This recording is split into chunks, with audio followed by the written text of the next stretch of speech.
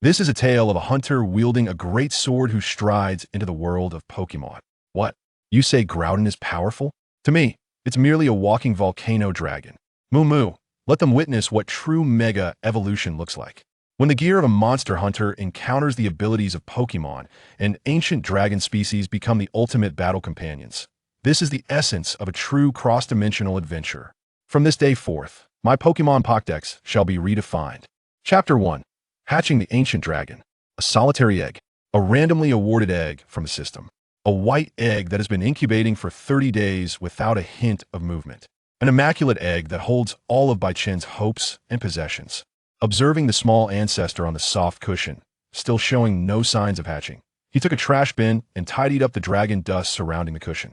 Had it not been for the dragons he placed around the white egg being entirely consumed, Baichen might have suspected the system had granted him a dead egg.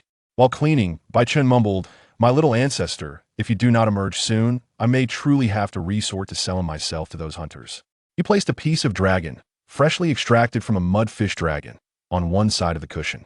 Although it was merely a piece from the mudfish dragon, its price of 4,000 gold coins was not something Baichen could easily afford at this moment. Completing a gathering task only rewarded him with 800 gold coins. Hunting the thief dragon or the crown dragon would only grant him 1,000 gold coins, and if he sold off all the materials from the monsters, he might earn around 800 gold coins more. Such earnings made it impossible for him to sustain himself on dragons daily. Fortunately, this egg currently had a modest appetite, absorbing the energy of a dragon approximately every 4 to 5 days. After placing the new dragon around the cushion, Baichen sat heavily on the bed, lost in thought. It had been a month since he arrived in this world. In his previous life, he was merely an ordinary corporate drone, engaging in a monotonous routine between 2 points. Endless, unrewarded overtime, coupled with economic downturns, had left his colleagues in a fierce competition for survival without overtime, one risk dismissal, and life had been far from satisfactory. Now, having been thrust into the world of monster hunting by a mud truck, he had embarked on a new and thrilling life full of uncertainties. Baichen glanced at the status bar in the void. Like other protagonists who had crossed over, he possessed his own golden finger. With this ability, amidst a world teeming with monsters, he had finally gained a modicum of self-preservation skills. Name, Baichen. Race, human. Attribute, general. Level, 1480-380. Trait, adaptability, slightly enhanced adaptability. Weapon, iron great sword rarity, 1. Armor, hunter set rarity, 1. Skills, 1. Mushroom specialization, olfactory sense rarity, 1 skill 20500, a special ability of the mushroom pig, capable of detecting the scent of mushrooms from 1,000 meters away. 2. Crisis awareness rarity, 2 beginner 120200, a special ability of the female crown dragon, able to sense hidden enemies within a 50-meter range. 3. Air blade breathing, basic rarity, 3 beginner 180300, the foundational skill for sword hunters, essential for utilizing sword techniques. 4. Body enhancement rarity, 3 beginner 113300, in a world rife with monsters, the weaker races have been completely eliminated. For an ordinary person, it was impossible for Baichen to possess abilities like mushroom specialization and crisis awareness. Both skills stem from his golden finger, allowing him to replicate the skills of enemies and replace his own or those of target entities. This was indeed a formidable ability, albeit one with its own conditions and limitations. 1. To acquire a skill, one must defeat or tame the target to replicate the skills it possesses. 2. The bestowed skills do not inherit proficiency upon gaining a new ability. Proficiency starts anew at the beginner level. The sole exception occurs when skills of the same lineage fuse and evolve, allowing the new skill to inherit the proficiency of the old. 3. The granted skills must align with the target's traits. For instance, one cannot impart flying skills to Groudon, it simply cannot learn it. 4. His skill repository can only store 5 skills at a time. To acquire a 6th, one must replace an existing skill. Baichen opened his skill repository. Within it were 3 skills: paralytic needle rarity, 2. Strong digestion rarity, 2. And hard shell rarity, 2.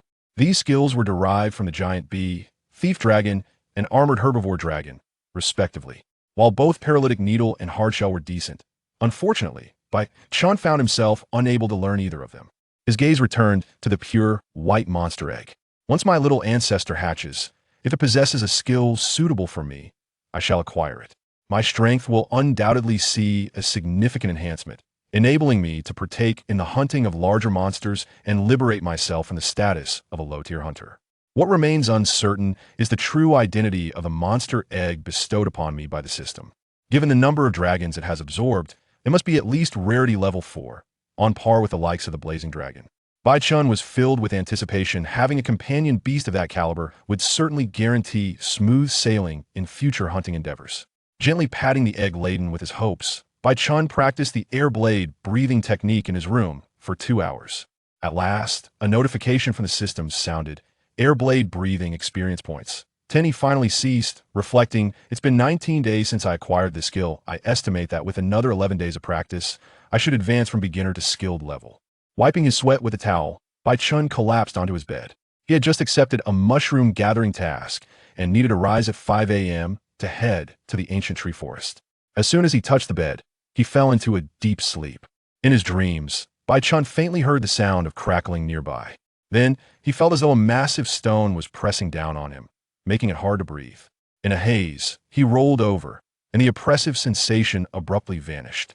The next morning, sunlight pierced through, awakening Bai-Chun. After a moment's realization, he sprang up from his bed. This sunlight was not the dawn of 5 a.m. Where's my alarm clock? Bai-Chun glanced at his bedside. The second-hand alarm clock he had purchased for 20 gold coins lay shattered. His mind was still processing the situation when a tremendous clatter resonated from the kitchen, the sound of a metal basin hitting the ground. Is someone in the kitchen? Bai-Chun instinctively looked toward the monster egg sent by the system. The egg that had been incubating for 30 days had vanished, along with the dragon he had placed beside it yesterday. Only a few fragments of eggshell remained on the cushion. Bai-Chun inhaled deeply. It actually hatched while I was asleep. Without taking the time to dress, he rushed barefoot towards the kitchen. This was the ancestor he had nurtured for a month, nearly depleting his resources in the process. Upon reaching the kitchen, he was instantly captivated by the black figure near the freezer. The creature had its back turned to him, its entire head buried in the freezer. Bai-Chun scrutinized the figure from behind. For limbs, 2 wings. Just from these physical traits, he was left in awe. A creature with 4 limbs and 2 wings held a position of great power in the monster world. Creatures like the Roaring Dragon, Swift Dragon, and Fire Dragon all possessed 2 limbs and 2 wings. Upon closer inspection, Bai-Chun noticed the black dragon's surface was adorned with densely packed white spines. The answer was forming in his mind, and he hesitantly activated the system's detection function.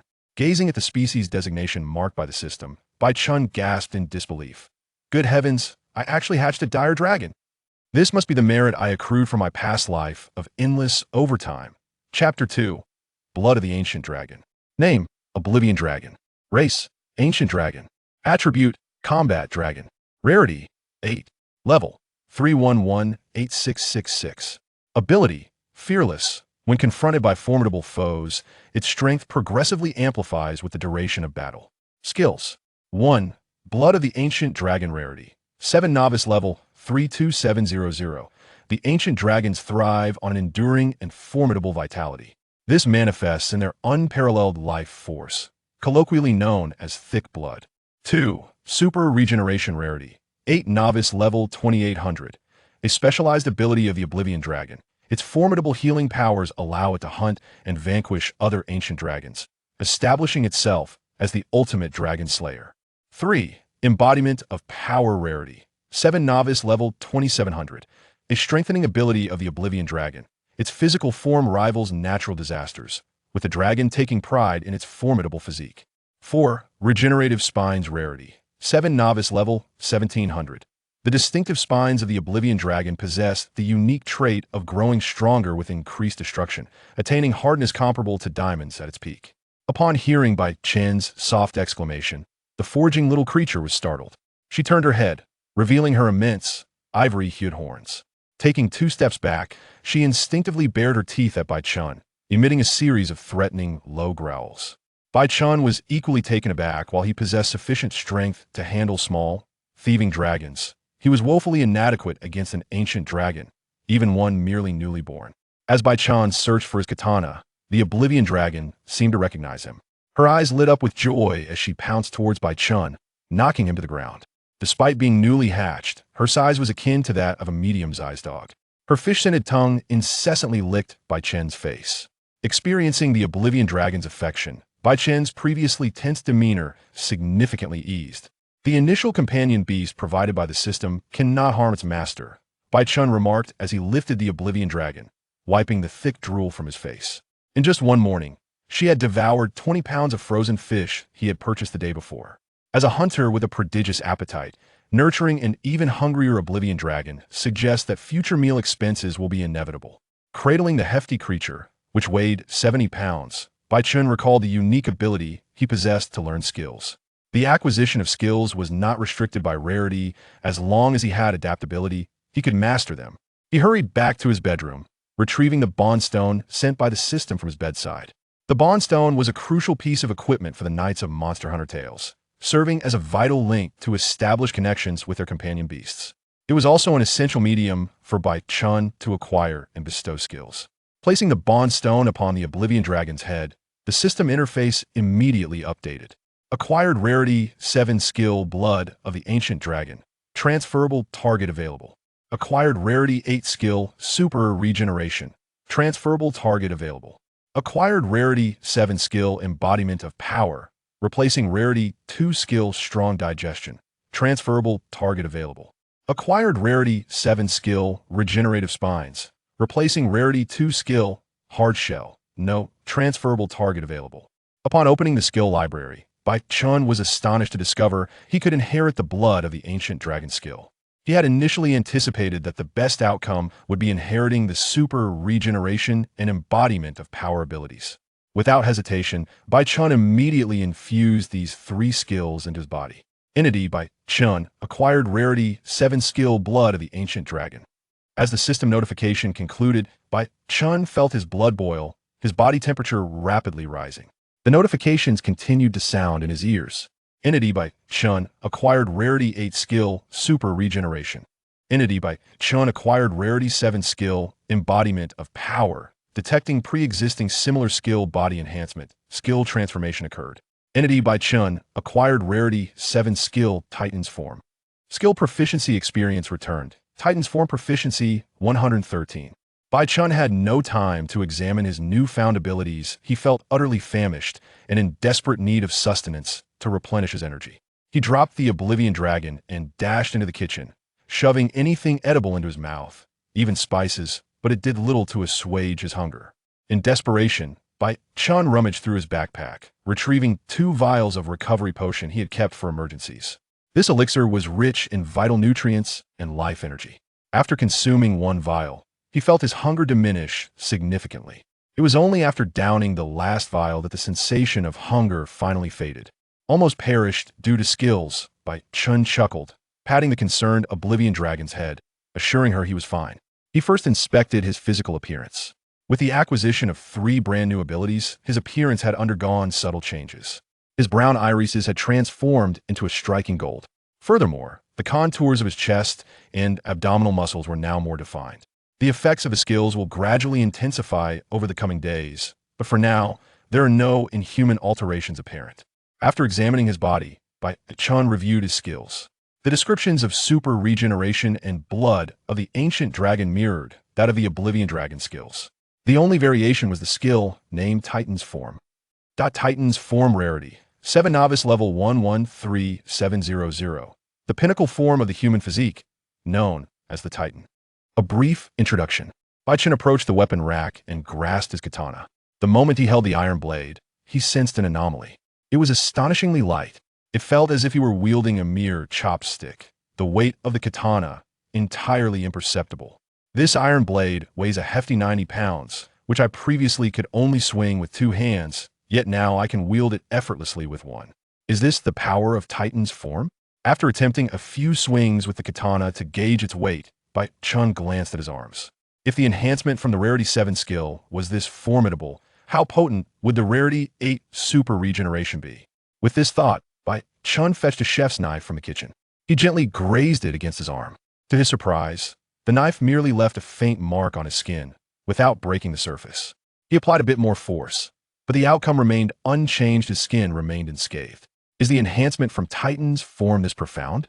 Bai Chen mimicked his usual meat-cutting technique, dragging the knife across his arm. After a prolonged effort, there were still no wounds. The sensation felt akin to the knife's back merely rubbing against his arm. Doubting the outcome, he retrieved the iron blade, a weapon specifically designed for hunting monsters, crafted from materials far superior to that of an ordinary kitchen knife. With a slight exertion, Baichen finally managed to pierce his skin. Observing his wound, he noticed that a bead of blood emerged, only for the wound to heal almost instantaneously. Contemplating, Baichen struck his arm again with the blade, this time deep enough to require stitches. He once more examined the wound, noting the flesh around it rapidly regenerating. Baichen promptly applied pressure to stop the bleeding. In approximately 2 minutes, the wound had completely healed. At that moment, the system chimed in with a notification. Super Regeneration, Experience 1. Chapter 3. The Mushroom Hunter. Upon receiving the system notification of Experience Level 1, Baichen felt a pang of discomfort in his teeth. Was this not compelling me to endure more injuries? Unlike level experience, skill experience is earned through honing one's abilities to attain proficiency. After assessing his Titan body skill, Baichen picked up the blood he had recently collected. Within his once crimson blood, a distinct layer could be seen, a fascinating phenomenon. As the two types of blood were entirely incompatible, resembling a mixture of oil and water. The golden blood was likely that of the ancient dragon. What might transpire if one day my blood transformed entirely into gold? This question, evidently, remained unanswered for now. Baichen rose and instructed the Oblivion Dragon to remain silent and not leave the house under any circumstances. Perhaps due to the bondstone. The Oblivion Dragon comprehended his words, her golden eyes blinking in acknowledgement. After ensuring her safety, Baichen donned his clothing and stepped outside, greeted by a cacophony of sounds. In the distance, fully armed hunters hurried past. This was the star point of the new continent, established by the Hunter Guild to investigate the ancient dragon phenomenon. The guild had dispatched 5 investigative teams, and Baichen was part of the 5th, tasked with exploring the new continent. As he passed familiar hunters, they greeted him with friendly banter. Isn't that the mushroom hunter? You didn't head into the forest this morning to gather mushrooms? Their teasing was good-natured. Since his arrival in this world, Baichen had been on a relentless quest for mushrooms. He was either searching for them or en route to do so, thus earning the moniker of Mushroom Hunter. However, it also served as recognition of his capabilities. Surveying the investigation base, even the most seasoned hunters, well acquainted with the forest, could not rival Baichen in mushroom foraging. After exchanging pleasantries with the hunters, Baichen took the chain elevator to the dining area on the 3rd floor. Upon arrival, his gaze swiftly located the head chef amidst the crowd. The head chef of the Star Point was a one-eyed Alluricat, wielding a broken great sword on his back. In the world of monster hunting, Alluricats are considered the best companions for hunters. They not only assist in hunting, but also manage logistics, such as carrying equipment and preparing meals.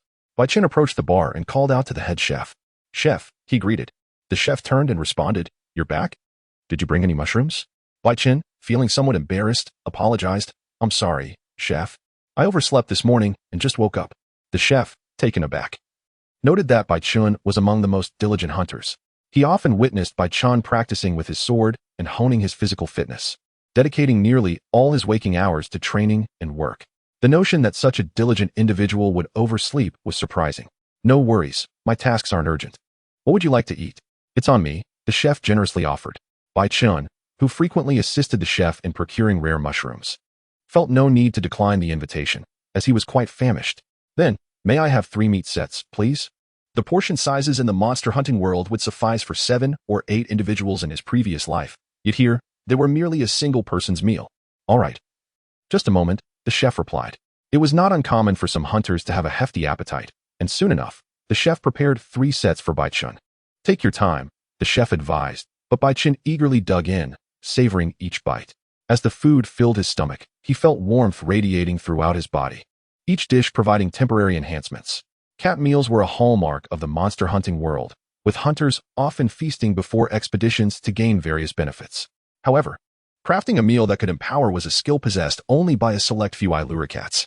Baichen had long admired the chef's culinary prowess, but he knew he could never rival the head chef, a veteran of the first team who had considered retirement after a weapon malfunction during battle. Even in retirement, the chef's level of 56 was beyond what Baichen could contend with. Baichen swiftly finished the food before requesting 5 more meat sets. The chef gazed at him in astonishment. Are you packing up? No, I'm eating here, Baichen replied. The chef blinked in disbelief.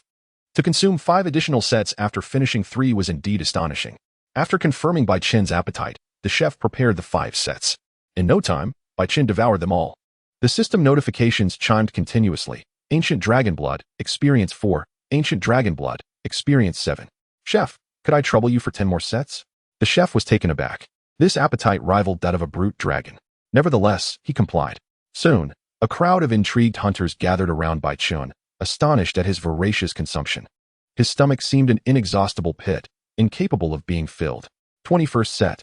Meow, cheered the assisting Iluricats. Could I have 5 more sets, please? The chef, now somewhat numb to the situation, had witnessed hunters consume 10 sets in the past, which was already extraordinary. Yet here was Baichen, who had consumed 21 and still desired more. Rolling up his sleeves, the chef shouted to the assisting Iluricats, "Get to work. We must find a way to satiate this human Tyrannosaurus." "Yes, Meow," the Iluricats excitedly replied. This meal lasted a full 3 hours, with the assisting Iluricats utterly exhausted by the end, having finally managed to fill Baichen. 44 sets, Meow. Baichen patted his stomach and smiled. "Thank you for the hospitality, chef. Could you prepare 10 more for me?" The chef's single eye widened in disbelief. "Can you possibly eat more?" "I'm full. I plan to take some home," Baichen explained. Once the chef packaged the food, Baichen placed all his belongings on the counter. This should cover the meal. The chef glared at Baichen. "When I offer to treat you, I mean it. I won't retract my offer simply because you've eaten more. Then consider this money as a deposit with you. I'll deduct it next time I visit," Baichen stated before departing the weapon and Link's pavilion with his packaged food. Indeed, he was short on funds, but soon enough, money would hold little significance for him. He was preparing to leave the Star Point, and it was likely he would not return for several years. Chapter 4. The Pokémon World. Upon returning home, the long-awaited Oblivion Dragon immediately leaped towards Baichen. He gently patted the creature's head and handed her the packed food. Then, he began to organize his belongings. Having resolutely decided to leave the Star Point with the Oblivion Dragon, remaining here would undoubtedly prove perilous. Initially, Baichen had believed that the white egg gifted by the system could only hatch monsters of the Fire Dragon tier. However, to his astonishment, it eventually produced an ancient dragon. The Star Point was not without precedence for taming monsters. For instance, hunters from the new continent often tamed small flying dragons as means of transportation. If Baichen could convince the commander that the monster he had hatched was harmless and could assist humans in hunting, there was a possibility that the commander might permit him to keep the creature. He might even receive some resources to help nurture it. Yet, the predicament lay in the fact that Baichen had hatched the Oblivion Dragon, a killer of ancient dragons. Ancient dragons are the apex of all beings, possessing powers that rival natural disasters. Some are even embodiments of such calamities. The establishment of the new continent investigation team was aimed at uncovering why ancient dragons migrated from the old continent. Now, with a dragon capable of hunting ancient dragons, the Hunters Guild would likely not allow a novice hunter like Baichen to control such a formidable companion. The chances of them snatching the Oblivion Dragon away from him were exceedingly high. Moreover, even if the hunters of the guild were not particularly cunning, Baichen could not gamble his and the Oblivion Dragon's fate on the goodwill and humanity of others. He had no room for error. Having packed all his belongings, Baichen tucked the Oblivion Dragon into his backpack, repeatedly instructing her to remain silent from that moment forth. Gripping his iron sword, he took a deep breath and stepped towards the door. Just as he pushed open the door, a notification from the system echoed. Countdown of 30 days has ended. Teleportation commencing. Before Baichen could fully comprehend the situation, he was abruptly thrust into a time-space tunnel. When he finally regained awareness, he found himself seated on a verdant meadow. Where am I? Baichen looked up at the sky. At that moment, a flock of small Pidgeys soared up from the forest. Astonished by the sight of these Pokémon, Baichen wondered if he had indeed crossed into the world of Pokémon. He opened the system and glanced at the notification. Teleportation countdown, 292359. With his backpack in tow, he approached the cliff ahead and gazed into the distance. His eyes sparkled with excitement as he beheld a modern coastal city far off. The aesthetics and technological advancements were entirely different from the Monster Hunter world. It was true, he had genuinely crossed over. He had initially believed his golden finger to be merely a rudimentary bestowed skill, but it turned out he could traverse between realms. Moreover, the world to which he had been transported was infinitely safer than the Monster Hunter world. In the Monster Hunter world, monsters dominated, and encounters with powerful creatures could lead to entire villages being slaughtered in an instant. In contrast, the Pokémon world was governed by humans, with legendary Pokémon, akin to ancient dragons, rarely appearing in human cities. Here, Pokémon and humans maintained a delicate, yet amicable relationship. Most importantly, the Pokémon world served as a natural repository of skills, offering access to potent abilities. Baichen prepared to descend the cliff and head towards the city when suddenly, a violent explosion erupted nearby. He looked towards the source of the commotion, which was only 2 kilometers away. Driven by curiosity, Baichen leaped dozens of meters towards the site of the explosion. With the enhancement of his Titan physique, he arrived within a minute. Before him lay a winding mountain road, where a luxurious car was besieged by a group of Meowths and a Meowth boss. Their dark gray skin was a distinctive characteristic of the Alola region. The explosion he had heard earlier had been the sound of Pokémon combat.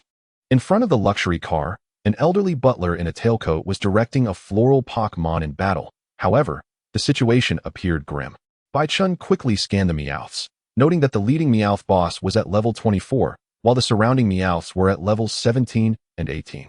Although the floral Pokémon boasted a level of 28, it was inadequate to contend with so many wild Pokémon. Suddenly, a scream erupted from within the car as a Meowth attempted to open the car door. "Miss!" James exclaimed in shock. Floral Pokémon, use Dance of Awakening. Just as James issued the command, the Meowth boss unleashed a swift attack, hitting the floral Pokémon directly. As the Meowth prepared to open the car door, James dashed towards the vehicle. However, Baichen was faster.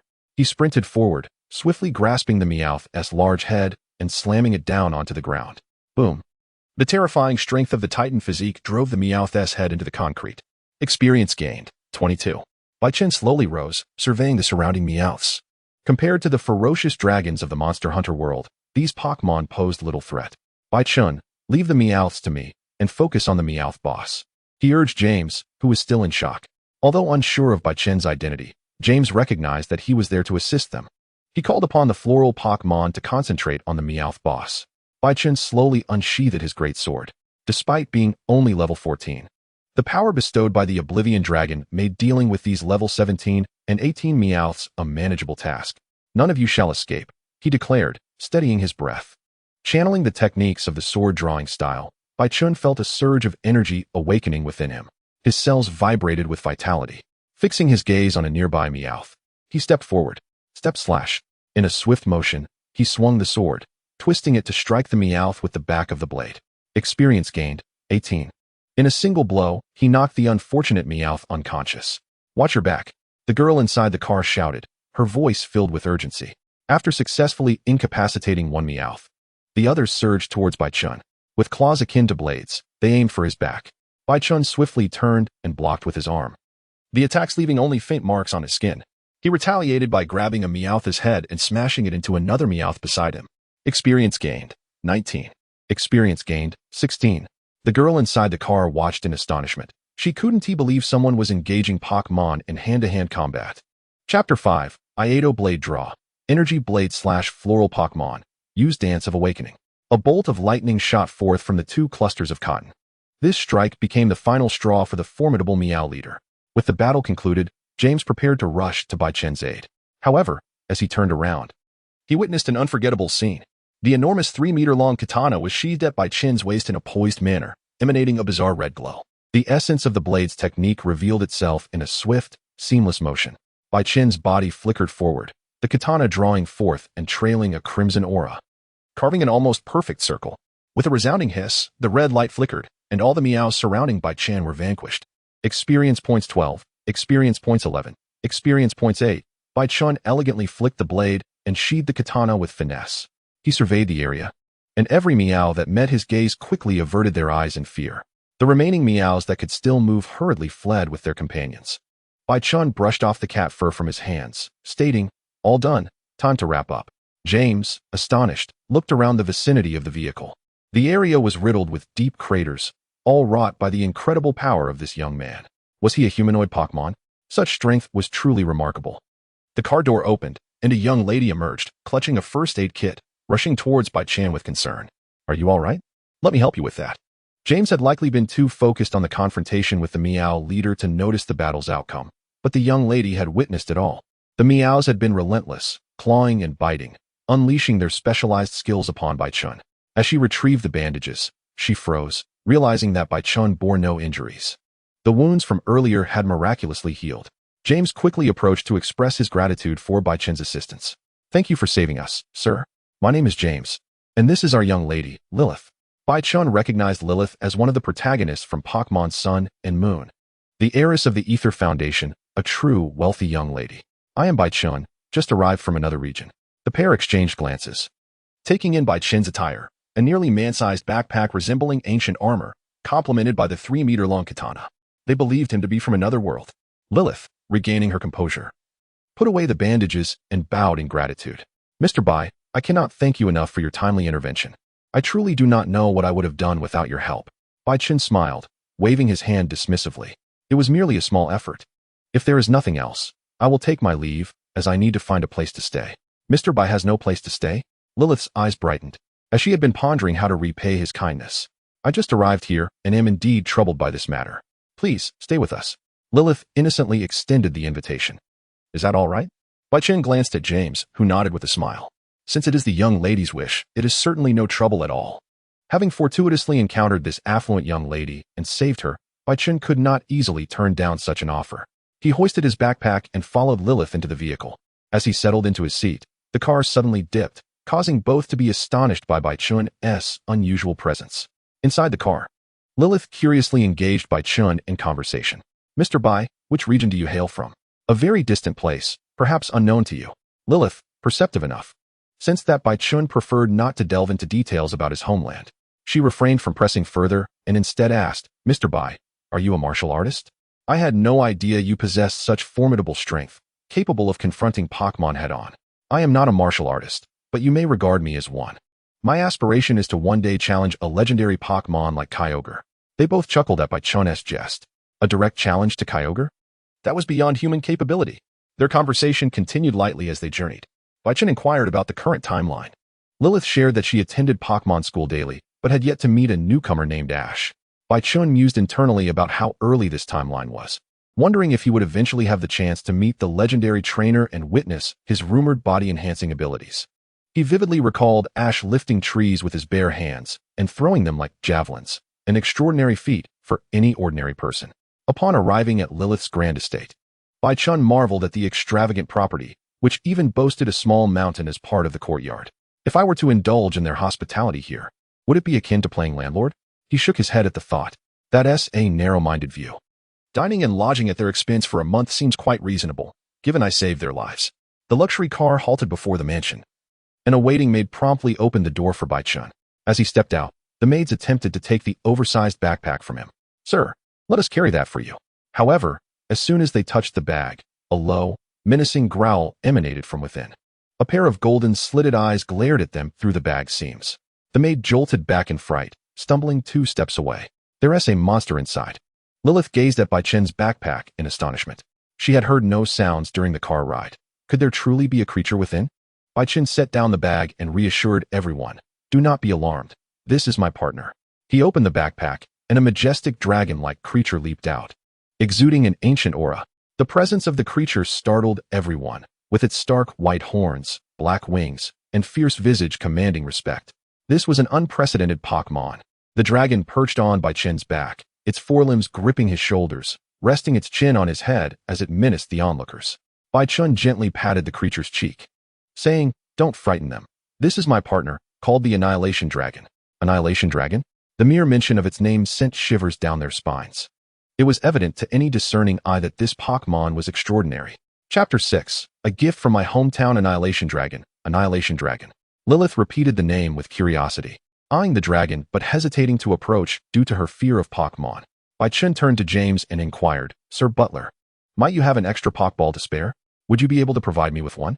My companion's Pokéball has been damaged, and I am currently compelled to keep her in my backpack. Of course, sir, James said as he retrieved a red and white Pokéball from his pocket and handed it to Bai Chun. Rather than using it in front of others, Bai Chun chose to stow the Pokéball away.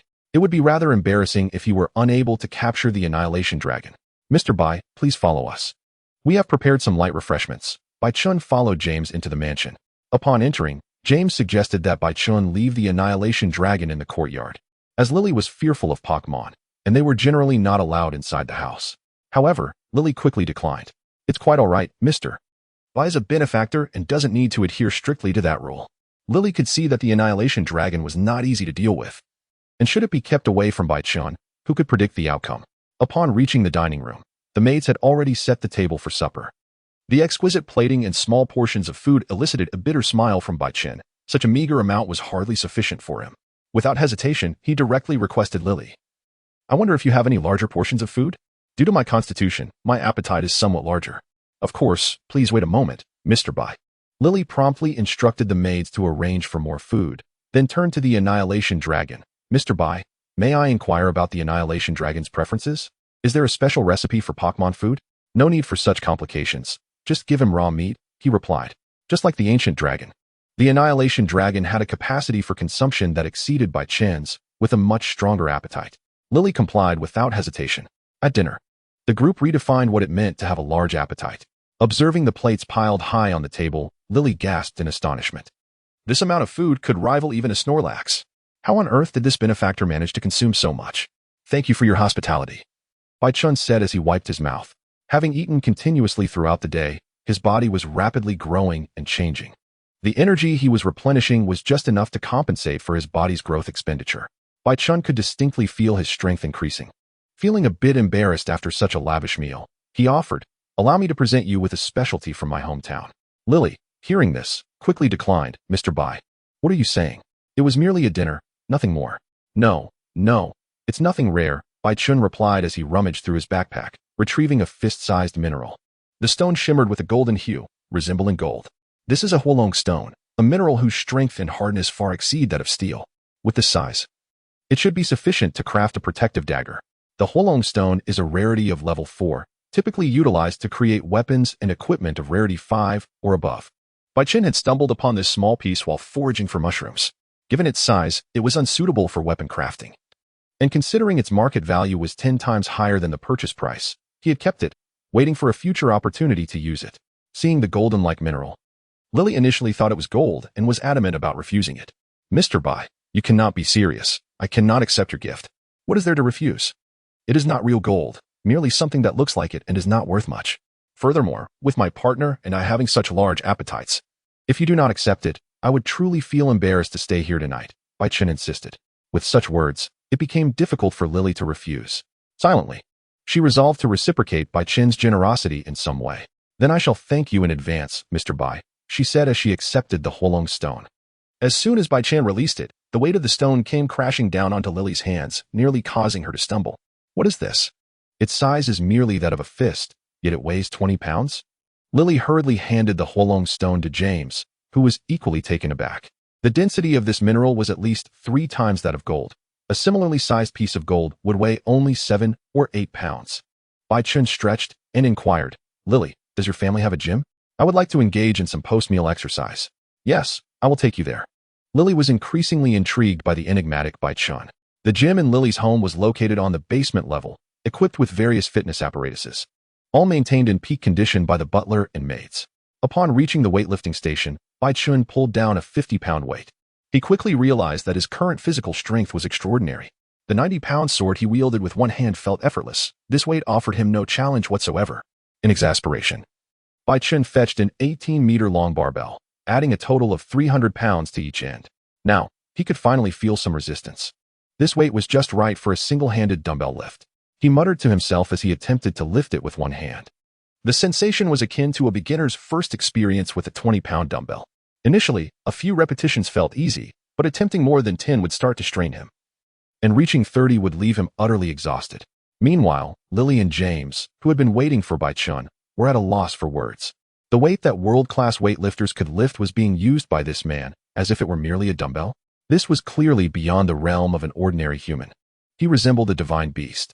To be precise, Bai Chen was no longer merely a human, but rather a humanoid ancient dragon. He had inherited the 3 great talents of the Annihilation Dragon. In essence, he was no longer human. Addressing the two, Bai Chen said, I will be training here for the foreseeable future. You need not feel obliged to accompany me. Lily inclined her head slightly. Then I shall not disturb you, Mr. Bai. Should you require anything, do not hesitate to call on James. James nodded, echoing that he was available should anything be needed.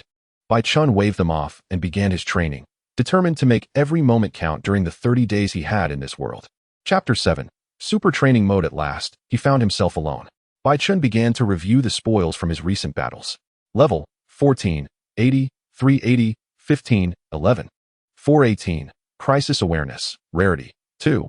Proficiency 18, Entry Level, 120, 138, 200, Airblade Breathing Basics, Rarity, 3, Proficiency 20, Entry Level, 180, 200, 300, Titan's Physique, Rarity, 7, Proficiency 2, Entry Level, 112, 114, 700, Super Regeneration, Rarity, 8, Proficiency 2, Entry Level, 13800. The most significant transformation was in the skill of Ancient Dragon Blood.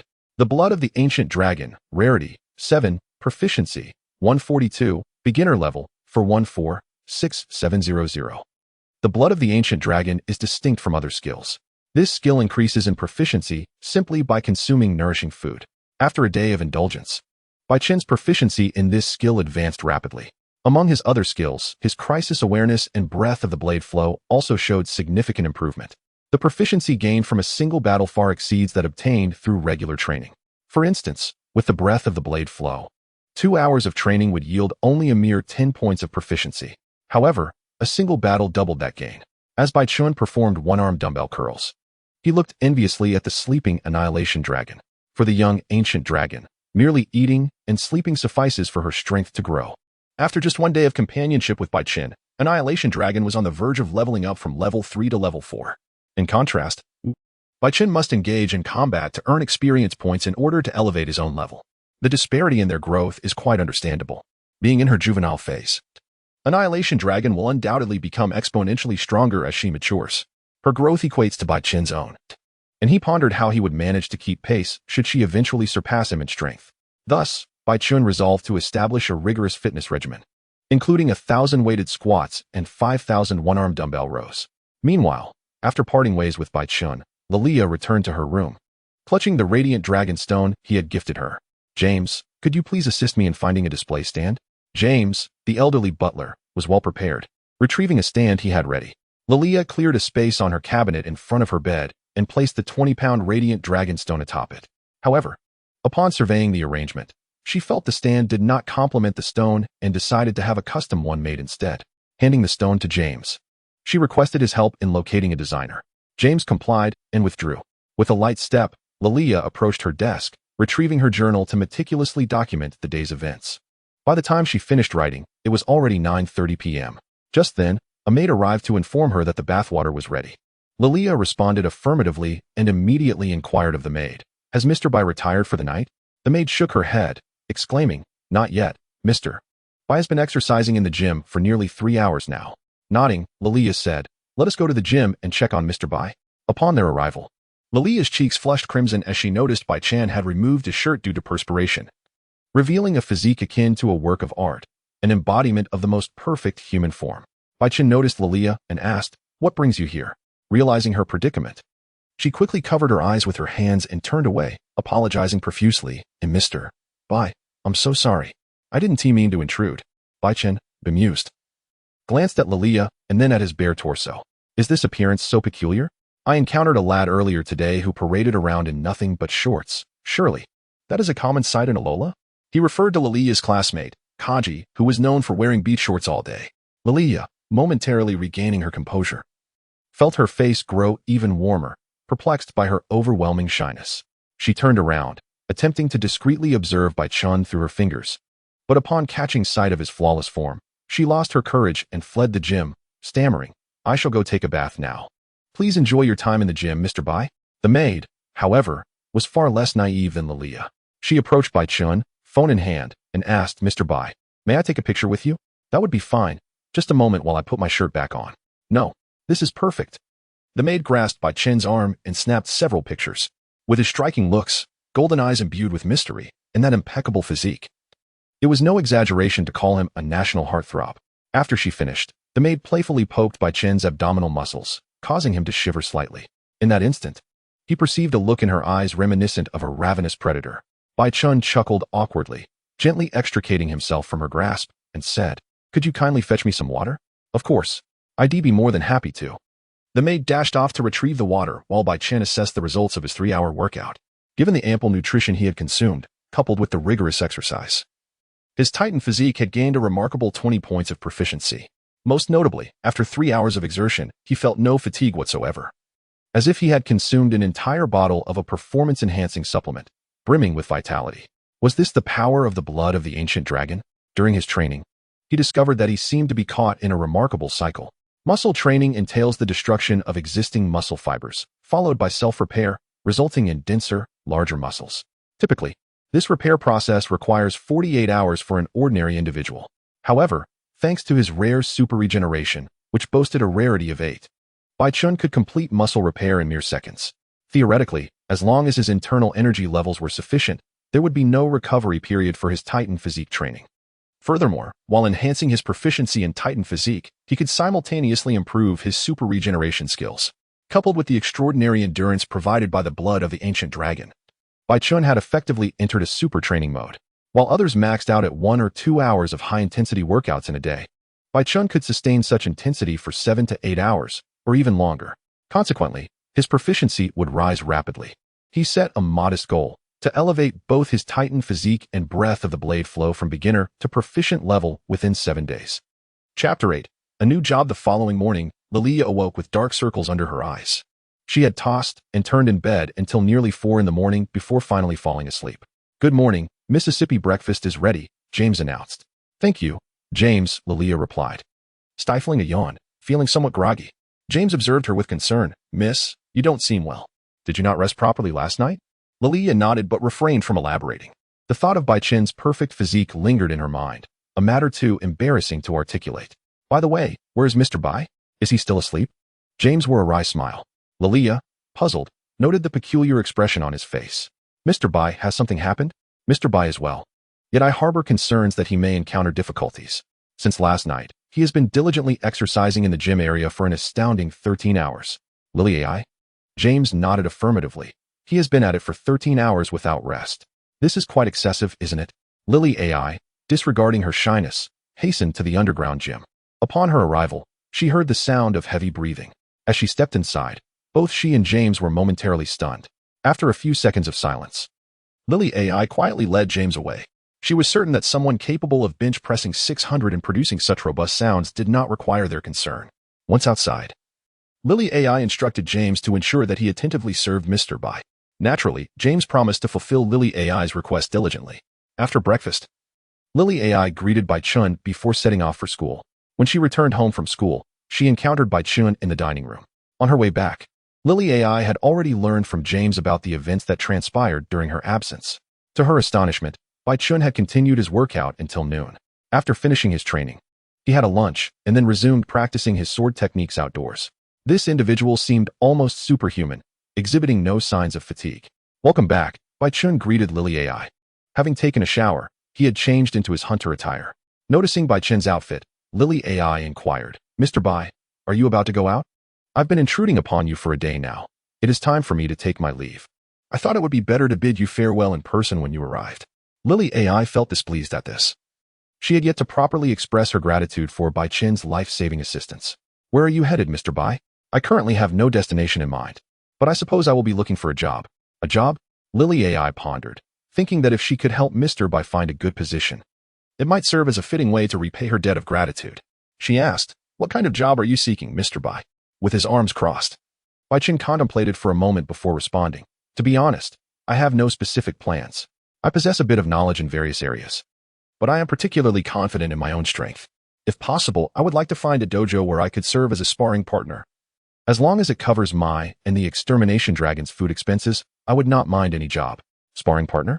Lilia exchanged glances with James. Given Baichun's abilities, was it not a waste for him to serve as someone else's sparring partner? Moreover, there were hardly any dojos in the Alola region, and the martial artists there would be far inferior to Baichun. After contemplating for a while, a bold idea took root in Lilia's mind. Her small hands clenched nervously as she cautiously asked Baichun, "Would you be willing to be my bodyguard? I could have my mother offer you a generous salary." "Bodyguard?"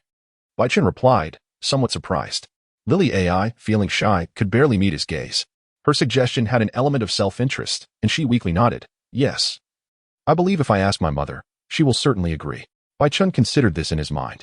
Initially, he planned to stay here for a month, training while capturing Pokémon and acquiring skills before returning to the hunter world to fulfill his aspiration of becoming a part of the Azure Star. However, He had recently realized that due to the requirements of the ancient dragon blood and titan physique, he and the extermination dragon needed to consume copious amounts of food daily. Their combined food expenses could easily sustain 10 people for a month. Realizing this, even with his thick skin, Baichen could no longer remain in such a situation. He had merely saved someone's life yet found himself indulging in lavish meals and being catered to. That felt rather excessive. Yet now, Lily AI suggested he become a bodyguard, which piqued Baichen's interest. What exactly does the job of a bodyguard entail? He inquired. Just protecting me. You may need to escort me to and from school each day, and if I go out on weekends, I would need your company. Lily AI's voice grew softer with each word. Baichen pondered this carefully. He was not fond of being indebted to others. Yet the terms Lily AI proposed were indeed quite generous. It almost felt like being taken care of. Baichen replied, I can accept the role of a bodyguard. Lily AI's face lit up with joy. However, Baichen added, I will only accept a salary commensurate with my contributions. And I hope you will also account for the food expenses for me and the extermination dragon. Lily AI finally understood why Baichen wanted to leave. Although his appetite was indeed remarkable, it merely equated to having a Snorlax at home, and with the extermination dragon, it was akin to having 2 Snorlaxes. For her family, this was hardly a burden. Since you agree, I will contact my mother right away. Wait, I have one condition, Baichen called out to Lily AI. This is my principle. I will not accept unpaid overtime. In his previous life, he had accumulated considerable merit through unpaid overtime, but in this life, he preferred to avoid such merit. Lily AI tilted her head in confusion. Isn't it only natural to receive compensation for overtime? Are there truly bosses who do not pay for overtime? That remains uncertain, Baichen replied. Lily AI assured him, do not worry, if there is overtime, I will pay you double your salary. Does that sound acceptable? Baichen nodded in satisfaction, repeatedly affirming his agreement. With Baichen's consent, Lily AI happily took her phone and stepped outside. After approximately 3 to 4 minutes, she returned to the dining room, brimming with excitement. My mother agrees to the arrangement. But she has one requirement. What requirement? My mother wishes to personally assess your strength in 7 days. If you can pass her test, she will formally employ you. The timing of this 7-day period was fortuitous. Baichen was confident that within this time frame, he could elevate the proficiency of both his Titan physique and air blade breathing techniques to a competent level. Baichen replied, the assessment is not an issue. However, during this period, I may need to stay here. As for financial matters, once I complete the assessment and receive my salary, I will repay you. Chapter 9. Could he be a genius? As night fell, Baichen once again entered his training mode. This time, however, he did not train alone. He had brought the extermination dragon along. While sleeping could foster strength, Baichen had no intention of waiting for the extermination dragon to gradually grow stronger. It was imperative to expedite the process to help the extermination dragon reach its peak. They were currently in the Pokémon battle arena at Lily AI's home. Before them stood a training dummy designed for Pokémon. The dummy was made of exceptionally sturdy material. Baichen had already struck it with an iron blade. And even the mighty sword used for slaying monsters had only left a shallow mark on its surface. Now, I will teach you a skill called Extermination Palm.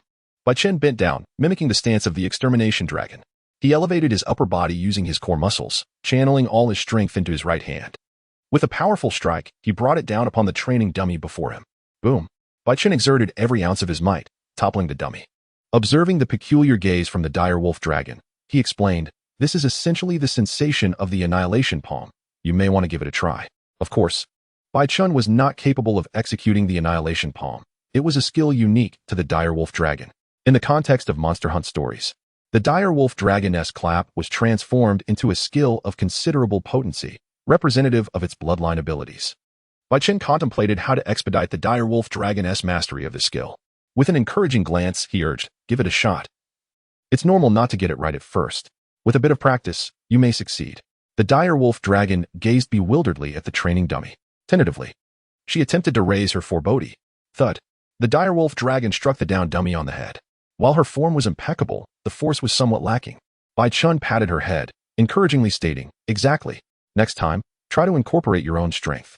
The direwolf dragon nodded obediently, contemplating her forepaw.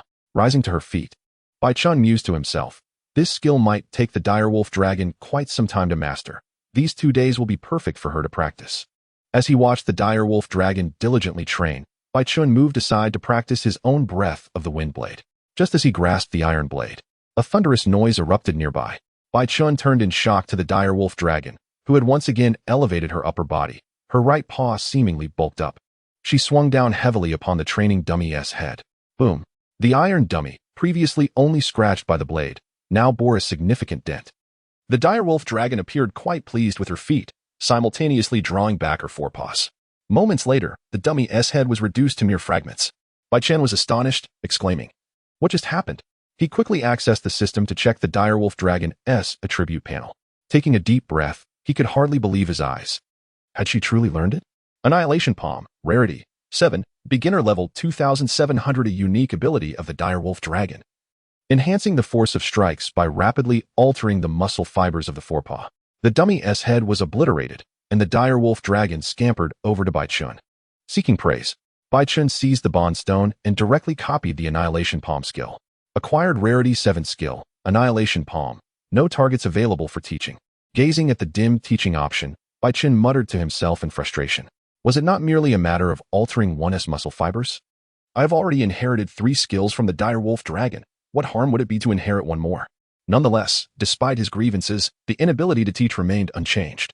Bai Chen affectionately ruffled the direwolf dragon's head, saying, "While you're still a bit behind me, you did well. Now, let me teach you another skill known as Annihilation Shatter." Bai Chen mimicked the direwolf dragon's lateral charge. The direwolf dragon's spines protruded from her head, limbs, and the tips of her wings. The essence of this skill lies in the direwolf dragon's ability to use the spines on her wings to charge forward, utilizing immense strength to pierce through her enemy's defenses. The direwolf dragon watched Bai Chen intently as she attempted to mimic his movements. Her first attempt was somewhat clumsy. On her second try, however, her movements became exceedingly fluid. With a powerful charge, she sent the training dummy flying 10 meters away. On her fourth attempt, her movements suddenly transformed. The spines on her wings appeared to be under her control, rising slightly. With this decisive strike, the dummy was propelled several dozen meters, crashing into the distant wall and leaving a significant dent. The most astonishing part was that the spines from the direwolf dragon's wings shot forth like bullets, embedding themselves into the concrete wall.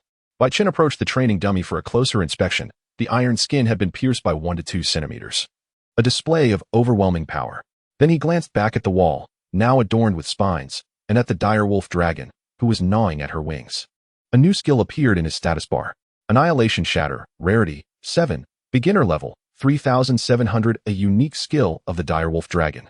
Using the contraction of her muscles to launch spines, synergizing with her regenerative spines. The stronger the spines, the more potent the attack. Regrettably, Bai Chen still could not learn this skill. Could this creature truly be a genius? She had learned 2 skills in less than half a minute. The direwolf dragon sat patiently, her golden eyes eagerly fixed on Bai Chen, seemingly awaiting his praise. Clearing his throat, Bai Chen commended, "Although it took you 4 attempts. That is quite impressive. I initially intended to teach you the spiked annihilation spiral, but as the old saying goes, you can't chew more than you can swallow. I will teach you that profound skill at a later time. For now, focus on practicing these 2 skills." The direwolf dragon yawned, her tail swishing slightly behind her. "I haven't even tried hard. Are these 2 skills truly worth mastering? Perhaps you should teach me that spiked annihilation spiral instead." Sensing the skepticism in the direwolf dragon's eyes, Bai Chen playfully tapped her head, admonishing, "Do not reach for the stars. Now, go train the Annihilation Palm and Annihilation Shatter each for 1,000 repetitions. You're not allowed to rest until you've completed it." Following Bai Chen's command, the direwolf dragon squatted beside the dummy, monotonously raising her right paw and striking the dummy's chest repeatedly.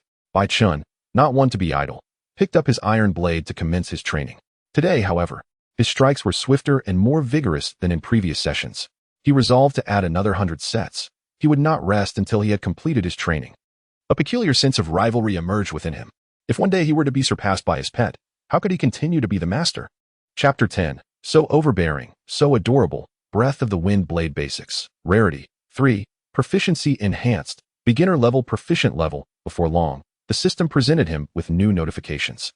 Titan S Body. Rarity. 7. Proficiency Enhanced. Beginner Level, Proficient Level. Bai Chen gasped for breath, exhilaration coursing through him as he felt the changes within his body. He grasped a nearby dumbbell, which had previously felt heavy, now seeming remarkably light. Estimating the progress, he realized that even a minor increase in proficiency had effectively doubled his strength.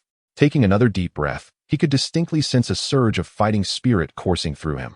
If the beginner level of the Breath of the Wind Blade was akin to a droplet of dew circulating within his body, then the proficient level was comparable to a cup of water freely flowing within him. The magnitude of the enhancement was beyond mere increments. His prowess had significantly advanced. Glancing at the time, he noted that only 1 day remained until the employment assessment. Originally, he had planned to complete his training tasks within 7 days. Yet he had accomplished them in just 6. The relentless efforts of Baichen stem from the existence of the Extinction Dragon. As a genuine ancient dragon, the Extinction Dragon has experienced remarkable enhancements in strength simply by incorporating daily training. In just 5 days, her level has escalated from a mere 4 to an impressive 14. The proficiency of her skills, the Extinction Palm and the Extinction Shatter, has also surged to 300. It is anticipated that within another 5 to 6 days, her skill proficiency will ascend from novice to competent. No wonder it is said that ancient dragons surpass all other creatures. Their growth rate is unparalleled. However, the Extinction Dragon's remarkable development is not solely attributable to her innate talent. Equally significant is the impeccable logistical support she receives. During Baichen's training period, Lily AI frequently observes the training sessions of the duo. She has prepared a plethora of nutrient-rich foods tailored to the Extinction Dragon's preferences. For instance, she provides 3 happiness eggs daily. These eggs are indeed rare luxuries. In the hunter world, each egg possesses life energy equivalent to that contained in half a mudfish dragon. In the Pokémon realm, as Baichun is aware, the price of a single happiness egg equals a month's salary of Butler James. Thus, Lily AI spends 3 times James's monthly wage to feed the Extinction Dragon. It is truly a testament to her wealth that even the food for the dragon is so lavish. Baichun attempted to dissuade Lily AI from such extravagant expenditures, but she refused, citing that the Extinction Dragon would one day serve as her protector. Strangely enough, despite the Extinction Dragon's fearsome reputation, she exhibits remarkable amiability towards Lily AI. While others are met with menacing snarls should they approach within 10 meters, Lily AI can comfortably stand mere centimeters away without inciting hostility. If not for her own phobia of Pokémon, their bond would likely be even stronger now. Extinction Dragon, I have prepared a treat for you, Lily AI announced. Coincidentally, today being the weekend, she approached with a large white egg the size of a basketball.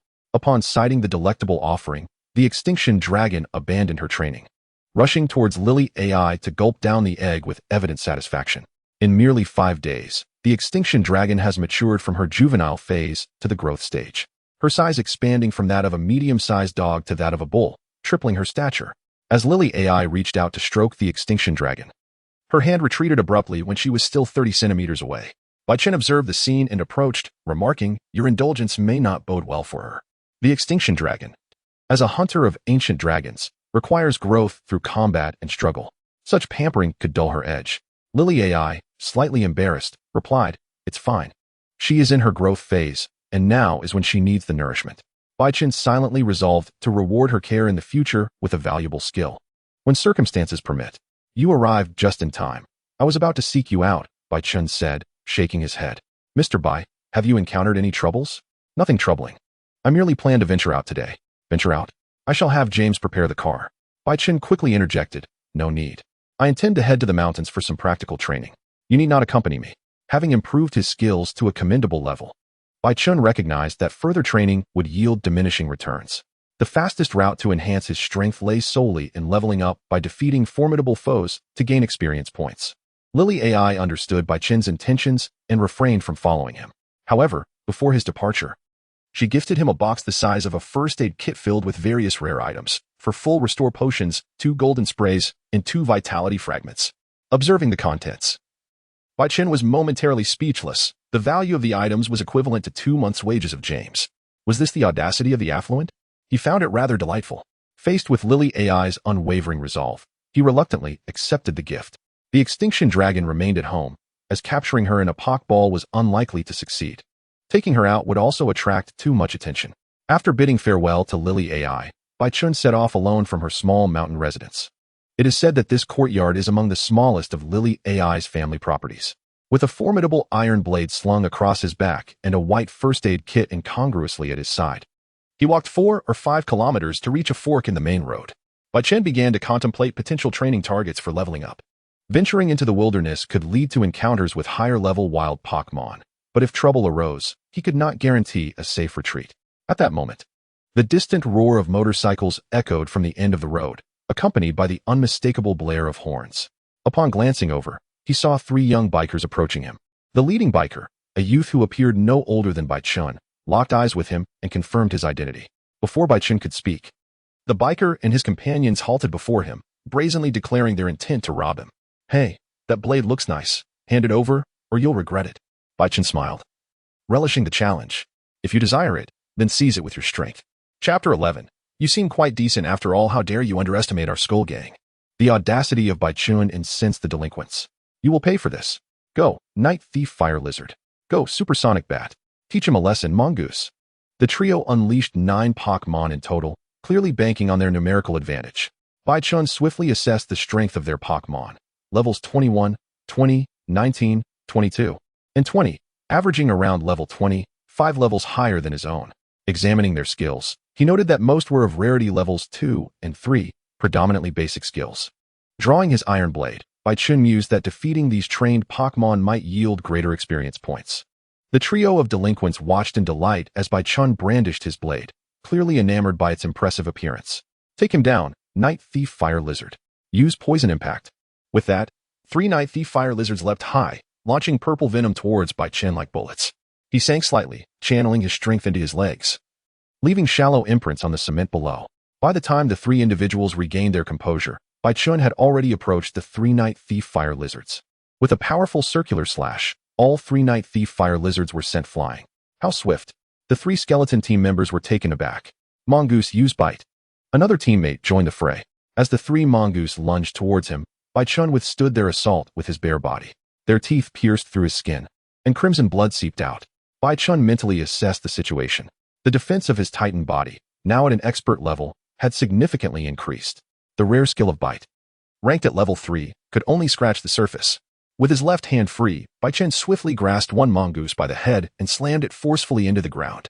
The tremendous impact rendered the mongoose incapacitated. Experience gained, 45. Baichun felt a surge of joy. Indeed, battling trainers yielded far more experience than wild Pokémon. He accelerated his pace in combat, and within 3 seconds, he had dispatched all 3 mongoose. Grabbing the strongest mongoose, he pressed a bond stone against its head. Acquired rare skill guard, replacing the rare skill Paralyzed Needle, transferable to others. Baichun extracted the skill he coveted most from the mongoose's essence. Night Thief Fire Lizard. Use Flame Darts. Seizing the moment while Baichun was replicating the skill, the Night Thief Fire Lizard launched 3 fiery projectiles at him with its tail. The scorching heat enveloped Baichun, igniting fiercely. Victory! The leading delinquent exclaimed in disbelief. How could a normal person withstand a Pokémon's attack? With a determined step forward, Baichun braved the flames. The trio stumbled backward in fear. How could he be unscathed? Baichun swung his iron blade, and the gust generated extinguished the flames. Your flames lack intensity. Now, with his formidable physique, Baichun could effortlessly endure temperatures exceeding 400 to 500 degrees. For these level 20 Night Thief Fire Lizards, their flames were hardly a challenge. Zubat, use Leech Life. As 3 Zubats approached, Baichun dispatched them all with his iron blade. If this is all you can muster, then it's my turn. The energy within him surged, and a thin layer of white light enveloped the blade. Air Blade Slash. Baichun plunged into the throng of Pokémon, wielding his iron blade with ferocity. In just a minute, he had vanquished all 9 Pokémon. Turning his gaze towards the 3 skeleton team members, he noted their previously arrogant demeanor had vanished, replaced by sheer terror. This man was a monster. The leading boy hastily recalled his Night Thief Fire Lizard, and the other 2 quickly followed suit. You wait. We will not let you off so easily. They attempted to flee on their motorcycles. However, as the lead boy revved the engine, he was shocked to find that his motorcycle would not budge. No matter how hard he pressed the throttle, a chilling voice echoed from behind. Who said you could leave? The trio turned to find their hearts sinking. This man had effortlessly gripped the motorcycle with his bare hands. With a powerful flick, Baichun sent the motorcycle soaring through the air, crashing down with a resounding thud. Shattered into pieces. This man had single-handedly thrown a 400-pound motorcycle? Was he even human? As the other 2 attempted to escape, Baichun swiftly intercepted them, dismantling their motorcycle tires with his bare hands. The 3 huddled together, trembling in fear. WH, what do you want? Follow me. Baichun tossed the wrecked motorcycles to the side and picked up a fallen handlebar, bending the steel effortlessly. Do not make me repeat myself. Nervously nodding like chicks pecking at grain, the trio followed Baichun's lead to the Pokémon Center. Upon arrival, they were greeted by the soothing atmosphere of the healing center. Welcome to the Pokémon Center. May I assist you with healing your Pokémon? Baichun beckoned for the trio to present their Pokémon. Complying, they handed over 9 Poké Balls to him. Miss Joy, we just had a Pokémon battle. Could you please help restore some of these Pokémon? Certainly, Please wait a moment. Miss Joy took the Poké Balls from Bai Chun. The three watched anxiously as she took their Pokémon, their hearts finally easing. They had feared Bai Chun intended to turn them over to the authorities, but instead, he had brought them here for healing. He was surprisingly kind. The four waited for half an hour, and soon Joy emerged with the 9 Poké Balls. Your Pokémon have fully recovered. Bai Chun observed the trio as they rushed forward to retrieve their Poké Balls. They bowed in gratitude towards Joy and Bai Chun, their expressions revealing a newfound innocence. Perhaps there were indeed more good people in this world. Even after their attempt at robbery, he still cared for their Pokémon, bringing them here for treatment. They exchanged glances, determination settling within them. This man was someone worth following. Just as they prepared to acknowledge him as their leader, Bai Chun inquired, Miss Joy, do you have a Pokémon battle arena here? Yes, there is one behind the Pokémon Center that you may use freely. Bai Chun nodded in satisfaction and turned to the trio. Since the Pokémon are healed, let us commence our battle. The trio, taken aback, stammered. Chapter 12, Pokémon Center. Devil, I'm not joking. Yes, we're sorry. We won't dare rob you again. The three had fallen to their knees, pleading for mercy. This man was undoubtedly a demon. The night thief fire lizards and mongoose, too, cowered before Bai Chun, joining their masters in their plea. They were the ones who had taken a beating. Where's your spirit? You've barely fought 5 battles, and you're already giving up? The 3 Pokémon and their trainers were in despair. 5 battles. Try getting beaten, healed, and then beaten again. We truly repent. We dare not rob you again. We swear. Observing the defeated trio and their Pokémon, Bai Chun glanced at his own level 18 status. I suppose I could let you off. The trio beamed with hope. Bai Chun continued. However, I recall that your skeleton team has numerous ordinary members. Each of you must find 3 ordinary members for me. If you fail to do so, you will continue training with me. Bai Chun had anticipated their loyalty would prevent them from betraying their comrades. Yet, as soon as he finished speaking, all 3 simultaneously pulled out their phones and dialed. Hello, Morikawa. I'm at the Pokémon Center, and I've found a big treasure. I can't handle it alone. Bring 2 team members to help me. The other 2 individuals engaged in a similar dialogue. After finishing the call, the 3 of them looked at Bai Chun with pitiful expressions, their eyes silently questioning if this was sufficient. Once everyone had arrived, they could depart. Merely 10 minutes had passed when the cacophonous blaring of motorcycles echoed down the avenue outside the Pokémon Center. 9 motorcycles boldly rolled into the establishment, making their way to the duel arena at the back. The leader among them, upon spotting Bai Chun's imposing 3-meter-long great sword, was instantly intrigued. Hey, your sword is impressive. Hand it over nicely, or you'll face dire consequences. The familiar opening line resonated in the air. The 3 members of the Skull team, still kneeling on the ground, looked on with glee at the 9 newcomers.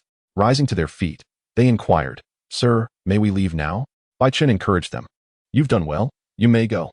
With permission granted, the trio wasted no time in fleeing, retreating at a remarkable speed. At this moment, the 9 assailants remained oblivious to the gravity of the situation. Bai Chun beckoned to them, if you desire my great sword, come and seize it with your own prowess. So audacious? Stinky Mud, teach him a lesson. Arise, Dusty Mountain. Upon seeing Stinky Mud, Bai Chun's eyes lit up. He recalled that Stinky Mud possessed a move called Shrink, which would be perfect for his Extinction Dragon in this scenario. Though Bai Chun could not carry the Extinction Dragon in a Pokeball at present, if he could teach it the ability to shrink, he could easily stow the dragon in his backpack. A swift glance at Stinky Mud's status revealed the presence of the Shrink skill. Facing 27 Pokémon, Bai Chun held nothing back. The pent-up fighting spirit erupted, and a crimson aura enveloped the blade. Ultimate move, Aura Blade Cyclone. Experience points, 43. Experience points, 57. Experience points, 47. Until 9 o'clock that evening, the 9 individuals were utterly defeated. They gazed at the butterfly not crafted from steel reinforcement in Bai Chun's hand. Immediately, they took out their phones and summoned 27 unsuspecting members of the Skull team. Despair also gripped Joy and the support of Chansey and Florges at the Pokémon Center. The trio could only call for reinforcements from other Pokémon Centers. That night, for Joys from different Pokémon Centers arrived to assist, tirelessly healing the Pokémon injured in battle. The following morning, as the sun rose, the beleaguered local residents came to the Pokémon Center to check on the situation. Upon arrival, they were met with the sight of 5 exhausted Joys and a 10-meter-high tower constructed from motorcycle wreckage. What on earth transpired here last night? In response, the Joys wept, declaring, there is a demon in the Pokémon Center. I am not joking. At dawn, it was the day when Lily AI's mother was scheduled to assess Bai Chun's abilities. Just after waking, Lily AI encountered Bai Chun and the Extinction Dragon in the dining area, returning to eat. Excitedly, she dashed over. Mr. Bai, you're back. How was training? With his mouth full, Bai-Chen replied, somewhat garbled. It was a bit rough. He had finally resolved the issue of carrying the Extinction Dragon. Having acquired the Shrink move from Stinky Mud the previous day, Shrink, Rarity 2 allows the user to reduce their size, significantly enhancing their evasion rate. Bai-Chen had tested it and found that the Extinction Dragon, upon mastering this skill, could shrink to the size of an ordinary small dog. Now, even without a Poké Ball, the Extinction Dragon could comfortably fit in his backpack. Additionally, beyond the Extinction Dragon's skills, he had learned 2 commendable moves of his own, and his level had risen from 15 to 22. Noticing the battle-worn state of the hunter's outfit Bai-Chen wore, Lily AI understood just how intense last night's training had been. After finishing breakfast, Bai-Chen sought to borrow several Poké Balls from Lily AI. She asked, "Are you planning to capture Pokémon, sir?" "Yes, I wish to capture a few Pokémon that can assist me in battle." For Bai-Chen, the Pokémon world was merely a place for respite and training. His true ambition lay in hunting the formidable monsters that he had only encountered in games, such as the forbidden ancient dragon that had ravaged the kingdom of ancient Zuriat. Hunting such beings was the essence of a hunter, the true romance of Azure Star. What kind of Pokémon does Mr. Bai wish to capture? Lily AI appeared quite enthusiastic. Bai-Chen pondered for a moment. In the world of monster hunting, hunters typically form teams of 4 hunters and 4 cats. Now that Bai-Chen had hatched the Extinction Dragon, it was impossible for him to team up with other hunters. He would likely be hunting monsters solo from now on. In terms of combat prowess, with himself and the Extinction Dragon at the forefront, as long as their levels were sufficient, even the strongest monsters would think twice before confronting them. Moreover, both possessed the ability of regeneration, significantly lowering their need for healing. Reflecting carefully, the answer became clear. I wish to acquire a Pokémon capable of inflicting status ailments, preferably with crowd control abilities. Inflicting status ailments would aid Bai-Chen in capturing monsters, while crowd control would enhance the likelihood of a successful hunt. Lily AI lowered her head in thought, murmuring, inflicting status ailments, and crowd control. She rifled through her mental repository of knowledge, and her mind immediately alighted on a Pokémon known as Stinky Mud. This Pokémon was adept at poisoning enemies and possessed control abilities like immobilization. It perfectly aligned with Bai-Chen's requirements. Lily AI conveyed her suggestion to Bai-Chen. Stinky Mud. Bai-Chen had indeed battled Stinky Mud the previous night. He was unconcerned with the aesthetic appeal of his Pokémon. With the Extinction Dragon in play, the allure of any monster would be accentuated. Bai-Chen nodded. After I complete today's assessment, I will go capture new Pokémon tomorrow. Chapter 13, Strictly Speaking. I have a knight. Please continue reading. Above the helipad at Lily AI's residence, a pristine white helicopter descended gracefully. James and Lily AI had received word early and awaited its arrival. As the helicopter doors opened, a woman with flowing golden hair stepped out. "Welcome home, mother," Lily AI exclaimed with open arms. "Luzamin," she cried, as Luzamin embraced her daughter enthusiastically, her slender hands ruffling Lily AI's hair somewhat roughly. "It's been so long. Have you been a good girl?" Faced with her mother's affection, Lily AI felt a twinge of exasperation. "I'm practically an adult now. Can't you act a little more mature?" Pushing her mother away, she protested, "I'm no longer a child."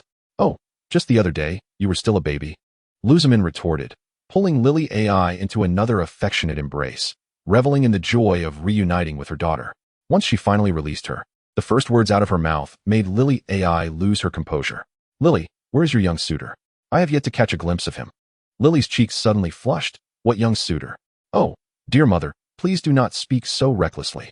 Mr. Bai merely rescued me, and I am simply grateful to him.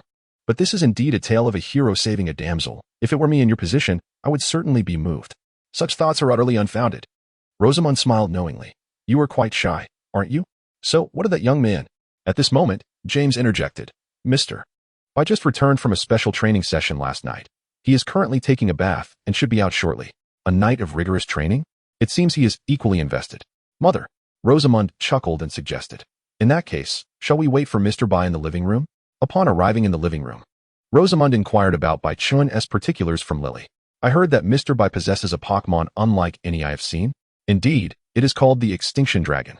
The name Extinction Dragon, Rosamund murmured, does not sound like that of a Pokémon. In truth, she had already obtained a photograph of the Extinction Dragon from James. This Pokémon bore no resemblance to any creature from this world. It appeared to hail from another realm, possibly even from the ultimate dimension housing ultimate beasts, her lifelong pursuit. After a brief wait in the living room, Rosamund finally saw Bai-Chen. Upon their initial meeting, Rosamund teasingly remarked to Lily in a hushed tone, You have exquisite taste. Lily blushed and shot a pleading glance at her mother, silently imploring her to refrain from such comments in Bai Chen's presence. Rosamund smiled and approached Bai Chen. Introducing herself, "It is a pleasure to meet you. I am Lily's mother, Rosamund. You may also call me mother." Bai Chen was speechless. He had long known that Lily's mother had a playful spirit, but he did not expect her to be so forward upon their first encounter. "I am Bai Chen. I look forward to your guidance." Rosamund stepped closer, enveloped in a subtle fragrance, and inquired, although this may seem abrupt, "Might I have the honor of meeting your extinction dragon?" "Certainly." Bai Chen summoned the extinction dragon, which was resting atop the roof. As Rosamund beheld the creature, her eyes widened in astonishment. Even with her limited experience, she could perceive the dragon's formidable power and uniqueness. Its sharp teeth, lethal claws, and muscular physique, coupled with spines reminiscent of obsidian, exuded a sense of destructive potential. Rosamund attempted to approach the extinction dragon, but was promptly halted by Bai Chen. "Please exercise caution. She generally does not allow strangers to come near." Resigned, Rosamund maintained a safe distance of 3 to 4 meters. She retrieved a device resembling a thermometer from her bag. After conducting a check, she discovered that the instrument's readings showed no fluctuations. It seems this is not an ultimate beast after all. Disappointment washed over Rosamund as she stowed away her device. Bai Chen silently observed the unfolding scene. The Rosamund in this world was akin to the animated version. Had she been from the game, Bai Chen would have long since fled with the extinction dragon. "Miss Rosamund, regarding the assessment interview for the position, might I inquire about its details?" "Ah, well, to be honest, I am merely curious as to why my precious daughter Lily suddenly called to request that I hire someone as a bodyguard. Now that we have met, I have a clearer understanding of the situation." Lily harbored considerable grievances toward Rosamund, stemming from her mother's frequent preoccupation with work, which often sidelined Lily's feelings. Her dissatisfaction was far from trivial. So, Bai Chen was perplexed. Thus, the hiring matter poses no issue.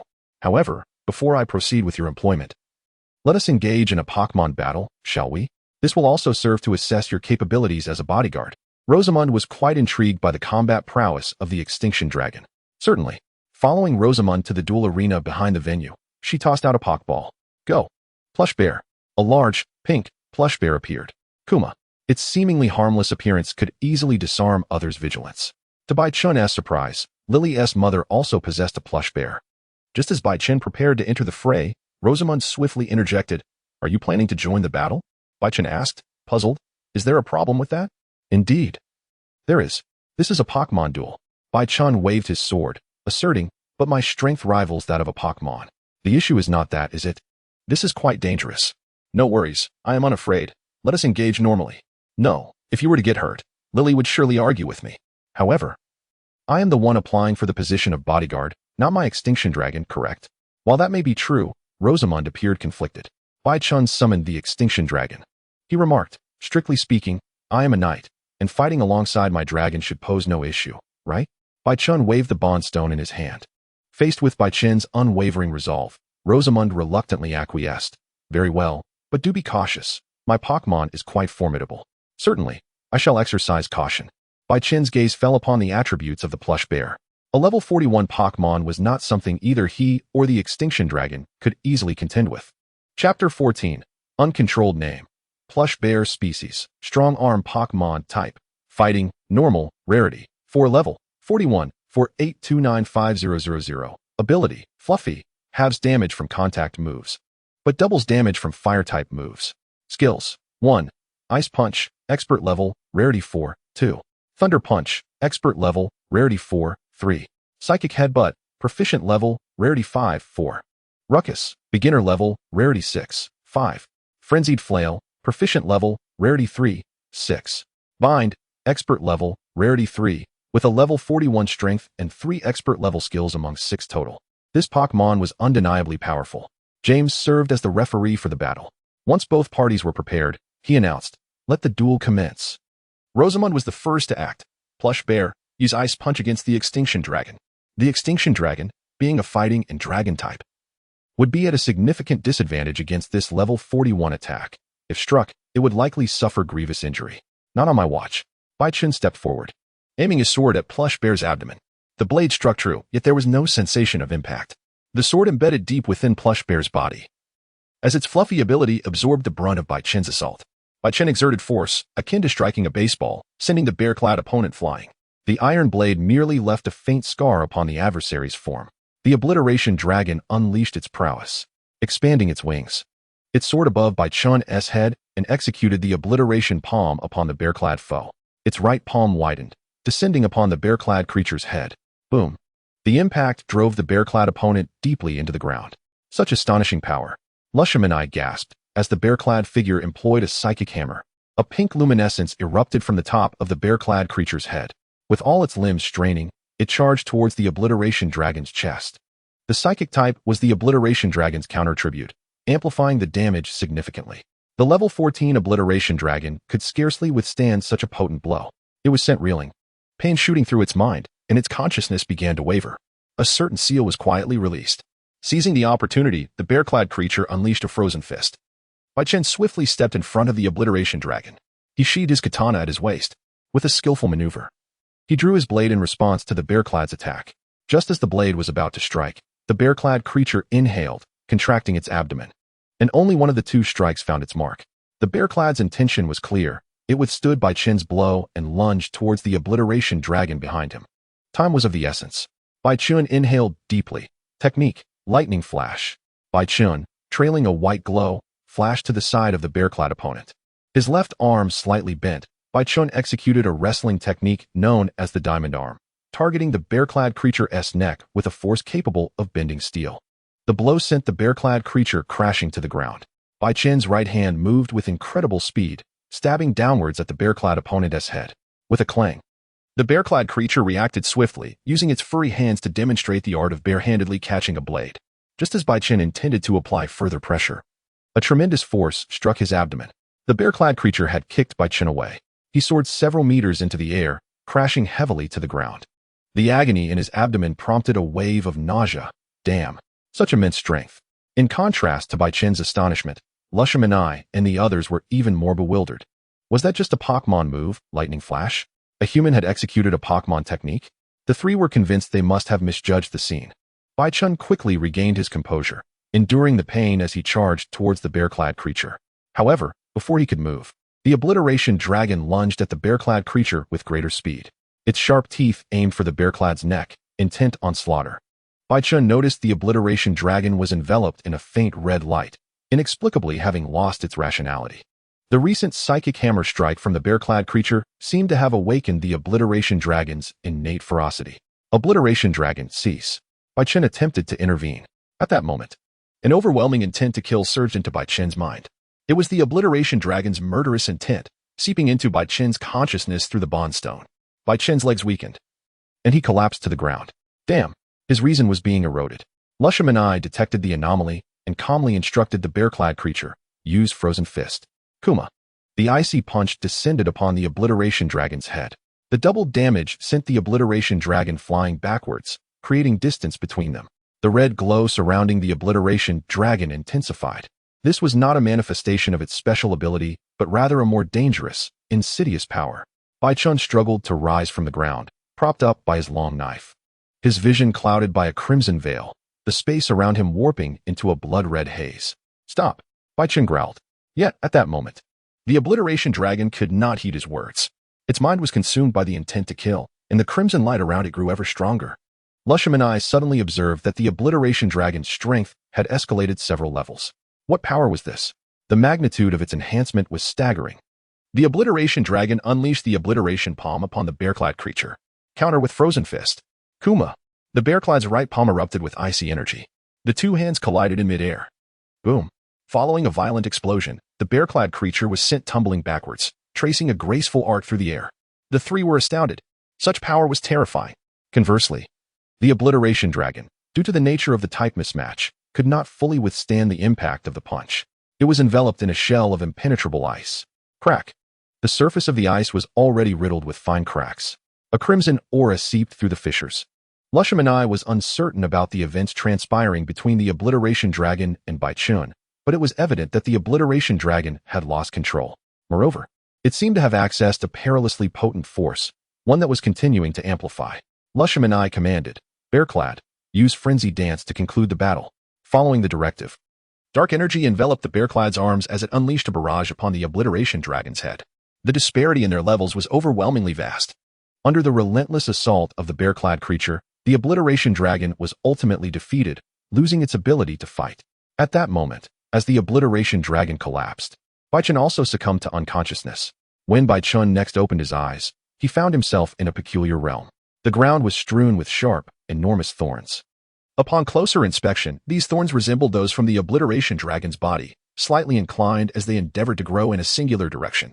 They aspired to reach the very center of the blood-red expanse. There, the thorns converged into a mountain peak. At its summit, a blood-red pearl pulsated with a crimson glow, as if beckoning Baichun. After a moment of contemplation, Baichun set forth towards the mountain's pinnacle. Time became irrelevant as Baichun endured the piercing pain from the thorns that marred his body, finally reaching the summit. At last, he beheld the full visage of the crimson pearl. The blood-red crystal enveloped the obliteration dragon within. Inside the crystal, red patterns sprawled like lightning, flickering with an enchanting red light, until the ancient dragon opened its blood-red eyes. Baichun awakened fully. Chapter 15, Confession, Seeking continued reading, Awakening. He was met with Lilia's worried expression. Lilia inquired with concern, "Mr. Bai, are you all right?" Baichun shook his head, assuring her of his well-being, and asked urgently, "How long was I unconscious? What of the obliteration dragon and the bear-clad creature?" Nearby, Lushamanai said reassuringly, "Do not fret, you were only unconscious for an hour. The obliteration dragon and the bear-clad have also recovered with the help of restorative medicine. They are currently playing in the courtyard." Upon hearing this, Baichun exhaled a sigh of relief. He vividly recalled witnessing everything within that mysterious realm. The ferocity emanating from the annihilation dragon was chilling, as if it harbored an immense power within its form, one that was far beyond that of an ordinary annihilation dragon. What kind of creature has the system bestowed upon me? This was the sentiment of Baichun after witnessing the annihilation dragon. It must have only recently hatched, right? Lu Xiaomina inquired. There was no reason to conceal this. Baichun nodded affirmatively. Indeed, it had only just been born. It is evident that the bond between you two is not particularly profound. Baichun lowered his head, offering no counterargument. Lu Xiaomina waved her hand nonchalantly. "Do not be disheartened. I do not intend to criticize you. However, should you require my assistance, do not hesitate to ask. I am quite curious to see how far you can progress." "Thank you," Baichun replied listlessly. Lu Xiaomina then turned to Lily AI and said, "Lily AI, I noticed that Baichun seems rather fatigued. Could you please go to the kitchen and ask the maids to prepare more food?" "Certainly, I shall do so at once." Once Lily AI departed, Lu Xiaomina chuckled. "Now that Lily AI is gone, shall we converse on matters more suited to adults?" Baichun looked up, puzzled by Lu Xiaomina's tone, which did not hint at jest. Lu Xiaomina asked directly, "You must be from another world, correct?" Upon hearing this, Baichun did not display any surprise. The existence of individuals from other realms was not entirely beyond disclosure. The Alola region had long been home to the Ultra Wormhole, which housed Ultra Beasts and other beings. Even more distant Paldea contained Pokémon from ancient times or the future. In fact, in the original narrative, Ash and his companions had traversed parallel universes. Thus, the arrival of a traveler from another world was not particularly remarkable. However, the only aspect to exercise caution over was not to reveal his ability to traverse dimensions while still relatively weak. Otherwise, he might attract the attention of those with ulterior motives. Baichun nodded. "We indeed hail from another world. Is that true?" Lu Xiaomina exclaimed, her emerald eyes sparkling with excitement and childlike curiosity as she gazed at Baichun. He helplessly pushed her away, for she was too close. "You already knew. Did you not? Is there a need for astonishment? I merely had my suspicions. I did not expect you to genuinely be from another world. What is the ecosystem like there? Are there other monsters besides the annihilation dragon? Are the people there as formidable as you?" Baichun was overwhelmed by the barrage of questions. "I will only answer 3 of your inquiries. Do not be so stingy. Can it not be 10? "Oh dear." Baichun clasped his head, feigning agony. "I just woke up. My mind is a bit foggy. I can only respond to 2 questions now. 3 it is, no less. Otherwise, I will never agree to matters concerning you and Lily AI." Baichun looked at this woman in her 40s with incredulity. Despite her age, she still possessed such childlike spirit. "Only 3. I will not answer more." "Very well. First question. What monsters inhabit your world?" Baichun replied, "Your question is rather broad. If I were to elaborate, it could take 3 to 4 days. To put it succinctly, the number of monsters in our world is not less than that of your Pokémon, and the dangers are significantly greater, with creatures capable of obliterating kingdoms. such as the black dragon whose breath can annihilate realms and the storm dragon that conjures tempests. Moreover, our relationship with these monsters is not as harmonious as yours. Knights like me are but a rare breed. Many are hunters seeking to slay monsters. The harshness of our survival conditions was anticipated by Lu Shamina. Second question, are the people there as powerful as you? From a human perspective, Bai Chun was already extraordinary. I am considered a unique existence in my world. However, due to our prolonged battles with monsters, the physical prowess of our populace tends to surpass that of yours. Even the hunters in our monster hunting world and commoners generally possess physical enhancements of rarity level 3, whereas individuals in the Pokémon world remain within the realm of ordinary humans, perhaps apart from a few exceptional beings. Most do not possess talents or skills related to physical enhancement. Lu Shamina fell into contemplation. Bai Chun surmised her concerns and reassured her, I cannot guarantee for everyone, but the vast majority of hunters are quite tolerant of individuals from other worlds. As long as you do not display hostility first, they will not unjustly oppose you. Ah, I see. Lu Shamina nodded. She then posed her final and most significant question. Can you open a portal to your world? Bai Chun paused for 2 seconds. And under Lu Shamina's hopeful gaze, he nodded. I cannot create a stable passage to my world, but I can traverse between the two realms. The ability to traverse dimensions could not be entirely concealed. When he returned to the monster hunting world, capturing more companion beasts and upgrading his equipment would be evident to any discerning eye. Thus, it would be prudent to confide in a select few trustworthy individuals to help cover this peculiarity. To Bai Chun, Lu Shamina appeared to be a fitting candidate. Furthermore, her assistance could prove more valuable than this secret. However, Bai Chun continued, I cannot actively control my ability to traverse dimensions, and not everyone can enter the temporal rifts. As he spoke, he picked up an iron knife from beside the bed, demonstrating his ancient dragon-level regenerative capability. Traversing worlds can tear the body apart, and it nearly cost me my life. If you lack such abilities, entering would be tantamount to a death sentence. Chapter 16. Dragon Sealing Power. Lu Shamina gazed in astonishment at Bai Chun's remarkable regenerative prowess, noting the golden blood that flowed. She eagerly asked, May I obtain a bit of your blood for research? Just a little. Absolutely not. Bai Chun, under Lu Shamina's reluctant gaze, took a tissue and walked to the restroom, flushing the blood-stained paper down the sacred drain. He remarked, I surmise you are quite interested in the creatures from my homeland. I can assist you with research, but in return, I need your help. The worldview of the Pokémon realm is rooted in modern cities and technology, which surpasses that of the monster hunting world. Most importantly, Lu Shamina could aid him in crafting special spheres for capturing monsters. In the original narrative, the Ether Foundation, where Lu Shamina resided, invented the Ultra Ball specifically for Ultra Beasts, showcasing remarkable research capabilities. Is that truly possible? You may request any assistance you desire from me, Lu Shamina joyfully exclaimed, embracing Bai Chun and affectionately ruffling his hair.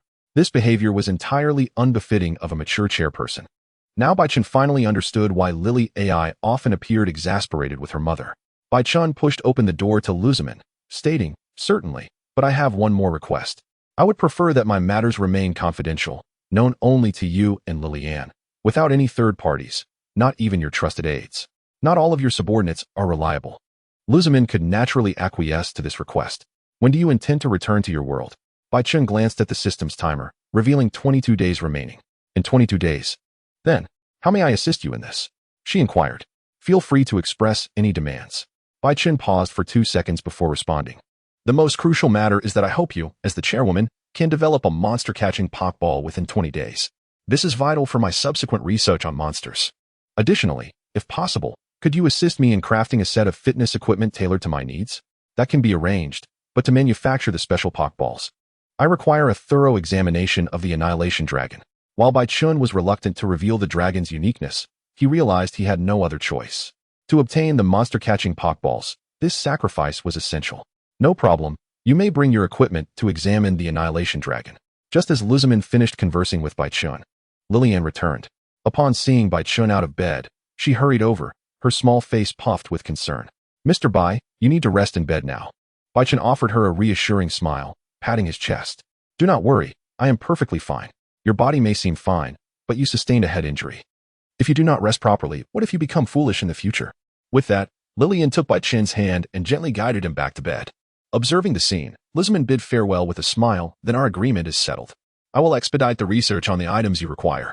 Upon exiting the room, Luzamin approached the site of the previous battle, where servants were repairing the cracked ground of the dueling arena. She crouched down, caressing a fissure nearly 10 centimeters wide. What kind of force could have done this? It instantaneously amplified combat power by several dozen times. After Lizman left, Lillian curiously asked Bai Chen, "Mr. Bai, what did you discuss with my mother?" Bai Chen held more trust in Lillian than in Lizman. He recounted his conversation with Lizman to her. For Bai Chen, the assistance from the Foundation outweighed any potential drawbacks. He was untroubled by the thought of Lizman potentially betraying him, as she could not verify the dangers of the time-space tunnel he mentioned. As long as Lizman was eager for knowledge about the monster-hunting world, she would need to cooperate with him. By the time she might consider betrayal, Bai Chun would likely have grown to an extraordinary strength. Of course, Bai Chun intended to reciprocate some benefits to Lizman, fostering a mutually beneficial relationship. After listening to Bai Chen's account, Lillian had long suspected that he hailed from another world. This was merely a confirmation for her. Her primary concern remained his intentions. "Mr. Bai, will you return after you leave? Will you come back?" "Of course. I must return as there are many matters left unresolved. However, you need not worry. I will certainly return in the future." "Really?"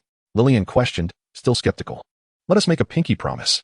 Bai Chen extended his pinky. With Bai Chen's assurance, Lillian's expression brightened. "Dinner is ready. I have arranged for it to be brought to you." Bai Chen smiled wryly, realizing that Lillian treated him like a child. After sharing a meal under Lillian's care, Bai Chen finally encountered the Annihilation Dragon in the courtyard. As it approached, the little creature bounded over, nuzzling Bai Chen with its massive horns. With a resigned pat on its head, Bai Chen mused, "It seems we have a long journey ahead. Let us set a small goal. We will first strive to control your race's ferocity." That night, Bai Chen began training with the Annihilation Dragon, engaging in direct sparring. Despite the intensity of their combat, the Annihilation Dragon did not lose control even when Bai Chen inflicted severe injuries. Naturally, Bai Chen also endured his share of discomfort, as he discovered the dragon's spines possessed formidable piercing capabilities. What was more alarming was that during the course of their battle, the creature awakened a new skill, Dragon Sealing Force. Dragon Sealing Force, Rarity 7, a technique utilizing dragon attribute energy that can weaken the special abilities of dragon-type monsters, generally ineffective against ancient dragons and below. Bai Chun was well acquainted with Dragon Sealing Force. In the game, it was specifically designed to counter ancient dragons. Thus, it was no surprise that the Annihilation Dragon could master this ability. Unfortunately for Bai Chun, who bore the blood of ancient dragons, Dragon Sealing Force affected him as well, diminishing his regenerative capabilities inherited from the Annihilation Dragon. A wound that previously healed in 2 minutes now required 3 minutes under the influence of Dragon Sealing Force, reducing his healing efficiency by 1/3. On the bright side, Bai Chun, having inherited the blood of ancient dragons, could also harness the Dragon Sealing Force ability. He now stood as a true ancient dragon slayer. Provided his level and skill proficiency were sufficient, hunting ancient dragons would pose no challenge. Bai Chun shared half of his roasted meat with the Annihilation Dragon, leaning against its belly in contemplation. Despite their full-force battles, the Annihilation Dragon remained composed. What then was the issue? Reflecting on their previous encounters, Bai Chun recalled employing the mental hammer against the Annihilation Dragon while wearing the bear costume. "I remember that the mental hammer has an additional effect. It can occasionally instill fear in the opponent. Could the issue stem from here? Did the mental hammer trigger the additional effect, which was then negated by the Annihilation Dragon's fearless trait, unleashing uncontrollable power? That seemed to be the truth." Chapter 17. The first day of work. To train the Annihilation Dragon to control its inherent ferocity, Bai Chun needed to find a way to first stimulate that ferocity. However, where could he find a Pokémon capable of using Mental Hammer at this stage? Gazing at the sky, Bai Chun pondered the knowledge he had accumulated. He realized that inducing the Annihilation Dragon to lose control might not require a power like Mental Hammer. Perhaps any ability related to mental manipulation would suffice, such as inducing confusion. Yet, this brought him back to the initial dilemma. Confusion-inducing skills were not readily available to Bai Chun at present. Dragon-type Pokémon had abilities to cause confusion, like the Reverse Scale skill, but that was an advanced skill exclusive to Dragon-type Pokémon, far beyond Bai Chun's current capabilities. Resigned, he scratched his head. "Let us take a long-term approach. If all else fails, I can borrow the bear costume from Luzman to train the Annihilation Dragon intensively." After a light snack, Bai Chun resumed training with the Annihilation Dragon. Bai Chun resolved to elevate all his skills to the level of mastery before returning to the world of monster hunting. "Come forth, Annihilation Dragon, unleash your ferocity upon me." Following Bai Chun's command, Annihilation Dragon executed its devastating move, Annihilation Shatter. Bai Chun felt his body sink as he activated the move guard. A pristine white barrier manifested before him, absorbing the impact of Annihilation Shatter entirely. Having engaged in battle with the skeletal team's Pokémon previously, Baichun had acquired numerous foundational skills. Reflecting on his future combat style, he learned 2 Pokémon moves, Quick Attack and Move Guard. Quick Attack, Rarity 2 strikes the opponent with lightning speed, delivering a priority attack. Move Guard, Rarity 3 completely deflects the opponent's assault, the repeated use may lead to failure. The descriptions of these skills bore resemblance to those in the game, yet their manifestations in reality diverged significantly. Quick Attack was realized by accelerating one's own speed through internal chi, reaching its zenith. The effectiveness of Quick Attack was wholly contingent upon the user's base speed. The higher the base, the swifter the strike. Move Guard operated on a similar principle, utilizing chi to withstand an enemy's blow.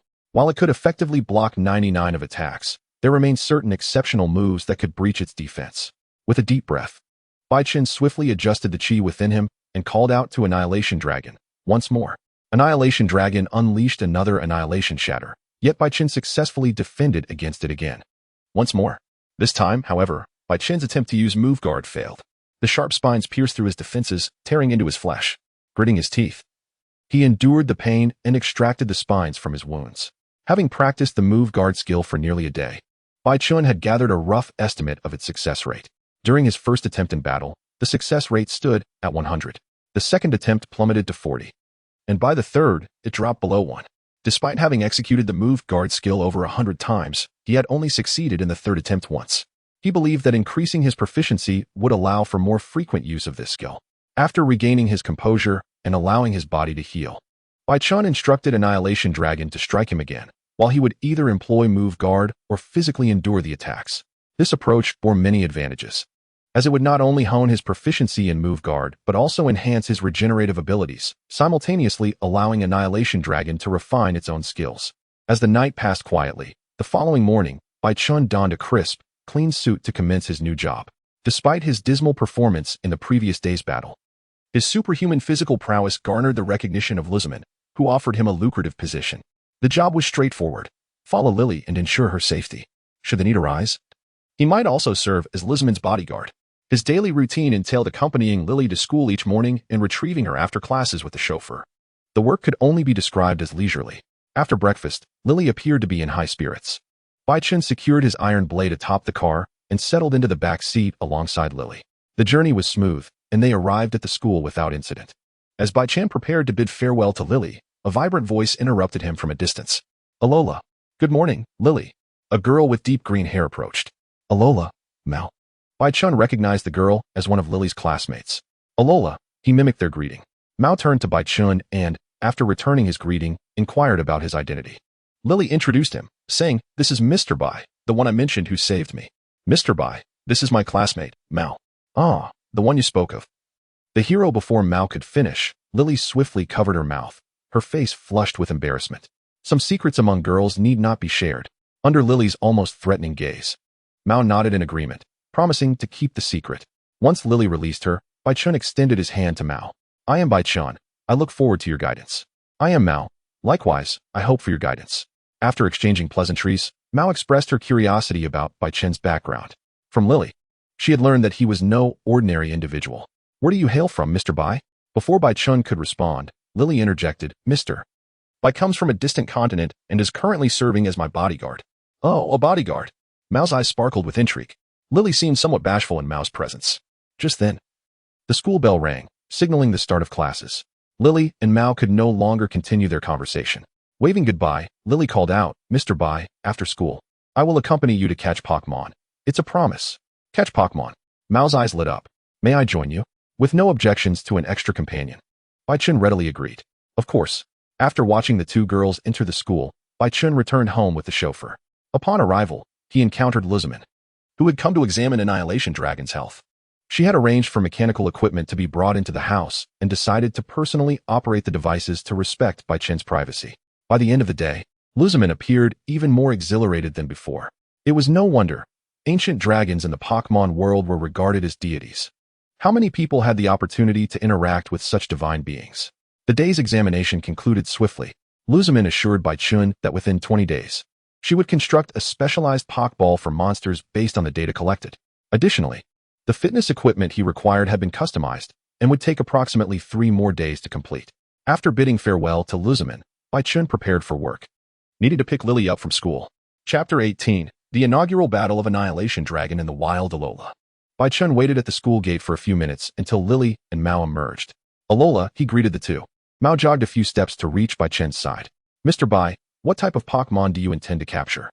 I seek Pokémon capable of inflicting status ailments and controlling the battlefield. Lily suggested I capture a Grimer. Mao responded, I see. If it's a Grimer, I've spotted a group near the berry orchard. If you wish to catch one, that would be the place to go. The berry orchard? Let me check the map. Baichun retrieved the Alola map and glanced at it. The entire Alola region comprised 5 islands. The 4 natural islands are Mele Island, Akala Island, Ulula Island, and Pony Island. In the center lies an artificial island constructed by the Ether Foundation, which serves as the property of Lily. The school attended by Lily and her friends is situated on Mele Island, home to the largest city in the Alola region, Hawali City. The orchard mentioned by Mao is located on the outskirts of Hawali City, merely 1 or 2 kilometers away from the school, making it easily accessible by foot. Baichun folded the map and remarked, it's just a short walk from the school. Let's head there. He retrieved his iron sword and slung it across his back. That's quite a large blade. May I take a look? Mao inquired eagerly. Sure, but be cautious. It's sharpened, Baichun replied as he handed it over. The weight surprised Mao. Do you wield this sword in battle regularly, Mr. Bai? Indeed, he affirmed. Impressive, Mao said, drawing the long blade. Its gleaming edge causing her eyes to squint from its sharpness. As she examined it, Mao recalled some rumors, saying, I've heard that recently the Skull team faced a mysterious warrior who taught them a lesson. A swordsman, it seems. They even had their loud motorcycles dismantled. Lily paused, realizing without a doubt that this must be Baichun's doing. Could it be that Mr. Bai was the one who taught them a lesson? Baichun chuckled nonchalantly. Who knows? Perhaps there are other sword-wielding warriors on Mele Island. Now, let us hurry along. As Baichun took the lead, unbeknownst to the trio, a pair of eyes lurking in the nearby bushes fixated on the iron sword on Baichun's back, filled with insatiable desire. The 3 made their way towards the orchard. And after walking about 700 to 800 meters, they heard a rustling sound from the nearby shrubs. Several gray figures emerged from the grass. Lily gasped upon seeing the Pokémon, Meowth and Meowth Boss. Baichun narrowed his eyes, recognizing them as old acquaintances. Almost 20 Meowths surrounded the trio. The very same ones that had previously attacked Lily.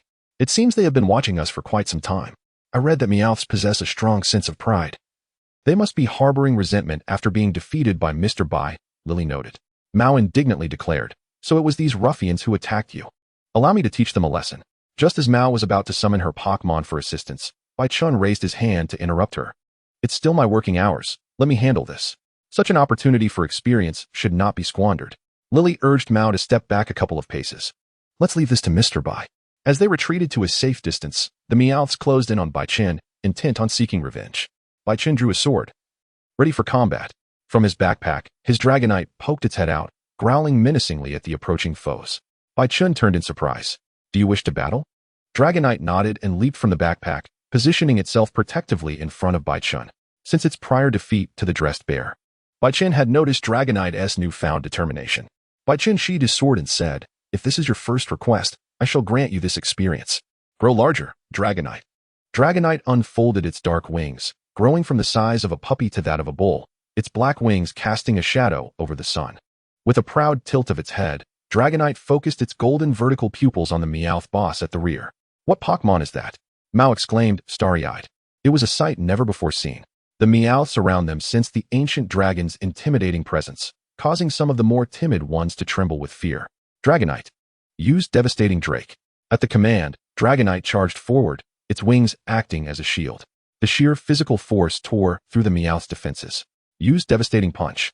After the first strike, Dragonite reared back, its forearm muscles bulging as it brought down its furious blow on an unsuspecting Meowth. The ground cracked beneath the impact. A powerful gust of wind forcing the Meowths to shut their eyes. Meow. The Meowth boss ordered the others to charge, employing skills such as Bite and Scratch.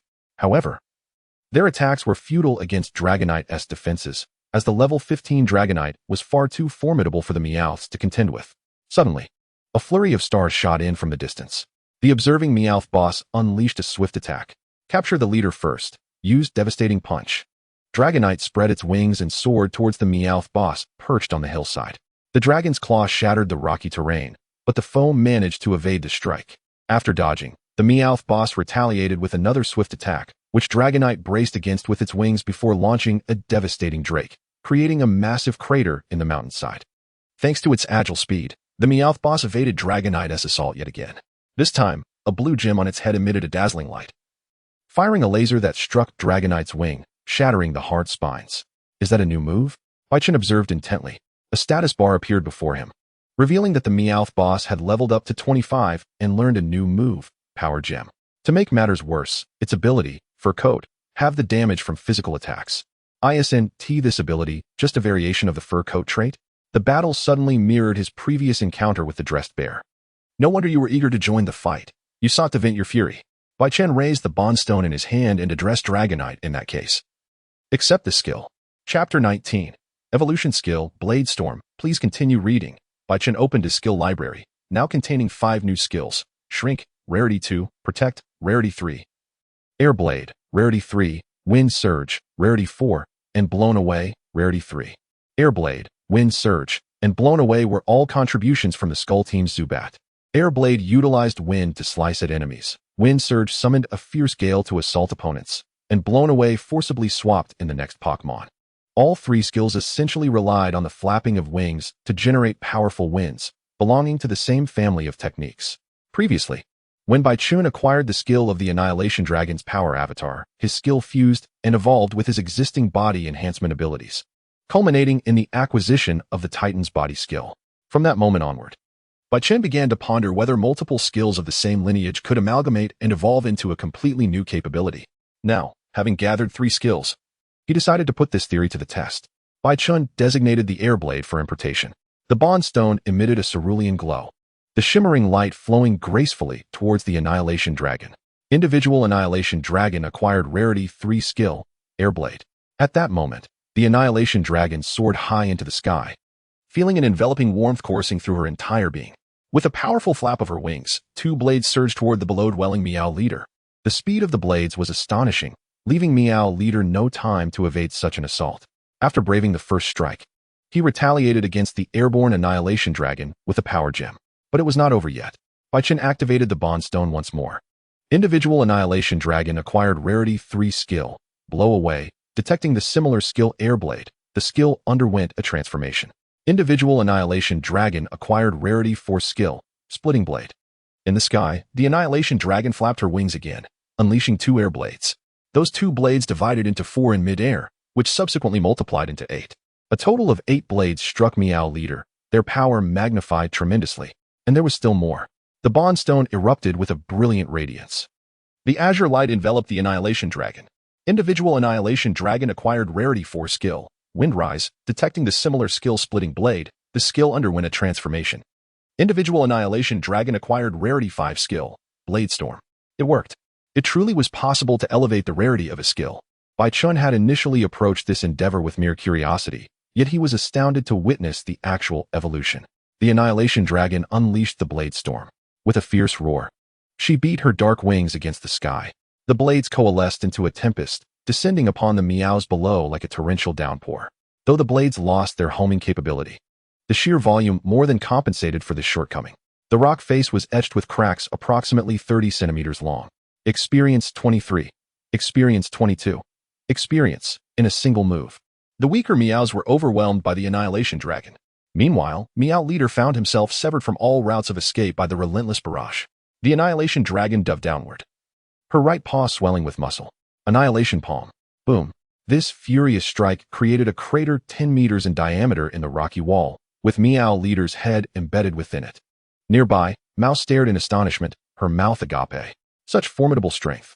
Even with Meow leader's fur coat ability, he was unable to withstand the wrathful strike of the Annihilation Dragon. Experience 233, the battle concluded. Baichen quickly approached, replicating Meow leader's Rarity 4 power gem skill, replacing the shrinking skill in his skill library. Task accomplished. Baichen patted the Annihilation Dragon's head with satisfaction. The Annihilation Dragon affectionately nuzzled Baichen with her large horn, dissipating some of her lingering frustration from her previous defeat to the dressed bear. She now felt confident that, should she encounter the dressed bear again, she could contend with it. Bai-Chin noticed the flames of vengeance flickering in the Annihilation Dragon's eyes. Understanding her thoughts, he remarked, "You might be overestimating your chances. Your levels differ too greatly, and that fellow wields a skill like Ice Fist, which counters you. How impressive. Is this your Pokémon, Mr. Bai?" Mao trotted over, eager to observe the Annihilation Dragon up close. However, upon seeing someone approach, the Annihilation Dragon instinctively shrank in size and concealed herself within Bai-Chin's backpack.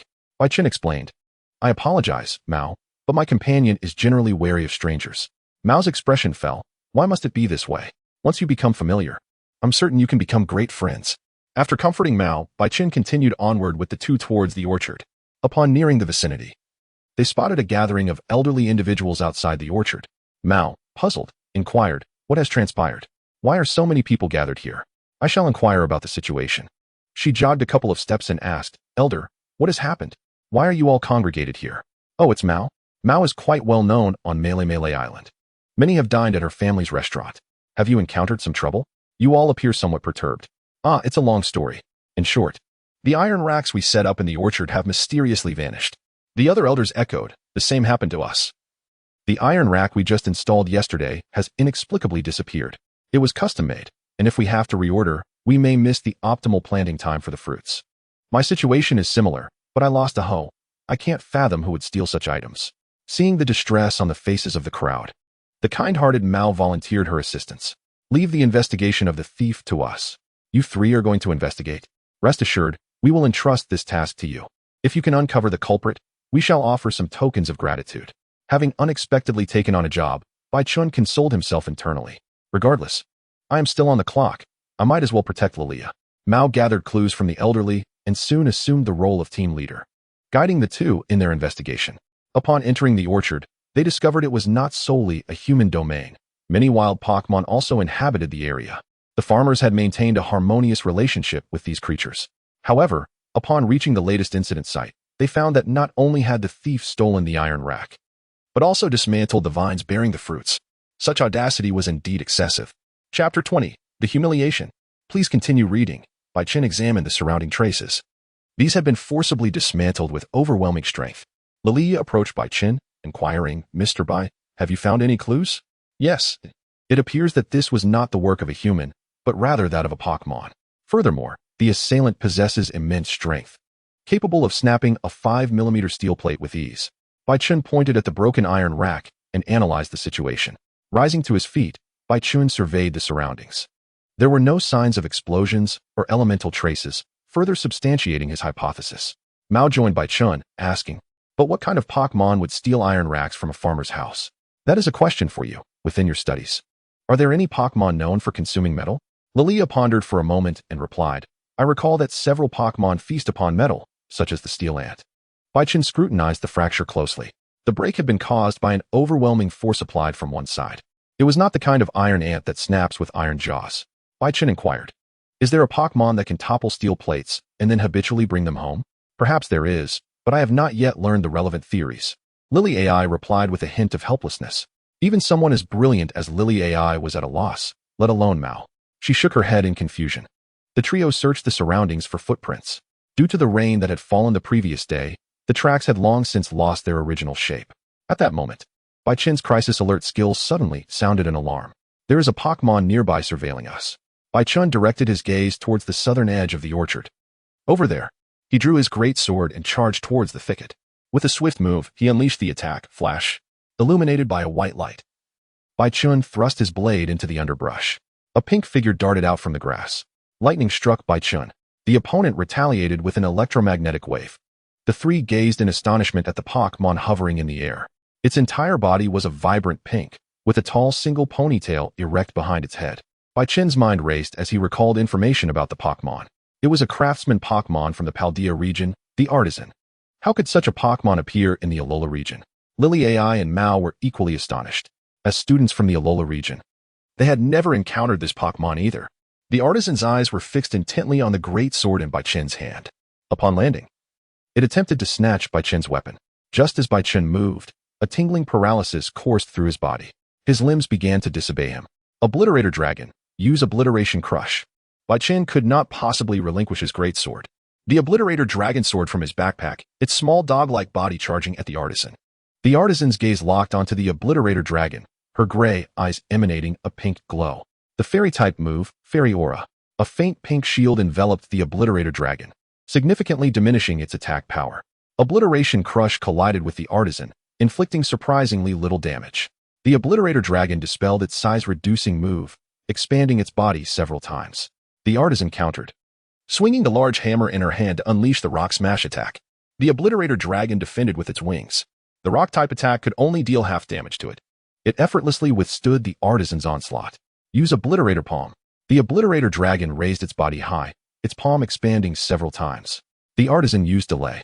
A peculiar energy wave locked onto the Obliterator Dragon, freezing it mid-air as if the pause button had been pressed. Immediately, the artisan leapt high again to execute Rock Smash, shattering the Obliterator Dragon's spines in an instant. Bai Chen was taken aback. How is this possible? Lily AI timely reminded Bai Chen, Mr. Bai, that is a fighting-type move. Rock Smash, which can sometimes lower the opponent's defense. It was only after being reminded that Bai Chen noticed the faint pink patterns on the Obliterator Dragon's body. He had not anticipated that its defenses would be compromised. The battle was not over.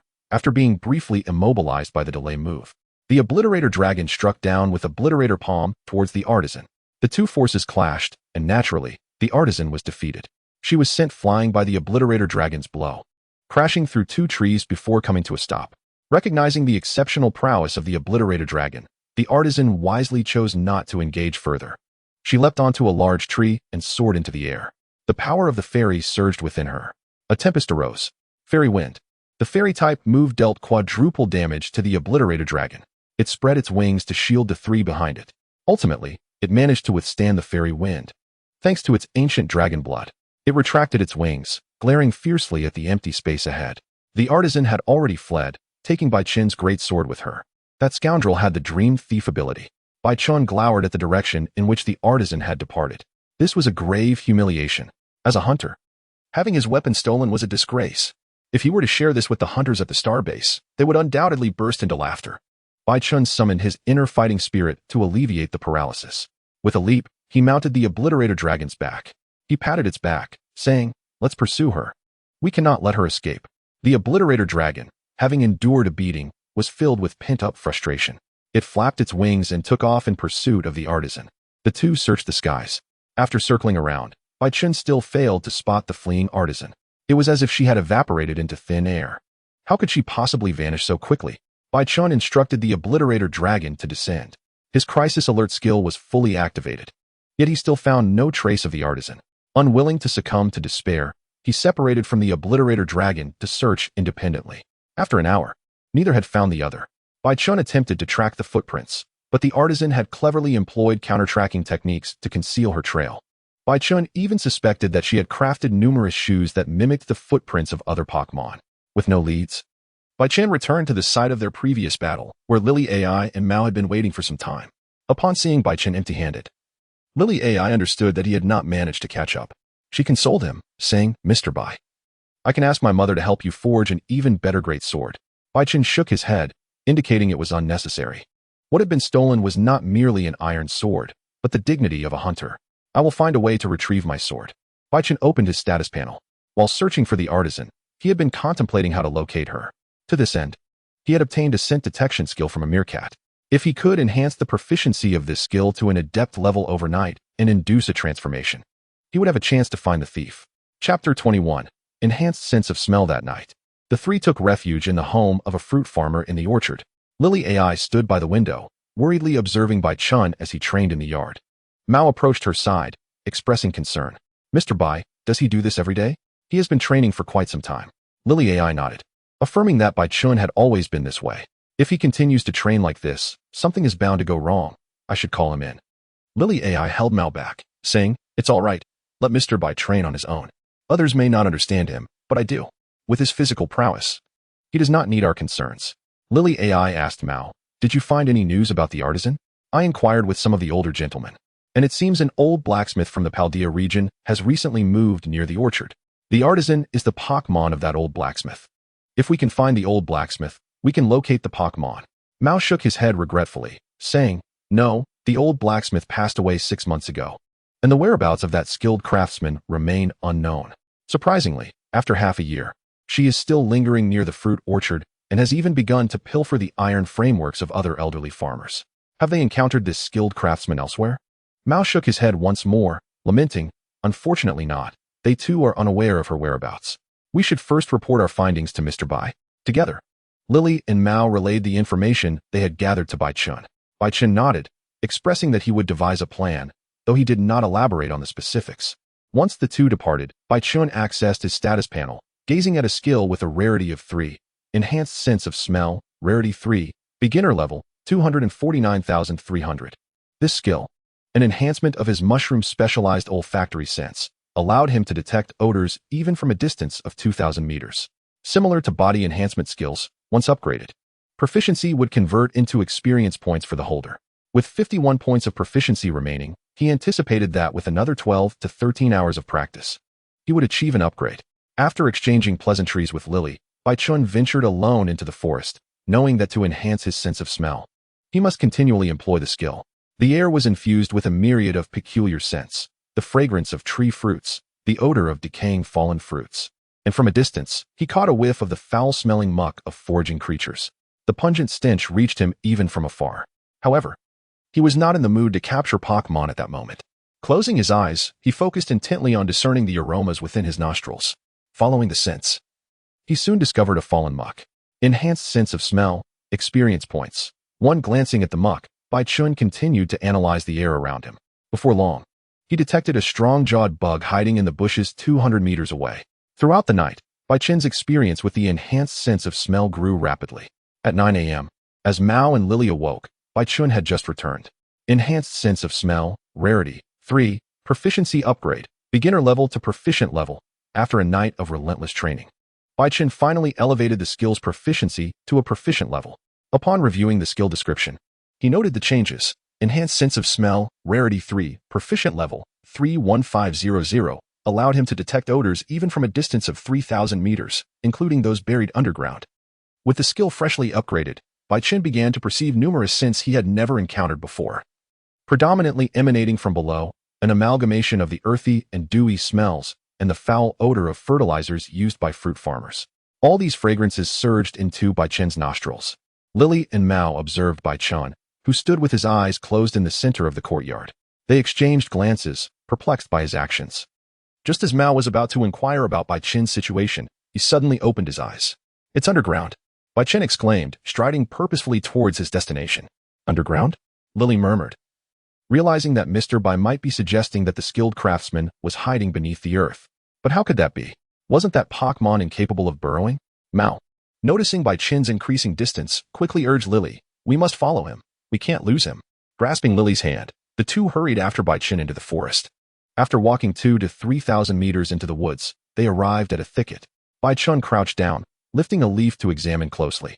He was astonished. It's fake. He yanked at the bushes, revealing a concealed iron plate beneath. Upon moving it aside, they discovered a set of descending stairs. At the bottom of the stairs stood a more than 1 meter high iron door. Mao approached for a closer look. The door appeared as if it had been removed from someone else's home. "Is there a relic here?" Bai Chun retorted, "Have you ever seen a relic with a lock-equipped single door, especially one that's only a meter tall?" "Indeed. What is this place? Have we stumbled upon someone else's secret base?" Lily speculated. If it were a secret base hidden underground, it wouldn't have such a rudimentary door and lock. Gently brushing the door, Lily noticed some barely visible hammer marks. Although smoothed over with sandpaper, traces of craftsmanship remained evident. Bai Chun remarked, "Stop examining it. This was constructed by that skilled craftsman, hammer by hammer. This lock was also made by her. I've detected the same scent on it." Lily was astounded. If it were merely a human construction, it would be one thing. But the fact that a Pokémon had crafted it hammer by hammer was truly remarkable. It seemed the skilled craftsman had learned a great deal from her original master. Mao, recognizing the complexity of the situation, inquired of Bai Chun, "What should we do now?" "What to do?" Bai Chun scoffed, raising his foot to deliver a powerful kick to the door. The steel door shattered under the force of his strike. "Naturally, we shall confront her." The fury of having a treasured blade stolen felt no less intense than the anger of being robbed of a vital ancient potion while fully prepared to hunt a legendary dragon. In his gaming experience, Bai Chun dealt with such thieving kittens with a series of skillful strikes, unleashing a flurry of attacks that sent them flying. Chapter 22, System Task. Living Forging Furnace. Behind the door lay a tunnel approximately 1 meter and 3 decimeters in height. Observing the tunnel walls closely, Baichun noted that they were reinforced with concentric steel rings, evidently crafted by the skilled craftsman herself. Baichun was somewhat astonished. This thief exhibited a high level of intelligence, employing such a method to prevent tunnel collapse. The trio crouched as they ventured further inside. The Dragon Slayer utilized a shrinking ability to lead the way. The tunnel stretched on endlessly, rendering the end invisible. A gust of warm air wafted from the other end, accompanied by the rhythmic sound of hammering echoing softly from the depths. Clearly, they had not erred. Their quarry was indeed within. The trio and the dragon stealthily advanced deeper. The further they traveled, the more they were astonished. This tunnel was not a simple passage leading to a heart chamber, but rather a labyrinth of intricately intertwined routes. Essentially, every 20 meters they walked, they encountered a junction. Without Baichun's Rarity 3 enhanced sense of smell guiding them, they would likely have become lost in this maze. The hammering grew increasingly closer, each strike resonating as if directly beside them. The heat was unbearable. Behind Baichun, Meow fanned herself with her small hands, drenched in sweat from the oppressive warmth. Lily AI, who stood behind Meow, was not faring much better, her own perspiration increasing by the moment. They were close, merely 500 meters away from their destination. Baichun could distinctly perceive the scent of the skilled blacksmith. Although both women found it curious how Baichun could ascertain the Pokémon's location so clearly, they wisely chose to remain silent. The trio, accompanied by a dragon, finally arrived at the entrance of the heart chamber. Peering inside, they saw a room descending to a depth of 10 meters. On the northern side of the chamber stood a forge, flames roaring within. A quick glance revealed at least 4 or 5 exits surrounding the room. A grid of iron bars adorned the ceiling, and several water pipes extended from above, channeling water into the chamber.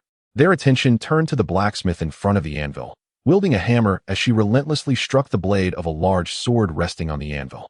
Each clang resonated through Baichun's nerves. Damn it, that's my sword. Baichun prepared to dash down and confront the blacksmith, only to be halted by Meow, who grasped his ankle. Mr. Bai, calm down, she urged softly. With so many passageways in this room, if we're not careful, she could escape with the blade. Calm? His sword was on the verge of being reforged. How could he maintain composure? Moreover, his enhanced sense of smell had already locked onto the blacksmith. Unless she managed to eliminate both him and the dragon in an instant, escape was impossible. Don't worry, she won't get away, Baichun reassured himself. He broke free from Meow's grasp and leaped into the chamber below.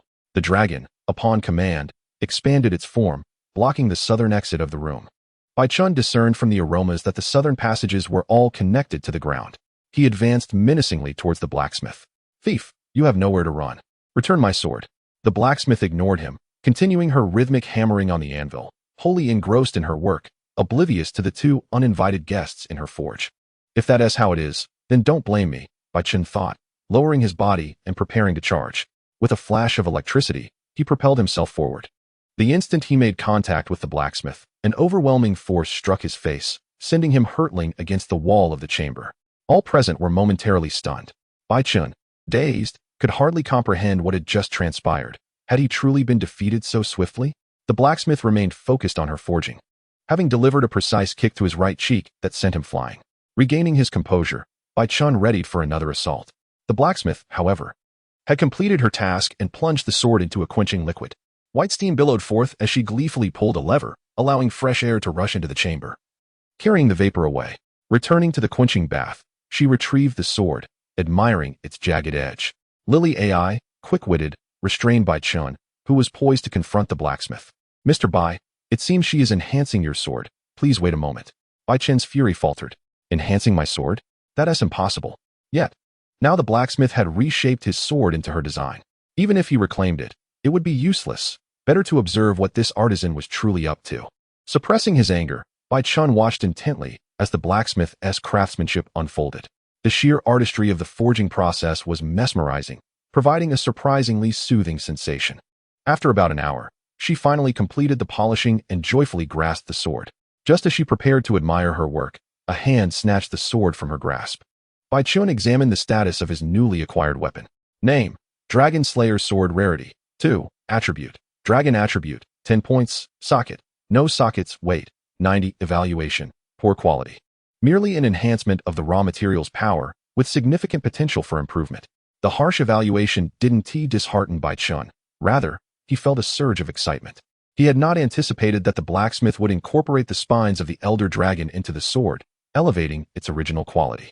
This was a feat only accomplished by skilled forgers in the Monster Hunter world. Bai Chun swung the sword, its weight nearing 180 pounds. More than double that of his previous weapon. Yet, he still found it too light. If only it were 3 times heavier. No sooner had he voiced his wish than he was struck violently by the hammer. His body transformed into a shooting star as he crashed into the rock wall. The blacksmith reclaimed her weapon. "Mr. Bai?" Lily AI exclaimed in alarm. Coughing, Bai Chun spat out a few drops of blood, emerging from the crater he had created, wiping the remnants of his injuries from his lips. Taking a deep breath, he declared to his companions, "I've made my decision. I shall capture this one." Lily AI's eyes sparkled with delight, recognizing the compatibility between Bai Chun and the blacksmith. She could provide him with perfect logistical support and possessed control abilities like Round Eye, Delay, and Electromagnetic Wave, aligning perfectly with his requirements for a second Pokémon. Bai Chun assumed a boxing stance. "Come on, I must capture you today." At that moment, a notification echoed in his mind. Hunting task issued. Completion condition: capture or hunt the blacksmith within 3 days. Failure condition: the blacksmith escapes. Task reward: Living Forge 1. The system had finally issued a task once more. Chapter 23, The Second Companion. The system tasks had only been triggered 5 times. The first was when Bai Chun hunted the crown dragon, marking his inaugural hunt. The system rewarded him with an egg capable of hatching a companion beast and a bond stone. The second task was triggered during his hunt for the mushroom pig, yielding a lesser reward of just 50 experience points. The third encounter involved hunting the little thief dragon, which granted him 100 experience points, while the fourth task, concerning the giant bee, yielded a mere 60 experience points. Now, this task represented Bai Chun's first opportunity to capture a Pokémon, with rewards reminiscent of his initial hunt, this time, a living forge. During his inaugural hunting expedition, the system bestowed upon Bai Chun a formidable creature known as the Extermination Dragon. Naturally, one would expect that the rewards for capturing a Pokémon would only escalate, especially considering the name of this living forge, which seemed to be an exquisite piece of equipment crafted by a master blacksmith. Bai Chun had gradually discerned the patterns of the system's mission releases. Typically, casual duels and battles do not trigger system tasks. Only during the acts of capturing and hunting do such missions arise, accompanied by their respective rewards. With a gentle exhale, Bai Chun resolved to acquire both the Living Forge and the Extermination Dragon today. He instructed the Extermination Dragon to escort Lily AI and mount to a secure location while he confronted the master blacksmith alone. The blacksmith, wielding a 1-meter iron hammer and brandishing the Extermination Dragon's great sword, glared furiously at Bai Chun.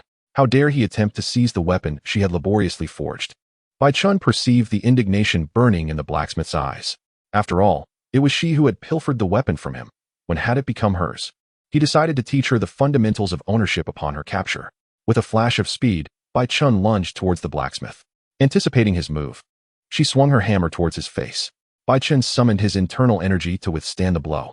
Swiftly, he countered with a wrestling technique, the diamond arm, locking the blacksmith's neck and bringing her crashing to the ground. With alacrity, he seized the great sword of the Extermination Dragon. "Be cautious, Bai Chun. She is using fairy wind," Lily AI warned, as pink light flickered around the blacksmith. Unfazed, Bai Chun remained alert, his crisis awareness skill perpetually activated, almost as if he possessed a third eye that foresaw the blacksmith's next attack. With a deft sidestep, he evaded her strike and followed up with a horizontal slash. After the initial blow, Bai Chun sheathed the great sword at his waist, adopting a posture for a quick draw. The technique, special sheath, produced a blade of light, leaving glimmering trails in the air. The blacksmith roared in anger, unleashing an electromagnetic wave. Having suffered from such an attack before, Bai Chun was determined not to fall victim a second time. He retaliated with a rapid strike, the great sword cleaving towards the blacksmith. As the brilliance of his attack faded, Bai Chun executed a series of consecutive strikes, transforming into a shooting star as he unleashed 5 rapid slashes. The speed was such that the blacksmith couldn't even react. Yet, it was not over. Among the 5 thrusts, Bai Chun completed the first phase of blade sharpening, infusing his energy into the sword, which now radiated a silvery glow. Seizing the moment when the blacksmith was left vulnerable, Bai Chun thrust his sword towards her. He leaped high, bringing the sword down in a decisive arc. The ultimate technique, Dragon Ascendant's blade slash, cleaved through the air, striking the blacksmith's head. Energy surged into her body, erupting in 7 devastating energy slashes. The blacksmith let out a pained cry, struggling to support her enormous hammer. Even though she was 5 levels higher than Baichen, she could not withstand the onslaught of his assault. With the enhancement of the Extermination Dragon's abilities, their disparity in combat prowess was vast. Now Baichen, Lily AI urged him. Baichen produced a red and white Pokeball and hurled it towards the blacksmith. Go Pokeball! On his first throw, Baichen miscalculated the force, and the ball struck the blacksmith squarely in the face, spinning as it did so. Once she lost consciousness, the ball opened, enveloping her in a radiant red light and capturing her within. The trio watched anxiously as the Pokeball began to shake. Once, twice, thrice. And then with a delightful chime, several stars erupted from the ball. Lily AI and Mao erupted in joyous cheers. Simultaneously, a voice resonated within Baichen's mind. Hunting task completed. Captured the master blacksmith. Rewards have been dispatched to your storage. Baichen opened his storage and selected the anvil-like item. The description materialized before him. Name, living forge, rarity. Attribute, fire, fire soul, none weight. Evaluation, a legendary forging furnace, said to have been the forge of a certain deity. This is a sentient forge capable of granting new life to materials. It will grow alongside its master, its forging prowess contingent upon the quality of the fire soul. Higher quality yields superior forging results. A product of the system, guaranteed to be exceptional. The first white egg had hatched into an extermination dragon with extraordinary abilities, and now he had received a divine forge.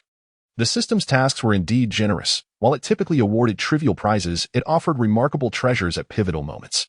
This forge could only be described as perfect in Baichen's eyes. Should the blacksmith manage to fully harness the capabilities of this living forge, she would undoubtedly become the greatest blacksmith in the world. However, what exactly was this fire soul? It was a concept he had never encountered before. For now, it would have to remain a mystery to be unraveled in due time. Baichen picked up the Pokeball from the ground. Congratulations, Baichen. On acquiring a new companion, Lily AI said, approaching to congratulate him. Thank you, Baichen replied, stowing the Pokeball away. The commotion from our battle was rather loud. I fear the structure may collapse. We should leave this place. Safely escorting the two out of the underground labyrinth, Baichen restored the iron panels and faux bushes to their original positions. Now that he had claimed the blacksmith as his own, this base should rightfully belong to him as well. He resolved to find ways to develop it into a secret hideout in the future. On the way back to the old farmer's house, Baichen attempted to trigger another hunting task. The victory condition remained capturing or hunting Pokémon, but the reward had transformed into freely distributable experience points. Capturing a Grimer would only yield 200 experience points, indicating that in the system's estimation, a Grimer was merely a slightly superior entity compared to a shiny Dragonite. Baichen refrained from recklessly using his Pokeballs to capture Pokémon. While catching Pokémon was straightforward, doing so would incur the responsibility of feeding them, leading to additional expenses. Therefore, he deemed it prudent to consider his options carefully before capturing Pokémon. Indiscriminate captures were without merit. Securing 200 experience points could easily be achieved by finding a Meowth instead. Chapter 24. Is it not simple to capture Pokémon? The trio returned to the old farmer's house where they had stayed the previous night. After a brief explanation of their situation, Baichen had expected the farmers to reprimand the blacksmith for her mischief. To his surprise, they did not hold her accountable, nor did they demand compensation from Baichen, her captor. Instead, they presented Baichen with an abundance of fresh fruits as a token of their gratitude. What benevolent citizens they were. Baichen took a bite of the fruit, his heart swelling with appreciation, embracing a multitude of tree fruits. The trio departed from the orchard amidst the enthusiastic farewell of the farmers. It was Saturday, a day free from the burdens of school. After escorting Mao home, Baichen and Lily AI returned to their abode to reorganize. Come forth, Craftmaster. A flash of crimson light illuminated the air as the pink sprite was released from its Pokeball. The moment Craftmaster emerged, her gaze fixated on the Obliteration Dragon greatsword behind Baichen. With a hammer in tow, she leapt and swung it down upon Baichen's head. Are you unable to discern the hierarchy? Baichen, unfazed, grasped the iron hammer barehanded and collided his head forcefully against Craftmaster's. The impact, owing to his rare Titan physique, left her momentarily dazed. Here, my rules prevail, defy them, and I shall administer a beating daily until compliance is achieved. Baichen declared with conviction. Craftmaster shook her head in frustration, her eyes still locked on the great sword, her prized possession now usurped. Fueled by indignation, Craftmaster prepared to retaliate, only to be restrained by Baichen's firm hand upon her head. Your strength remains insufficient. Before him materialized Craftmaster's status panel. Name, Craftmaster species, Hammer Pokémon type, Fairy. Steel, rarity, 3, level, 27, 11201310. Ability, Pickpocket steals items from opponents upon contact. Skills 1. Round Eyes, Rarity 2. Proficient level 421,000 gazes at the opponent to lower their attack power, allowing for a preemptive strike. 2. Delay, Rarity 4. Proficient level 782,000 suppresses the opponent, hindering their movement. 3. Rock Smash, Rarity 3. Proficient level 132,1500 attacks with a hammer, occasionally reducing the opponent's defense. 4. Electromagnetic Wave, Rarity 2. Proficient level 231,000 sends a faint electric shock to paralyze the opponent. 5. Fairy Wind, Rarity 2. Proficient level 332,1000 summons a gust of fairy winds to assault the enemy. 6. Smith's Might, Rarity 3. Mastery level 592,7500 the strength of a smith, capable of wielding a 500-pound hammer. 7. Forging Basics, Rarity 3. Mastery level 649,7500 the wisdom of a smith, having mastered foundational forging knowledge, exuding an aura of mastery. 5 proficient skills, along with 2 mastery-level abilities. The Round Eyes and Fairy Wind capabilities offered little intrigue. Craftmaster was not adept in combat. Her true strength lay in her forging prowess. The forging basics must have been imparted by her previous master. With a gentle flick, Bai Chun tapped Craftmaster's head, causing her to tumble backward onto the ground. She glared at him, her gaze fixated on the great sword behind him. Following her line of sight, Bai Chun glanced at his weapon. He removed the great sword and returned it to Craftmaster. Why so surprised? Did you not desire my sword? Craftmaster snatched the sword, retreating several paces before halting. Upon confirming that Bai Chun was not contesting her claim, a smile broke across her face. Tenderly, she caressed the sword as if it were the most exquisite artifact in existence. Presenting it to you poses no issue. After all, such a low-rated weapon is not particularly suited to my style. Hey, Craftmaster glared at Bai Chun, questioning the basis of his disparagement. Indeed, it is a subpar quality. The Obliteration Dragon boasts a rarity of 8, yet you forged a rarity of 2 sword from its spines. Truly a lamentable sight. Hey, Craftmaster argued with Bai Chun. The fault lies not with my capabilities, but with the limitations of your sword materials. The bonding stone enabled Bai Chun to comprehend the sentiments of his companion, and he discerned Craftmaster's thoughts. Other blacksmiths I know could achieve better results. Your inability is the crux of the issue, he declared with a shrug. Hey, Craftmaster furiously swung her hammer. Who can accomplish such feats? Bring them forth for comparison. There are many, and your current skills fall significantly short, Bai Chun replied honestly. Within the realm of monster hunting, blacksmiths generally wielded forging techniques of rarity 5, while some highly skilled masters commanded techniques of rarity 7. In contrast, Craftmaster's rarity 3 forging skills were indeed insufficient. However, Bai Chun continued, I can assist in introducing you. Perhaps they would be willing to take you on as an apprentice. Craftmaster's frustration only intensified at Bai Chun's words. She insisted that he summon these masters for a competition, asserting that it could determine who would apprentice whom. Bai Chun paused, contemplating, a contest is feasible. But with your current lack of quality, how could they possibly take notice? Imagine if a novice blacksmith sought your guidance for a challenge. Would you acquiesce? Craftmaster, still brimming with anger, was resistant to Bai Chun's reasoning. Calm yourself, and hear me out.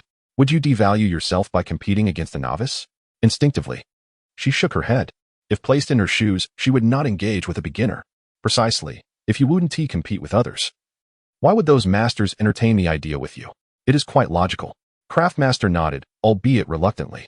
Thus, your immediate priority is to forge a weapon of merit, which can serve as your calling card. Once others perceive your craftsmanship, they may be inclined to engage with you, ultimately determining who becomes the apprentice. Craftmaster grasped the concept and extended the Obliteration Dragon greatsword back to Bai Chun. Hey, Bai Chun declined, stating, this one suffice. This is not solely your creation. You upgraded it from the original iron sword. Even I would hesitate to claim it as my own. Craftmaster examined her greatsword, suddenly filled with disdain. This was indeed crafted by those others. With a swift motion, she cast aside the once-beloved sword. Ah, that is more fitting. Such a sword does not align with the stature of a master like yourself. Alas, as a mere hunter, I have no choice but to make do.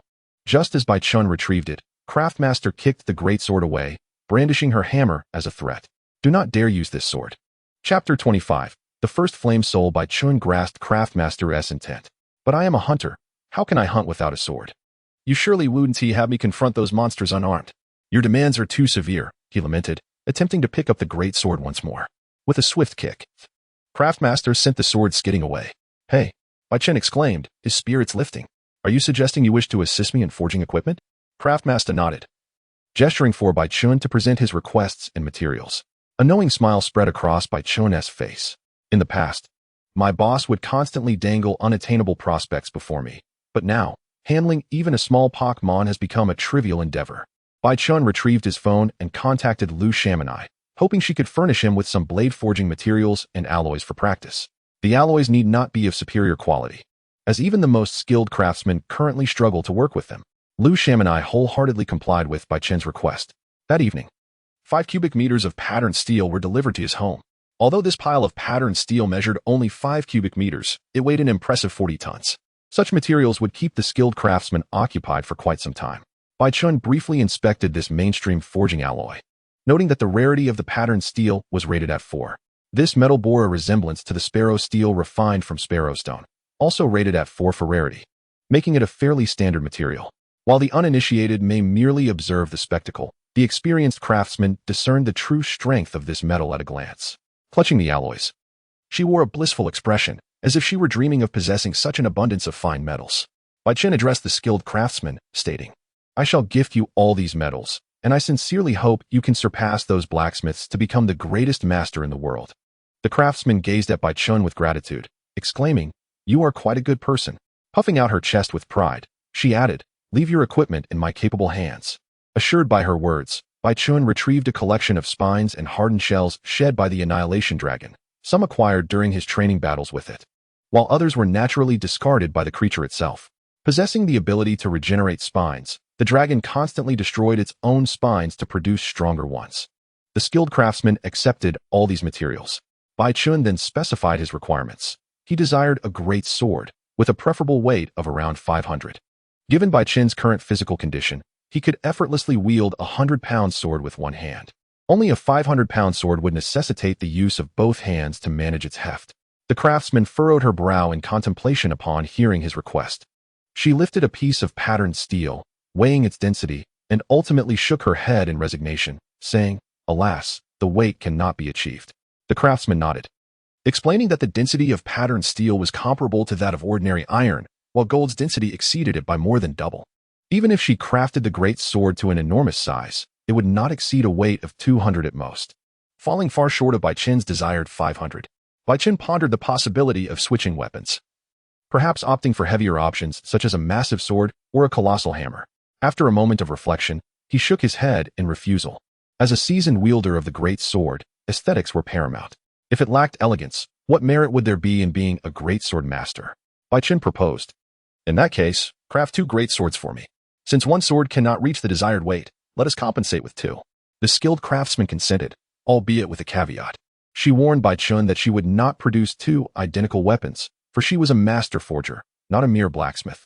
Each of her creations was unique. Very well. Proceed with the forging. If your craftsmanship is commendable, I shall adapt to the equipment, Bai Chen remarked. The skilled craftsman, eager to commence her work, was soon interrupted by Bai Chen. Hold on, I have some additional items to present to you. Bai Chen produced a bonding stone and pressed it against the craftsman's forehead. The individual craftsman gains a rarity level 7 skill, quantified incarnation, detecting the presence of a similar skill, blacksmith strength, which undergoes transformation. The individual craftsman acquires a rarity level 7 skill, master's power. Returns 2392 points of proficiency. Master's power reaches intra-level proficiency, 169-23500. After bestowing the craftsman with enhanced abilities, Bai Chen retrieved a living forge from his inventory. The forge resembled a standard anvil. What? The craftsman gazed at Bai Chen's seemingly magical display in bewilderment. How did you conjure this? Bai Chen refrained from elaborating, stating, Do not concern yourself with trivial details. This is a token of our meeting, and I hope you will become a legend in the forging world. Curiously, the craftsman poked at the forge, which suddenly transformed, melting and contracting into an object the size of a bracelet. Startled, she squatted down to poke at the ring. Put it on. Although I am unsure of its true nature, it is said to be a forge once used by a deity. The craftsman, unfamiliar with Bai Chen's references to divinity, obediently donned the bracelet. In an instant, a wealth of instructions flooded her mind, leaving her momentarily dazed as she processed the newfound knowledge. Bai Chen soon noticed that the craftsman had acquired a brand new skill, refining soul, rarity. a unique ability of the forge, should the forge vanish. The skill will also disappear. This skill cannot be enhanced or replicated. When hunting or defeating fire-type creatures, fire souls can be refined. Each fire soul possesses distinct abilities. With a maximum storage capacity of 5, Bai Chen was momentarily taken aback by this ability. The prospect of refining fire souls by hunting or defeating fire-type creatures intrigued him. What kind of fire souls could I create if I were to hunt a black dragon or defeat the Phoenix King? While Bai Chen pondered these possibilities, the craftsman excitedly tugged at his hand, eager to embark on a hunt for fire souls.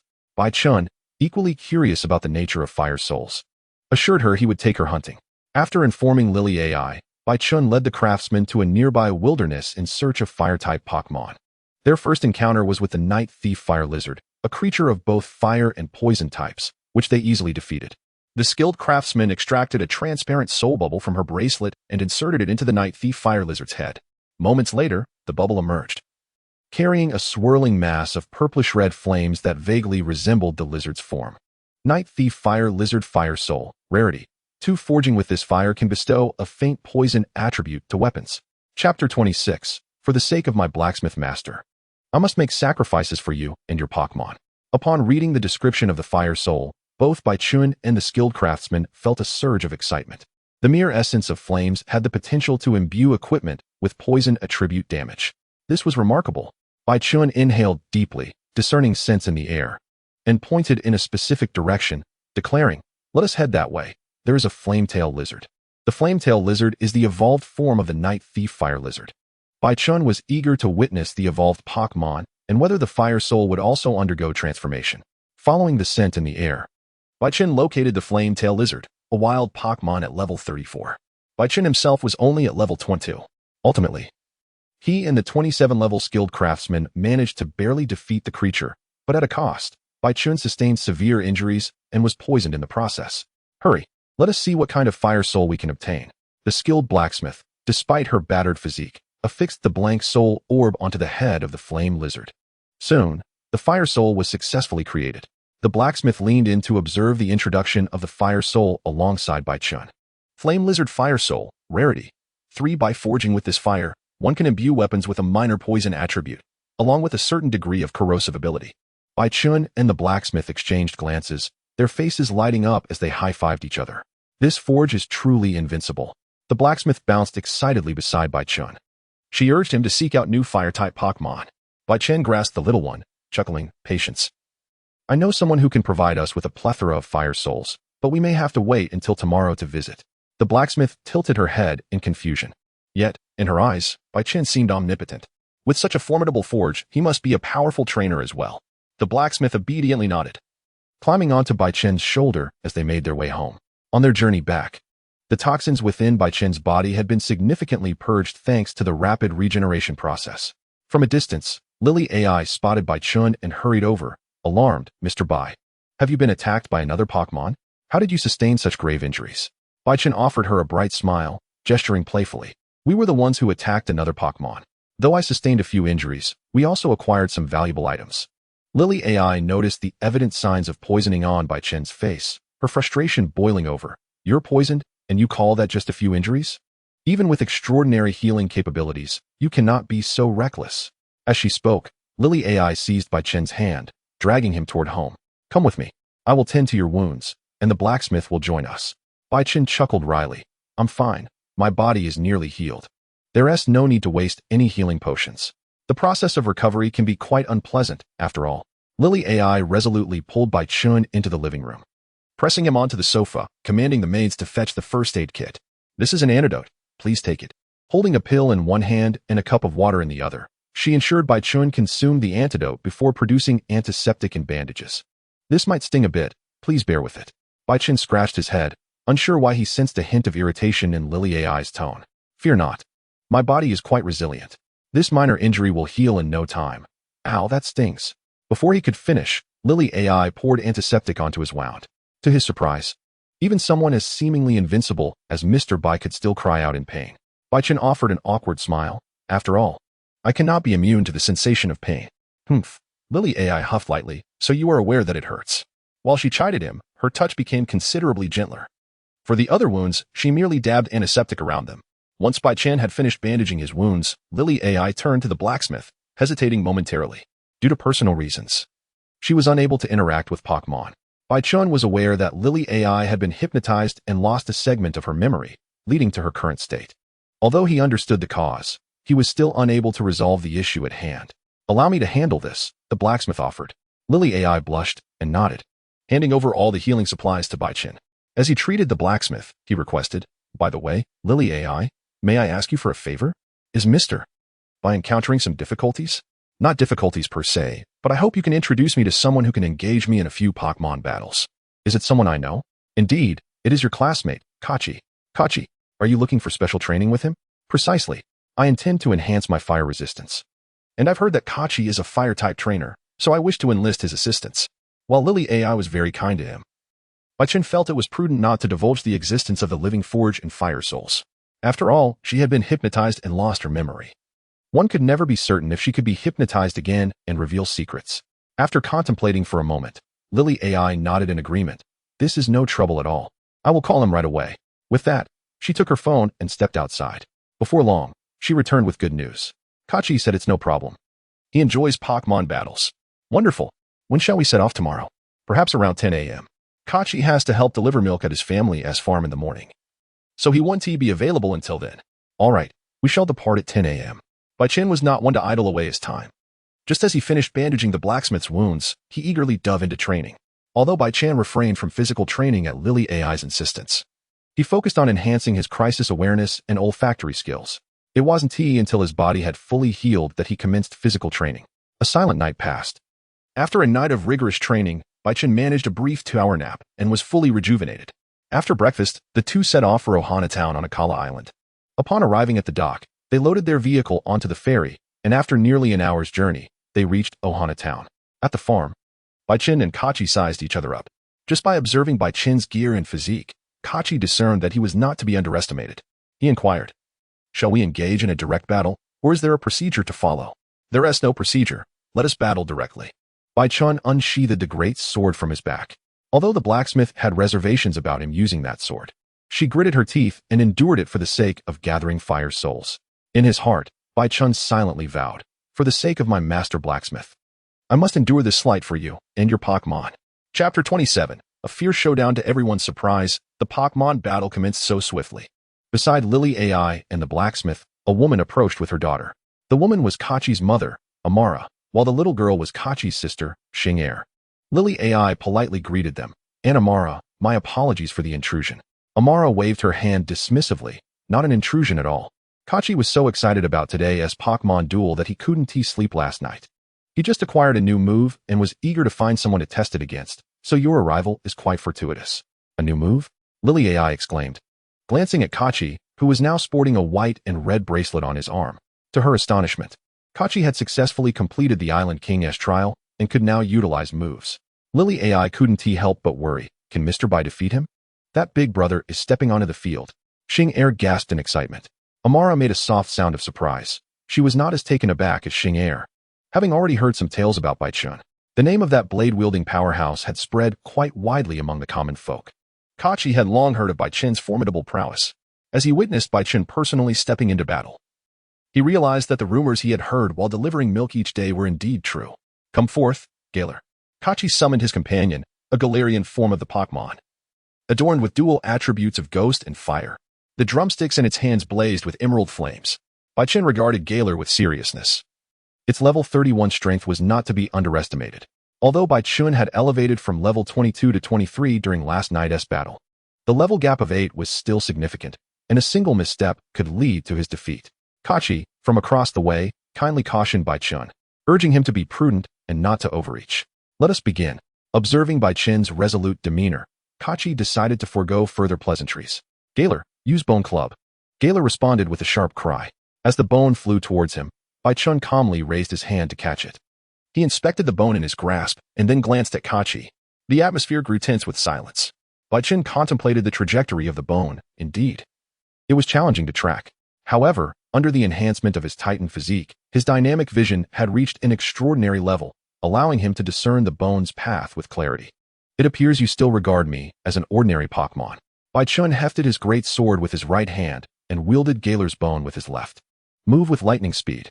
A surge of white light flickered within him. Armed with weapons, Baichun unleashed a tempestuous assault upon Galar. Deprived of its weapon, Galar's combat effectiveness plummeted. Galar, use Flame Wheel.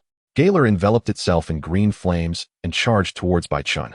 Yet, he did not flinch. Instead, he lowered his center of gravity, retracting his sword to wield the bone with both hands. Taking a deep breath, he declared, "Secret technique, home run." All of his strength surged into his hands. With a sweeping motion of the bone, he struck Galar's body. Galar was sent hurtling away, crashing heavily against a distant wall. "Galar?" Kachi exclaimed in astonishment as he realized his ace had lost its fighting capability. The blacksmith, her eyes gleaming with excitement, sprinted forward. While onlookers assumed she was concerned for Galar, she secretly collected the Fire Soul. Galar's Fire Soul, Rarity 3. This flame is imbued with cursed power. Equipment forged with this flame will possess the cursed attribute. Cursed attribute erodes the target's consciousness, instilling a sense of fear, and may sometimes induce a state of cursed paralysis. Another unique flame. The blacksmith cheered for Baichun, her voice ringing with encouragement. Kachi recalled Galar, softly reassuring the Pokeball. "You did wonderfully. Now rest well." He produced another Pokeball. "Go, Houndoom." Baichun felt a twinge of regret upon seeing the level 30 Houndoom. He had not anticipated it had yet to evolve into its swift form, or else he might have gained a valuable quick attack move from it. Baichun wasted no time and executed a lightning strike, ambushing Houndoom. "We shall also use lightning strike." Houndoom, trailing white light, matched Baichun's speed. But what of it? Baichun's long blade, spanning 3 meters, granted him a vast attack range. "Had you evolved, I might have had to fear you, but as you are, you are no match for me." Houndoom deftly dodged and retaliated with Fire Fang. Baichun braced himself against the attack, his left hand expertly grasping Houndoom's head and slamming it into the ground. The blow inflicted considerable damage, yet it was not enough for a decisive victory. Such immense strength. Kachi marveled at Baichun's capabilities. "Houndoom, use agility." In an instant, Houndoom reached its peak speed, leaving behind a blur. Baichun's eyes brightened.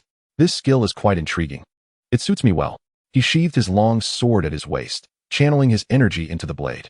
The first phase of sharpening was complete, and the sword radiated a silvery glow. Chi blade technique, great spiral blade. Baichun swung the blade in a wide arc. This expansive sword was originally designed for hunting monsters and proved equally effective against multiple foes. Houndoom was struck by the blow, and Baichun's energy erupted within it 4 times, rendering Houndoom incapable of continuing the fight. Baichun and the blacksmith rushed forward together. Baichun copied the skill while the blacksmith forged the Fire Soul. The duo left observers bewildered. Baichun successfully acquired the agility skill, and he could learn it as well, quietly enhancing his abilities. The blacksmith completed her Fire Soul forging. Houndoom's Fire Soul, Rarity 4. This flame slightly enhances the properties of materials and imbues them with the pressure attribute. Pressure depends on the material itself. A Rarity 4 Fire Soul, surpassing even the evolved Blaze Lizard's Fire Soul. This Fire Soul is excellent, showcasing high versatility. Baichun and the blacksmith exchanged excited glances, their eyes alight with fervor. There remained one final Fire Soul. This duel was at level 33. Should Baichun falter, the blacksmith would take his place. And should she fall, the Annihilator Dragon would emerge. Together, the 3 would wear each other down. Kachi recalled his Houndoom, astonished at having lost 2 consecutive battles. He glanced at the bracelet on his wrist. Given their strength, there is no need to hold back. Kachi retrieved his final Pokeball. "Come forth, Blaziken. Let them witness our might." Chapter 28. Withstanding the attack. At level 31, with fire and dragon attributes, the Blaziken boasted a hardened shell, providing exceptional physical defense. For a swordsman like Baichun, this creature was a natural counter. "Use Flamethrower." A fiery beam surged towards Baichun. "Blacksmith, may I borrow your hammer?" he shouted. The blacksmith tossed her hammer to Baichun. Utilizing Lightning Strike, he seized the hammer just as the flamethrower reached him. Technique, stand firm. Baichun braced himself against the attack, clutching the hammer in his left hand while resting his sword on his shoulder. His body surged with energy. "Your Houndoom had an impressive technique earlier, which inspired me. Time to give it a try." Technique, agility. Suddenly, Baichun split into 2. His speed was so great that afterimages appeared, leaving all spectators in awe. Is that the Pokémon move, agility? He learned it after just 1 glance. "I'm coming." Building upon agility, Baichun executed a lightning strike. His speed reached a point where the onlookers could scarcely perceive him. As soon as Kachi realized the situation, Baichun had already teleported to the front of the blazing turtle beast. The creature, upon noticing Baichun beneath it, felt a bead of cold sweat trickle down its forehead.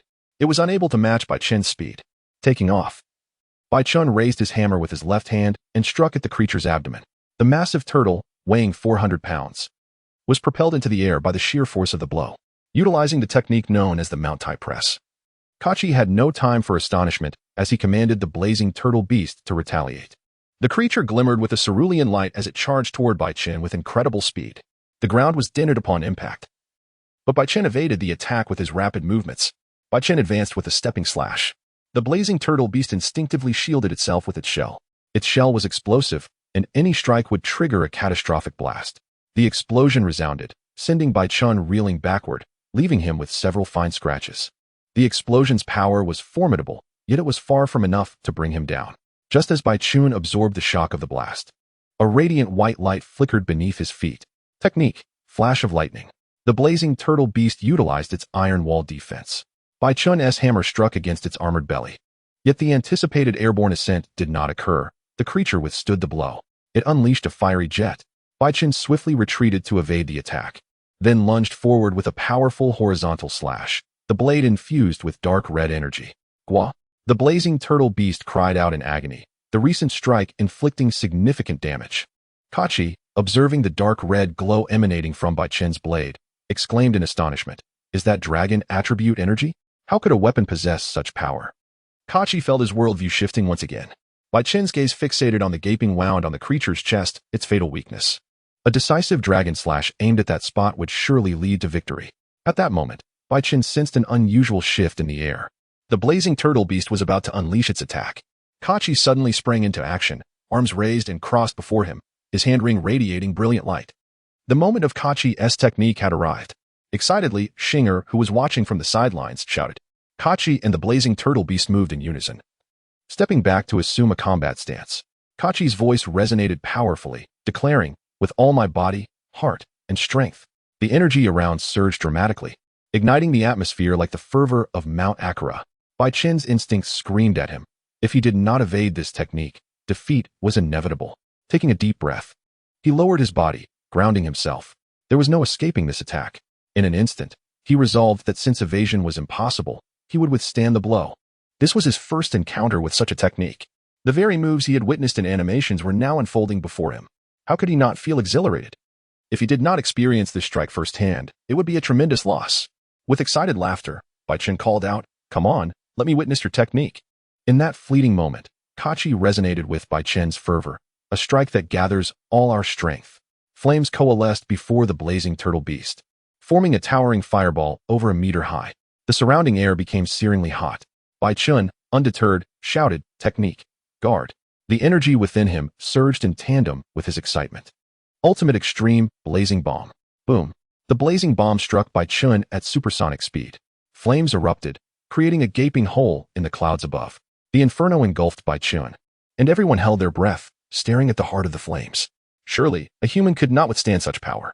A soft sound echoed through the flames, reminiscent of equipment being dropped. Had he been defeated? Kachi and the blazing turtle beast anxiously gazed into the fire. That really hurt, a voice emerged from the flames, causing Kachi's heart to skip a beat. How could you possibly endure that? With a resounding thud, Bai Chen emerged from the inferno, shouldering his massive hammer and blade. Flames licked at his bare torso, having utterly destroyed his hunter's attire. The equipment had been incinerated, leaving only his sculpted muscles on display. A sight akin to a work of art. With a swing of his hammer, he extinguished the remaining flames, leaving only charred earth in his wake. The temperature of the flames had reached over 1,000 degrees Celsius. Had it not been for the guard's skill mitigating 3/4 of the damage, Bai Chen would have surely fallen. He truly endured it. That big brother is incredible. Xing Er's eyes sparkled with admiration, unable to distinguish whether her awe was for Bai Chen's strength or his striking appearance. Technique, high-speed movement. Technique, flash of lightning. Bai Chen transformed into a streak of white light, swiftly closing the distance. Hunter skill, Chi Blade Slash. The blade sliced through the blazing turtle beast's body. Chi Blade Slash, second style, third style. The blade danced like a shadow. Chi Blade Grand Spin. The sword became imbued with crimson energy. With a powerful swing of his hammer, Bai Chen sent the blazing turtle beast soaring into the air. Quick, blazing turtle beast. Use Iron Wall. Kachi commanded. But it was futile. Ultimate technique. Bai Chen leaped over 10 meters high, positioning himself above the blazing turtle beast. Dragon Ascension, Chi Blade Slash. Slicing sounds echoed as 7 strikes of energy erupted. The blazing turtle beast crashed to the ground, its eyes becoming glazed. It had lost the will to fight. And Baichun emerged victorious. Chapter 29, Rivals.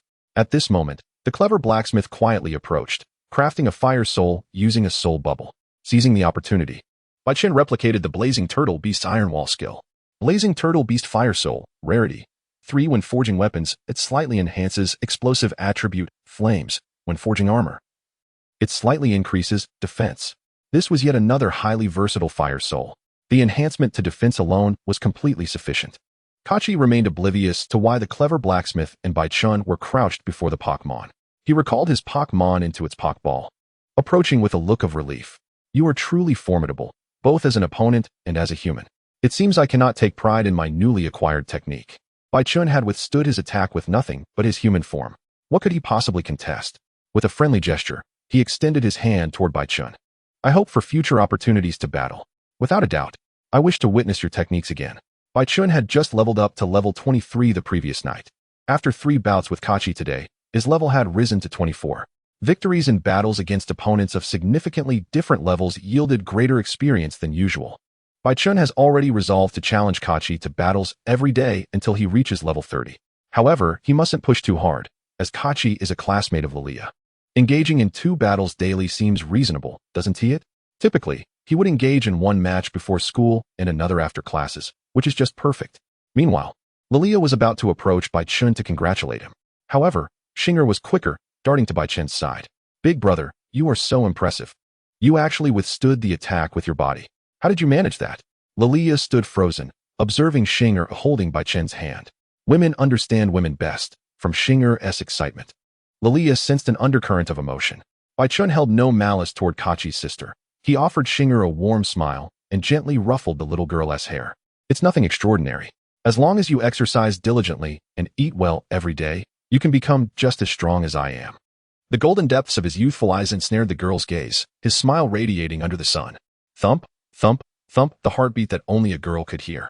Coming back to her senses, her cheeks flushed slightly. She lowered her head, nervously fiddling with the hem of her clothing. Big brother, can you? The girl stammered, unable to finish her sentence. Another competitor interjected between them. Mr. Bai, you might catch a cold like this. You should put this on. Lilia, having procured a large piece of blue waterproof cloth from somewhere, draped it over Baichun, concealing his sculpted physique. Lilia stood protectively between Shinger and Baichun. Glancing back at the significantly shorter Shinger, they exchanged knowing looks, understanding the unspoken sentiments in each other's eyes. It dawned on Shinger that an insurmountable obstacle lay ahead of her. Baichun sniffed the blue waterproof cloth draped over him. His rare enhanced sense of smell magnified the scent on the cloth exponentially. Why does this waterproof cloth smell like Kintaro? After scanning the air for odors, Baichun's ultimate target settled on a nearby railing, where he spotted a cloth identical to the one on him. All those cloths were disgustingly filthy. He glanced at Kintaro in the distance, who was relieving itself, and his mood plummeted. Surely, this waterproof cloth couldn't be. Outside Kachi's bathroom, Lilia repeatedly apologized to the restroom door. I'm so sorry, Mr. Bai. I truly didn't expect that was Kintaro's bathing waterproof cloth. I'm so sorry. With a whoosh, the bathroom door swung open. Baichun had changed into a clean outfit, unprepared for his leather armor to be burned. He hadn't brought a spare set of clothes. He was still wearing garments belonging to Kachi's father, Shibu. Baichun helplessly remarked. You've been apologizing at my bathroom door for half an hour. I genuinely don't mind. Please don't dwell on it. But it really doesn't matter. I've dealt with much dirtier things before. Kintaro's bathing waterproof cloth is hardly a concern. Baichun spoke the truth. During his month in the Monster Hunter world, he sometimes handled those unsightly matters while trying to ascertain how frequently monsters pass through. In the hunter community, those who couldn't discern monster droppings would be ridiculed. Just as Lilia continued to berate herself, Shinger arrived with a hairdryer. Big brother Bai, here's the hairdryer. Thank you so much, Shinger. You're so reliable. Baichun accepted the hairdryer, casually complimenting her. Big brother Bai, can I help you dry your hair? The phrase dry your hair immediately triggered Lilia's senses. Oh, you can really help me? Yes. I've helped my mom before, and she praised me for doing a good job. Is that so? Then I'll trouble you. Baichun didn't decline Shinger's offer. Although he could dry his hair himself, rejecting a child's kindness would not be beneficial for her growth. Shinger fetched a small stool and a taller one she had prepared in advance. She instructed Bai Chun to sit on the small stool while she stood on the taller one to dry his hair. Lilia glared at Xing'er in frustration but felt helpless. Fortunately, Xing'er didn't take long. In less than a minute, Bai Chun's hair was completely dry.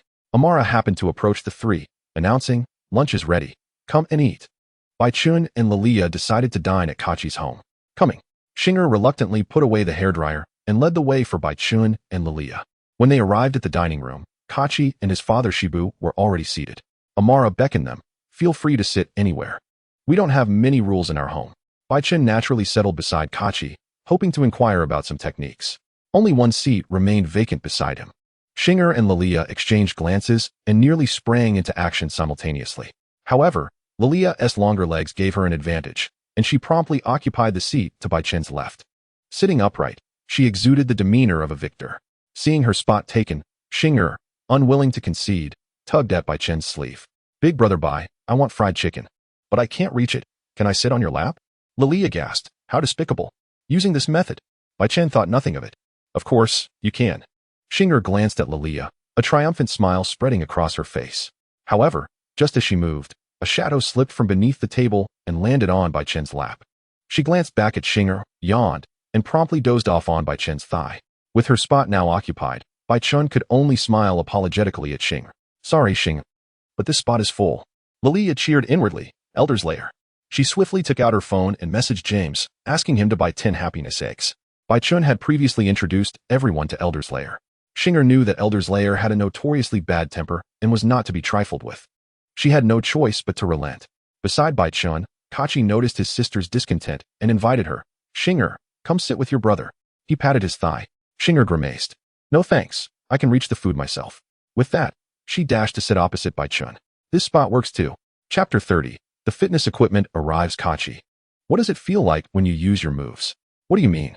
Kachi pondered for a moment before responding. "When I execute a move, I feel as though I am one with my Pokémon. It's a marvelous sensation. After releasing it, both my Pokémon and I feel quite fatigued." Upon hearing this, Bai Chun silently nodded in agreement. It appears that the technique involves extracting energy from the bodies of trainers and Pokémon, subsequently amalgamating it with the forces of nature to enhance the Pokémon's abilities.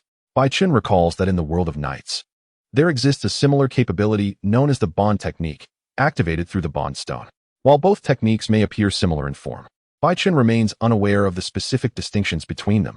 To date, he has yet to truly utilize the Bond skills. Bai Chun inquired with Kachi about how to acquire the bracelet and the pure crystal. In accordance with the animated series lore, one must possess both the bracelet and the pure crystal to activate the technique, and it is imperative to adopt specific, somewhat flamboyant, poses to initiate the process. The most reliable method to obtain the pure crystal and bracelet is by participating in the island pilgrimage. After defeating the dominant Pokémon, one must face the trials of the Island King. Upon passing these trials, one can earn the pure crystal and technique. Kachi, having accompanied his partner through the pilgrimage, believes Bai Chun can certainly do the same. Just as Bai Chun was pondering this, Kachi suddenly remarked, "Since you have inquired so much about the techniques, it seems you too wish to acquire one. However, the island pilgrimage is no simple feat. I barely managed to pass the assessment with the aid of my Charizard." The Charizard Kachi spoke of is a level 52 Pokémon, belonging to his late grandfather, the former Island King.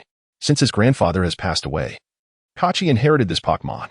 Clearly, a level 52 Pokémon is beyond Bai Chun's current capabilities.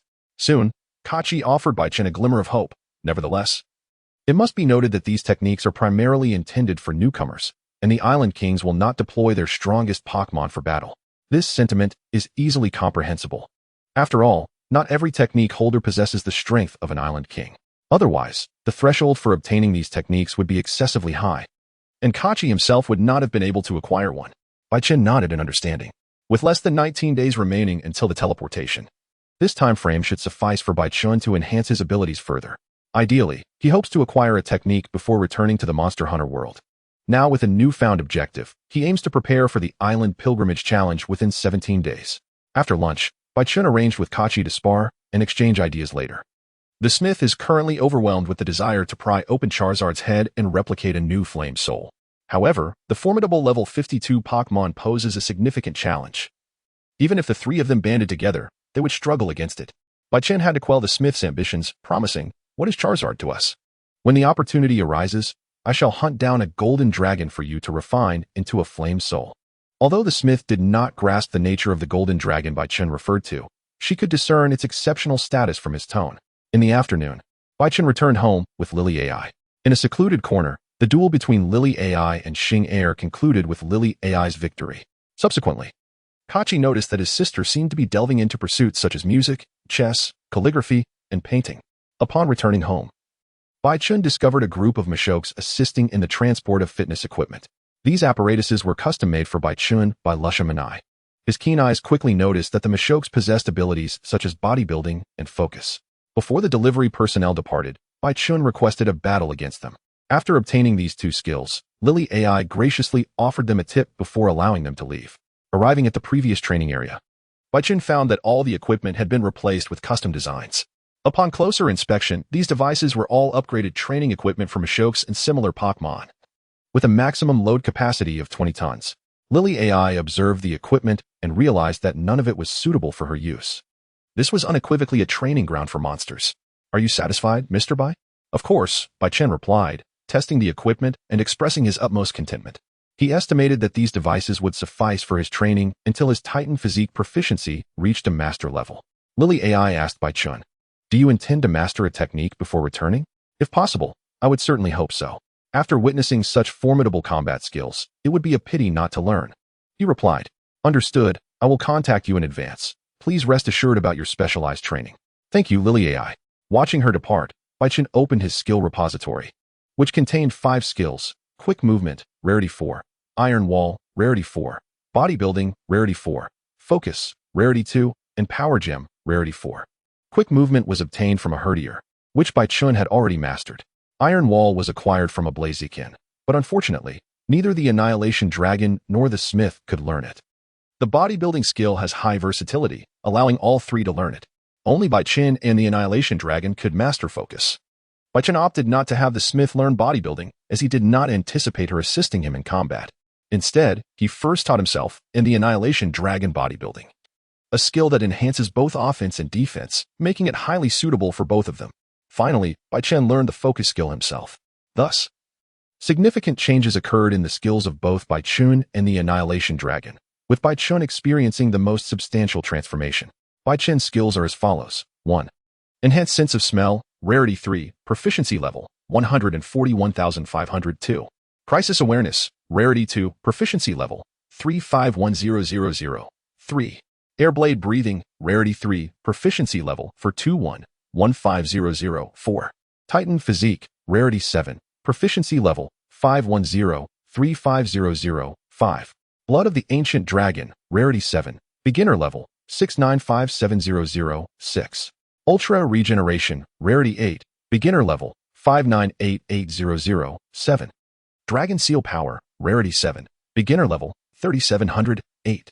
Lightning Flash, Rarity 2, Beginner Level, 170200. Protect, Rarity 3, Beginner Level, 11530010. Quick Movement, Rarity 4, Beginner Level, 3411. Bodybuilding, Rarity 4, Beginner Level, 1412. Focus, Rarity 2, Beginner Level, 1200. In total, there are 12 skills, of which only 5 are active. Moreover, there is merely one offensive skill, Lightning Flash. As Baichun reflected on the recently acquired focus and bodybuilding techniques, he mused, these 2 skills should resonate beautifully with the other skills. Chapter 31, Super Training Mode Bodybuilding, Rarity 4, utilizes all of one's strength to tense the muscles, thereby enhancing both attack and defense. Focus, Rarity 2, involves taking a deep breath and concentrating, allowing one's attacks to strike critical points. To discuss the focus skill, it is worth noting that in a game context, very few would opt to utilize it, as it is typically replaced by any other available skill. Baichun found himself in the training ground, facing a training dummy. He closed his eyes, shutting off his hearing, sight, and sense of smell. Technique, Focus. Baichun inhaled deeply, channeling the fighting spirit within him through the technique. The energy seeped from his pores, extending outward like luminescent dust scattered in the darkness, presenting Baichun with an unprecedented perspective. Soon, this energy drifted towards the mannequin ahead. An invisible thread connected the two. Suddenly, the thread tightened. Baichun swiftly struck, his blade slicing along the fine line towards the mannequin. He exhaled, retracting his katana, and opened his eyes to gaze back at the figure. His pupils dilated in astonishment. That seemingly indestructible mannequin had been cleaved in two by his single stroke. Previously, even when exerting all his strength, he could only embed the blade a mere 1 or 2 centimeters into the mannequin. Yet now, the damage had multiplied manifold. Was this the power of concentrating energy to strike a vital point? A skill dismissed as useless by players could unleash such formidable force. However, despite its potency, the skill still lacked practicality in its current form. That last strike had taken Baichen a full 3 seconds to locate the mannequin's weak point. In a battle against monsters, standing idle for 3 seconds would be ample time for an ordinary hunter to be incapacitated. This skill held great potential. It required diligent cultivation. What truly captivated Baichen about the concentration skill was its utilization of energy. The breath of energy blade was also related to this force. Yet the two skills were fundamentally distinct. To illustrate, the breath of energy blade aimed to expand the capacity of Baichen's vessel, akin to enlarging a bottle. Normally, one could simply unscrew the cap to drink water. In contrast, concentration resembled a bottle with a variable nozzle. It could serve as a screaming spout, a pulsating wide mouth, or a dripping nozzle with 2 holes punctured in the cap. It acted as a limiter for Baichen, allowing him to actively adjust the output and state of his fighting spirit. The advantages of this were manifold. Firstly, once mastered, it would reduce Baichen's ineffective consumption during battles, thereby enhancing his endurance. Secondly, it would enable him to manipulate his fighting spirit like art, allowing Baichen to develop his own techniques based on its output and characteristics. If the Annihilating Dragon could learn skills independently, why couldn't he innovate his own?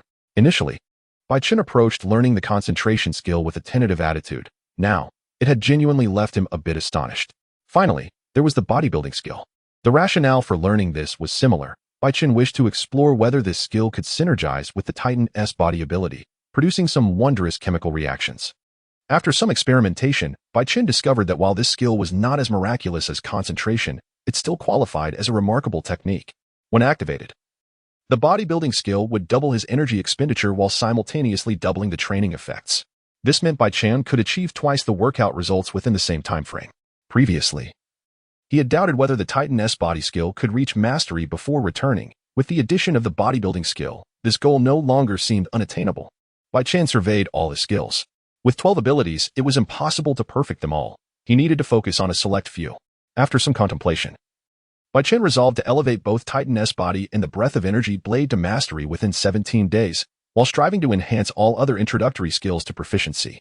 Having outlined his training regimen, Baichen assigned training tasks to the Annihilating Dragon. Her innate talent was exceptionally high. Now, it was merely a matter of fully developing her racial abilities.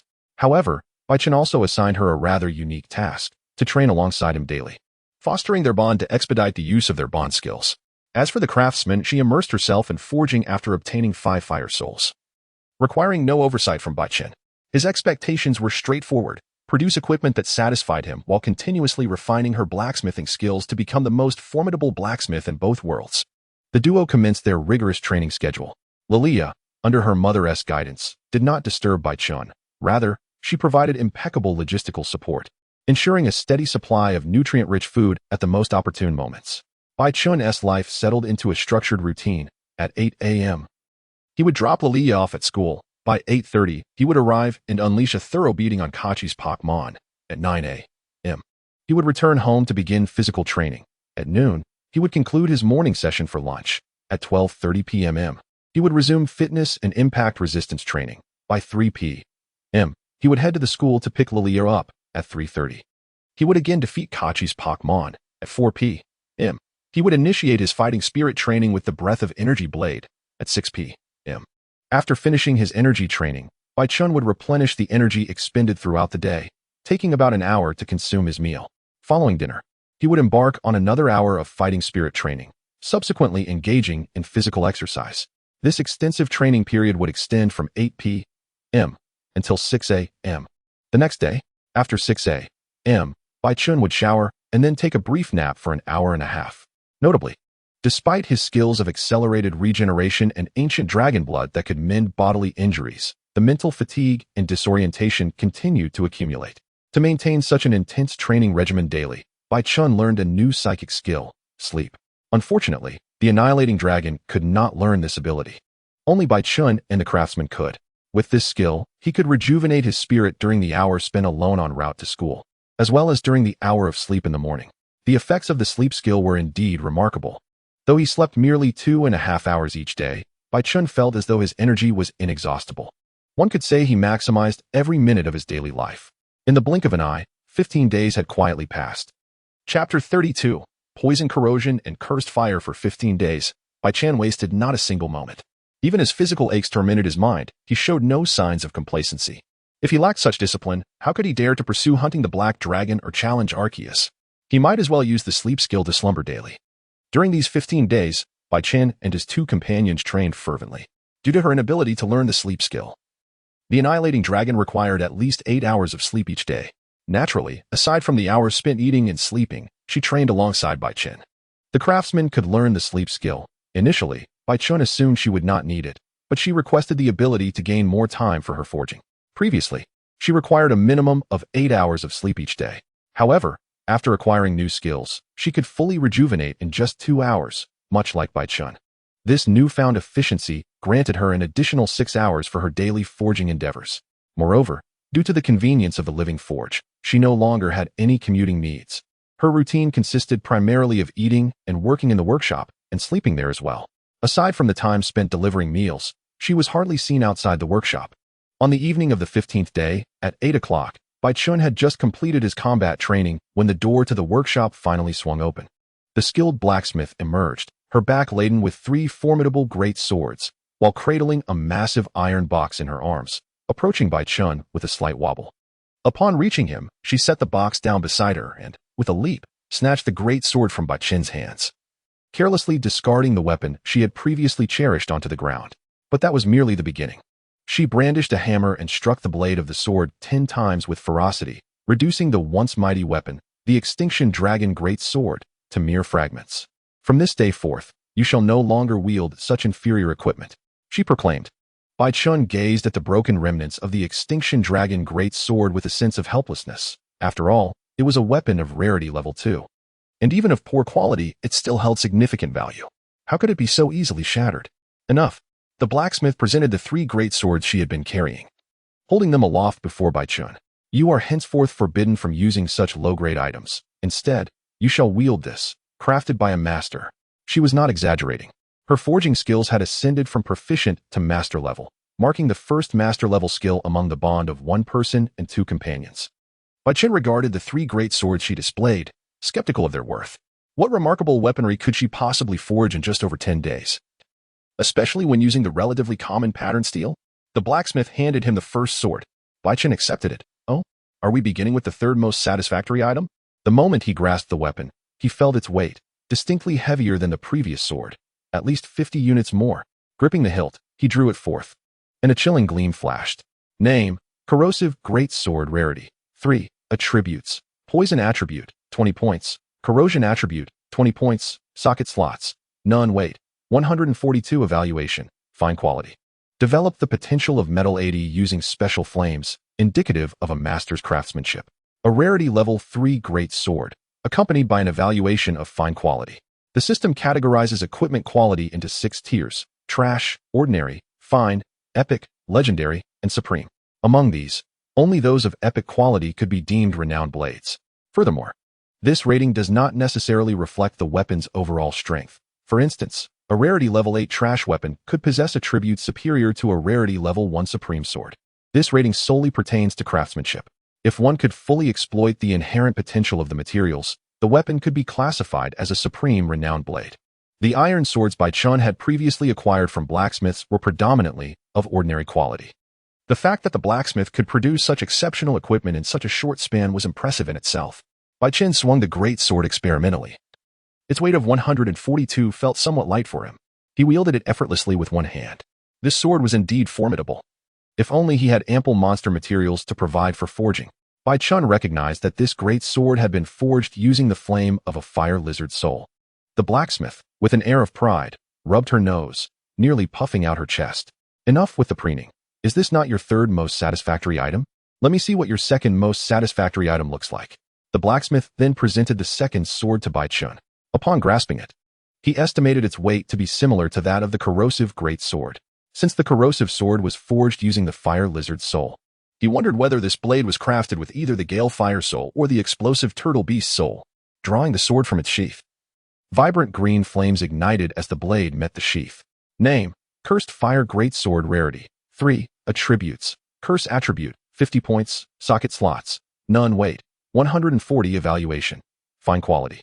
Forged with Gale Fire Soul. The unique flames cause the blade to be coated with a substance that ignites at a notably low temperature. Crafted by a master's hand. Baichun casually swung the blade, its edge emitting a faint green glow. Taking a deep breath, he focused his energy. Then, with a sudden flourish, he struck. The friction between the blade and the air ignited the combustive material upon it, engulfing the entire sword in a roaring emerald flame. In theory, the faster Baichun swung, the more vigorous the flames would become. How magnificent! A self-igniting great sword. This was utterly captivating to Baichun. His gaze drifted toward a nearby training dummy. Technique: Rapid movement. He whispered. Technique: Lightning flash. He dashed forward, trailing a shimmer of white light and green flames, launching into a series of slicing strikes, first through the first move, then the second, followed by the third, culminating in a sweeping slash that completed the first stage of the blade's activation. The energy surged unhindered into the blade, transforming not into a silver-white glow, but causing the flames upon the sword to blaze even more intensely. As he proceeded to the second stage, the fire blazed higher. By the third stage, the flames reached a height of 10 centimeters, enveloping the sword in a fierce blaze. Remarkably, the flames were not scorching, maintaining a temperature of no more than 40 degrees. Baichun crouched low, channeling his ultimate technique, Ascended Dragon's Energy Blade Slash. He lunged forward, leaping high, and brought the great sword crashing down upon the dummy. The energy erupted, even the burst of energy emanating a green hue. The dummy ignited in flames. The curse attribute's effect triggered by his recent attack. Had it been a typical creature, it would now be tormented by the curse. Baichun, exhilarated, gazed at the great sword still flickering with embers. I hereby declare this one of the most striking great swords. His satisfaction with the weapon was immeasurable. Strength was one matter, but elegance was an eternal pursuit. Chapter 33. Baichun was thoroughly pleased with the cursed fire greatsword. He turned his attention to the blacksmith's final creation, her most esteemed masterpiece. Noting the pure white spikes on the hilt, he surmised it was forged using materials from the extinction dragon. Perhaps this sword surpassed the previous two in power and rarity, yet it could not emit green flames. Thus its rating was automatically reduced. The blacksmith reverently presented her final creation to Baichun, and her demeanor spoke volumes about her satisfaction. Stowing away the cursed fire greatsword, Baichun secured the new weapon at his side. Upon grasping the Annihilation Dragon greatsword, Baichun distinctly perceived its heft. This blade was at least 20 pounds heavier than both the venomous and cursed flames. The satisfaction it evoked in the skilled blacksmith suggested it had indeed reached the caliber of a renowned blade. Holding the greatsword horizontally, Baichun unsheathed the blade. As the blade emerged from its scabbard, a fierce gust of wind tousled his hair. He gazed in astonishment at the sword, which could be described as starkly simple. No, this sword was far from ordinary. Closing his eyes, Baichun focused his energy to sense the blade. As he probed the sword with his fighting spirit, an overwhelming aura enveloped him. Before him stood an adult Annihilation Dragon, its ancient might crashing over him like a tsunami. He felt breathless and fearful, as if confronted by the essence of life itself. Opening his eyes, he beheld the same unadorned silver blade. A gentle evening breeze swept by, and he realized his back was drenched in cold sweat. Name: Annihilation Dragon Greatsword. Rarity: 4. Attribute: Pressure Attribute, 100 points. Socket: None. Weight: 168. Evaluation: Epic quality. Forged with the soul of the Catydog fire, the flames have awakened the formidable essence within the ancient dragon material, undoubtedly deserving of the title of a renowned blade. How is it? The skilled blacksmith inquired of Baichun. Regaining his composure, Baichun responded, How is it? Achieving the standard of a renowned sword is already impressive. Though the forging of these swords benefited from the living forge, the blacksmith's own skills deserve commendation. It has exceeded my expectations. I am glad I entrusted you with the divine forge. The blacksmith nodded happily, clearly enamored with the forge Baichun had provided her. With its assistance, she felt capable of crafting any type of equipment. After sheathing the Annihilation Dragon greatsword, Baichun felt a headache approaching. His initial plan had been to commission the blacksmith to forge 2 greatswords, one for each hand. Unexpectedly, she had exceeded his expectations by crafting 3. He found himself utterly captivated by all 3. The venomous sword could inflict a poisonous status on monsters and erode their formidable defenses. The cursed flame sword, without a doubt, was the most aesthetically pleasing emanating green flames while casting curses on foes. The Annihilation Dragon Greatsword, with its overwhelming pressure, proved remarkably effective against slightly weaker monsters. Moreover, it possessed the best attributes among the three. Approaching the training dummy, Bai-Chan drew the Cursed Flame and Venomous Swords, wielding one in each hand. As he attempted to strike the dummy, he quickly identified an issue. While the weight of the two swords was manageable given his current physical strength, wielding them simultaneously caused the blades to clash mid-air. Consequently, utilizing both swords did not enhance Bai-Chan's prowess. Rather, it somewhat diminished it. After much contemplation, he eventually came to terms with the situation.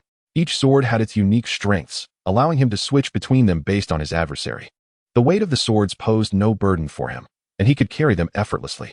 Securing the three swords, Bai-Chan's gaze shifted to the large chest the blacksmith had brought out. Within lay the armor she had meticulously crafted for him. After enduring a direct hit from Kachi, his hunter's set, which he had brought from the monster hunting world, had been completely ruined. He was in dire need of a new suit of armor. "Is this the heavy armor you forged?" Bai-Chan inquired. The blacksmith opened the silver chest, revealing a sky blue knight's heavy armor.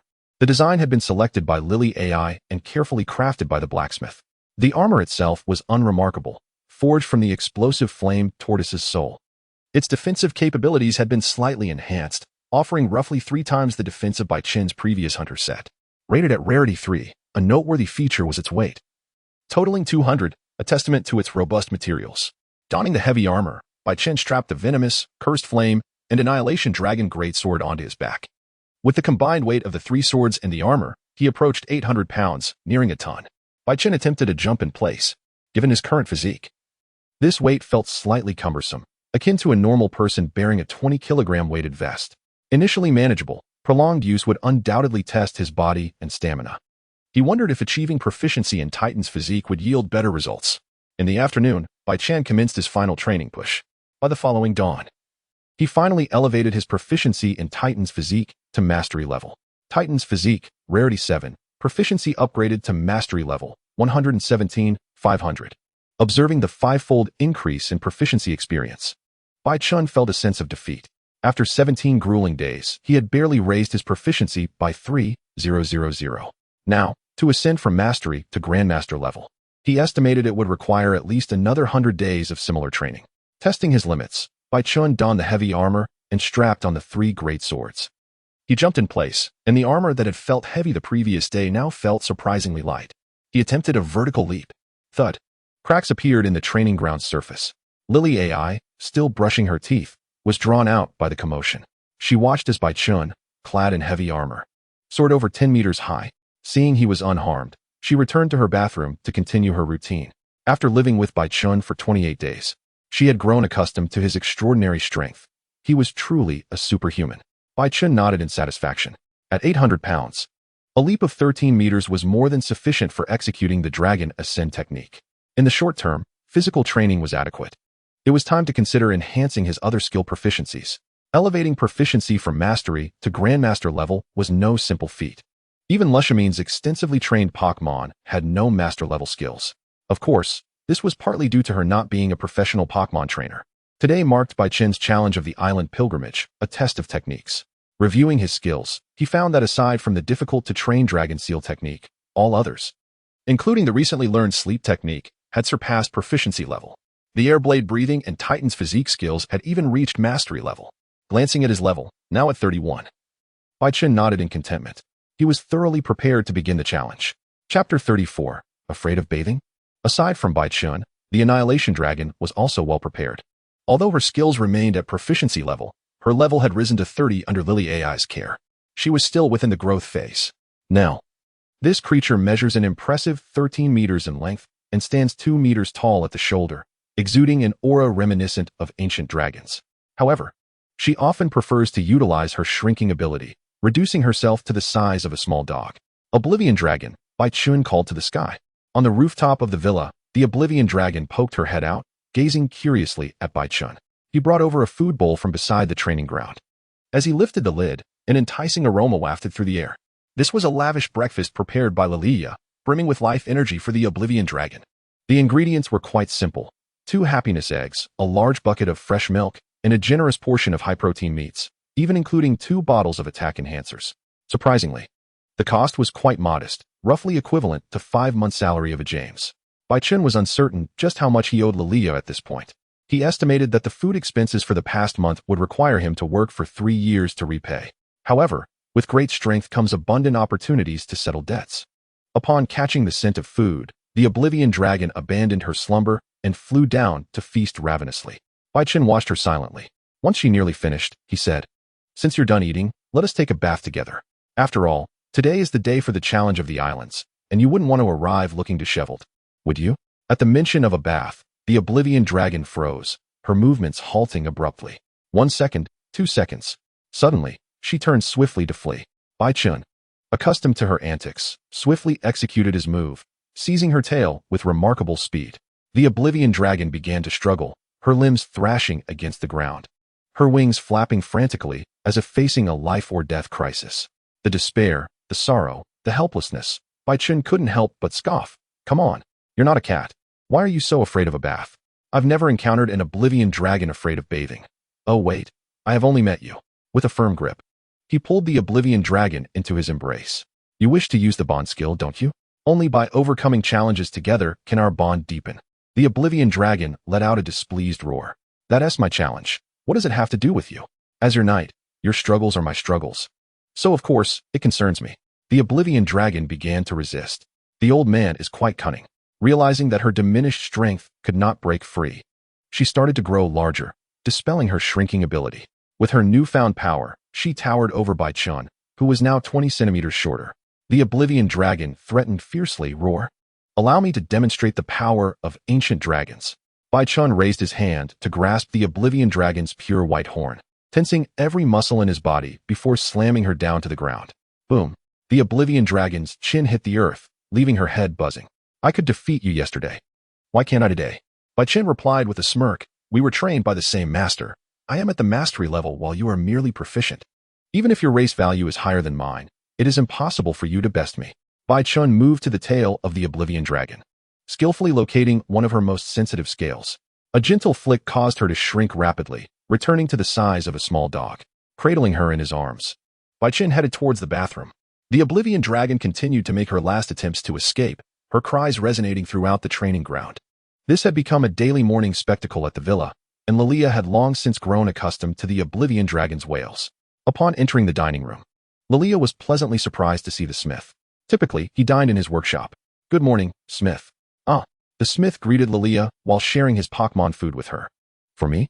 Lilia exclaimed with delight as she accepted it, consuming it in front of him. Naturally, Pokémon food is also edible for humans. In fact, the Pokémon food prepared by the smith was crafted with Lilia's assistance after extensive research. Smith's Pokémon were quite generous. Even if the Oblivion Dragon had not finished eating, they would not fuss over it. Lilia pondered thoughtfully. However, when it came to her crafted items, the smith transformed entirely, ready to defend against anyone who dared to mistreat her creations. Observing the docile smith, Lilia hesitated, reaching out to touch him, but stopping midway. She still lacked the courage to touch a Pokémon. The smith looked curiously at the small hand hovering above her head. He assumed Lilia wanted to eat his food and pushed a whole bowl of Pokémon food towards her. Lilia, without a bond stone. Couldn't he comprehend what the smith was saying, but realized he misunderstood her intentions. She withdrew her hand, shaking her head in disappointment. "I'm sorry, I didn't mean to ask for your breakfast." Embarrassed, Lilia apologized to the smith. She took her seat and began enjoying her breakfast under the attentive care of the maid. However, her enthusiasm was somewhat lacking. Soon, as the smith finished his meal, the roar of the Oblivion Dragon echoed from the hallway. It was evident that she was extremely displeased with Bai Chen for forcing her to bathe. "All right, stop nibbling on my head. I just washed my hair." Bai Chen removed the Oblivion Dragon from his head. As they entered the dining room, the Oblivion Dragon broke free from Bai Chen's grasp, leaping straight to the window and soaring onto the rooftop. It seemed she had no desire to converse with him this morning. Bai Chen felt helpless. After nearly 17 days of training together, not a single bond skill had been activated. What could possibly be the issue? He sat beside Lilia for breakfast until the others busied themselves. Lilia then asked with concern, "Mr. Bai, are you still troubled by the bond skill?" "Yes, logically speaking, it should have been usable by now." Bai Chen shared the details of the bond skill with Lilia, as it was not classified information. After a moment of contemplation, Lilia speculated, "From your previous description, bond skills are activated during battles. Perhaps you and the Oblivion Dragon need to engage in combat together to reach a certain level of synergy to activate the Bond Stone and utilize the Bond skill?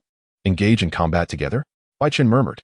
In the past 17 days, he had been training with the Oblivion Dragon, yet they had never fought side by side. Nodding, Baichen replied, "It is worth a try." Chapter 35, Guardian Deity, Kapu Mingming. Chapter 36, Guardian Deity, Kapu Mingming. After finishing breakfast, Baichen had just calmed down the extinction dragon when a pristine white helicopter began to descend slowly onto the courtyard's helipad. The rhythmic thrum of the rotor blades captured the attention of both Baichen and Lilia. They made their way to the helipad.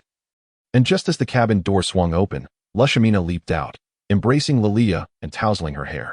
"Lilia, my dear daughter, you have grown even more adorable in the past 2 weeks." "Mother, is that really you?" Lilia exclaimed in astonishment, utterly unprepared for her mother's visit. Lushamina had not even given her a heads-up. With a resigned push, Lilia exclaimed, "Mother, what brings you here?" "Today is an important day for Baichen as he participates in the Archipelago pilgrimage. How could I possibly miss it?" Lushamina replied, her eyes sparkling with enthusiasm. She then attempted to embrace Baichen in the same manner, but he deftly sidestepped her advance. Undeterred, Lushamina lunged forward, only for Baichen to sidestep again, catching her collar to prevent her from tumbling to the ground. Noticing that she could not embrace Baichen, Lushamina sighed, "You really are quite aloof. You could address me as mother just like Lilia does." Baichen replied with a hint of exasperation, "Chairwoman, let us cease the jesting. It lacks charm and may not endear you to the ladies." "Mother," Lilia interjected, unable to bear the scene any longer. All right. I merely wanted to lighten the mood." "Seeing both of you with such solemn expressions," Lushamina said, regaining her dignified demeanor as the chairwoman. She turned to Baichen and inquired, "Are you prepared?" "I have come to celebrate your achievement. I have trained to the best of my abilities. The outcome will depend on my performance today." "You seem quite determined to succeed in this competition," Lushamina noted, detecting the confidence in Baichen's tone, despite his modest words. Such perceptiveness was a skill honed over years of leadership. "Who knows?" Baichen teased, leaving her in suspense. Lushamina chuckled and glanced at her watch. "We should make haste. It is quite a distance to Mr. Hala's residence, and we wouldn't want to be late." Lilia checked the time. It was already 8 a.m., and time was indeed of the essence. After a brief gathering of their belongings, the trio prepared to depart when Lilia and Lushamina suddenly realized a grave issue. Baichen's katana and heavy armor were excessively burdensome. The vehicle's chassis was scraping against the ground, clearly overloaded. With a smile, Lushamina asked, "How do you manage to move so freely with such heavy gear?" Baichen was at a loss for words. Lilia added quietly, "It seems we need a truck instead." Clearing his throat, Baichen suggested, "Why don't you two go ahead? I can fly directly with the extinction dragon. That would be too troublesome." "It's better for both of you to conserve your energy," Lushamina decided, promptly arranging for a jet to be summoned.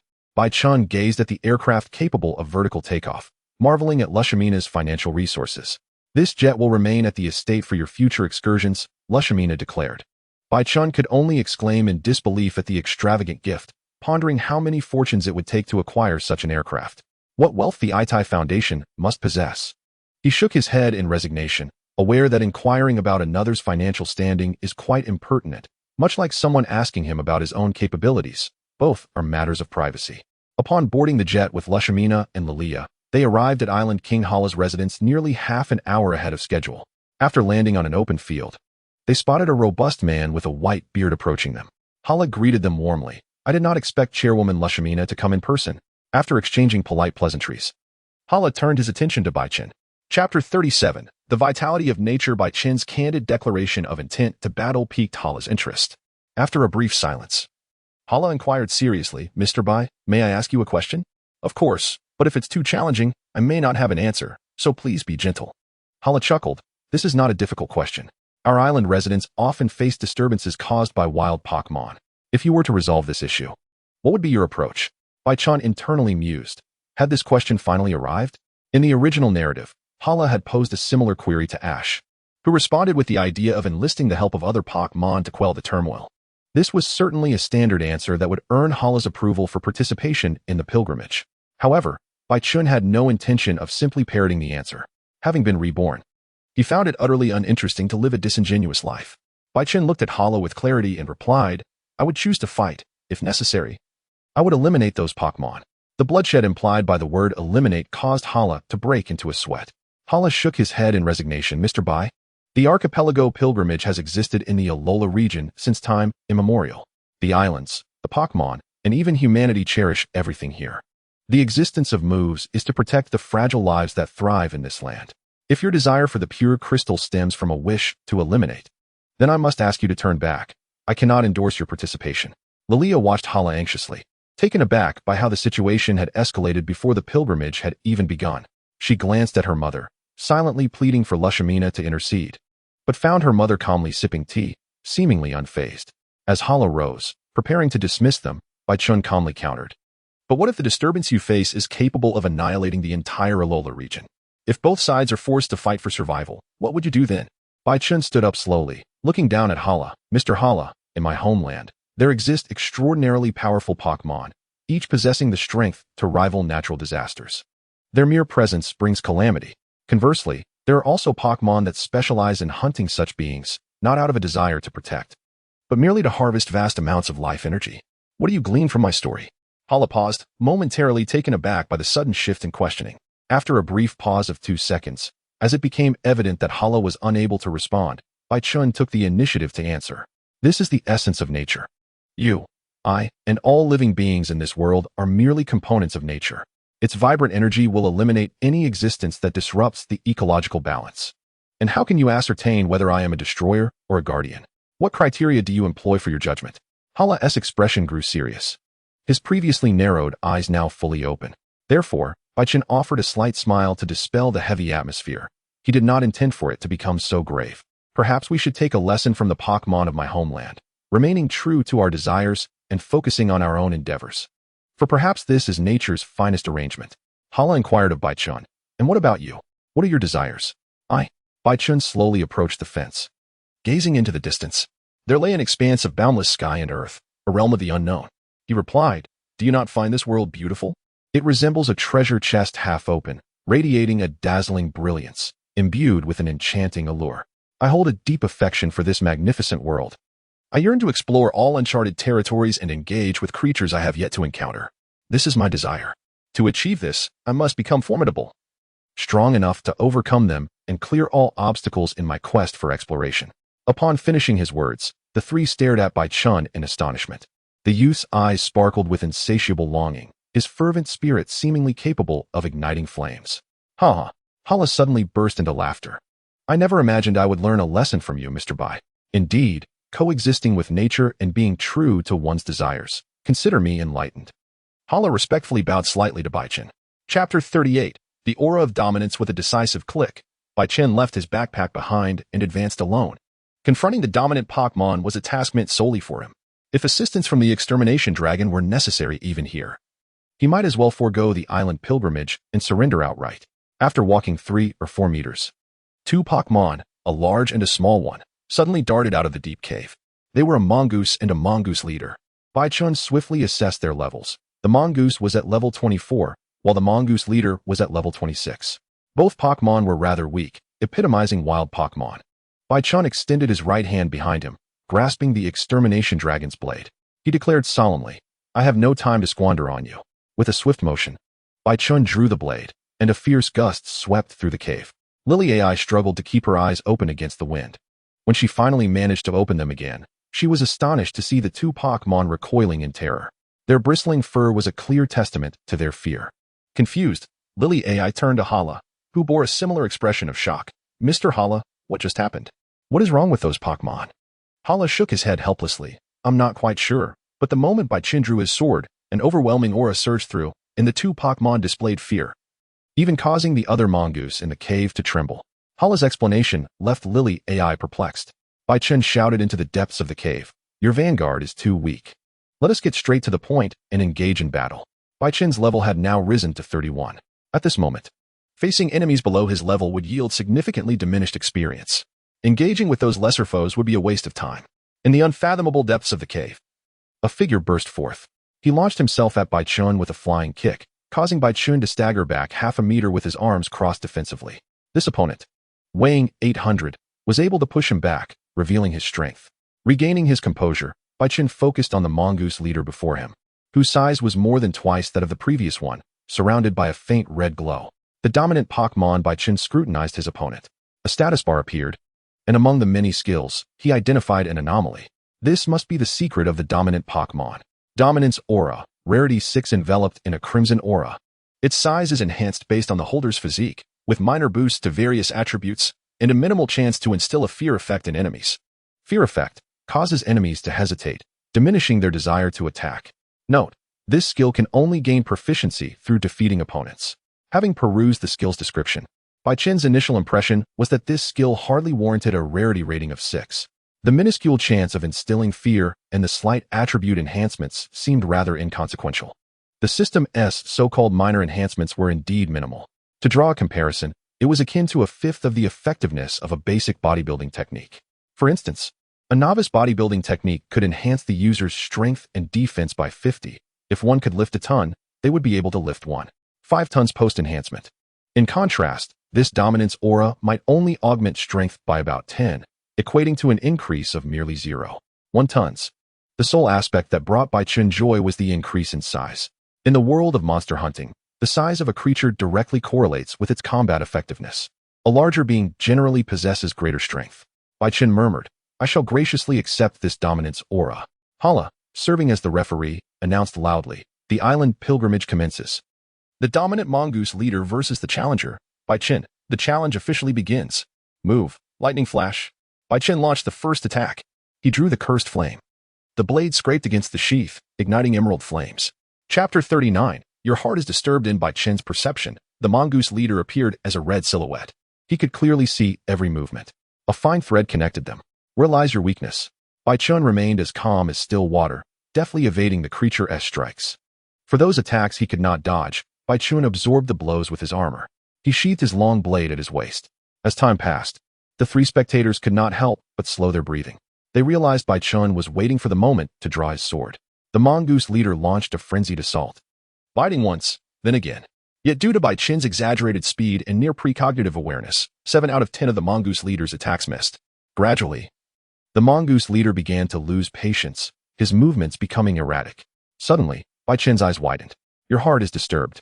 The red thread connecting the human and Pokémon had tightened. Bai Chen was waiting for this moment.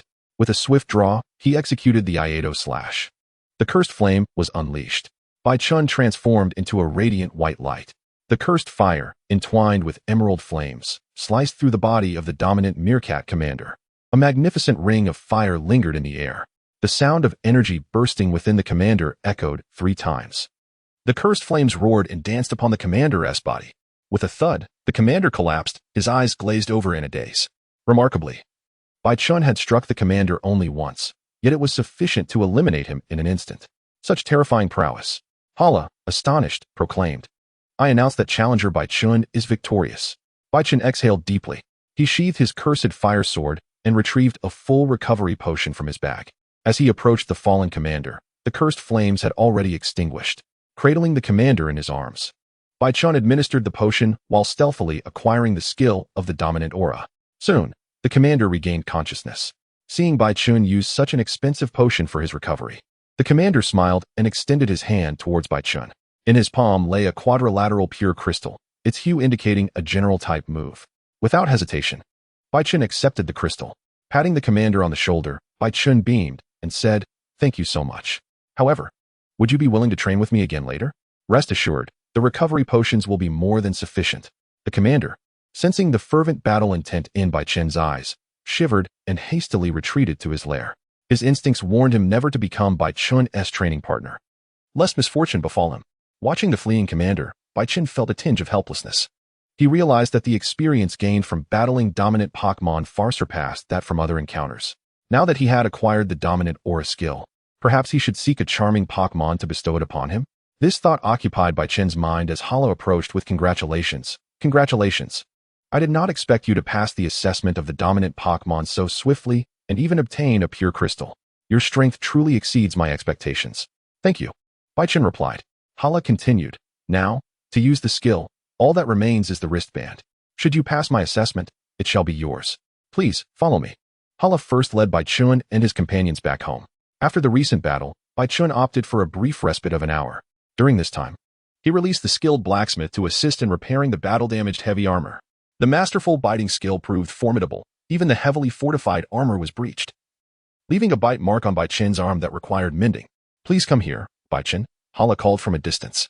Approaching, Baichen inquired, "Is there something you need?" Hala replied, "We need to conduct a blessing ceremony before the assessment. Please follow me." Baichen gathered his weapons and gear. Chapter 40. The Most Dreadful Combination Ga. Tapu Koko cried from above the training grounds. Hala, familiar with Tapu Koko, instantly understood the meaning behind the call. He burst into laughter. "Ha ha ha! I never expected you, the guardian of the island, to personally act as the referee." Turning to Baichen, Hala added, "Moreover, Tapu Koko wishes for us to engage in a 2v2 battle." Baichen was taken aback. A single cry can convey so much. However, Tapu Koko's request aligned perfectly with Baichen's wishes. While he felt uncertain battling alone, with the addition of his dragon, the outcome would surely be different. Hala was still seeking Baichen's approval. "What do you think? Shall we proceed with the 2v2 battle?" "Of course, you may decline." "Absolutely not a problem," Baichen exclaimed. "Let us go, Destruction Dragon." With Baichen's consent, Destruction Dragon emerged from the backpack, swiftly taking her place upon Baichen's shoulder. Her golden vertical pupils locked onto Tapu Koko in the sky, emitting threatening low growls. Upon seeing Destruction Dragon, Hala finally comprehended why Tapu Koko held such interest in Baichen. This combination was truly astonishing. Hala retrieved 2 Poké Balls from his pocket. With eyes gleaming with determination, he declared, "Since you have summoned the guardian to the field, I too must bring forth my utmost enthusiasm to counter." In the midst of Baichen's astonishment, Hala tossed the 2 Poké Balls into the air. "Go, Machamp, Kingler." A flash of red light revealed a large and small Pokémon standing opposite Baichen. Glancing at the levels of the 2 Pokémon, Baichen could not contain his dismay. Hey, this old man is utterly shameless. The Kingler's level was within an acceptable range for challengers at 38, yet Machamp was clearly Hala's main Pokémon, boasting a formidable level of 52. Baichen was merely at level 31, while Destruction Dragon was at level 30. The disparity of 20 levels was insurmountable by mere skill, especially considering that Machamp possessed 3 master-level abilities. Baichen internally cursed, "This old fool, how brazen to dispatch his main Pokémon." Hala, still exuberantly laughing, exclaimed, "What you previously told me about being true to one's desires deeply resonated with me. Now, I wish to engage in a fervent battle with you. Please, be merciful." "Who said to be true to your desires? I clearly meant to be true to your aspirations. Please do not misconstrue my words." Baichen's expression grew tense. What to do now? Should he concede? He was set to return to the Monster Hunter world tomorrow, and another challenge would not come for a month. In an instant, Baichen made his decision. After all, there was little to lose. To give up now would be too regrettable. On Baichen's shoulder, Destruction Dragon took flight. Unfurling her wings, the inky black wings obscured the sky above the duel arena.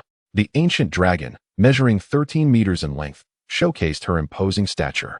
The pressure emanating from the dragon weighed down upon Hala and his Pokémon. The lower-level Kingler recoiled in fright, stepping back. Hala's demeanor became increasingly serious. This Pokémon truly possessed an astonishing presence. Gah! Tapu Koko announced the commencement of the trial. Baichen made the first move, unleashing cursed fire towards the lowest-level Kingler. To secure victory in this assessment, he needed to eliminate an opponent. Move, Bodybuilding. Move, Quick Attack. Move, Thunderbolt. In an instant, Baichen reached the pinnacle of his speed. His velocity was so astounding that even Lily and the others struggled to keep pace. Machamp used Dynamic Punch. With a resounding crack, Baichen's cursed fire sword was caught bare-handed by a pair of orange-hued hands. Just like that, it was swatted away. The Iron Palm Warrior struck down forcefully, causing Baichen's sword to crash to the ground. Quick to react, Baichen, having lost his cursed fire sword, prepared for battle anew. Chapter 41. The Annihilation Dragon. Let the hunt begin. At level 52, the main pet was formidable. In terms of mere levels, Baichen had no chance against the Annihilation Dragon. However, have not hunters throughout the ages always battled creatures stronger than themselves? As a hunter, Baichen had never cowered before formidable foes. With a swift flick of his wrist, flames of emerald danced along the blade. Annihilation Dragon, let the hunt commence. He charged towards the Iron Palm Warrior. It was futile. The warrior executed a palm strike. Crack. The Iron Palm Warrior forcefully intercepted the cursed fire in Baichen's grasp. Having suffered a setback before, Baichen was far from unprepared. As the warrior seized the cursed fire, Baichen relinquished his sword. Technique. Lightning Flash. Grasping the poisonous hilt with his left hand, Baichen swung down at the Iron Palm Warrior. The dark blade struck the warrior's left shoulder. Engaging in close combat, Baichen felt the wind at his feet, employing the hunting skill, Scythe Slash. As he leaped backward, he executed a horizontal slash forward. The corrosive toxin seeped into the warrior's body. Using heavy charge, Hala commanded the Iron Palm warrior to unleash its ultimate move. The warrior erupted with a silvery gray glow. Hunting skill, Insight Slash. Bai Chun slid to the left, evading the warrior's charge, then swiftly countered with a strike. Having landed a hit, Bai Chun wisely distanced himself from the opponent. Hala was secretly astonished. Having shed his heavy armor, his speed was even greater than during their battle in the cave. The Iron Palm warrior was least adept at speed. If Bai Chun could keep the warrior at bay, he could very well exhaust his opponent. Maintaining a distance of 4 to 5 meters, Bai Chun closed his eyes, relying on his fighting spirit. He heightened his sense of smell and crisis awareness to pinpoint the warrior's location. Since the opponent was not taking the initiative, he decided to strike first. The Iron Palm warrior executed a series of thrusts. Hala's warrior, skilled to mastery in thrusting, could deliver a blow strong enough to incapacitate Bai Chun. Fortunately, aided by his swift movements, Bai Chun managed to evade. Each of the warrior's missed strikes shattered the ground beneath him. After dodging 26 palm strikes, Bai Chun sensed something amiss. It seemed the warrior was not attacking him, but deliberately targeting the ground. To validate Bai Chun's suspicion, Hala commanded the warrior to use Wind Blast against the ground. The warrior's hand spread wide before he struck down forcefully. Whoosh! Dust was sent swirling into the air, dispersing the hidden scents with it. Bai Chun briefly lost the warrior's scent. Using Push, amidst the dust, an orange hand lunged towards Bai Chun's shoulder. Technique, Lightning Flash. Bai Chun swung his blade into the dust. A pained grunt from the Iron Palm warrior echoed amidst the chaos. Continuously, Lightning Flash. Slash, slash, slash. In the midst of the smoke, Bai Chun seized the opportunity, delivering 8 strikes to the warrior. Using Wind Blast, Hala commanded the warrior to disperse the dust. The arena regained clarity. Hala's expression darkened. He had underestimated Bai Chun's adaptability, inadvertently granting him a rare chance to deal damage. In the audience, Lilia was still attempting to grasp the situation, inquiring of her mother, "Mother, what just happened? Why did Mr. Hala raise the dust?" Hala must have realized Bai Chun possessed a keen sense of smell, attempting to blind him with the dust. However, he had not anticipated that Bai Chun also had other abilities to detect his enemy's location, thus rendering his strategy counterproductive. Lilia comprehended. "I see. So does this mean Mr. Bai is currently at an advantage?" Not necessarily. Lushamina maintained a pessimistic outlook. The difference in their levels was too significant. Even with Bai Chun's recent flurry of attacks, he had not inflicted substantial damage on the Iron Palm warrior, who still appeared in good condition. Lilia glanced at the Iron Palm warrior, confirming her mother's assessment. Chapter 42, Madness. Just as Bai Chun issued his command, a thunderous roar echoed from the heavens. A tempest surged through the arena, unleashing razor-like gusts towards the ground indiscriminately. There was no escape from this onslaught. Boom. The invisible wind blades carved 30-centimeter-long fissures into the earth. The blade storm, having evolved from the novice to adept level, became increasingly dense. The Iron Palm warrior unleashed Wind Blast towards the sky. With a mighty clap, 2 powerful gusts collided midair. In an instant, the blades rained down from the gaps between the swirling winds. The blade storm, a skill evolved from Wind Blast, could not be fully contained even by the warrior's mastery. Ahead, Bai Chun, employing Lightning Flash, dashed to the side of the Iron Palm warrior. Hunting technique, Chi Blade Slash. 1, 2, 3 strikes, culminating in a Chi Blade Grand Spin, completing the initial phase of blade activation. Hala was astonished. Had Bai Chun lost his mind? He had recklessly charged into the blade storm's attack range. Those wind blades would not steer clear of him, as the blades tore through the Iron Palm warrior. They also assailed Bai Chun. Strangely, when the wind blades struck Bai Chun, they failed to breach his defenses, leaving only crimson marks upon his form. Madman. Hala could see clearly. Bai Chun was enduring damage, trading injury for injury with the Iron Palm warrior. Before Hala could contemplate further, Bai Chun utilized consecutive lightning flashes to achieve the second phase of Chi Blade activation. Abandoning defense, Bai Chun launched a heavy charge. This technique bore significant damage and would inflict even more due to the weight difference. The Iron Palm warrior weighed approximately 300 in terms of sheer weight. He could not match Bai Chun, who wielded 3 blades. Yet the inherent damage of the skill alone was capable of inflicting great harm. Responding to the command, the Iron Palm warrior disregarded the Annihilation Dragon above and charged towards Bai Chun. Boom. Hala's command caught Bai Chun off guard, while executing the 3rd grand spin. He was sent flying by the impact. Bai Chun managed to withstand the blow with a second defensive stance. Above, the wind blades fell like rain. The Iron Palm warrior displayed an expression of agony. Something was amiss. How had the Annihilation Dragon's attack power suddenly surged? Hala gazed up at the sky in astonishment. his eyes widening in disbelief. The sky above was ablaze with the crimson glow of the Extinction Dragon, and in just over 20 minutes, the dragon's combat prowess had surged dramatically. Bai Chun took a deep breath, suppressing the pain coursing through his body as he rose from the ground. The unique trait of the Extinction Dragon was the key to victory in this battle. Unfazed, its strength would gradually amplify in the face of formidable foes as time progressed. During their previous training sessions, Bai Chun had initially leveraged his level advantage to dominate the Extinction Dragon. Yet, as the battle wore on, he increasingly realized that he could not prevail against it. To date, they had engaged in a total of 68 duels, with a staggering score of 0-68. Bai Chun had not won a single match. He was, after all, a creature that specifically sought to challenge the strong. Drawing in a breath, Bai Chun shouted to the Extinction Dragon above, "Extinction Dragon, unleash Extinction Palm." With a roar, the dragon's right arm swelled rapidly, doubling in thickness in an instant. As it descended towards the Iron Palm warrior below, "Use Shockwave," commanded Hala. The Iron Palm warrior retracted its hands, channeling its energy into a powerful strike aimed at the Extinction Dragon. In an instant, the two forces collided in mid-air, shattering the arena beneath them. Cracks spread from the Iron Palm warrior's feet, scattering across the battleground. The Extinction Dragon was pushed back, but with a flap of its wings, it regained its balance. Observing its palm, golden blood dripped from the dragon's claws. Aside from its formidable push, the Iron Palm warrior's second master-level skill was Shockwave, a technique that unleashed destructive waves into the enemy's body, sometimes incapacitating opponents. Chapter 43, Bonding Techniques. The Extinction Dragon officially joined the fray, its eyes ablaze with fierce battle intent. There was no need for Bai Chun to direct it. The dragon launched into an attack with Extinction Shatter. Using its wings as a shield, the sharp regenerative thorns jutted outward as the dragon charged forward like a bulldozer. "Use Heavy Push," Hala commanded, bracing for impact against the oncoming Extinction Dragon. The powerful strikes capable of shattering mountains collided against the dragon's wings. Though its thorns were damaged, the shards embedded themselves in the opponent, leaving grievous wounds. Their techniques clashed, and the Extinction Dragon's Extinction Shatter was forcefully halted. Rising to its feet, it unleashed Extinction Palm upon the Iron Palm warrior. The enhancement from over 20 minutes of its unique trait had granted it the strength to continue the fight. Once more, the pet and the dragon exchanged blows in midair. The immense force sent the Extinction Dragon soaring, yet it stabilized itself with a powerful flap of its wings. The 20-level disparity in their ranks was not easily overcome, but combined with its innate talents, the Extinction Dragon was no longer intimidated.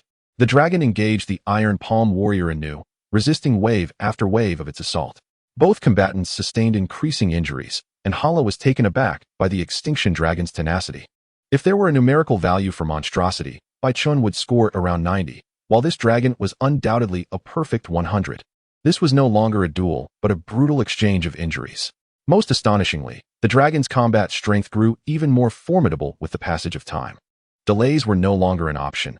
This battle had to conclude immediately.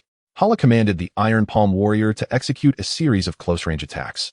The warrior abandoned defense and launched a relentless offensive against the Extinction Dragon.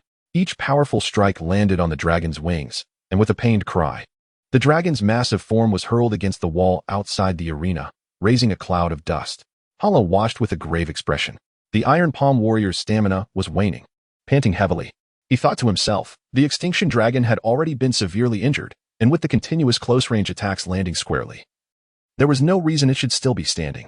Hala glanced up at the hovering Kapumingming, who was also fixated on the smoke.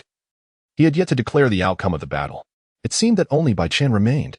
Use Wind Blast to disperse the smoke. The Iron Palm warrior summoned a gust with its immense hand. Just then, Bai Chun's voice emerged from the haze. "I see your flaw." As the fierce wind swept through, Hala finally discerned the situation. The Extinction Dragon pressed its palm against Bai Chun's back, who had assumed a stance for a precise strike. Could the Extinction Dragon still possess the strength to fight? Hala was astonished by the dragon's incredible endurance. Seeing Bai Chun's movements, Hala felt a sense of foreboding and commanded, "Use," but before he could finish, Bai Chun and the Extinction Dragon synchronized their efforts. The dragon provided Bai Chun with a terrifying initial burst of speed through its Extinction Palm. Bai Chun transformed into a projectile, and in midair, he added the speed of electric flash. Within his perception, the red thread between him and the Iron Palm warrior had become taut. The warrior's right foot was the weak point. "I do not believe you can evade this strike." Hunting technique. Aido Blade Slash. With a swift motion, Bai Chun's blade sliced through the Iron Palm warrior. The air was filled with the lingering crimson aura of battle intent. With a flick of his katana, Baichen sheathed it. Behind him, the Iron Palm warrior's legs buckled, and it collapsed to the ground. Baichen exhaled deeply, relieved to have finally won. This battle had indeed been arduous. Had he not exhausted much of the opponent's stamina earlier, victory might have slipped away. As Baichen turned to welcome his triumph, the Iron Palm warrior suddenly rose silently to its feet. Hala's command resonated like a demonic whisper, sending chills down Baichen's spine. Chapter 44. This is our full power. Bonding techniques. Hala had never encountered such a capability before. Yet, he sensed the immense power emanating from KAPATANA's anticipation. Raising his hand, Hala shouted, "What a boon!" Baichen summoned the Extinction Dragon at his back. Rarely did he refer to himself as a hunter. He had always viewed himself as a knight. When he initially introduced himself to Hala, he had declared himself a knight, a dragon knight. In an instant, Baichen leapt onto the back of the Extinction Dragon. The moment he mounted, the bonding stone erupted in a dazzling brilliance. Azure streams of energy surged from the stone into the Extinction Dragon, swiftly mending its injuries. Baichen felt a warm glow enveloping him. Ascend, Extinction Dragon. The dragon spread its wings, lifting Baichen to an altitude of 50 meters. It hovered in midair. While below, natural energy began to coalesce around Hala and the Iron Palm warrior. Hala crossed his arms before him, activating pure crystal. As a fist emblem materialized before the Iron Palm warrior, the brilliance of the techniques enveloped the two individuals. Alongside Melee Island and the will of the guardian KAPATANA, merged into one, becoming the sovereign of the island. Hala synchronized his movements perfectly with the Iron Fist warrior. Now was the moment to unite all our strength. The forces of nature surged from Hala's body, from the pure crystal, and from the atmosphere, transforming into luminous streams that flowed into the Iron Fist warrior.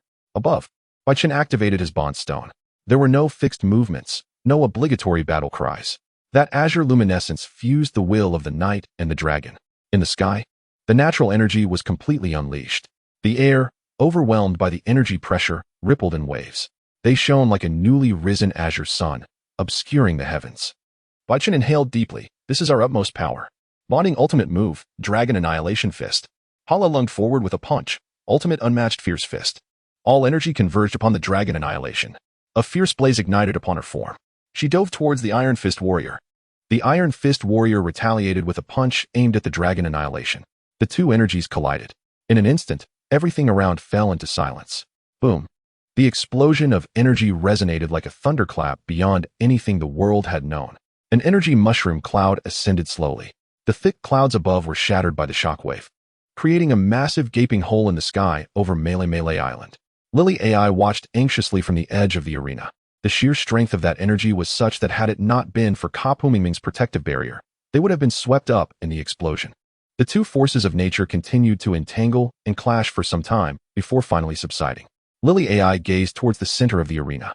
Baichen and the Dragon Annihilation lay fallen. In contrast, the Iron Fist warrior still stood firm. Had they lost? Even after utilizing the bonding skill, had they still been defeated? Lily AI felt a surge of dissatisfaction.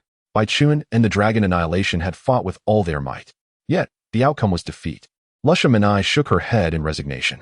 Just when the Iron Fist warrior was on the verge of being defeated, he had somehow managed to execute the hold steady technique, enduring Baichen's most powerful strike.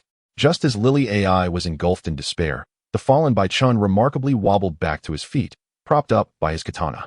His legs trembled violently, and he felt as though every cell in his body was lamenting. The bond stone had been amplified several times by KAPATANA, and that energy surged into Baichen and the Dragon Annihilation, effectively detonating within each cell. Were it not for their exceptional physical resilience, they might have ended up gravely injured and hospitalized. At this moment, Lusha Manai lost her usual composure, exclaiming in astonishment, "After all this, he still wishes to fight?" Baichen was indeed at his limit. Yet, he still harbored a flicker of hope for victory. As long as he could remain standing, victory was within reach. Meanwhile, the Iron Fist warrior took a step forward, but his massive form suddenly toppled and crashed to the ground. His eyes glazed over. Grr. In the sky, KAPATANA. Chapter 45. The Monster Ball Acquired. Initially, Baichen felt somewhat unaccustomed to being fed by others. However, he gradually began to appreciate Lily AI's care. While eating, he reviewed the skills of the Iron Fist warrior that he had replicated before losing consciousness. With the remnants of his will, he successfully copied 3 of the opponent's skills: Heavy Charge, Rarity 6, Close Combat, Rarity 6, and Penetration, Rarity 3. From the previous 5 skills, he retained only the Rarity 6 Dominant Aura and the Iron Wall, Rarity 4. Upon seeing the newly copied skills, Baichun felt a twinge of regret. The Iron Fist Warrior's skill set included a perfect combination of techniques, Hold Steady and Life from the Brink.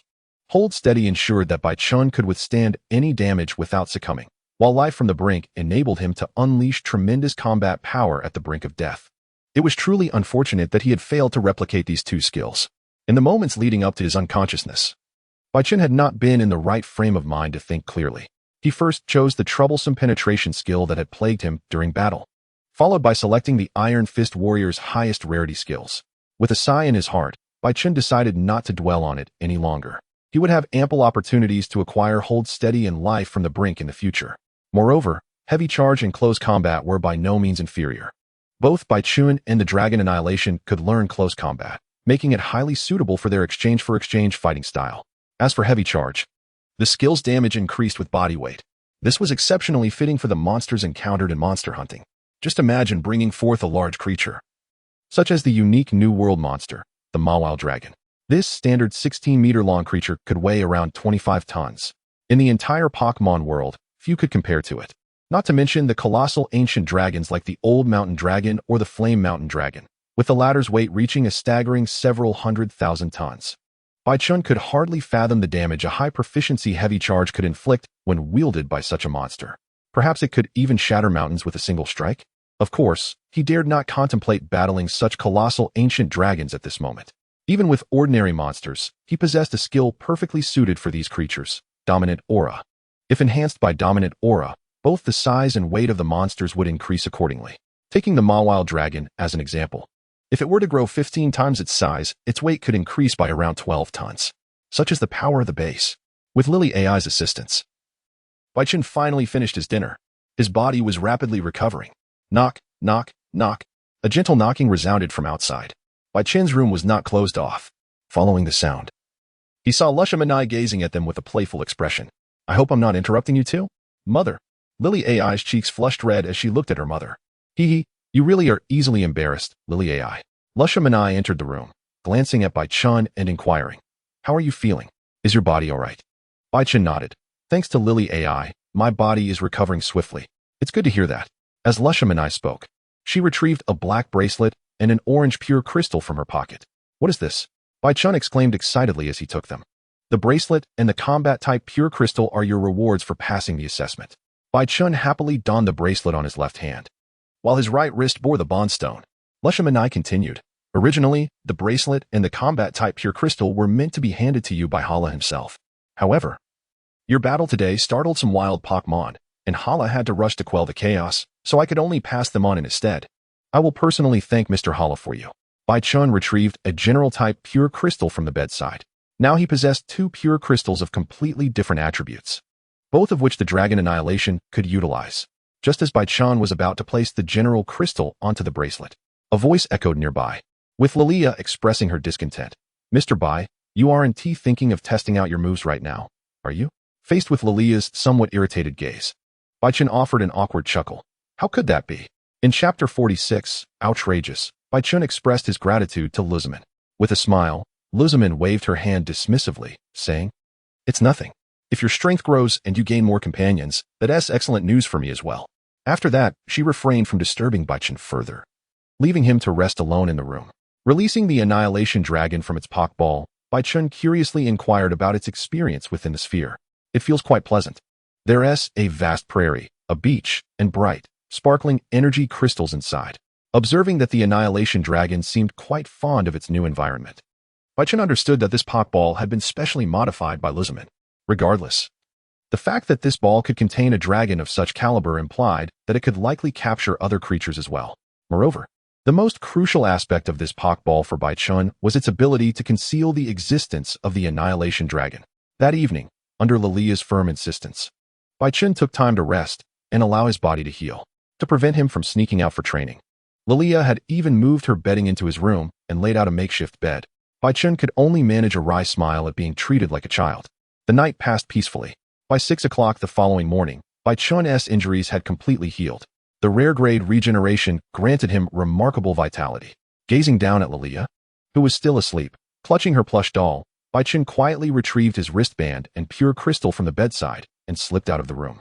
He called upon the Annihilation Dragon, which had been dozing on the rooftop.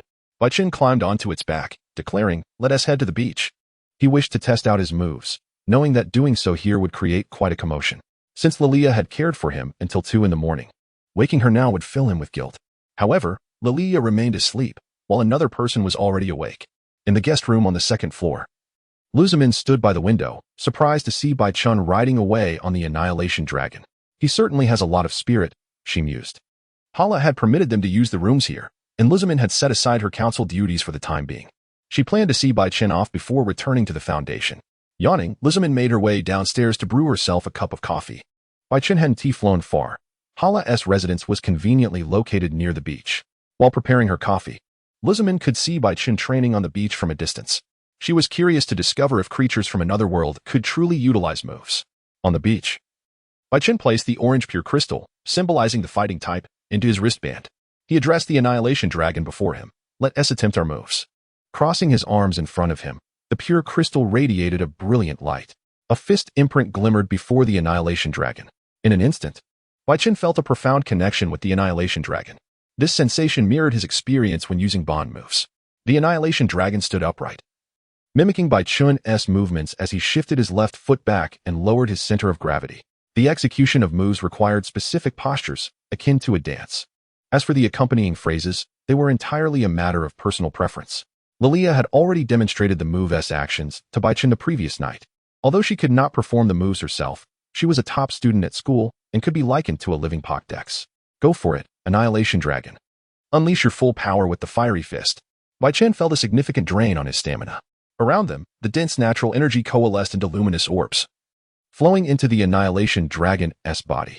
In an instant, the Annihilation Dragon struck toward the vast ocean. A series of crimson fist imprints crashed into the waves. Boom. The water surged, reaching a height of 20 meters. Baichen's eyes lit up. The Annihilation Dragon could indeed use moves, and the power was considerable. He estimated that the might of this attack was equivalent to the Annihilation Dragon executing the Annihilation Palm 10 times in succession. Following the bond skill, he had now acquired a finishing move.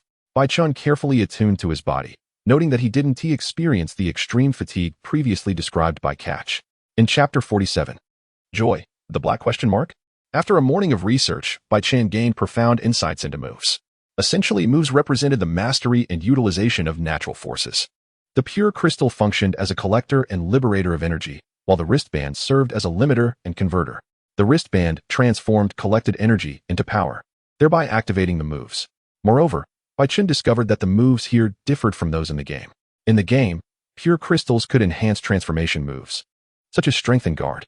However, in this realm, pure crystals lacked that functionality. Instead, they contained specially inscribed energy circuits. The moves released through them would be transformed into specific techniques. Unique moves could only be executed if someone could modify the circuits within the pure crystal.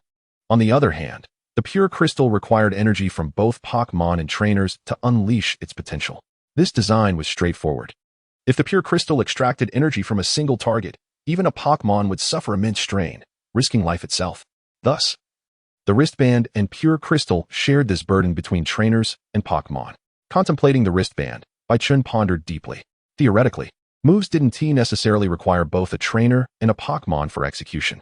As long as one's physical strength could withstand the move's demands, an individual could don the wristband alone and perform the moves independently. This notion was not beyond comprehension, reflecting on the evolution process prior to moves, which required complex elements such as keystones and corresponding megastones for Pokémon. Baichen recalled a certain caterpillar that had achieved self-mega evolution, rendering that premise obsolete. Compared to self-mega evolution, the solo use of moves was hardly remarkable. Casting his gaze upon the pure crystal, a sudden idea sparked in Baichen's mind. Moves represented an advanced application of natural forces. He recalled a Pokémon move called Natural Power. If he could master this move and elevate his proficiency to an extraordinary level, surpassing that of a master and reaching the apex tier, could he not create his own moves? With this thought igniting like wildfire in his mind, Baichen was driven to swiftly acquire the Natural Power move. He was aware that there existed a Pokémon that possessed this very move. Upon returning to Hala's home, Baichen found Lilia just waking up. Hala, who had been busy all night, had also returned home. Spotting Baichen, Hala greeted him with excitement. It seems you have already used moves. How does it feel? Bai Chun reminisced, reflecting on the strength he had discovered within himself, a newfound weapon in his arsenal. Haha, is that so? Wait, what did you just say? Hala, somewhat incredulous, could hardly believe his ears. Did you just mention that you can use techniques? Ah, indeed, the burden on the body from that technique is not insignificant. By the way, Mr. Hala, might you be able to spare me another wristband? Just the wristband will suffice. Hala was at a loss for how to respond to this astonishing revelation. After a moment, he erupted into laughter. You certainly know how to surprise others. I can spare an extra wristband. Please wait a moment. Hala retrieved a brand new, blank wristband from his workshop and handed it to Bai Chun. After expressing his gratitude, the three enjoyed breakfast together. Bai Chun then reconnected with the skilled blacksmith who was repairing his heavy armor, preparing to return home. Only 9 hours remained until the system would initiate the transfer. Upon arriving home, Bai Chun promptly set off for the Pokémon Center. Previously, when dealing with the nefarious Skull team, he had taken special note of Nurse Joy's 2 Pokémon. One of them, a floral healing ring, commanded the powers of nature. Upon entering the Pokémon Center, Nurse Joy appeared momentarily stunned upon seeing Bai Chun, as his presence had made a lasting impression on her. After a night of battling numerous troublemakers, it was an experience she would not soon forget. Wasting no time, Bai Chun stated his purpose directly. Initially, Nurse Joy rejected his request, exclaiming, "Dueling with healing Pokémon? How could you even think of that?" Faced with the urgency of time, Bai Chun resorted to appealing to her with his charm. Surprisingly, his persistent and charming demeanor eventually won her over. Chapter 48, The Power of Nature Before Bai Chun's Eyes. The colors of the world transformed. Small luminous orbs, akin to fireflies, began to rise from the ground, with brown orbs surrounding him. In the distance, emerald green orbs ascended from the woods. This was merely a fragment of the entire perspective. Beyond the visible natural energy, Bai Chun observed numerous hues of energy on the surfaces of objects. Even as he looked down at himself, he saw a towering flame of energy extending over 2 meters.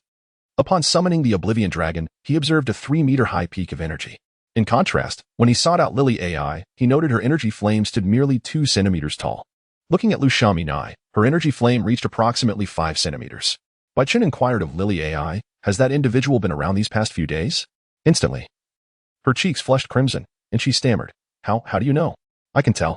Lily AI lowered her gaze to her skirt, glancing around to ensure nothing was amiss. Unable to endure Bai Chun's scrutinizing gaze on her energy flame, she shouted, "You fool, Mr. Bai," and hastily retreated to her room. Slamming the door behind her, Lu Xiaominai chuckled. It's quite rude to inquire about such matters with a lady. Bai Chun scratched his head and offered a couple of apologies to Lily AI, who eventually forgave his indiscretion. It seemed she was easily appeased. In the morning, Bai Chun experimented with the technique of the power of nature. This perspective of perceiving natural energy offered numerous advantages. Firstly, while Bai Chun could utilize the system's built-in search function to glean detailed combat capabilities and statistics of his enemies, the fluctuations of energy within the ecosystem were beyond the system's scope. The perspective provided by the power of nature perfectly compensated for this limitation. Secondly, it allowed Bai Chun to swiftly identify his enemy's vulnerabilities, enhancing the effectiveness of his fighting spirit's targeting capabilities. In essence, this skill harmonized beautifully with the concentration technique. Most importantly, the power of nature, akin to the bodybuilding skill that enhances physical training, also amplified Bai Chun's cultivation in fighting spirit. It accelerated the rate and quality at which he absorbed the natural energy present in the air. The enhancement effect of the training depended entirely on the proficiency of this skill. The higher the proficiency of the power of nature, the more pronounced its effect on augmenting breathing exercises. Furthermore, Bai Chun was yet unaware of the skill's potential auxiliary effects on techniques, which could only be tested once his stamina fully recovered. With 6 hours remaining before his transfer, Bai Chun enjoyed a hearty lunch with Lily AI and Lu Xiaominai. During the meal, Lily AI offered to assist Bai Chun in packing his belongings, to which he readily agreed. As the countdown reached its final 5 hours, Bai Chun's body had completely healed. He returned to the training ground, where he practiced his techniques on a training dummy.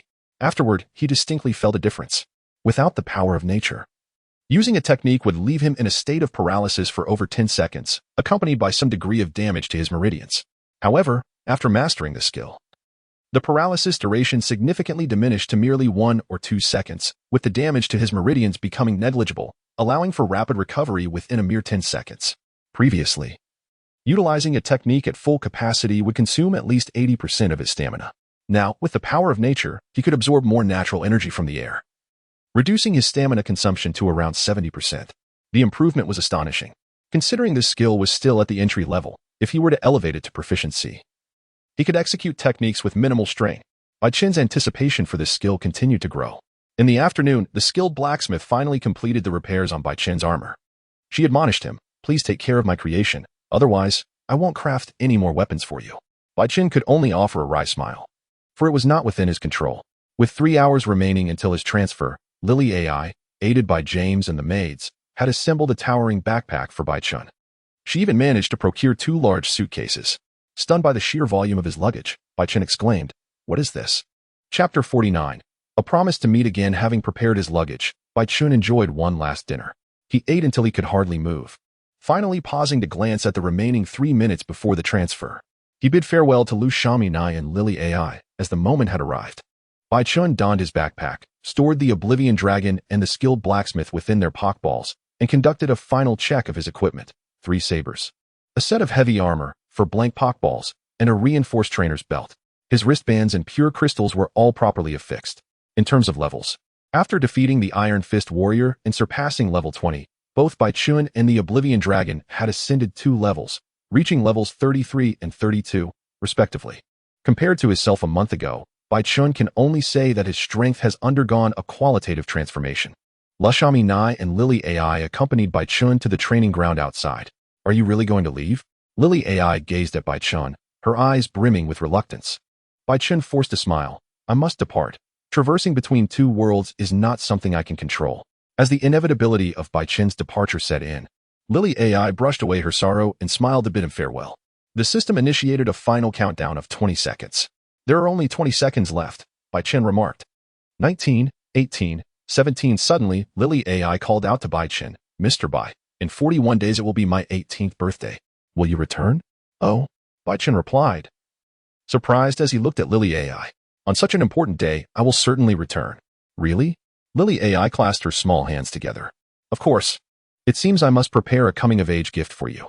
Noticing Lily AI's lingering doubt, Bai Chen extended his hand to make a pinky promise. Lily AI linked her pinky with his. The moment she released his hand, Bai Chen vanished without ceremony, as though the projector had been switched off. He simply disappeared. Lu Xiaominai stared in astonishment at Bai Chen's sudden absence. She took out her device to detect the ultimate spatial tunnel, observing the completely undisturbed lines on the screen. She murmured, "This method of teleportation is indeed remarkable." Retracting her temperature sensing device, she turned to Lily AI, who was staring down in silence. "Lily AI." Actually, just as she was about to comfort her daughter, Lily AI suddenly looked up at Lu Xiaominai and declared, "Mother, I have made a decision." Gone was any trace of sadness on Lily AI's face, replaced instead with determination and resolve. Lu Xiaominai was taken aback by Lily AI's attitude. "What have you decided? Can you teach me how to make money? I want to learn from you how to manage the corporation and generate income." Lu Xiaominai looked at her daughter in surprise. "Could you explain your reasoning?" Lily AI had previously shown no interest in business matters. Her passion lay in studying Pokémon. Attending Pokémon school had been her own initiative. Lily AI fell silent, gazing at the empty training ground as she whispered, "With Mr. Bai's rate of growth, he will surely return stronger than ever. If he comes back and I haven't grown at all, how can that be? I want to accomplish something within my abilities." Lu Xiaominai understood Lily AI's sentiments. Love not only blinds, but also fosters growth. She was pleased that Lily AI wished to learn the art of business from her. The vast Ether Foundation would eventually need an heir. Although Lily AI had a brother, he showed no interest in inheriting the foundation. Lu Xiaominai spoke seriously. "Since you wish to learn how to earn money, you must prepare yourself mentally. Making money is not simple. It requires immense effort. And I will not permit you to withdraw halfway. I am ready." With Lily AI's resolute attitude, Lu Xiaominai nodded. "Very well, let us set off now. I will pack my belongings." Chapter 50. The Strange Fifth Recommendation Group Member. Name: Great Thief Dragon. Species: Fong Dragon. Attribute: Dark. Rarity: 3 level. 26, 1, 181. 586. Ability: Hunger S Desire. When hungry, it is unaffected by intimidation skills. Skills: 1. Strong Digestion. Rarity: 2. Proficient level: 6, 421. 000 can secrete a large amount of digestive fluid to accelerate digestion and can expel it to corrode enemies. 2. Thin Monster Blood. Rarity: 3. Proficient level: 3, 901. 500. A diluted bloodline that grants monsters powerful vitality. This skill is essential for large monsters. 3. Monster Strength, Beginner, Rarity, 3, Proficient Level, 3, 321. 500. Basic Physical Enhancement Ability, significantly enhancing physical attributes. 4. Roll, Rarity, 2, Mastery Level, 3, 312. 500 rolls using its massive body, inflicting considerable damage on nearby enemies. 5. Gulp Down, Rarity, 3, Proficient Level, 3, 094. 500 swallows prey to enhance the roll and strong digestion skills. 6. Pounce and Bite, Rarity, 2, Mastery Level, 5, 412. 500 tears into enemies with powerful biting force. The panel is quite ordinary, yet what truly piques Bai Chun's interest is the thin monster blood. This skill is reminiscent of the Elder Dragon blood of the Annihilation Dragon, both enhancing the vitality of monsters. Bai Chun had not encountered such a skill among those Pokémon. Great vitality implies that the monster's blood will be thick, making combat far more troublesome than battles with Pokémon. As Bai Chen observed the great thief dragon charging toward him, he turned to the crafting artisan beside him and said, "Crafting artisan, let me teach you one of the survival rules in this world. Do not show kindness to any monster that reveals its fangs toward you. This is the new continent, the realm of monsters. Here, there is only the slaughter among creatures, unlike the gentle sparring of the Pokémon world." As the great thief dragon approached, Bai Chun channeled all his strength into his hands, raising them high in a double-fisted stance. When the great thief dragon was merely 2 meters away, Bai Chun struck. Close quarters combat. Bai Chun's fist came crashing down toward the great thief dragon's head. Boom! The massive creature was sent flying, its rear lifting off the ground, and it crashed heavily behind them, falling into unconsciousness. A month prior, Bai Chun would have fled at the sight of the great thief dragon. Now, this behemoth didn't even qualify to provoke him into drawing his weapon. Just then, a new task appeared before Bai Chun's eyes. Hunting mission released. Hunt the first level 2 large monster. Completion conditions: capture or hunt the great thief dragon. Failure conditions: the great thief dragon escapes. Mission rewards: skill proficiency points, freely assignable. Rarity 3 skill enhancement stone X1. Upon seeing the mission rewards, Bai Chun's eyes brightened slightly. He was certain that the great thief dragon before him was not worth even a single assignable skill proficiency point, let alone that Rarity 3 skill enhancement stone. It appeared that this was a precious first reward bestowed upon him by the system. Initially, Bai Chun had only intended to teach this oblivious great thief dragon a lesson. However, with the mission issued by the system and such lavish rewards, letting it go now would indeed be a pity. Bai Chun and the crafting artisan approached the great thief dragon's head, contemplating the situation. Hunters are forbidden from indiscriminately hunting monsters. Should one do so, it would be considered poaching, and guild knights would apprehend the hunter and impose penalties. The permissible hunting scenarios are limited to 3. The first scenario involves the guild issuing tasks, granting permission for hunters to embark on their hunts. The second scenario arises when hunters encounter large monsters intruding during their hunting endeavors, allowing them to exercise their own judgment to hunt independently. Lastly, the third situation occurs during the exploration of unknown territories or the development of new lands, wherein hunters may also engage in self-directed hunting to enhance efficiency. Unfortunately, none of these 3 circumstances applies to Bai Chun at present. It is inconceivable to truly let him go, considering the multitude of rewards at stake. Chapter 51. A great commotion. Upon his return, the commander-in-chief set aside his work and made his way towards the western gate of the stronghold. As he approached, the peculiar luminescent guiding insects affixed to his waist began to exhibit unusual behavior. Instead of the typical green glow, these insects radiated a blue light. Additionally, it was not only the commander-in-chief's guiding insects that were behaving erratically, those accompanying the hunters around him also took flight from their devices. As did the insects of hunters further afield. They gradually converged in the air, forming a cerulean ribbon that pointed directly towards the western gate. At that moment, everyone within the stronghold ceased their tasks, gazing skyward. The guiding insects were tools used by hunters to track their quarry, discovered and cultivated by the commander-in-chief upon his arrival in the new land. The hunters were both familiar and unfamiliar with the blue light emitted by the insects. They were familiar because they had been informed when they received the insects that they could emit 3 colors of light. However, they were unfamiliar because such a hue was rarely seen, typically reserved for encounters with ancient dragons or formidable beings like the War Kings. Observing the guiding insects soaring towards the western gate, the commander-in-chief recognized the gravity of the situation. Gather the hunters at the western gate. Evacuate all logistical personnel. He ordered urgently to the hunters beside him. He quickened his pace and arrived at the western gate, where a dozen hunters had already gathered. They stood atop the battlements, anxiously watching a mysterious figure approaching in the distance. With hands poised on their weapons, they braced for a potential confrontation. The commander-in-chief maneuvered through the crowd and beheld a knight clad in heavy armor, accompanied by a pink creature the size of a palico. This knight bore a bundle of thick vines over his shoulder and was slowly leading a massive creature, nearly 10 tons in weight, towards them. Most astonishing were the blue guiding insects surrounding him. As the individual who discovered and cultivated the guiding insects, the commander-in-chief understood the implications of the blue glow. This individual possessed vitality and combat prowess comparable to that of an ancient dragon.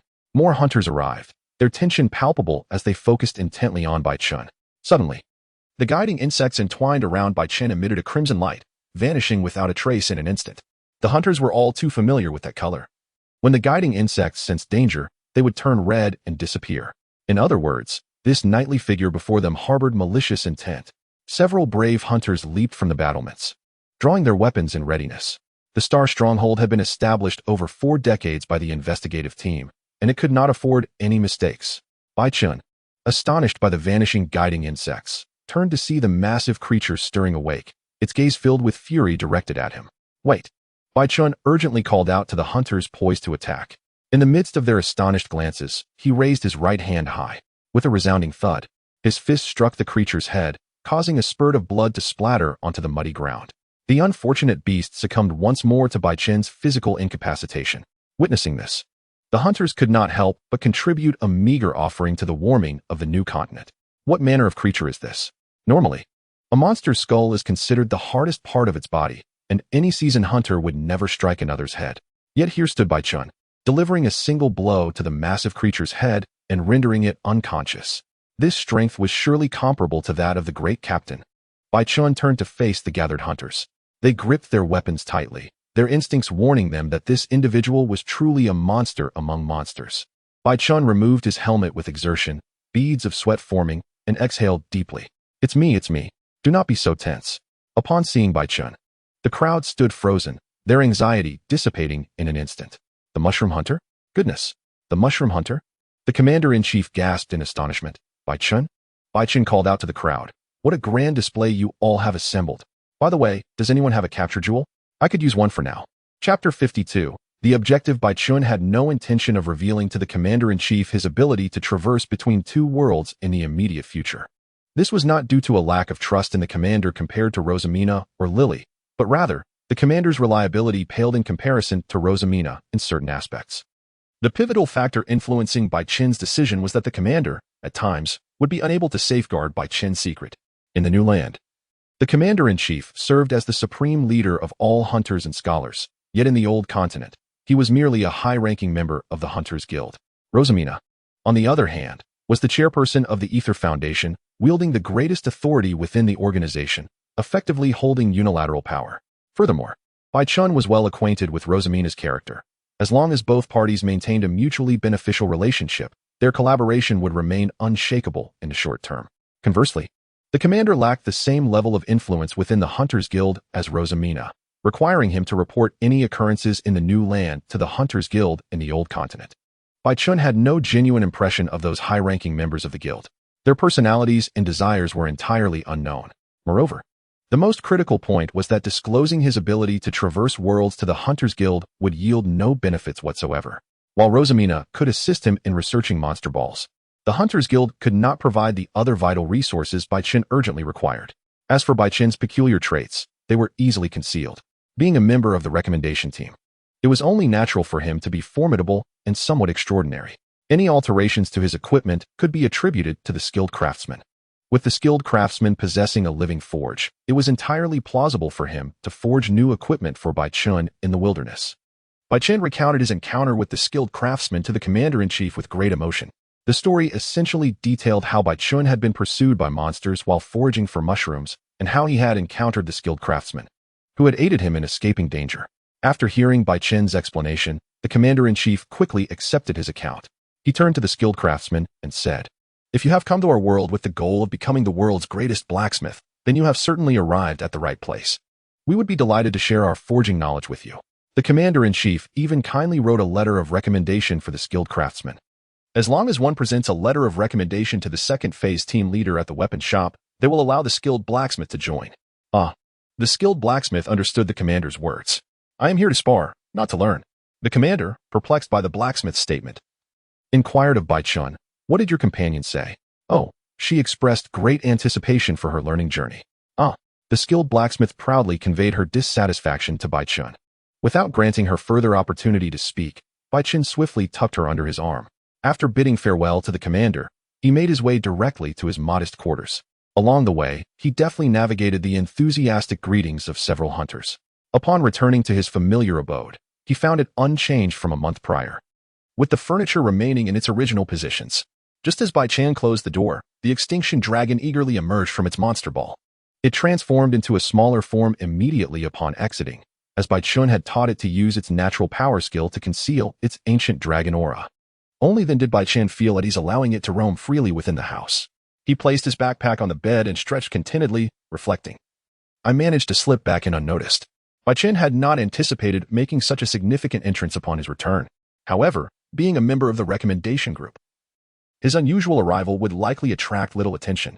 The extinction dragon surveyed the house, swiftly climbing onto Bai Chen's shoulder, its large head resting against his own. The skilled blacksmith also climbed onto the bed, eagerly awaiting Bai Chen's invitation to challenge the blacksmiths. Bai Chen opened his backpack and retrieved a plush toy, placing it on the bedside. Gazing at the toy, he murmured, I have many tasks to attend to this time. He rummaged through his hunter's manual, discovering a stack of maps within, maps of the new continent. He located a blank page in the manual and took out a pen to jot down the objectives for his return. The first task was to tame new monsters and expand his circle of companions.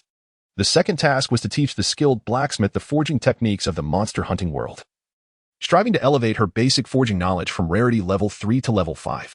The third task was to earn money. The extinction dragon's appetite was growing, which placed a significant economic burden on Bai Chun. In the new continent, there was no Li. Chapter 53. The second phase team leader Bai Chen gently lifted the extinction dragon from his shoulder, preparing to depart when it unexpectedly leaped back onto him. It let out a cry. Bai Chun, feeling somewhat exasperated, patted the dragon's head, saying, You cannot accompany me just yet. I need you to guard the house. He left the monster ball and the spirit ball at home. He wanted the blacksmiths to observe the equipment crafted by the skilled blacksmith, and it would be disastrous if they accidentally released the extinction dragon. This ancient dragon had considerable ties to the investigation team. For instance, the head chef's great sword had broken during a battle with the extinction dragon. I shall return soon, he promised before setting off with the skilled blacksmith. The extinction dragon sat at the doorstep, watching the closed door. After a long while, it finally lay down quietly at the entrance, waiting patiently. Meanwhile, Bai Chen, holding the letter of recommendation bestowed upon him by the commander, made his way to the second floor of the Starpoint stronghold. As he ascended the metal spiral staircase, the skilled blacksmith admired the bustling market area below. Hunters clad in various armors traversed the market, which was filled with weapon materials she had never encountered before. The second floor of the Starpoint stronghold housed the weapon forging workshop, perpetually enveloped in intense heat, with wisps of steam always visible rising from its roof. The third floor was the dining area, where Bai Chen had previously crafted his legendary insatiable appetite. What is that? The skilled blacksmith inquired, pointing at a grand ship perched atop two peaks. Oh, that is the starship that the first phase team used to arrive in the new continent. If you're curious how it came to rest on the mountains, well, that's quite a tale. To put it simply, 40 years ago, the ship was swept up into the battle between two ancient dragons and ended up on the mountaintop. In the future, we shall have to battle creatures like that. The skilled blacksmith could hardly fathom such beings, realizing that even the residual force of their combat could propel a massive ship to such heights. Bai Chen patted the skilled blacksmith's head, reassuring her, Fear not, those beings will merely serve as materials for your forging. The extinction dragon was indeed a hunter of such entities. The skilled blacksmith encouraged herself inwardly, with Bai Chen's living furnace by her side. She felt confident in becoming one of the most exceptional blacksmiths in both worlds. The two ascended the staircase, and upon reaching the second floor, they immediately felt the temperature rise significantly compared to the first floor. To the left of the staircase lay the workshop entrance. The skilled blacksmith approached, her eyes sparkling with excitement as she beheld the workshop. Constructed entirely of pure steel, it resembled a two-tiered cake. The upper part of the doorframe bore the emblem of the processing house, a shield-like design split into black and white. The lower half of the emblem featured 4 diamond patterns, with a white hammer depicted in the upper left and a black anvil in the upper right. Bai Chun led the skilled blacksmith into the processing house. Immediately, they encountered several hunters forging equipment. The temperature inside the workshop was significantly higher than outside, the air distorted by waves of heat, accompanied by the rhythmic sound of hammers striking metal. Before them stood an enormous furnace, roaring with flames that reached temperatures exceeding 1,000 degrees. To the left of the furnace, a colossal blower, resembling a great dragon, labored with the aid of a mechanical arm. The skilled blacksmith admired the walls lined with metal pipes. Bai Chen guided her to the front of the grand furnace, where a one-eyed, bearded bald man sat perpetually at the conveyor belt. This was the second phase team leader, a veteran member who had arrived in the new continent 30 years prior and had since remained. His contributions to the investigation team were immeasurable. He was the inventor of one of the most relied-upon tools by hunters in the new continent, the soaring claw.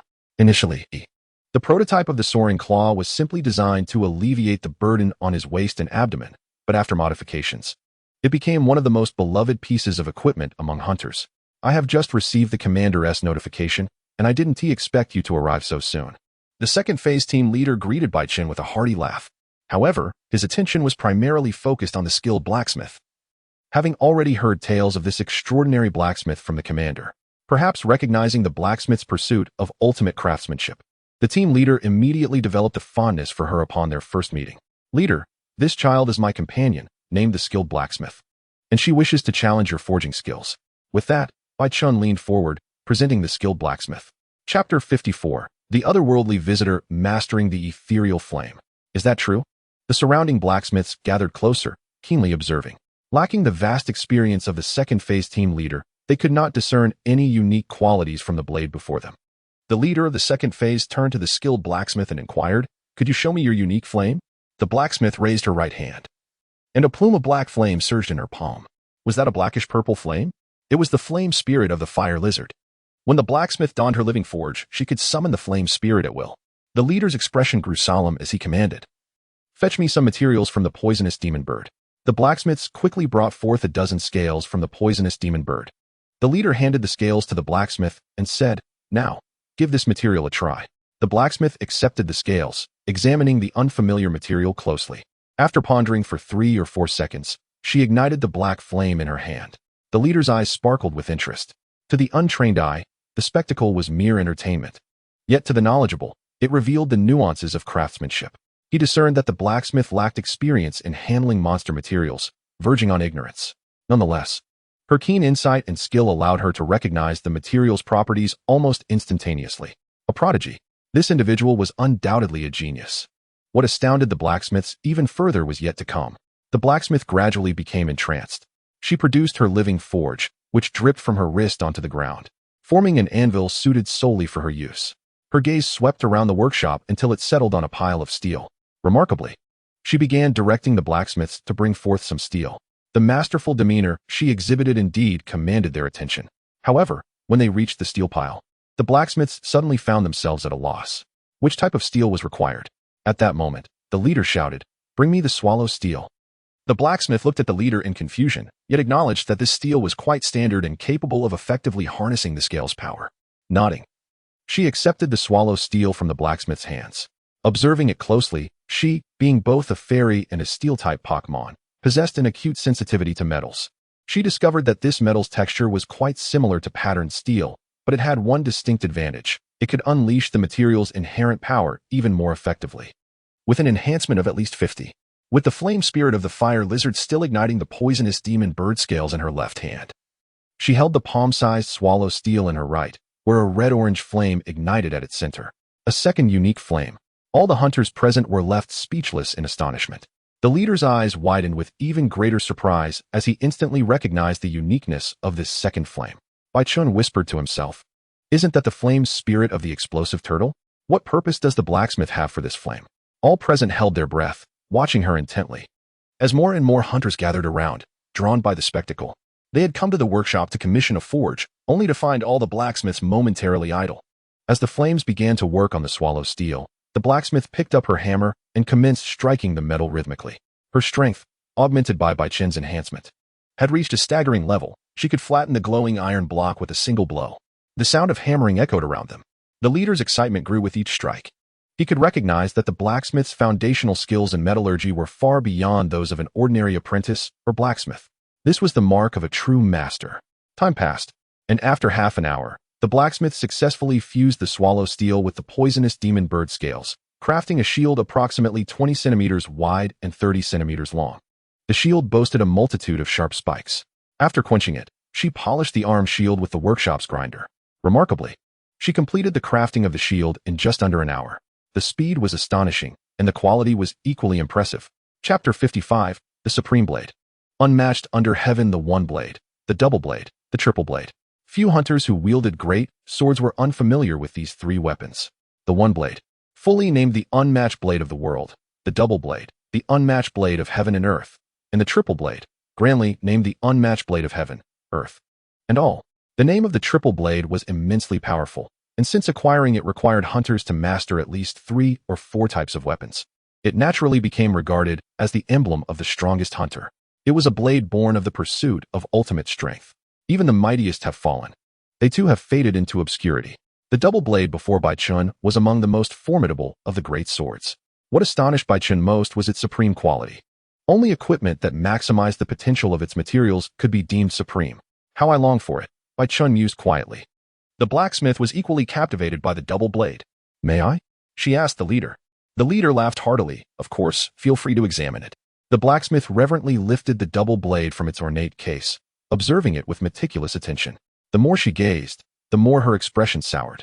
In comparison to this supreme blade, her most cherished weapon, the Extinction Dragon Blade, appeared woefully crude. The recollection of her previous pride filled her with shame. At that moment, Baichun gently patted the blacksmith's head, offering comfort. Do not be disheartened. You may currently fall short of others, but do not forget your talent. I believe you will forge weapons even more exceptional than this blade. We have agreed to become the finest master blacksmiths in the world. The blacksmith looked up at Baichun. His choice to select her, despite encountering such an exceptional blacksmith, and his willingness to entrust her with the divine forge moved her deeply. Renewed with determination, she carefully returned the double blade to its case and sincerely called out to the leader, "Thank you." The leader chuckled heartily. "I do not deserve the title of your mentor." The blacksmith, feeling anxious, retorted, "What is this? You raise my interest only to abandon me? Do not rush." The leader soothed her. "With your talent, it will not be long before you surpass me and become an incredible blacksmith. I do not wish to be defeated by my own apprentice so soon." The blacksmith looked at the leader in confusion. "So, as I mentioned earlier, we can collaborate. I will teach you how to handle monster materials and some advanced forging techniques, while you can lend me your flames and assist me here. Naturally, I will compensate you with a salary." The leader saw in the blacksmith the aura of a master and the potential to become a top-tier craftsman. Her peculiar flames and the ability to create arm shields capable of triggering explosive attributes revealed limitless possibilities. He silently supplemented in his heart, "I truly wish to witness how this visitor from another world surpasses those dragon masters. What do you think?" The second phase leader inquired of the skilled blacksmith. The blacksmith turned to Baichun, seeking his opinion. For her, as long as she could learn the art of forging, everything else was inconsequential. The second phase leader also looked to Baichun, asking, "Your companion's flames are quite remarkable. If she could assist, I would be willing to offer you a substantial fee." Baichun remained silent. How did he feel about this condition? It exceeded his expectations by far. Yet, Baichun did not acquiesce but instead stated, "Leader, the fee is of no concern. The skilled blacksmith can certainly use her flames to aid you. However, I wonder if you could impart some knowledge of dragon forging techniques to her in the future." The second phase leader before him was a master-level forging artisan, possessing skills of rarity level 5. Compared to the blacksmith's rarity level 3, which only boasted master-level proficiency, he was significantly superior. Nonetheless, even such a master had entities above him, namely the dragon blacksmiths, who wielded rarity level 7 forging techniques. That was the true knowledge Baichun yearned to acquire. "I expected you to propose some harsh conditions. It turns out to be this trivial matter," the second phase leader said dismissively, gesturing with his hand. "Since this is an exchange, I certainly cannot withhold anything. If her skills surpass mine in the future, I will gladly introduce her." Chapter 56. Are you certain you wish to undertake so many tasks? Generally speaking, members of recommendation groups like Baichun do not need to personally visit the assembly area to accept tasks. The editor by his side would handle the registration of tasks for him and could even issue emergency tasks on the spot. Unfortunately, despite his esteemed status as a recommendation group member, no editor was willing to partner with him. The juvenile Tyrannosaurus from his previous life did not appear either. Thus, These troublesome matters fell squarely upon Baichen's shoulders. He removed his helmet and addressed the receptionist. May I take a look at the 2-star tasks? 2-star tasks? Please wait a moment. The receptionist began flipping through her task registration book, which was as thick as a dictionary. While searching, she asked Baichen, Sir Knight Baichen, are you looking for delivery tasks or tasks involving the subjugation of small monsters? Please provide me with tasks related to the subjugation of large monsters. The Hunters Guild categorizes tasks into 5 main types. Delivery tasks requiring the submission of specific items, such as mushroom collection or monster egg gathering. Hunting tasks allowing hunters to choose between capturing or killing. Extermination tasks demanding the direct elimination of targets. Capture tasks requiring hunters to capture specific targets alive, and special tasks, including investigation and escort missions. Very well, the receptionist skillfully pulled out a plethora of 2-star subjugation tasks for large monsters. There are a total of 6 hunting tasks and 4 capture tasks. The receptionist politely introduced the tasks. She remembered Baichen well. Noting the peculiarity of a recommendation group member with no accompanying editor, an elite who consistently accepted mundane delivery tasks such as mushroom gathering, and a hunter wielding a great sword who referred to himself as a knight. All of this struck her as rather odd. Baichen swiftly reviewed the task proposals before him. In total, these 10 tasks required the hunting of 6 great thief dragons and the capture of 4 raucous birds. The task issuers varied. Some were direct requests from group members seeking materials to forge equipment, others were missions from the command center aimed at controlling overpopulated species, and some originated from research institutes requiring the capture of monsters for study. The rationale behind these tasks held no significance for Baichen. To him, these tasks were merely permits for subjugation. Baichen inquired, are there any other tasks available? The receptionist replied helplessly, the rest are 3-star tasks, which, according to regulations, I cannot show you. The new world has stringent hunting level classifications.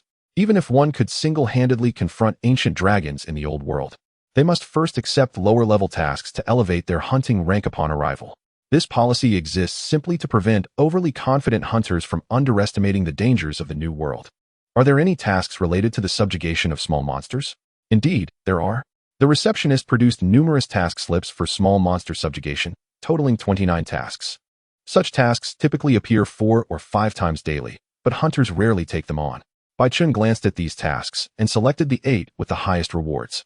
He handed them, along with the 10 large monster task slips, to the receptionist. I'll take all of these tasks. Very well, I'll assist you with that.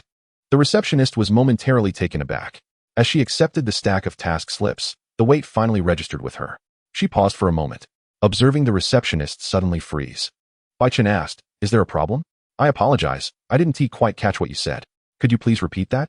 The receptionist politely inquired. I said, please help me register these tasks. These? Yes, all of these tasks. The receptionist took a deep breath, seriously doubting whether Baichen was joking. Nevertheless, she maintained her professionalism and explained, Sir Knight Baichen, these tasks come with time constraints. From the moment you accept a task to its completion, you only have 3 days. Failure to complete them will result in a deduction from your deposit. Unlike the rules in games from his past life, accepting tasks in reality requires the payment of a deposit. This is to deter hunters from neglecting their responsibilities or failing tasks due to complacency. This is the deposit. Please count it. Baichen took all of his money to purchase capture nets and returned to the first floor S circulation area. He filled his backpack with capture tools, specifically the capture orbs. With 3 massive great swords in tow, he departed the outpost through the western gate. Other hunters typically relied on their flying wyverns for transportation. However, given the weight of Baichen's armor and swords, even 3 wyverns would struggle to carry him aloft. He needed to quickly capture a creature that could both showcase his abilities and transport him. Upon reaching Area 4 and exiting the outpost vicinity, the dire dragon immediately burst forth from its monster ball, for she disliked being cooped up. Baichen opened his backpack, allowing the dire dragon to burrow inside, and she ceased her fussing. Baichen reassured her, saying, once we grow stronger, we won't have to worry anymore. You can come out whenever you wish. The dire dragon let out a cry, poking her head out from the backpack's opening, urging Baichen to hasten with the tasks. If they failed, both of them would be left to fend for themselves. Baichen nodded, releasing control over his aura. A crimson glow enveloped his body. That is the aura of dominion. Upon returning to the monster hunter realm, Baichen learned this skill from the elder dragon. Upon acquisition, the elder dragon's size expanded 15-fold, and all of its attributes received a slight enhancement. While Baichen also experienced a modest increase in his capabilities upon obtaining the skill, unlike the elder dragon, his physical stature remained unchanged. If one were to note any alterations in his appearance, it would be that Bai Chen's physique had become remarkably perfect. If one were to rate it, he achieved an astounding score of 150 out of 100, a level of perfection that transcends human standards. Although it is somewhat regrettable that his size did not increase, this skill is a constantly active passive ability that does not require dedicated practice. Bai Chen closed his eyes, concentrating all his sensory abilities within his nostrils, carefully discerning the scents in the air. Upon reopening his eyes, a faint golden glow emanated from his golden irises. The world as he perceived it had transformed. Even the seemingly ordinary stones now bore marks radiating energy.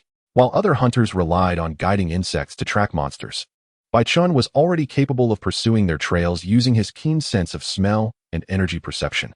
He had located a screaming bird and confirmed his task of capturing it by checking his quest slip once more. He stowed the slip away and transformed into a hunter of the night, leaving only a whisper in the air. It was time to hunt. Meanwhile, on the 4th floor of the starship in the Star Fortress, the receptionist who had previously attended to Bai Chen was muttering in discontent. She had not anticipated that such arrogance would exist within the 5th cohort's recommendation group. How could they possibly complete so many tasks within 3 days? Although she herself was not a hunter, she interacted with them daily. The current fastest record for completing a hunting task at the Gathering Hub was 1 hour for capturing a great thief dragon. Hunting large monsters is not as simple as stepping out of the fortress to engage in battle.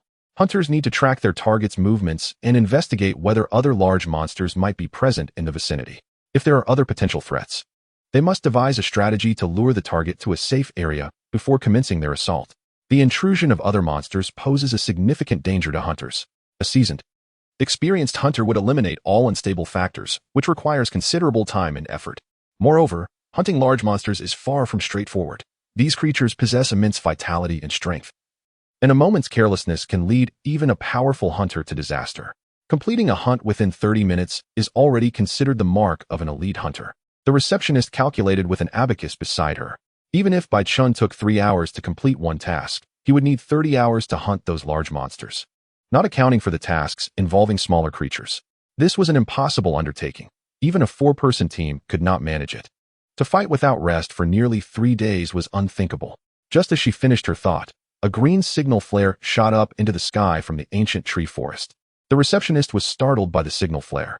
Chapter 58. Can we not be so absurd? The ancient tree forest was eerily quiet at night. In the shadows, a crimson elder dragon hunted, its presence echoing the lamentations of the monsters, which became the sole melody of the forest. They sensed the terrifying pressure emanating from this apex predator. Yet, some forest ruffians dared to confront the elder dragon's might. Bai Chen braced himself against the fiery breath of the Baryonyx before him.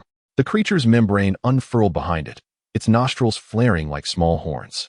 Out of the corner of his eye, Bai Chen noted the completed retreat of the Ailu cats, who had successfully finished their task.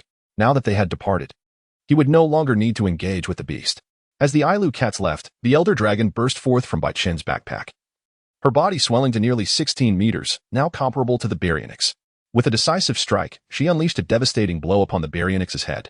The Baryonyx, undeterred, retaliated by attempting to flip the elder dragon off him. The flames from its throat surged forth mercilessly towards her. However, as the flames approached, the elder dragon suddenly vanished, having utilized her shrinking technique to evade the attack. Swiftly, she darted to Bai Chen's shoulder, following him as they fled the area, pursued by the enraged roars of the Baryonyx. Bai Chen paid it no mind, continuing onward until the scent of the creature dissipated. Exhaling deeply, Bai Chen realized that he had attracted the attention of this formidable beast.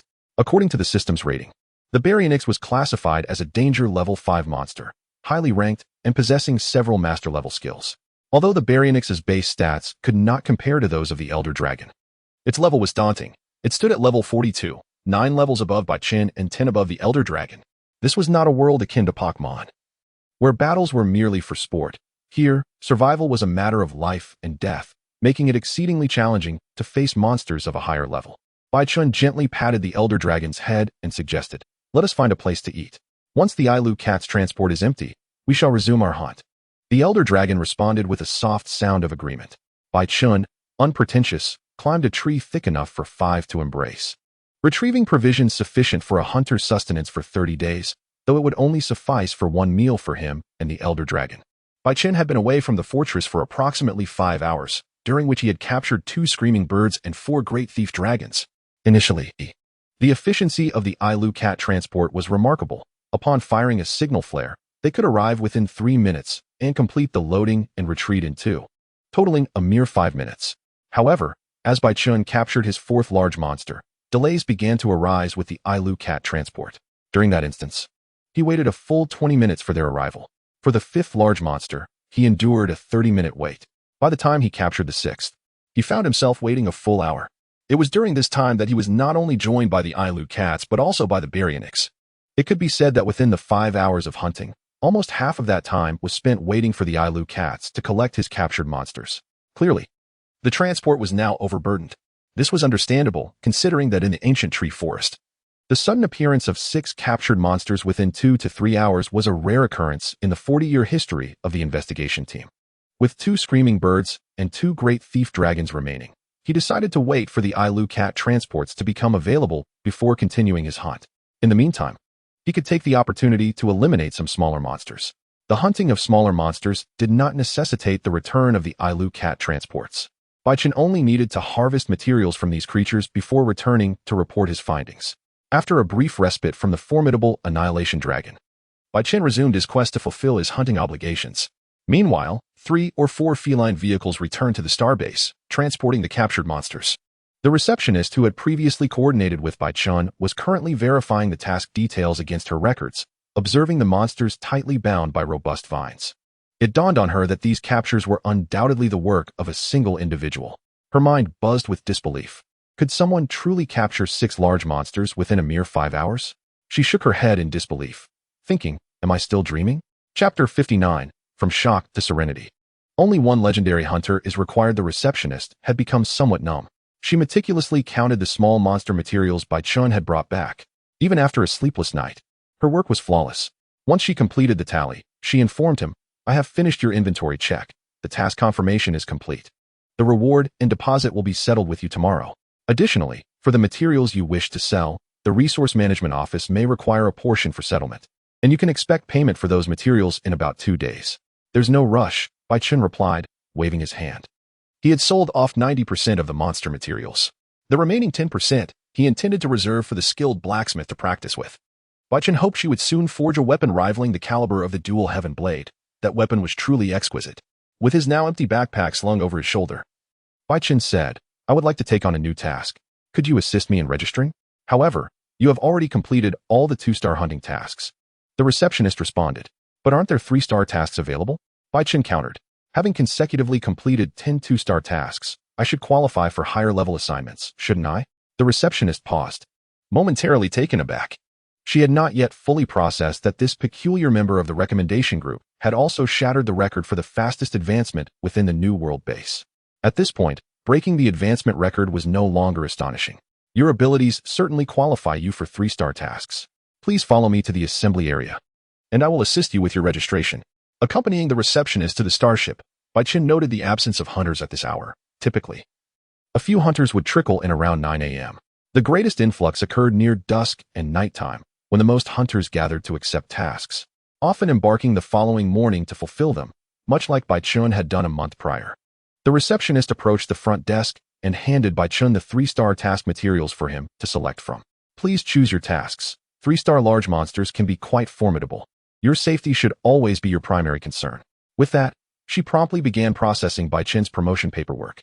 As Bai Chun scrutinized the tasks, he discovered that there were significantly more 3-star large monster hunts compared to the 2-star tasks, 26 in total.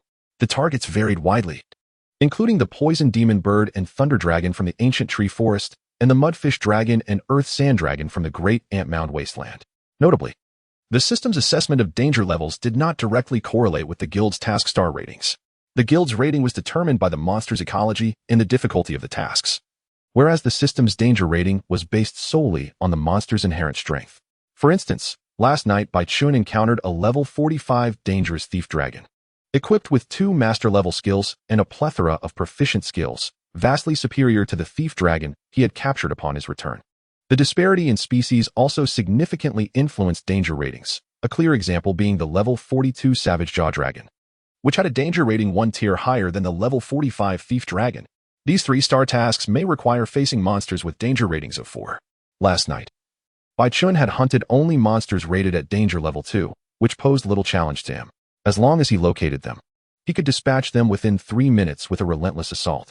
My current strength should suffice against danger level 3 monsters. With the Annihilation Dragon at my side, defeat is unlikely. However, monsters of danger level 4 may present a bit more of a challenge, Chun pondered, inquiring. Are the completion deadlines for these tasks all 3 days? Not all. Some have deadlines of 5 days, and one task requires completion within 7 days, the receptionist clarified, pulling out 11 tasks from the 26. These 10 tasks are near 4-star in difficulty, hence they offer a more generous time frame of 5 days. Additionally, the task for capturing the Thunder Dragon is just shy of 4-star rating, allowing for a longer deadline of 7 days. Chun calculated in his mind. This meant he would need to complete 15 3-star tasks within 3 days, followed by 10 near 4-star tasks within 2 days, and finally, there would remain 2 days to complete the 3-star task equivalent to a 4-star challenge. The timeline was tight, but not insurmountable. Chapter 60. What? All 3-star and 2-star large monster hunting tasks are gone. At 2 p.m. on the starship, a hunter opposite Yaira incredulously inquired. Yaira maintained a polite smile. Yes. All tasks have been taken. Are you serious? Did the commander organize a large team? The hunter questioned, bewildered. If a large hunting party had been assembled, I would have heard something.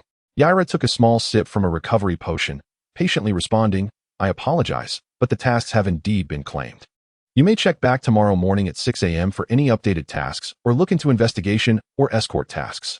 Of course, you could also consider the 4-star hunting tasks. The hunter's brows furrowed. While he could undertake 4-star tasks, none of those were easy to accomplish.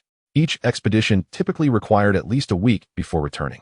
Investigation and escort tasks were even more troublesome, with timelines varying considerably. He simply sought a straightforward task to procure some equipment. After a long sigh, he conceded, fine. Give me 2 1-star small monster hunting tasks. I regret to inform you that all 1-star delivery and hunting tasks have also been taken, Yaira replied. The hunter's expression turned to one of utter disbelief. What? Yaira observed the bewildered look on the hunter's face and explained, 24 hunters have come before you, and they have claimed all the 1-star tasks. The hunter took a deep breath. In the past, 1-star tasks rarely attracted attention, yet now they had all been claimed? What about the 2-star and 3-star investigation tasks or special missions? There remains 1 3-star investigation task, Yaira began, but before she could finish, the hunter pulled out his coin pouch and slammed it on the table, exclaiming, please register me for it.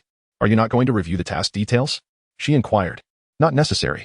Please register me immediately. Thank you. He had noticed a fellow hunter of equal rank entering the assembly area. If he delayed, even that investigation task would slip away. Yaira smiled gently. All right, please wait a moment while I register your task. Within just a minute, she had successfully logged the assignment for the hunter. As he took the task slip and prepared to leave, another hunter behind him cheerfully called out, L, shall we have a drink tonight? L ignored his friend, clutching the task slip tightly, as if fearful someone might snatch it away. Without uttering a word, he boarded the chain elevator and departed from the starship. What could possibly be troubling him? Had he lost his deposit due to a time lapse on the task? No. He hadn't accepted any missions recently. The perplexed hunter scratched his helmet and turned back to Yaira, asking, Sister Yaira, are there any 3-star large monster hunting tasks available? Yaira calmly sipped a recovery potion, smiling as she replied, I'm sorry, but all tasks below 3 stars have been taken. Special, investigation, and escort missions are also all gone.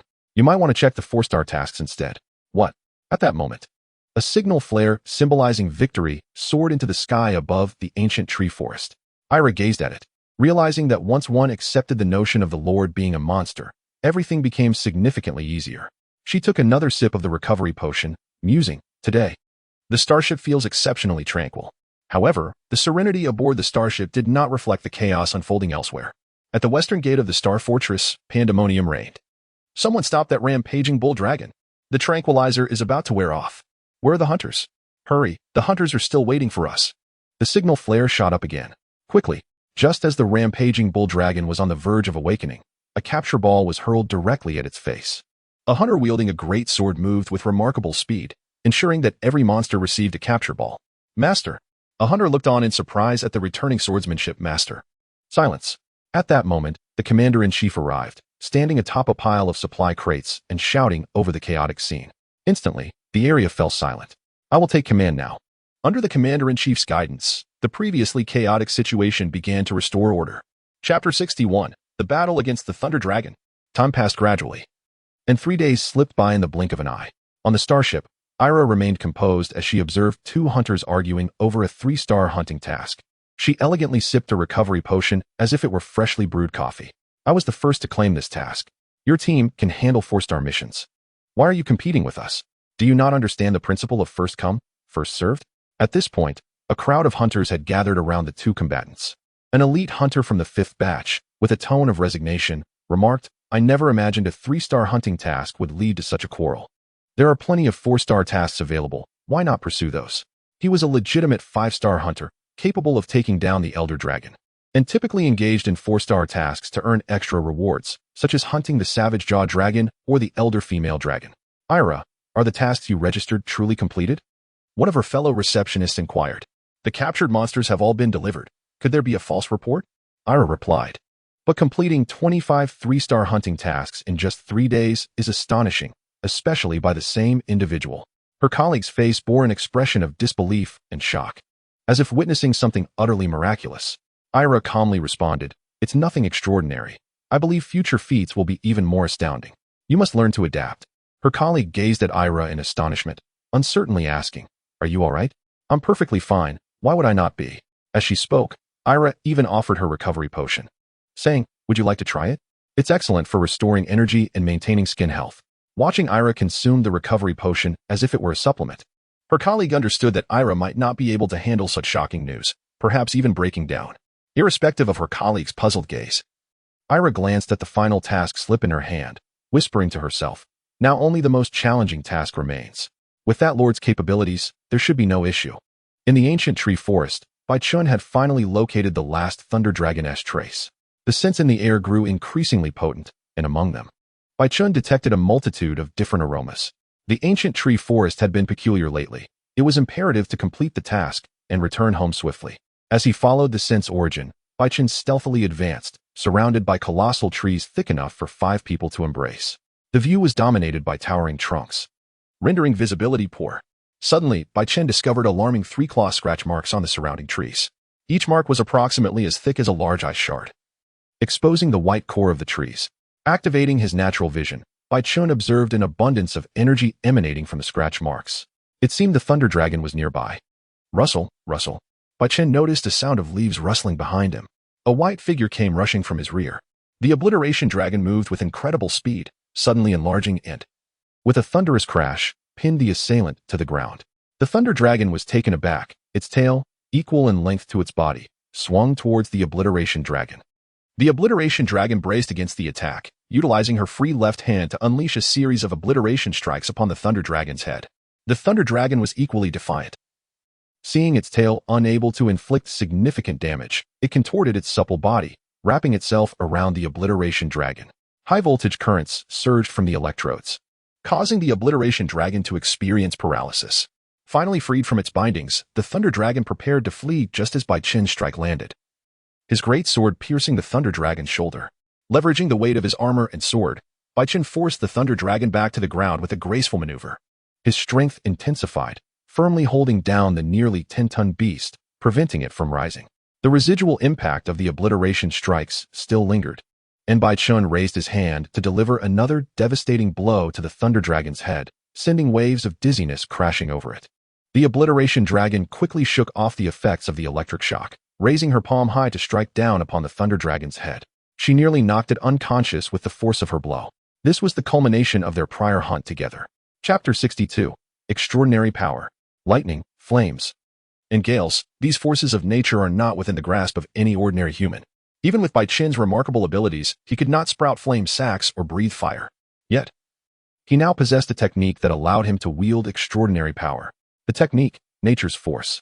Bai Chun struck the ground with his left hand. Beneath the Thunder Dragon, an abundance of trees sprouted from the earth, ensnaring the creature tightly. Bai Chen sheathed his sword at his waist. The pupils radiated a golden glow. He inhaled deeply, the technique gathering energy. Bai Chun perceived the crimson thread connecting him to the Thunder Dragon. Emotions of anger, fear, and astonishment swirled around the Thunder Dragon's surface. In an instant, that crimson thread suddenly snapped taut. Bai Chun shouted, "Annihilation Dragon!" Understanding the command, the Annihilation Dragon circled behind the Thunder Dragon, channeling all her strength into her right palm. With a fierce roar, she unleashed her powerful Annihilation Palm. The strike collided directly with the Thunder Dragon's head, propelling him back toward Baichun. In a flash, Baichun unsheathed his sword, Iato Slash. With a swift motion, the two parted ways, and Baichun struck the Thunder Dragon's vital point. The Thunder Dragon tumbled across the ground, rolling several times before crashing into a large tree. Finally coming to a halt, Baichun did not sheath his sword. He remained in a combat stance. The Thunder Dragon roared furiously as he rose from the ground. Visibly fatigued, though still far from death or incapacity. Had that series of attacks been directed at a level 40 Pokémon, it would have long since lost its fighting capability. The vitality bestowed by the monster's blood was indeed formidable. After 4 days of continuous battle, Baichun had grown accustomed to the extraordinary resilience of these creatures. But he was not the only one possessing master-level skills. Baichun's left hand shimmered with green radiance. He struck the ground once more, sending green vines spiraling toward the Thunder Dragon. Having learned from his previous encounter, the Thunder Dragon attempted to evade, but the vines, as if possessing a mind of their own, altered their trajectory midair. Baichun ensnared the Thunder Dragon, the vines born of natural power binding him in place. Annihilation Dragon harnessed the power of nature. With a powerful flap of her wings, the Annihilation Dragon ascended into the air, green energy gradually coalescing within her form. A verdant energy sphere accumulated rapidly in her right palm. Below, Baichun also formed a green energy sphere in his left hand. They surged forward simultaneously toward the Thunder Dragon.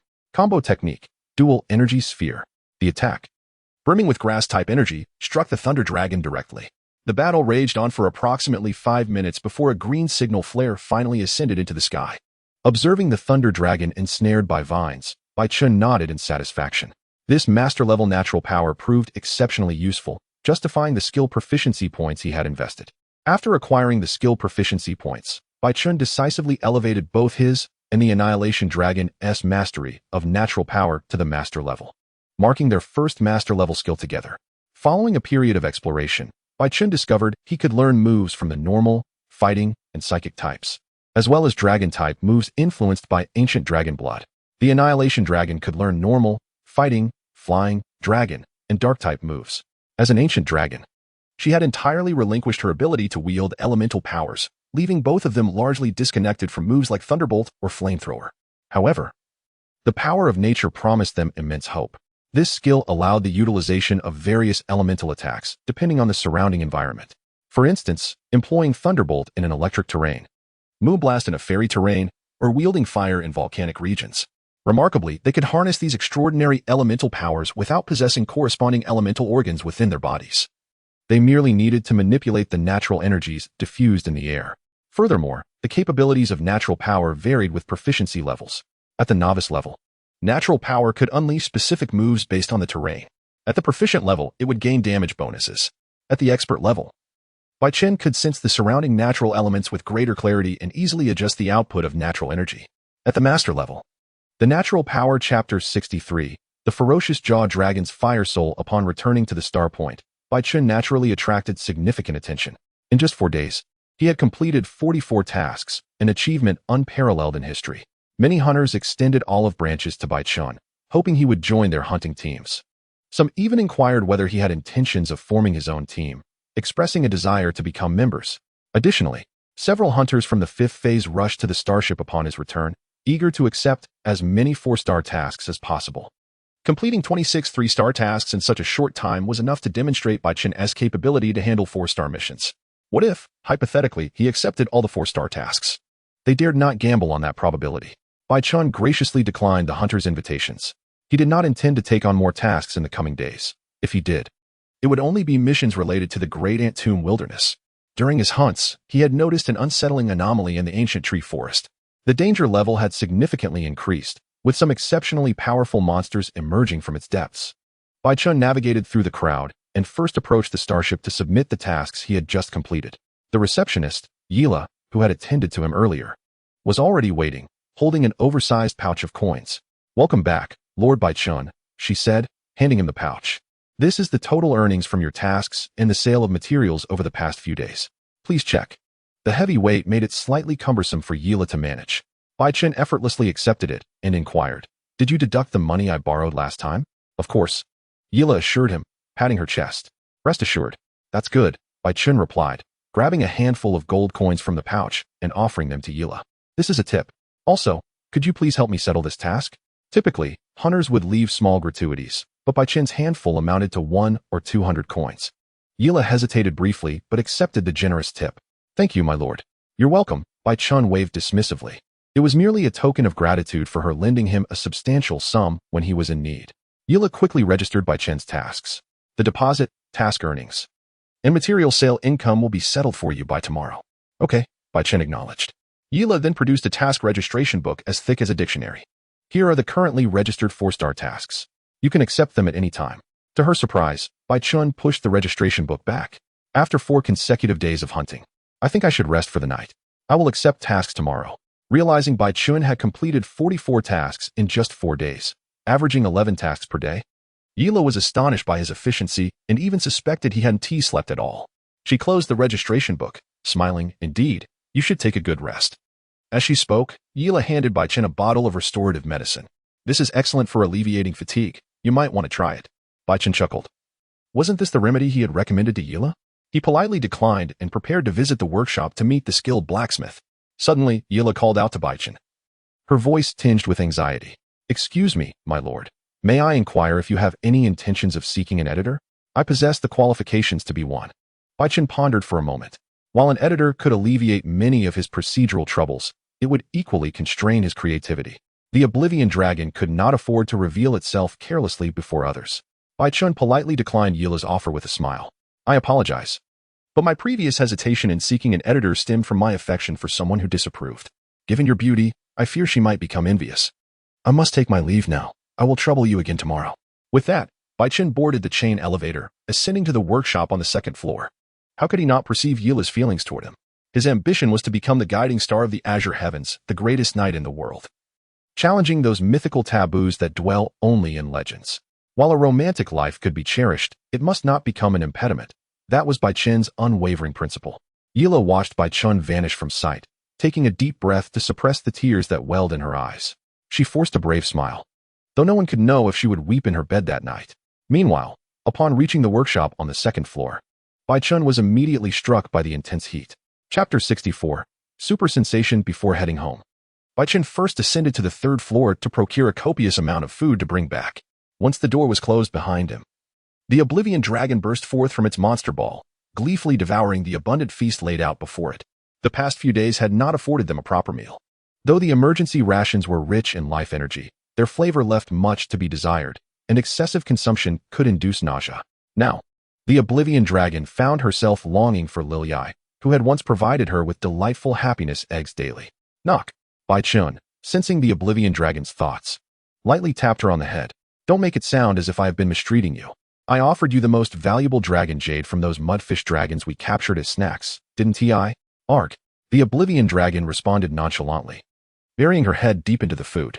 As Bai Chen munched away, he began to organize the spoils of the past few days. The coins and materials were but trifles. What truly astonished Bai Chen were the skill proficiency points and skill enhancement stones he had acquired during his expedition against the dangerous level 2 thief dragon. The system rewarded him with 1 skill proficiency point and a level 3 rare skill enhancement stone. While completing a 2-star task, Bai Chen encountered a level 1 scavenger bird, which appeared to still be in its growth phase. Upon capturing it, Bai Chen received 5,000 skill proficiency points and a level 2 rare skill enhancement stone. Later, after accepting a 3-star mission, Bai Chen swiftly encountered and captured a level 3 monster, earning a total of 2 skill points and a level 4 rare skill enhancement stone. Finally, there was the confrontation with the Thunder Dragon, the first level 4 monster Bai Chen faced, which rewarded him with 3 skill proficiency points and a level 5 rare skill enhancement stone. Moreover, there were the skill proficiency points acquired from defeating monsters. After defeating the first one, the second level 2 monster only granted Bai Chen 200 skill proficiency points, and similarly, each level 3 monster provided him with 300 points. A simple calculation revealed that since his return, Bai Chen had amassed a considerable amount of freely distributable skill proficiency points. During this time, he invested points to elevate both his and the Oblivion Dragon's nature power skill to the master level, leaving him with a remainder of points. Though the number of distributable proficiency points seemed substantial, when allocated across each skill, it appeared woefully inadequate. Bai Chen possessed 16 skills, while the Oblivion Dragon had 12. If one considered the Master Blacksmith skill, the total number of skills only multiplied. Each point allocation needed to be meticulously considered, for such precious opportunities were rare. Future attempts to gain them would require relentless monster hunting. Baichen did not wish to stand opposed to the Hunter Guild or nature itself. Hunting monsters obsessively for proficiency points. While it may be gratifying in the short term, as he previously mentioned to Hala, nature would exact retribution on those who disrupted its balance. If he were reckless, one could only wonder if nature would conjure a specialized nemesis to counter him. Moreover, should he provoke such a response, hunters from around the world would pursue him relentlessly. The cost would far outweigh the benefits. Baichen scrutinized his skill proficiency points. Apart from the nature power reaching master level, the Airblade, Breathing, and Titan S-Body were both at the expert level, while all remaining skills, save for Dragon Sealing Power, had attained the proficient level. The Titan's body required further proficiency points to reach master level. Baichen yearned to enhance this skill. However, the allure of both the Super Regeneration and Ancient Dragon Blood skills was equally compelling. It was a vexing dilemma.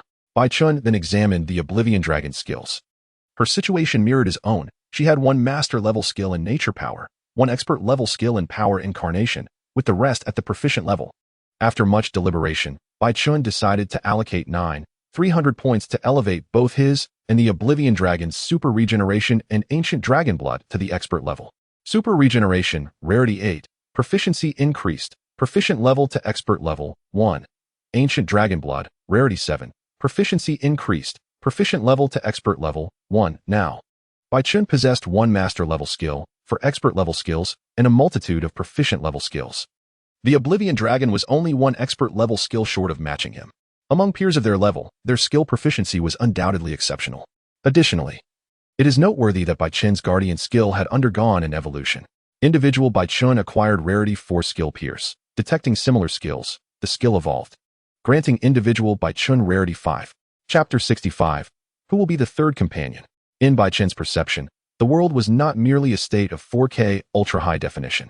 Colored hues filled his vision, and within a radius of 500 meters, the world resembled an amateur oil painting.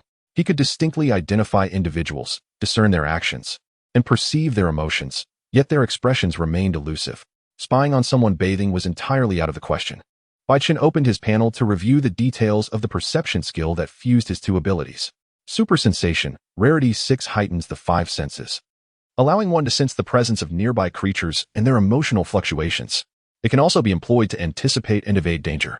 At sufficiently high proficiency, it may even predict events a few seconds into the future. Upon reading the system's description, Baichen found himself at a loss for words to express his emotions. The system's claim of future foresight was indeed a remarkable truth. Baichen further explored the skill, discovering its extensive range. Both the heavens and the earth were within his sight. It was as if he were encased within a sphere with a radius of 500 meters. He recalled that the Pokémon world had a similar ability to sense through waves, reaching targets several kilometers away. However, compared to that, his skill was more comprehensive, capable of discerning the emotions and strengths of his targets and enabling him to anticipate and dodge danger in combat. Baichen harbored no dissatisfaction regarding this skill. In fact, it had exceeded his expectations. As his proficiency improved, the clarity and range of the skill would surely enhance as well. After digesting the gains from the past 4 days, Baichen resumed his intensive training in skill mastery with the Miajin long after their meal. His focus was primarily on honing the techniques of the Chi Blade flow and the power of nature, training diligently until midnight. Seated at his desk, Baichen perused the hunter's manual, contemplating the types of monsters he should aim to capture next. Upon returning to the Monster Hunter world, he had encountered numerous creatures and successfully captured many. Among them, 2 monsters piqued his interest, the Dune Dragon and the Rampaging Bull Dragon. He acknowledged that formidable creatures like the Horned Dragon and the Malevolent Fire Dragon were beyond his current capabilities, as each of them was at least level 45 and posed a danger level of 6. Baichen estimated that he might only be able to capture such high-level monsters upon his next return. Referring back to the manual, he noted that the Dune Dragon, inhabiting the Great Ant Nest Wasteland, occupied a medium ecological niche and possessed a rarity level of 3. Its most striking feature was its massive carapace crown, characterized by exceptional hardness, with adult Dune dragons reaching a length of 14 meters. What captivated Baichen was its formidable charging ability. Presently, he possessed 3 skills that could be synergistically combined: Dominant Aura, Heavy Charge, and Iron Wall. The Dominant Aura could augment the size and weight of the monster, thereby enhancing the damage of Heavy Charge, while Iron Wall could bolster its defensive capabilities. The good news was that the Dune Dragon could learn all 3 skills. The bad news was that it could not acquire the Elder Dragon Blood skill. Bai Chun lightly tapped his pen against the desk, a look of resignation on his face. If I am to capture a monster, it must not hold me back. If it cannot keep pace with my growth alongside the Miajin Long, nurturing it would be a futile endeavor. Monsters inherently possess their own blood skills. And the Dune Dragon, with its rarity of 3, had significantly greater vitality than the Great Thief Dragon. However, when compared to the Elder Dragon's level of life force, it fell woefully short. Not all monsters can withstand the pressure of Elder Dragon blood. With a heavy heart, Bai Chun crossed the Dune Dragon off his list. Next, he turned his attention to the rampaging Bull Dragon, a gentle herbivore with a rarity level of 4, making it a standout among its peers. Furthermore, it was the largest of the beast dragon species, with adult specimens reaching an impressive length of 25 meters. In terms of skills, it could learn both the dominant aura and heavy charge. Unfortunately, it too was unable to master the Elder Dragon Blood skill or the Iron Wall ability. Should I consider enhancing it with skill enhancement stones in the future? The thought crossed Bai Chen's mind, only to be immediately dismissed. Even though he had yet to fully grasp the stable acquisition channels for skill enhancement stones, their rarity was evident. There was no need to squander such precious resources on matters that could be resolved with a single skill. Chapter 66. Conditions. Bai Chen was abruptly roused from his slumber. Stifling a yawn, the crafty artisan was bouncing beside him, urging him to hurry. Quick, quick! We must set off to capture a monster. Capture a monster? Bai Chen, still somewhat dazed, questioned the nature of this endeavor. What monster? Look! The crafty artisan exclaimed, holding up a piece of metal with palpable excitement. Capture the owner of this metal. Bai Chen took the metal, examining it closely. He rubbed his eyes in disbelief. What is this? Yes, yes. The crafty artisan eagerly shared what she had just learned in the workshop. Bai Chen reiterated, you mean to say you extracted this metal from the ore I brought back? And its quality surpasses that of typical metals? Yes, she affirmed enthusiastically. She had instantly fallen in love with the metal upon acquiring it, and most importantly, it was entirely replicable. The crafty artisan elaborated on her findings, and Bai Chen's excitement grew. There are actually rock dragons in the New World. Yes, she confirmed, her enthusiasm infectious. Her message was clear. It was indeed a rock dragon, and they should hurry to capture it. I want the ores it produces. Bai Chen tempered the overzealous excitement of the crafty artisan. The rock dragon was a nemesis of the swordmaster, and one of Bai Chen's most familiar monsters. The rock dragon typically concealed itself underground, camouflaging as rock, and its favorite food consisted of ores from volcanic regions. Moreover, the economic value of the rock dragon was exceedingly high. It could yield quality ores in the rare pink crystal rock dragon tiers. Even its flesh was delectable, coveted by many chefs as a rare delicacy. Consequently, the rock dragon frequently fell prey to poachers, and despite the guild's efforts to curb such activities, their success was limited. Additionally, as a juvenile giant dragon, it would eventually mature into an armored dragon, an indisputable map king with an ecological niche comparable to formidable monsters like the malevolent fire dragon and the thunderwolf dragon. It had once repelled the forbidden monster king with its fiery artillery. Although it ultimately fell victim to predation, nevertheless, its strength was unquestionable. The armored dragon bore many impressive titles, such as Fortress of the Volcano and Sovereign of the Armor. It was the largest of the flying dragon species, with a length of up to 20 meters and a staggering weight of approximately 110 tons. Bai Chen pondered. The armored dragon was a powerful creature and should be capable of withstanding the burden of Elder Dragon blood. Furthermore, it should be able to learn the skills of heavy charge, dominant aura, and iron wall.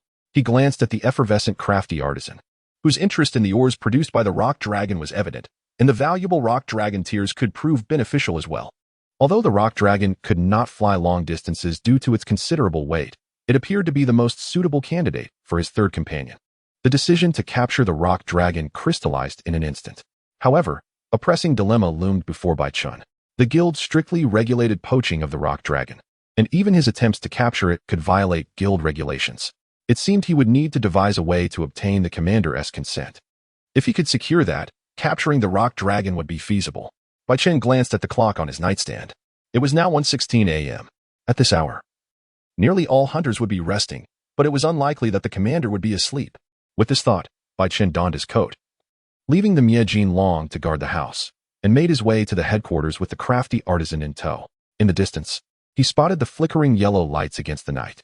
At the large square table sat a distinguished white-haired hunter, his brow furrowed in concentration. Nearby, The sword master sat stoically on a small stool in the corner of the headquarters. As Bai Chun approached, he slowed his pace. Yet he still caught the attention of both the commander and the sword master. Upon seeing Bai Chun, the commander greeted him with a warm smile. "You're up so late. Do you require my assistance?" His demeanor towards Bai Chun was exceptionally cordial. Which leader would not appreciate a diligent and formidable subordinate? "Good evening, Commander." "Good evening, Master of Swordsmanship." Bai Chun greeted the two esteemed seniors. He approached the commander and said, "Commander, I actually have a matter I would like to entrust to you." This was indeed rare. It was surprising that this legendary hunter had an urgent task. Chapter 67. An urgent rescue mission. Is there an urgent mission that requires both the commander and the master of swordsmanship to stay up late pondering? Bai Chun thought it must be something significant. It couldn't possibly be an investigation of the Molten Mountain Dragon, could it? The commander pushed a task sheet in front of Bai Chun. Upon picking it up and examining the details, Bai Chun discovered it was a 4-star task aimed at capturing the Savage Jaw Dragon. He glanced at the name of the task recipient and was taken aback. The hunter squad leader taking on this task was someone he recognized. During his first return to the monster hunting world, someone had challenged him to an arm wrestling contest, while another had invited him to hunt the Savage Jaw Dragon. The very hunter who had previously invited Bai Chun to join in capturing the Savage Jaw Dragon was now the one assuming this task. Could it be that they had lost contact? The commander nodded solemnly. In the past few days, while hunting in the ancient tree forest, you must have noticed the anomalies there, correct? Are you referring to the powerful monsters that have emerged from deep within the ancient tree forest? It is worth noting that the entire area of the ancient tree forest is not as small as the hunter map suggests. The map merely delineates the hunting zones accessible by the Iluricats. Beyond that, to the northwest, lies a vast expanse where the monsters are even more fearsome and of a much higher rank. This is the origin of the higher tier and master level monsters. Indeed, we have suspended all task commissions in the ancient tree forest for the past few days, but we cannot recall the hunters who have already set out. Bai Chun began to grasp the situation. The commander intended to undertake a rescue mission himself. Bai Chun examined the timeline on the task sheet, saying, "Commander, according to the contract, this task has a duration of 15 days. Is it possible they are currently tracking the Savage Jaw Dragon? After all, only 4 days have passed. If that were the case, I wouldn't be here contemplating solutions."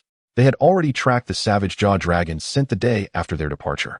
On the third day, the Iluricats observed a red distress signal flare, successfully rescuing 2 hunters who were incapacitated in battle. The commander sighed. However, since then, the Iluricats have not seen any further distress signals. According to the rescued hunters, they encountered a sudden intrusion by the explosive scale dragon. The explosive scale dragon is one of the most notorious monsters known for its abrupt appearances. Bai Chun realized the gravity of the situation and frowned. With all due respect, a party of 4, 2 rescued, and 2 others unaccounted for throughout an entire day, it is reasonable to conclude they have perished during the hunt. Hunters possess considerable physical enhancement abilities, yet even the strongest cannot fight ceaselessly for an entire day and night. Not everyone is as abnormal as he is. While it is indeed logical to conclude they have perished, the rescued hunters claimed that the remaining 2 might still be alive. Bai Chun, the commander, held a metallic command baton with an extensive map of the ancient tree forest spread across the table before him. Unlike the maps used by the hunters, this one was far more detailed, indicating which monsters could be found in specific regions. "Look here," the commander pointed at Zone 9 on the map with his baton. "This area lies to the north of Zone 1. According to the 2 hunters, they discovered traces of the Savage Jaw Dragon near Zone 9. The baton then shifted upwards, indicating the northern Zone 8. They found a path leading deeper into the ancient tree and located the nest of the Savage Jaw Dragon in Zone 13. They set traps in that area to capture it." The commander produced a new map and laid it over the existing one, marking Zones 13, 14, and 15. Bai Chun was left speechless. They ventured all the way into Zone 13. The entire hunting area is structured around the towering central ancient tree. The map can be divided into 3 layers. The first layer, the most expansive, encompasses many typical regions of the ancient tree forest.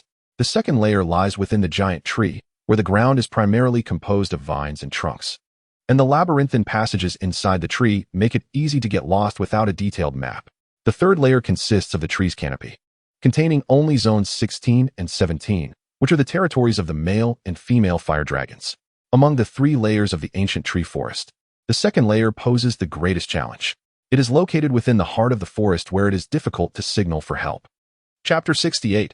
Iluricat. After receiving more detailed information from the commander, Bai Chun was ordered to set off immediately for the rescue mission. The longer they delayed, the more perilous the situation for the 2 hunters became. Upon returning home, Bai Chan stored the Annihilation Dragon in a monster ball, donned a set of lightweight leather armor, and decided to take only the rare-grade Annihilation Dragon Blade among his 3 swords. The current mission demanded speed. If he wore heavy armor and carried 3 swords, the winged dragon would struggle to bear his weight. In the event of an unavoidable danger, heavy armor would not provide salvation. It was far more practical to enhance his speed. With his trainer's belt secured around his waist, he packed 4 empty monster balls, full recovery potions, and energy shards, before heading out with the ingenious smith. This time, the ingenious smith would accompany Bai Chun to complete the mission. After ensuring he was fully prepared, Bai Chen arrived at the west gate of the base to meet the Master of Swordsmanship. Noticing Bai Chen's light attire, the Master of Swordsmanship inquired with surprise, "Are you really going in just that leather armor?" To increase mobility. While heavy armor offers excellent defense, the winged dragon simply cannot carry me, Bai Chen explained. Moreover, I possess considerable physical strength. Even if the savage-jawed dragon were to bite me, I would be fine. The Master of Swordsmanship had already heard about Bai Chun dragging back a great thief dragon using nothing but his physical strength on the day he returned. The Major General did not wear heavy armor when going out. He was not the reckless type. With this thought, the Master of Swordsmanship ceased to question Bai Chen's capabilities. "Since you are ready, let us set forth." The two whistled to summon the winged dragon. The ingenious smith climbed onto Bai Chen's shoulder, carrying her beloved hammer on her back. The ancient tree forest at night was a hunting ground for monsters. The silvery moonlight provided a dim glow, and the dense woods loomed darkly, resembling an abyss that craved to consume. An unsettling fear permeated the air. The ingenious smith, hearing the roars from the forest, nervously clutched Bai Chen's hair. "Do not worry. If we are determined to escape, even if an elder dragon appears, we will return safely," Bai Chen reassured the ingenious smith. The winged dragon increased the amplitude of its wing beats, keeping pace with the Master of Swordsmanship ahead. Their current plan involves heading to the treetop camp within the ancient tree forest, and from there, they will search towards the 13th district. The treetop area serves as a lair for large monsters. While smaller creatures are relatively scarce, by concealing their presence, they can easily avoid combat. The winged dragon carried the 2 individuals for a full 40 minutes before arriving at the 3-tiered camp. Upon landing on the platform, the warm glow of the fire dispelled the chill they had experienced during their flight. This camp is entirely maintained by the Ailer Cats, featuring a bright campfire at its center, a bright yellow tent on the north side for hunters to rest, and an abundance of support supplies, including Ailer Cats preparing meals for the hunters. One could say it has everything needed to satisfy the hunting necessities of the hunters. Additionally, the Ailer Cats responsible for transport and rescue typically remain on standby at the camp, ready to depart upon seeing a flare signal. 3 Ailer Cats approached, one of whom, draped in a cloak, greeted the trio with great politeness. "I am the head Ailer Cat of this camp. You may call me Lana."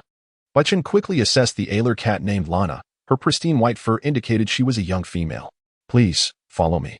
Lana led Bai Chun and the swordsmanship master into the camp. The 2 Ailer Cats trailing her went to assist in feeding the winged dragon some raw meat. With light, careful steps, Lana addressed the 3. "You 2 are here for a rescue mission, correct?"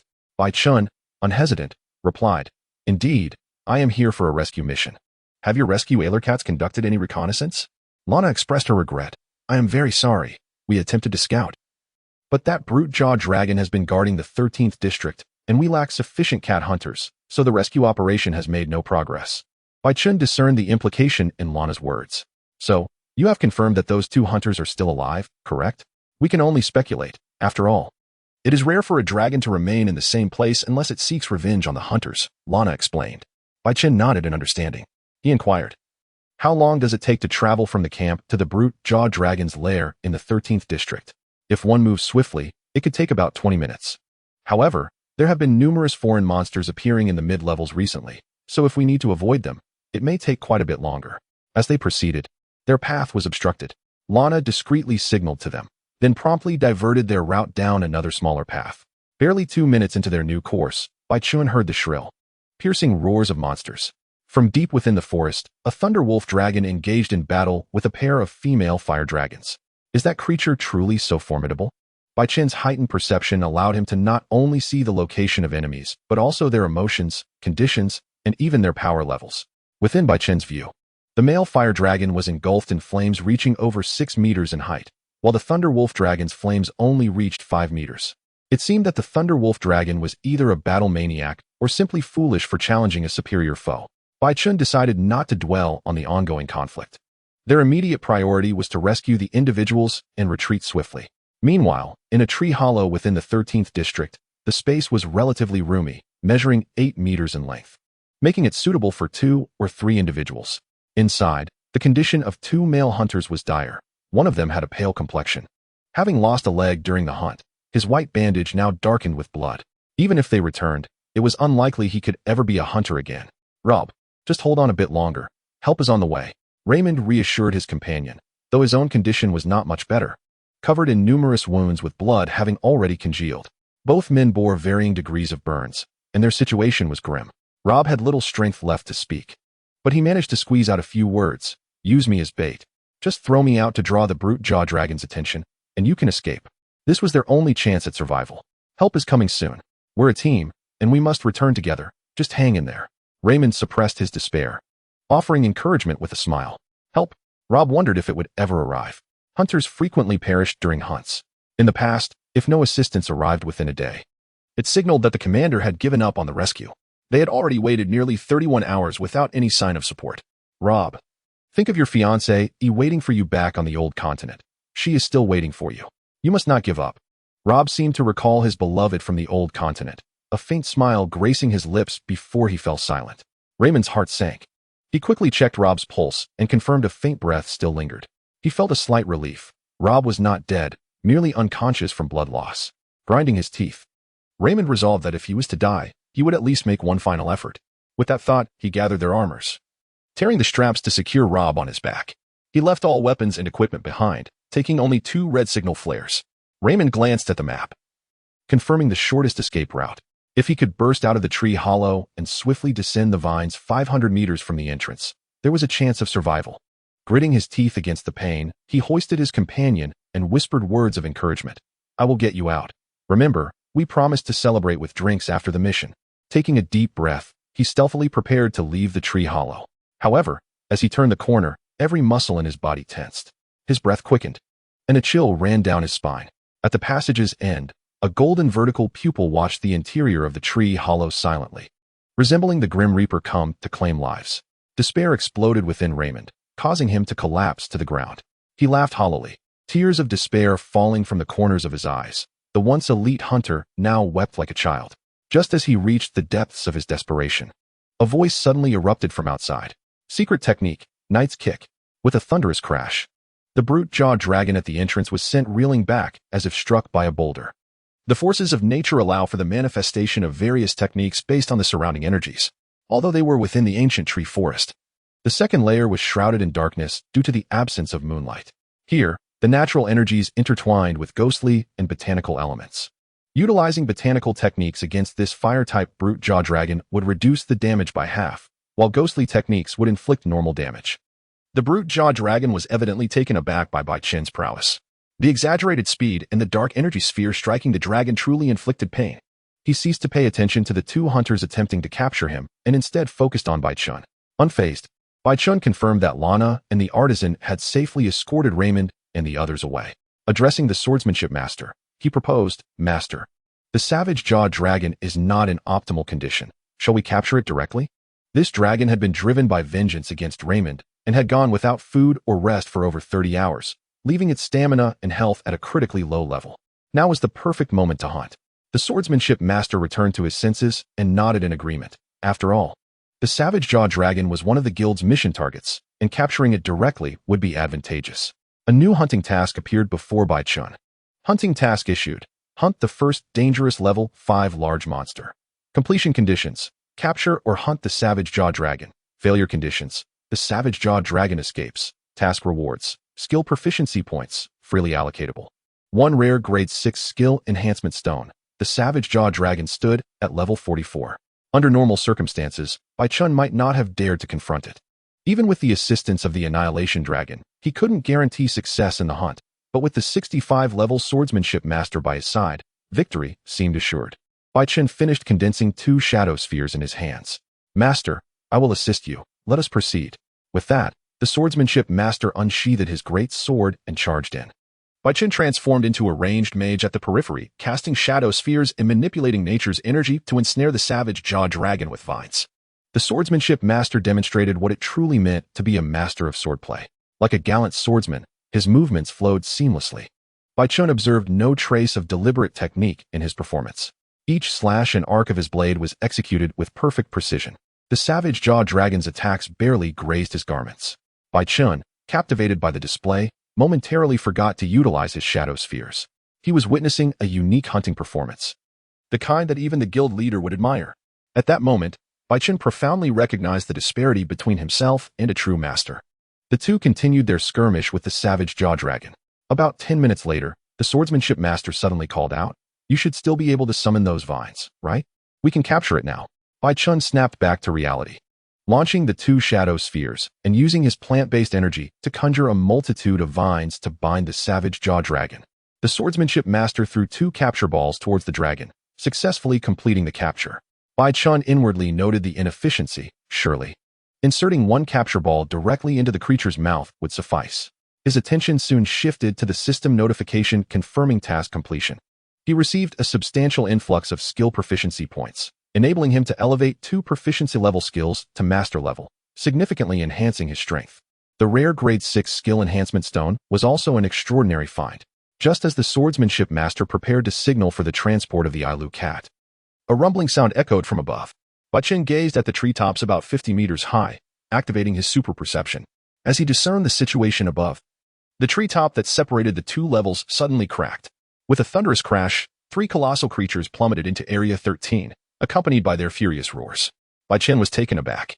While they were engaged in battle, why had they fallen into Area 13?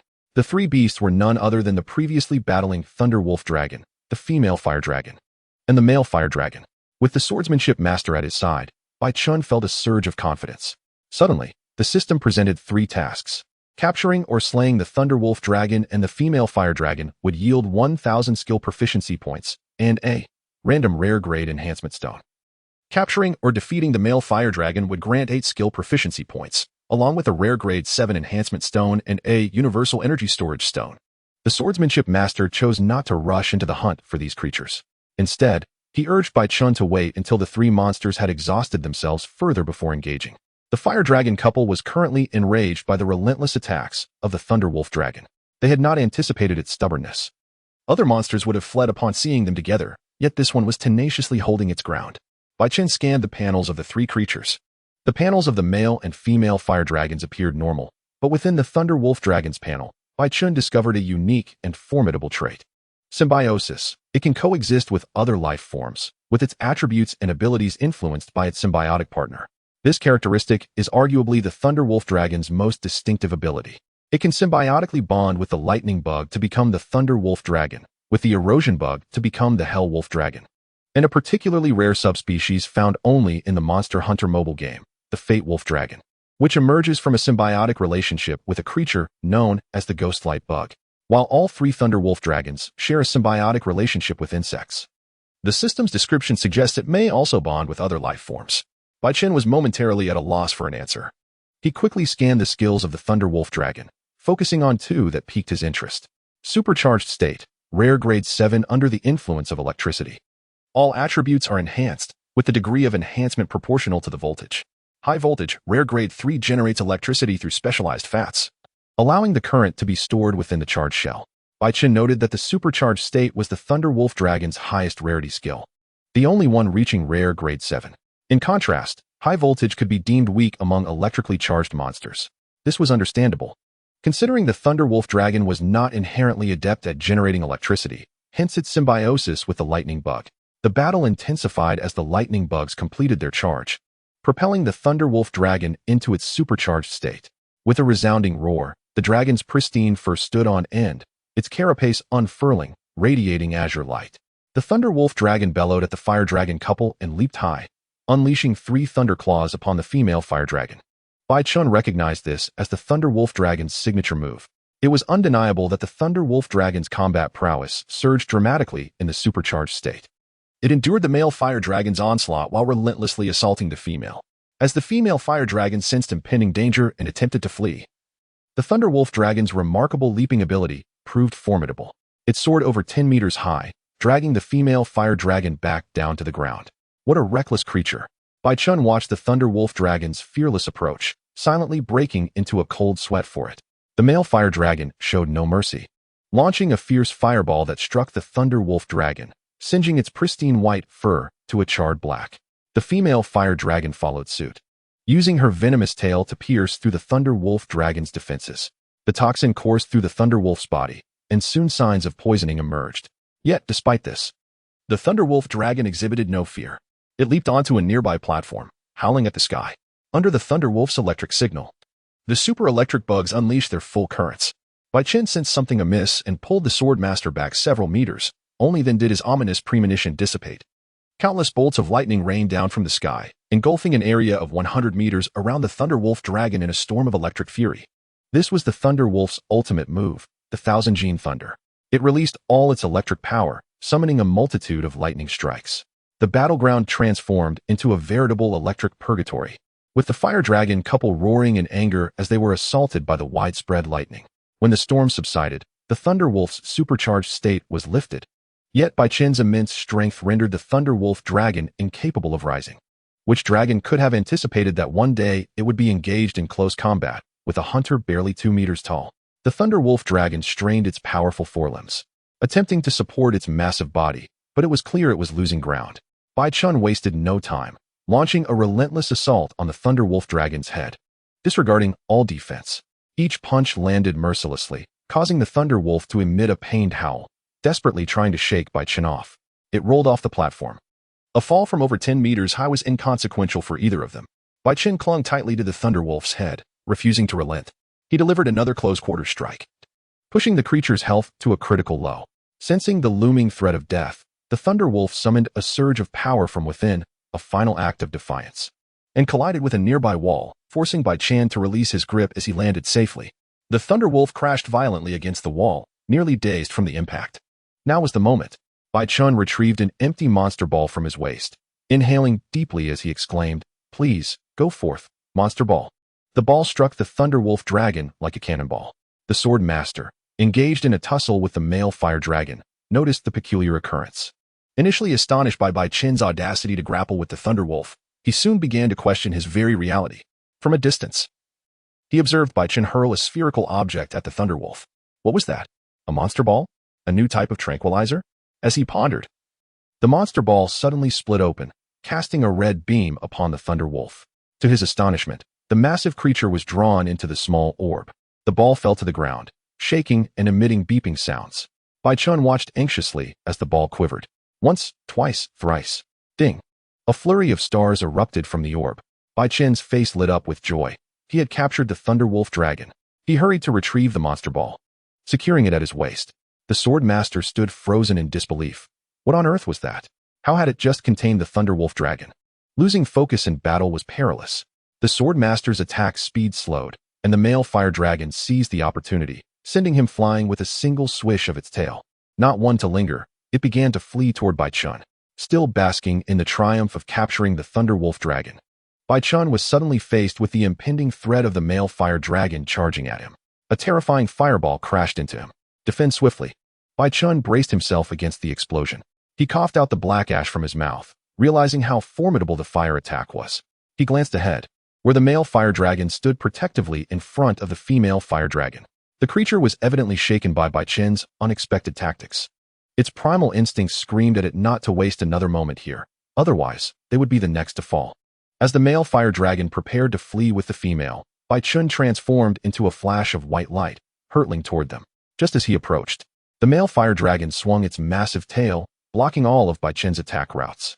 There was no escaping this. In midair, unable to maneuver, Baichen made a split-second decision to endure the tail strike. Seizing the moment, he clung tightly to the male fire dragon's tail as the force nearly flung him off. Baichen swiftly climbed onto the beast's back as it soared several dozen meters into the sky, attempting to engage in close combat. Baichen quickly discovered that the fire dragon's carapace was far tougher than he had anticipated. His attacks yielded minimal damage. Was this the difference in levels? Baichen marveled inwardly.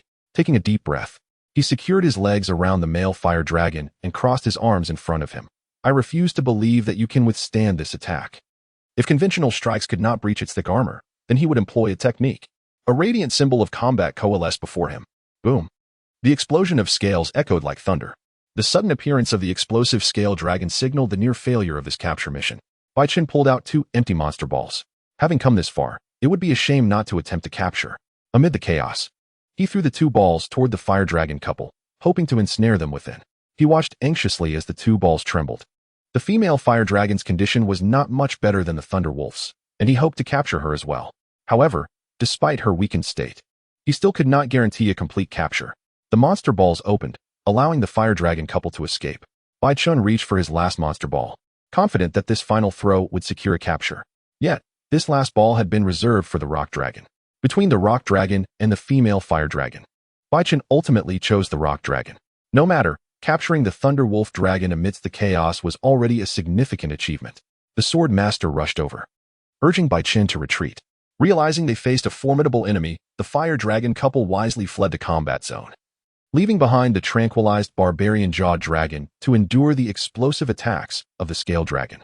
Once they had retreated to safety, the sword master apologized to Bai Chen. I am sorry for losing focus during the battle. Otherwise, you might have successfully captured both fire dragons. Not to worry, I have captured the Thunder Wolf dragon, and there will be ample opportunities to capture them in the future, Bai Chen replied, initially feeling a twinge of regret. However, upon reflection, the fact that I have managed to tame this Thunder Wolf dragon is a delightful surprise in itself. When the next opportunity arises for Lushamina to increase the yield of monster balls, I can capture more at that time. If you wish to capture monsters again in the future, feel free to ask me for assistance. Bai Chen nodded in gratitude. Receiving the promise and aid of a master swordsman, an elite hunter, is more valuable than anything. Very well, I shall not hold back next time, Bai Chen silently resolved. Enlisting the help of the sword master to capture a fire dragon seems somewhat beneath his capabilities when I next seek his assistance. It should be to capture at least a tier 2 monster to do justice to his status. The sword master, unaware of Bai Chen's thoughts, said, Let us return to the camp swiftly. Upon their return, they found Lana and the skilled blacksmith had been waiting there for quite some time. Due to not being a main combatant, the blacksmith was only at level 28. Engaging in such a battle would indeed be perilous for her. So Bai Chen had assigned her to assist Lana in transporting the injured back to the camp. Lana approached the two and greeted them. Welcome back. Bai Chen inquired with concern, How are Raymond and Rob doing? Not very optimistically, Lana replied. Rob sustained a severe injury, having broken a leg during the combat, and remains in critical condition, still not out of danger. Raymond's condition is significantly better. He retains a clear consciousness, but he will need at least a month of recuperation before he can hunt again. Just as Lana finished updating them on the 2 hunters, Raymond, disregarding the protests of the Elyacats, struggled to rise from his sickbed, parting the tent flap. Master, Bai Chen, he said, his upper body swathed in pristine bandages. His complexion markedly improved compared to when he was rescued, evidently having consumed several vials of emergency medicine. Bai Chen held a favorable impression of Raymond. He always greeted Bai Chen whenever he hurriedly accepted a mission. It would be best for you to remain in bed for now, strictly speaking. You have not yet escaped from danger, Bai Chen advised. Just as he finished speaking, Raymond stood upright and deeply bowed to Bai Chen and the sword master. His voice was heavy and serious. Thank you.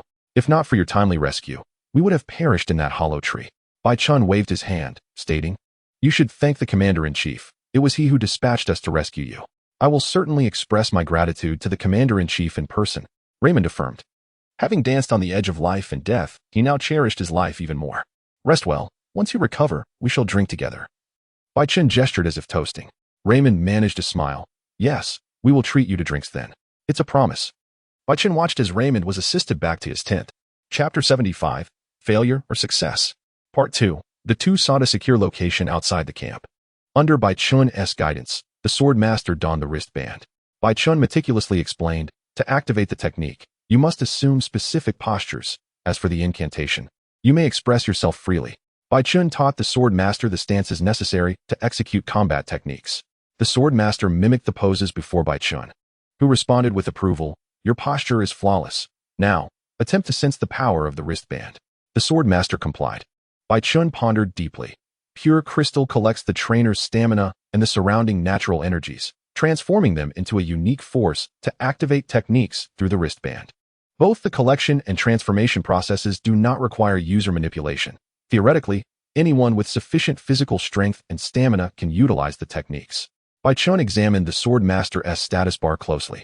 The master possessed master-level blade aura breathing and expert-level physical enhancement. His stamina and physical strength should be adequate. After a moment of concentration with the wristband, the sword master quickly grasped the essence. He crossed his hands in front of his body. Suddenly, the technique's emblem appeared before the sword master. Bai Chen's eyes brightened. Is this success? Yet, he rejoiced prematurely. After the emblem flickered, the sword master ceased all further actions. After 3 to 4 seconds of waiting, seeing that the natural energies failed to converge, Bai Chen realized it was a failure. The sword master turned to Bai Chen, asking, "Did I make an error in my movements?" "No, your movements were correct. It is simply that your body cannot bear the burden of the technique," Bai Chen clarified. The wristband is not merely a converter. It also acts as a limiter. When the user cannot withstand the technique's demands, it will not activate. "Master, allow me to attempt the technique alongside you," Bai Chen proposed, taking the wristband from the sword master and fastening it to his own wrist. He solemnly stated, "Master, we shall execute the technique together. I will help you share the burden." "What must I do?" the sword master inquired. "Simply mirror my movements," Bai Chen instructed, positioning himself behind the sword master. "Here we go," Bai Chen called out, crossing his hands before him. The sword master mirrored his actions. The combat technique's emblem manifested before Bai Chen, and the surrounding natural forces surged into the pure crystal. Bai Chen and the sword master maintained perfect synchronization. Bai Chen thrust his fist forward, and the pure crystal's energy flowed into the sword master's body. At that moment, the master felt an overwhelming surge of power. Unmatched fierce fist. The master struck forward, but as the first energy projectile was released, a loud thud echoed, and the force enveloping the sword master inexplicably dissipated, causing him to collapse forward, as if all strength had left him. Bai Chen thought, "This is not good," and hurried to check on the master's condition. Confirming that the master had merely fainted from the energy overload, Bai Chen felt relieved. He safely carried the master back to the camp, enlisting Lana's help to tend to him. Back at the campfire, Bai Chen reflected. In terms of results, it was a failure. However, in terms of the process, it was a success. Bai Chen now confirmed that ordinary hunters could utilize techniques, provided their physical strength could withstand the burden they imposed. To enable regular hunters to perform techniques, there are 2 approaches. First, enhancing their physical strength to grant them monster-level capabilities. Second, reducing the burden of the techniques themselves. Bai Chen quickly dismissed the first approach. He had no desire to reveal his advantages, and significantly boosting the physical prowess of hunters would contravene the laws of nature. With physical enhancement being unfeasible, the only remaining option is to lower the burden of the techniques. The techniques are initiated through a combination of pure crystal and the wristband.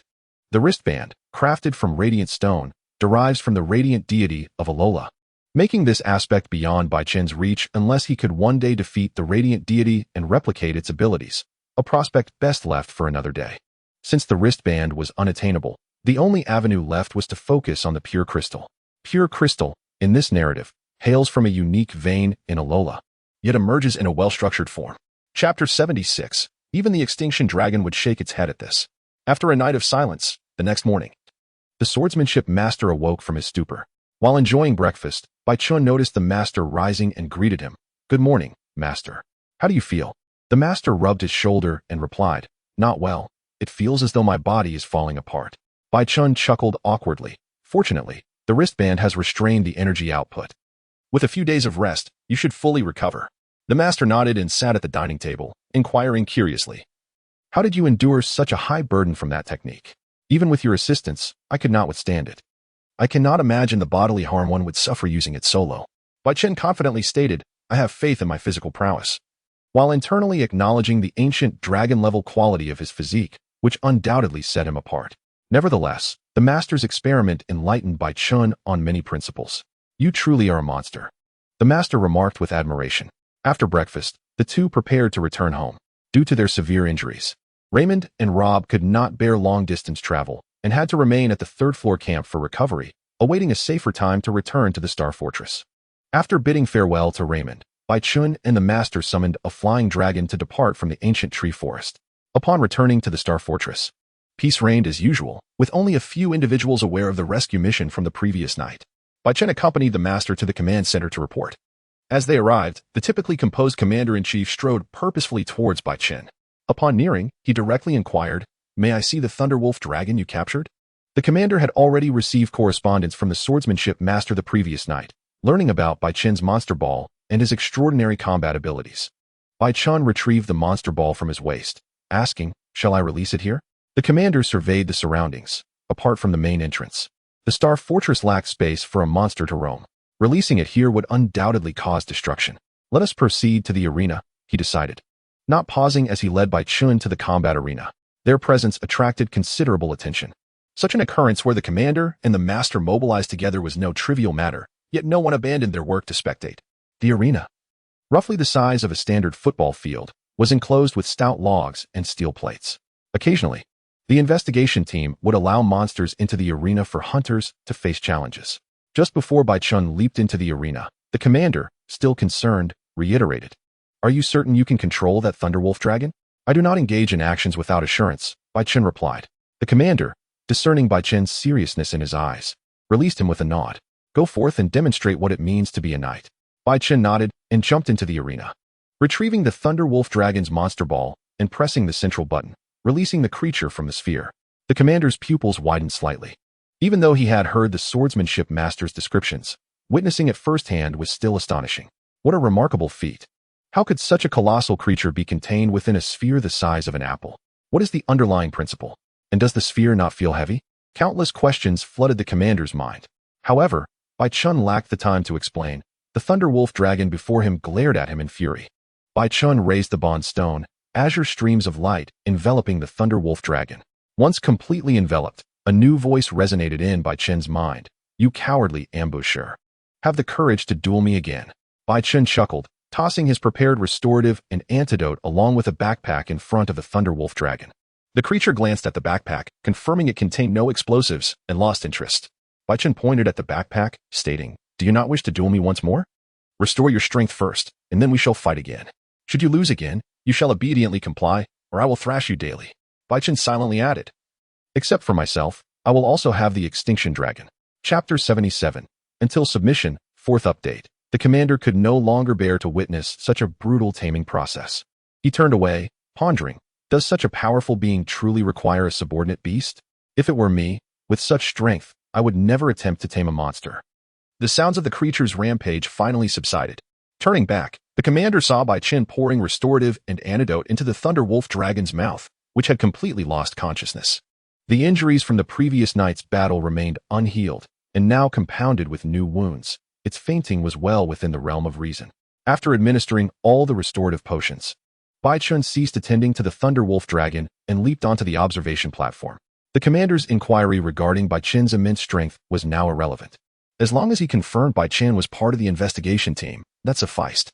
"How long will your taming take?" Bai Chun estimated. "This creature is more stubborn and proud than I anticipated. It may require a day or two. I plan to put in extra hours to discipline it a bit more." The prospect of disciplining a creature in such a manner was something the commander could scarcely fathom. Maintaining a calm facade, he replied, "Very well, I await your good news. Additionally, I have already submitted the request for capturing the rock dragon. You may pursue it at your convenience." Once Bai Chun tames this beast, he would proceed to capture the rock dragon. Currently, he possessed only one monster ball, which needed to be used judiciously, ensuring the rock dragon willingly submitted. Otherwise, failure would necessitate waiting until his next return. You may decide for yourself. As you are aware, the situation in the ancient tree forest requires utmost caution. Bai Chun nodded affirmatively. After bidding farewell to the commander and the swordsmanship master, Bai Chun first reserved a substantial amount of food at the weapon and links pavilion, instructing the chef to deliver it to the arena. Subsequently, he transported a tent from home, setting it up within the arena, a mere 4 to 5 meters from the unconscious Thunderwolf dragon. Once inside the tent, confirming no one was within a 500-meter radius, Bai Chun released the Extinction Dragon from the monster ball. The unfortunate ancient dragon slayer had been confined within the sphere for a day and a night. Were it not for the comfortable environment inside, the Extinction Dragon would have long since escaped. Roar! The Extinction Dragon reproached Bai Chun with dissatisfaction. My apologies. I did not expect to remain in the camp for such an extended period." As Bai Chun retrieved a piece of dragon jade from his backpack, he remarked, "This is a snack I just purchased for you." The Extinction Dragon felt somewhat uplifted as it swallowed the dragon jade. She approached the tent and glanced at the slumbering Thunderwolf dragon nearby. "Huh?" she queried in confusion. Bai Chun responded, "Indeed, he will be your future companion. However, he possesses a rather arrogant demeanor. I just had to teach him a lesson. You should also take the opportunity to show him who the true leader is." The Extinction Dragon let out a lackluster call, implying a simple thought. Does he not seem a tad foolish? Is our threshold not too low? Not at all. He is capable of inheriting the blood of ancient dragons. Moreover, he evolves into a formidable variant known as the Golden Thunder Lord Thunderwolf Dragon. Much like how the rock dragon transforms into the armored dragon, the Thunderwolf dragon has a distinct upper form. As a social creature, the strongest Thunderwolf dragon in a pack is bestowed with the title of Golden Thunderlord, radiating with golden lightning and perpetually maintaining a heightened electric state. Baichen elaborated to the Extinction Dragon, even if he fails to evolve into the Golden Thunderlord, do not underestimate the Thunderwolf dragon. I have witnessed a dominant Thunderwolf dragon confront the unleashed Storm Dragon. The Extinction Dragon did not comprehend the significance of the Storm Dragon mentioned by Baichen, but she recalled previous explanations about ordinary ancient dragons and the existence of unleashed and forbidden monsters beyond that level. She seemed to convey, do not worry. I shall assist you in capturing one later. Patting the Extinction Dragon's head, Baichen smiled. I eagerly anticipate that. Under ordinary circumstances, it would be challenging for a typical Extinction Dragon to achieve such a feat, yet Baichen held great confidence in his own Extinction Dragon. If she could fully harness the power within her, she would undoubtedly reach the level of an unleashed entity. Chapter 78, Rules, Part 1. The starbase was unusually lively that night. On the starship, Yila busily washed glasses behind the bar. Aside from her usual registration tasks, she also attended to duties typical of a server. With a pristine white cloth, she wiped the residual water from the glasses, bowing her head as she listened to the hunter's idle chatter. News of Baichen taming the Thunderwolf dragon had spread throughout the starbase, and the hunters drinking that night were fervently discussing the event. I would love to witness the taming process firsthand. I want to see it too. But the commander has strictly forbidden us from observing. As Yila continued to wipe the glasses, she silently scoffed. Do you think allowing you to watch would be wise? None of you would hesitate to grab a stool and drink while spectating. If you disturb others, wouldn't that be a sin? Do you think Baichen can truly tame that Thunderwolf dragon? One hunter raised a skeptical inquiry. It's hard to say. Monsters are inherently ferocious, and compelling them to submit to a weaker being is even less likely. Would you voluntarily serve a child? The questioning hunter shook his head repeatedly. Exactly. If you wouldn't agree to such a thing, do you think those fierce monsters would? The surrounding hunters nodded in agreement. Just then, another hunter burst in, holding a cup and sharing excitedly. Breaking news. I just overheard the commander speaking with the master. Baichen was a knight in the old continent, a knight renowned for taming monsters. Therefore, this taming endeavor is very likely to succeed. I thought Baichen referred to a court knight, but it turns out he is a monster knight. I still find it a bit dubious. Is anyone placing bets? If not, I'll take the odds. The atmosphere among the hunters heated up once more. Meanwhile, in the distant arena, flashes of lightning erupted, and piercing wolf howls seemed to penetrate the very soul. Yila murmured with concern, I hope Lord Bai is all right. After a moment's reflection, she shook her head, chastising herself. What foolishness am I speaking? That gentleman is, after all, a monster himself. Is it not quite normal for him to tame another? Wiping her hands with a clean towel, Yila approached the betting hunters, raising her hand. I'll wager gold on success. This bet was nearly half of her possessions. On the other side, Baichen was engaged in a battle with the fully powered Thunderwolf dragon. The heightened electric state indeed posed some trouble, significantly enhancing all attributes. However, he still fell short of defeating Baichen. The Thunderwolf dragon was undeniably a monster with a danger level of 5, and its level was equivalent to the flying thunder dragon Baichen had previously defeated, both standing at level 40. In terms of skill proficiency, they were quite similar, possessing 2 master-level skills and several proficient-level skills.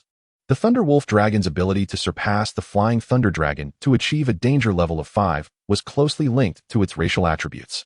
After withstanding a lightning strike from the Thunderwolf dragon, Baichen retaliated with a kick that sent it flying, creating distance between them. Crossing his arms in front of him, Baichen unleashed his technique, Unmatched Fierce Fist. He launched a barrage of energy blasts at the Thunderwolf dragon, effectively disrupting its heightened electric state.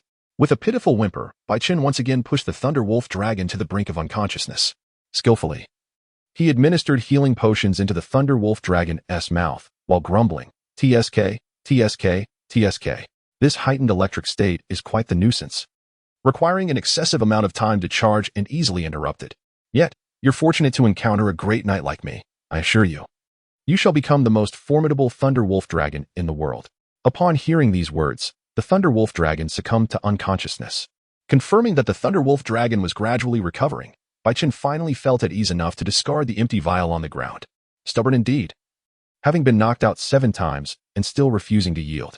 Stretching, Baichen glanced at the time. After a long day of training, I suppose a short nap is in order. He crawled into the tent, where the Extinction Dragon was already fast asleep.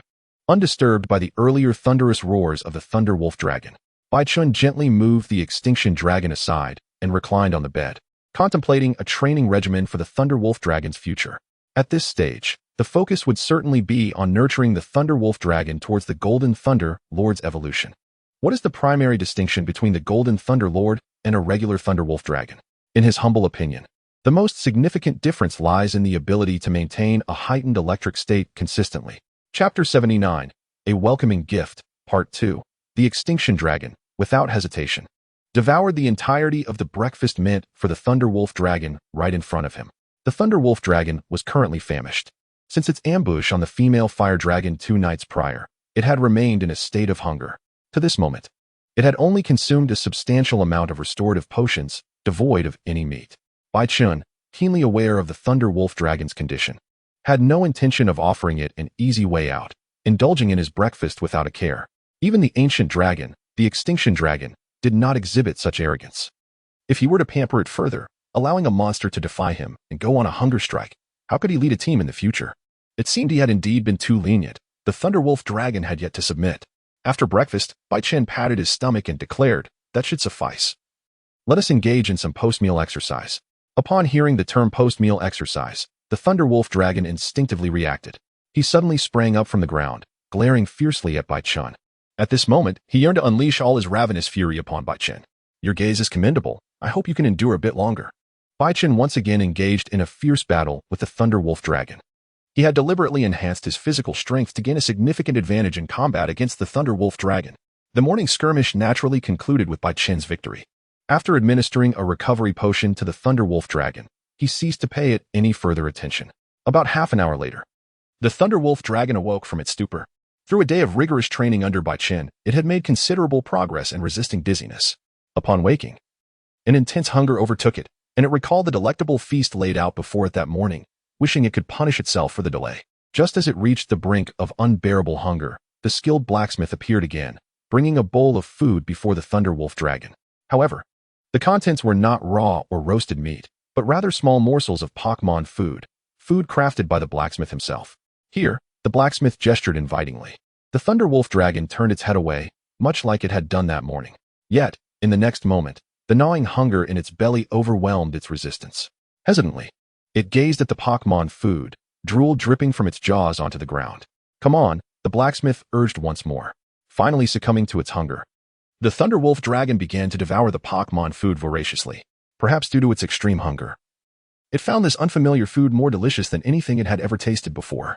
Seeing the Thunderwolf Dragon finally eating, the blacksmith nodded in satisfaction, and once it finished, he refilled the bowl. This time, Lily had prepared a supply of food sufficient for 60 days, and it was no trouble at all to share some with the Thunderwolf Dragon. Inside the tent, the Extinction Dragon opened one eye, glanced at the blacksmith and the Thunderwolf Dragon, then closed it again, seemingly indifferent, flicking its tail in a display of contentment. Meanwhile, Bai Chen also noticed the blacksmith's actions but chose to remain silent. The fact that the Thunderwolf Dragon had started to eat signified that they could proceed to the next phase. In the morning, Bai Chen refrained from striking the Thunderwolf Dragon again and instead focused on his own training. At noon, the blacksmith returned to the base, bringing a cartload of food for everyone. She prepared a large bowl of food for the Thunderwolf Dragon, placed it before him, and gently patted his head, saying, "Here you go." The Thunderwolf Dragon hesitated for a moment, glancing at Bai Chen, who had already begun eating, and then at the Extinction Dragon. Observing that neither made any move, it hesitated again but ultimately succumbed to its hunger and began to eat from the bowl. After finishing one bowl, a massive meat steak was suddenly placed before it, presented by Bai Chen. Here, the rule is to eat well during meal times. If you're still hungry, you can have more, Bai Chen stated. The Thunderwolf Dragon stared at the enormous steak in its bowl, uncertain whether to take a bite. Its pride insisted that it should not yield to this despicable creature that had ambushed it. Yet its stomach urged it to consume more food. Just as the Thunderwolf Dragon was torn between its thoughts, Bai Chen added, "You possess considerable talent, and I admire your combative spirit. I have the capability to train you into the mightiest Thunderwolf Dragon. Surely, you wish to defeat that steel dragon?" Upon hearing this, the Thunderwolf Dragon fixed its gaze intently on Bai Chen. Bai Chen met its azure eyes without flinching. "There is nothing strange about it. I am a knight, and you are my companion beast. I know precisely what you dream of at night." When the bond stone connected with the Thunderwolf Dragon, Bai Chen's mind was filled with an overwhelming sense of purpose. Chapter 80, The Training Plan for the Thunderwolf Dragon, Part 3, After consuming a substantial amount of food. The Thunder Wolf Dragon felt its hunger diminish significantly. Soon, an irresistible wave of fatigue washed over it, and it succumbed to slumber. This was a normal phenomenon following the acquisition of new abilities. The body's transformation and growth required time. At 5 in the evening, the Thunder Wolf Dragon awoke from its slumber, roused by the enticing aroma of roasted meat wafting through the air. The sound of its rumbling stomach echoed. Bai Chen offered a slab of roasted meat the size of a bucket, saying, "Feast upon this. While it may not be as delectable as what the chef prepares, the quantity is certainly plentiful." The Thunder Wolf Dragon wasted no time, eagerly replenishing the energy it required. That evening, Bai Chen had intentionally purchased a copious amount of raw meat, along with an assortment of vegetables and fruits. Once the Thunder Wolf Dragon finished the roast, Bai Chen tossed a few ears of corn and peppers its way, ensuring a balanced diet. The Thunder Wolf Dragon glanced at the unfamiliar vegetables, and although it had no actual need for such food, it hesitated for a moment before consuming them entirely. After 2 hours of effort, Bai Chen finally completed the evening meal. Observing the now sated Extinction Dragon and Thunder Wolf Dragon, he quipped, "Cooking truly is a troublesome endeavor."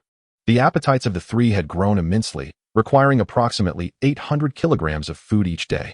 Managing this amount of sustenance took considerable time.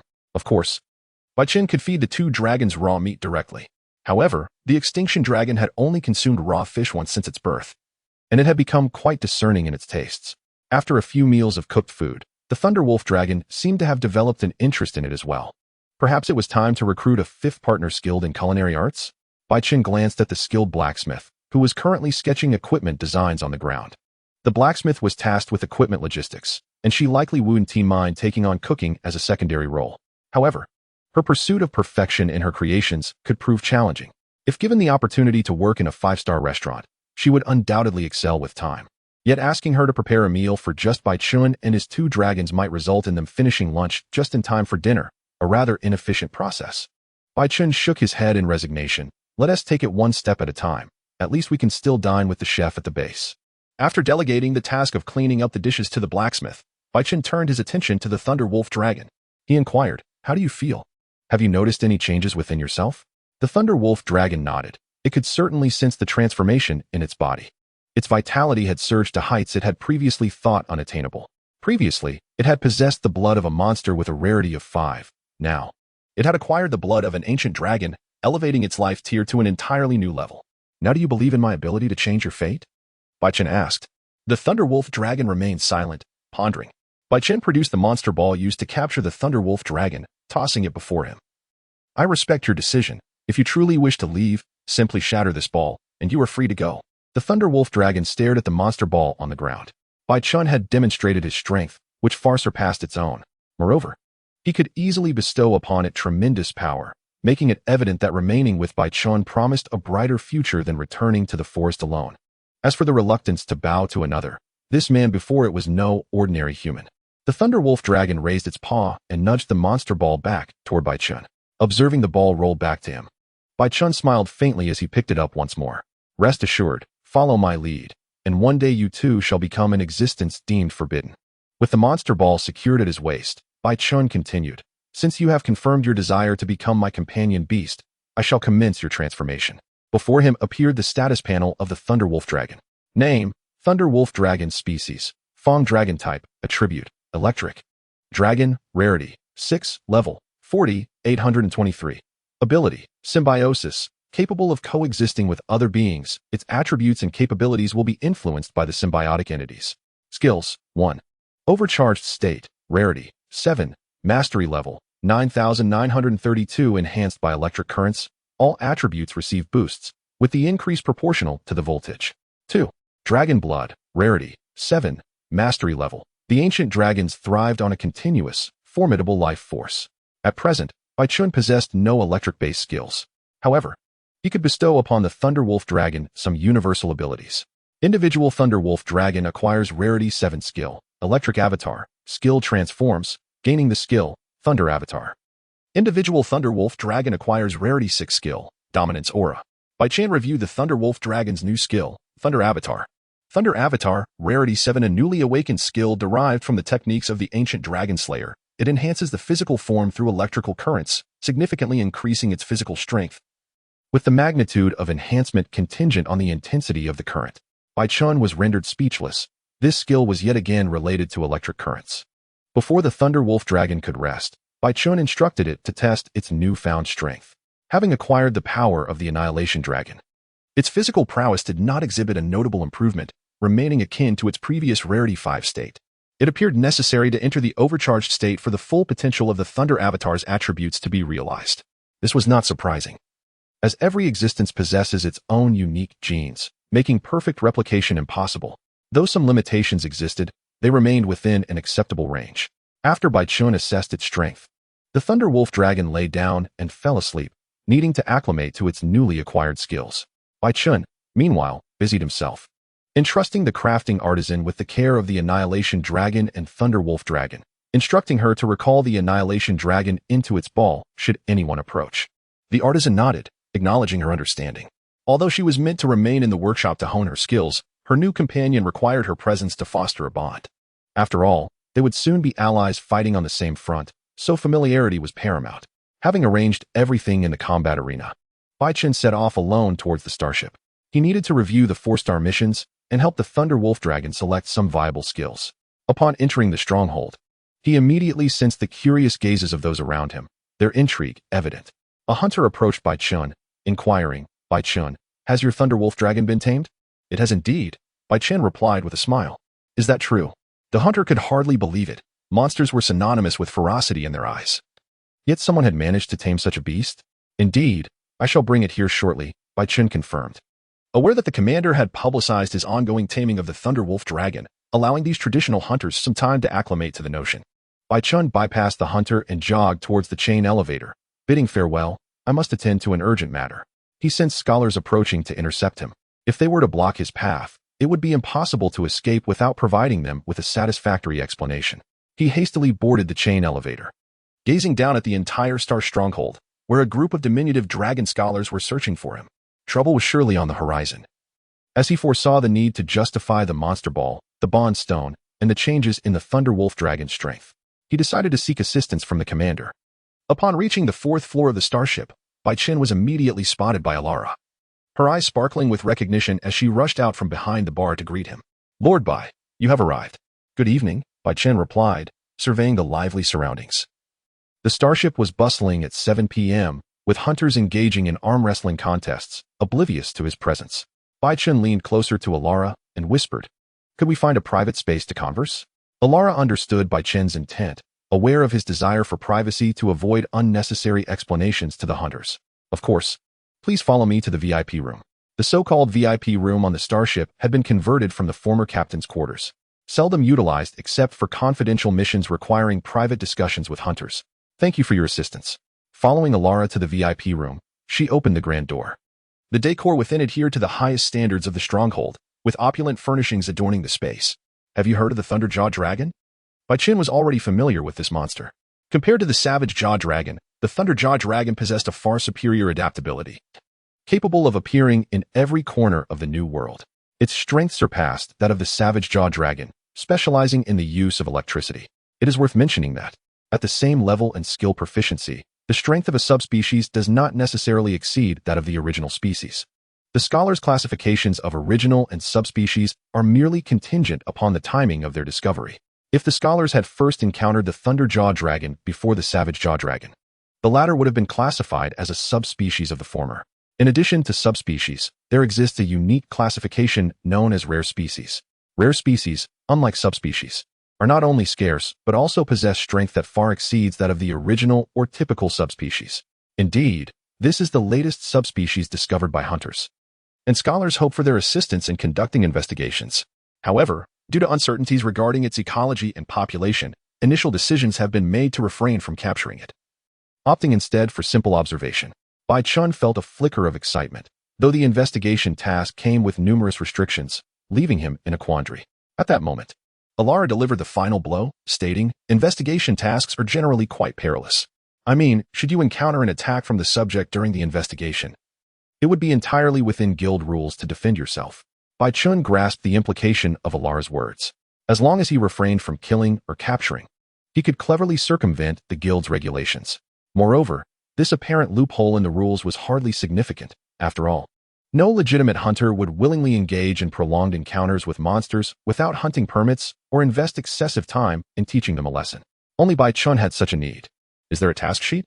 Please show it to me. Certainly, I shall retrieve it for you immediately. Ira returned, handing the task list to Bai Chun.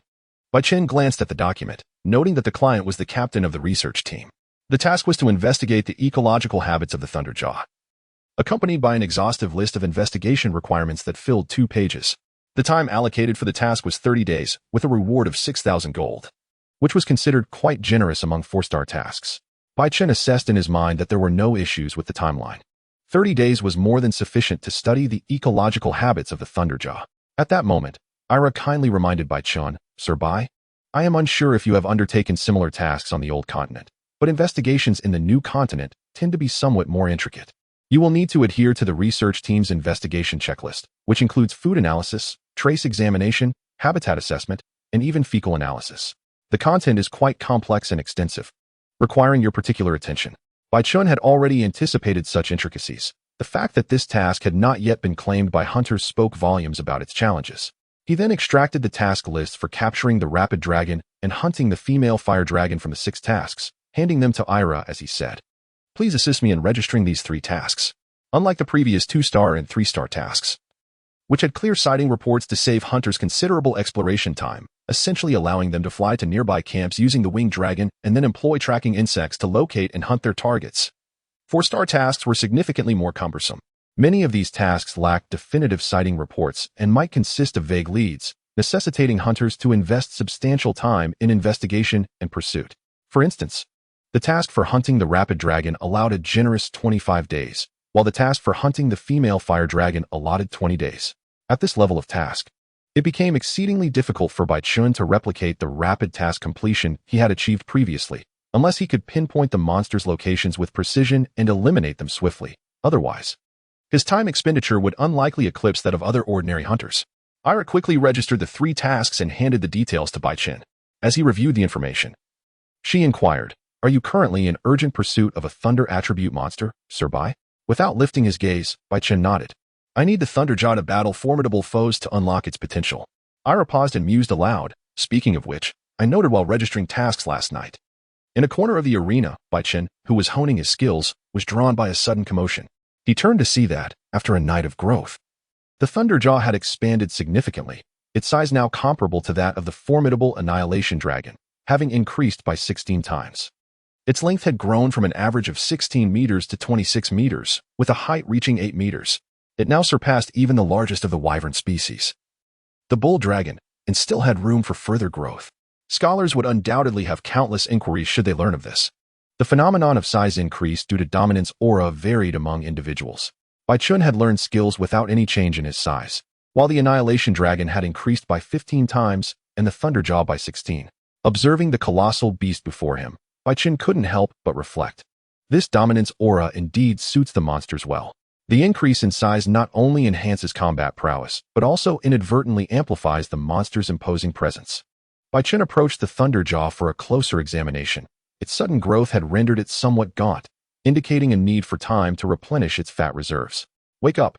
It's time for breakfast, he called to the Thunderjaw, having anticipated its significant growth and prepared suitable nutritional sustenance. As the Thunderjaw ate, the skilled smith brought over the saddle she had crafted the previous night. Ah, she greeted the Thunderjaw, climbing onto its back with the saddle in hand to assess its fit.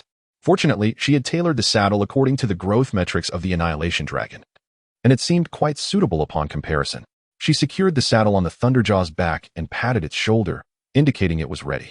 Unaccustomed to the sudden addition of a seat on its back, the Thunderjaw shifted uneasily. Bai Chun's voice rang out, just bear with it for now. Once we acquire other mounts, someone else can take your place. Although the Thunderjaw lacked wings for flight, its renowned speed and powerful jumping ability made it a valuable means of transportation, significantly reducing travel time. Oh, by the way, this saddle has been specially reinforced with your hair and scales. It is resistant to lightning and impact, so you need not worry too much during battle. Despite the Thunderjaw's dissatisfaction, it ultimately acquiesced. Once the Thunderjaw finished its breakfast, Bai Chun stored it, along with the Annihilation Dragon, in their respective monster balls. He was about to embark on his mission and likely wouldn't return for at least half a month. After tidying up the tent, Bai Chun, accompanied by the skilled smith, headed toward the stronghold. Upon his return, A throng of scholars from the Dragonfolk tribe rushed toward him, eager to catch a glimpse of the Thunderjaw, the first of its kind observed by the research team in the new continent. "May I see your Thunderjaw?" one inquired. "Could you tell me how unites tame monsters? How do you communicate with them?" A barrage of questions overwhelmed Baichen, leaving his head spinning. "I am currently pressed for time to embark on my task. Can we discuss this further upon my return?" Baichen held deep respect for these scholars, who were unrelenting in their pursuit of new knowledge. Just as he felt overwhelmed by the inquiries, the commander-in-chief appeared to rescue him. "Hunter tasks are time-sensitive. Let us save these discussions for your next visit," he said, approaching with a master of swordsmanship.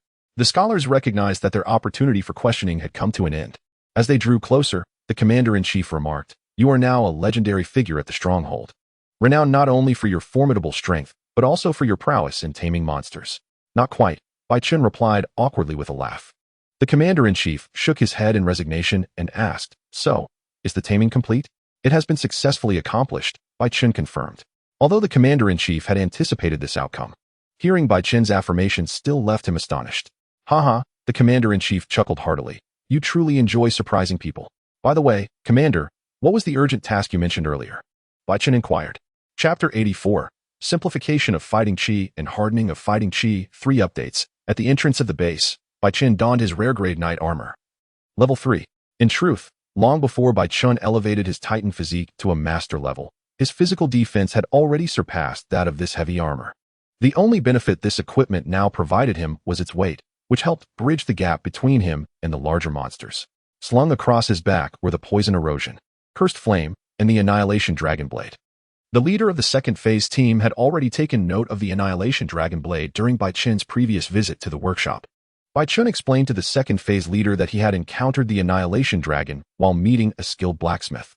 After a fierce battle, he obtained some regenerative thorns and monster materials, narrowly escaping death in the process. The second phase leader and the commander quickly accepted his explanation. They may have had their doubts, but they understood one fundamental truth. Everyone harbors their own secrets, and if it does not endanger the investigation team, there is no need for excessive probing. Baichen walked out of the base's vicinity and into Zone 4, where he retrieved a monster ball. "Come forth, Thunderwolf Dragon." The Thunderwolf Dragon instinctively crouched, allowing Baichen to mount it, with the skilled blacksmith following suit. The saddle was specially designed for 2 riders, with the front crafted for her. Baichen's nearly 1-ton weight was negligible for the Thunderwolf Dragon, merely affecting its jumping ability slightly. Baichen handed the map to the blacksmith, instructing her to guide the Thunderwolf Dragon. "All right." The blacksmith glanced at the map and directed the Thunderwolf Dragon towards the location where Baichen had previously battled the Flying Thunder Dragon, the very place he had found, or on the Rock Dragon's back. This was the best starting point to track the Rock Dragon. As they set off towards their destination, Baichen began to peruse the detailed interpretation of fighting Chi given to him by the swordsmanship master. The booklet, devoid of extravagant introductions, opened with a comprehensive explanation of the breathing techniques employed by ordinary hunters. It was a concise volume, totaling just over 20 pages, including the cover. Baichen swiftly skimmed through the booklet, gaining a clearer understanding of fighting Chi. This technique, mastered by nearly all hunters, served as a crucial weapon against monsters with superior physical attributes. In simpler terms, fighting Chi represented a high-level application of the energy within living beings. The booklet illustrated the example of a monster, the Golden Lion, as a proficient user of fighting Chi, showcasing its transformation and hardening techniques. The energy consumption during the transformation state of the Golden Lion was notably significant. Unlike the Golden Lion, which naturally excelled in using fighting Chi, hunters faced numerous challenges in developing and utilizing it. The majority of hunters struggled to attain the same level of transformation, let alone the advanced technique of hardening. However, not everything was absolute. For instance, hunters wielding dual blades could employ a combat technique known as demonization, akin to the transformation of fighting Chi. After reading this, Baichen mused, "The blood of ancient dragons enhances my vitality, while the energy blade breathing strengthens my stamina. Each serves its purpose, does it not?" He continued to read on. Hunters primarily relied on their breathing to harness their internal fighting Chi, with most possessing techniques of rarity level 3. The swordsmanship master, however, had improved his breathing methods and energy flow after referencing the combat techniques of the Golden Lion and discussions with his old friend, the leader of the investigation team. The most direct result of this was his acquisition of a rarity level 7 breathing technique. His energy blade breathing featured a more abundant flow of fighting Chi, allowing for smoother operation and broader applications. The enhancements in both the quantity of fighting chi and its operational fluidity were self-evident. Most significantly, the extensive application of fighting chi led the swordsmanship master to emulate the hardening techniques of the Golden Lion, developing a method to bolster his physical defense and strength. He also derived a simplified version of transformation from the concept of demonization. This was the swordsmanship master's succinct description of the two techniques. Simplification of fighting chi referenced demonization, improving upon it to mobilize the body's internal energy, thereby amplifying the output and consumption frequency of fighting chi, resulting in varying degrees of enhancement across all attributes, and automatically exiting the state once stamina was depleted. Chapter 85. The 30-meter-long Rock Dragon. For updates, final plea for continued support, the more Baichen contemplated. The deeper his interest grew in the swordsmanship master's breathing technique. While riding atop the Thunderwolf Dragon, he began to practice tentatively, activating his natural vision. He could perceive energy more clearly. After about 40 to 50 minutes, the Thunderwolf Dragon brought Baichen to the site of his prior battle against the Flying Thunder Dragon. Upon arrival, the threatening roars of the Flying Thunder Dragon echoed through the trees. Baichen had just captured a Flying Thunder Dragon here, and a new occupant had taken residence. Although the Flying Thunder Dragon was adept in using lightning energy, it generated static electricity through friction of its fur, lacking the electric generation capabilities of the Thunderwolf Dragon. Ignoring the Flying Thunder Dragon, Baichen employed his heightened perception to examine the surrounding traces. Even after nearly a week had passed, he managed to uncover clues about the Rock Dragon amidst the chaotic signs. "Let's head north," he instructed, as the Thunderwolf Dragon proceeded in the direction he indicated. Having the Thunderwolf Dragon as a mount provided a distinct advantage. Small monsters fled at the sight of it, while larger monsters, barring a few aggressive ones, typically refrained from approaching. With the Annihilation Dragon in Baichen's possession, only the most reckless or formidable creatures would dare challenge them. The journey was smooth, and Baichen's perception of the Rock Dragon's trail grew increasingly vivid. After nearly a day's travel, he finally located the Rock Dragon in the far western region of Zone 9, well beyond the hunting area designated by the commander. Baichen quickly assessed the Rock Dragon's level. It was level 36, still in its growth phase, likely needing to reach level 50 to evolve into a Shield Dragon. Baichen leapt from the Thunderwolf Dragon's back and addressed his companions. "I have only one Monster Ball left, so according to the rules, it's up to you two." The Thunderwolf Dragon perked up at the mention of rules, familiar with the concept. Defeat until submission is achieved. Encouraged by Baichen, the Thunderwolf Dragon charged ahead to attempt the capture. The Annihilation Dragon promptly followed, while the skilled blacksmith, inspired by the rocks on the Rock Dragon's back, brandished her large iron hammer and rushed forward.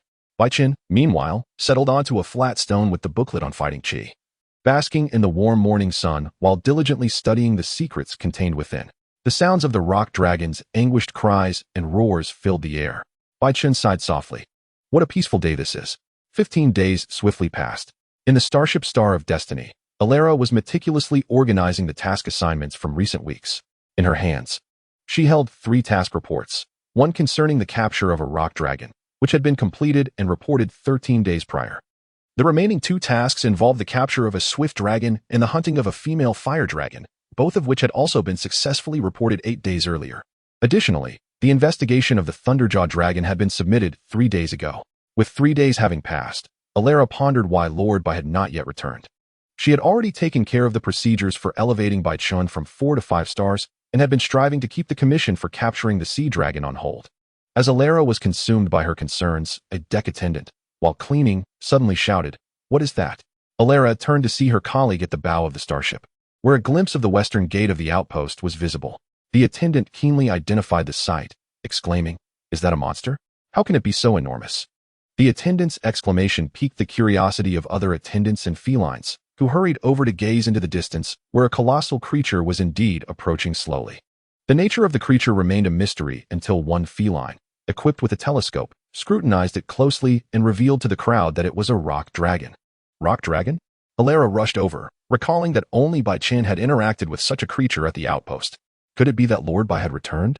As she reached the bow of the starship, she could faintly discern the gigantic monster moving towards the western gate, but the distance made it impossible for her to see if anyone was atop its back.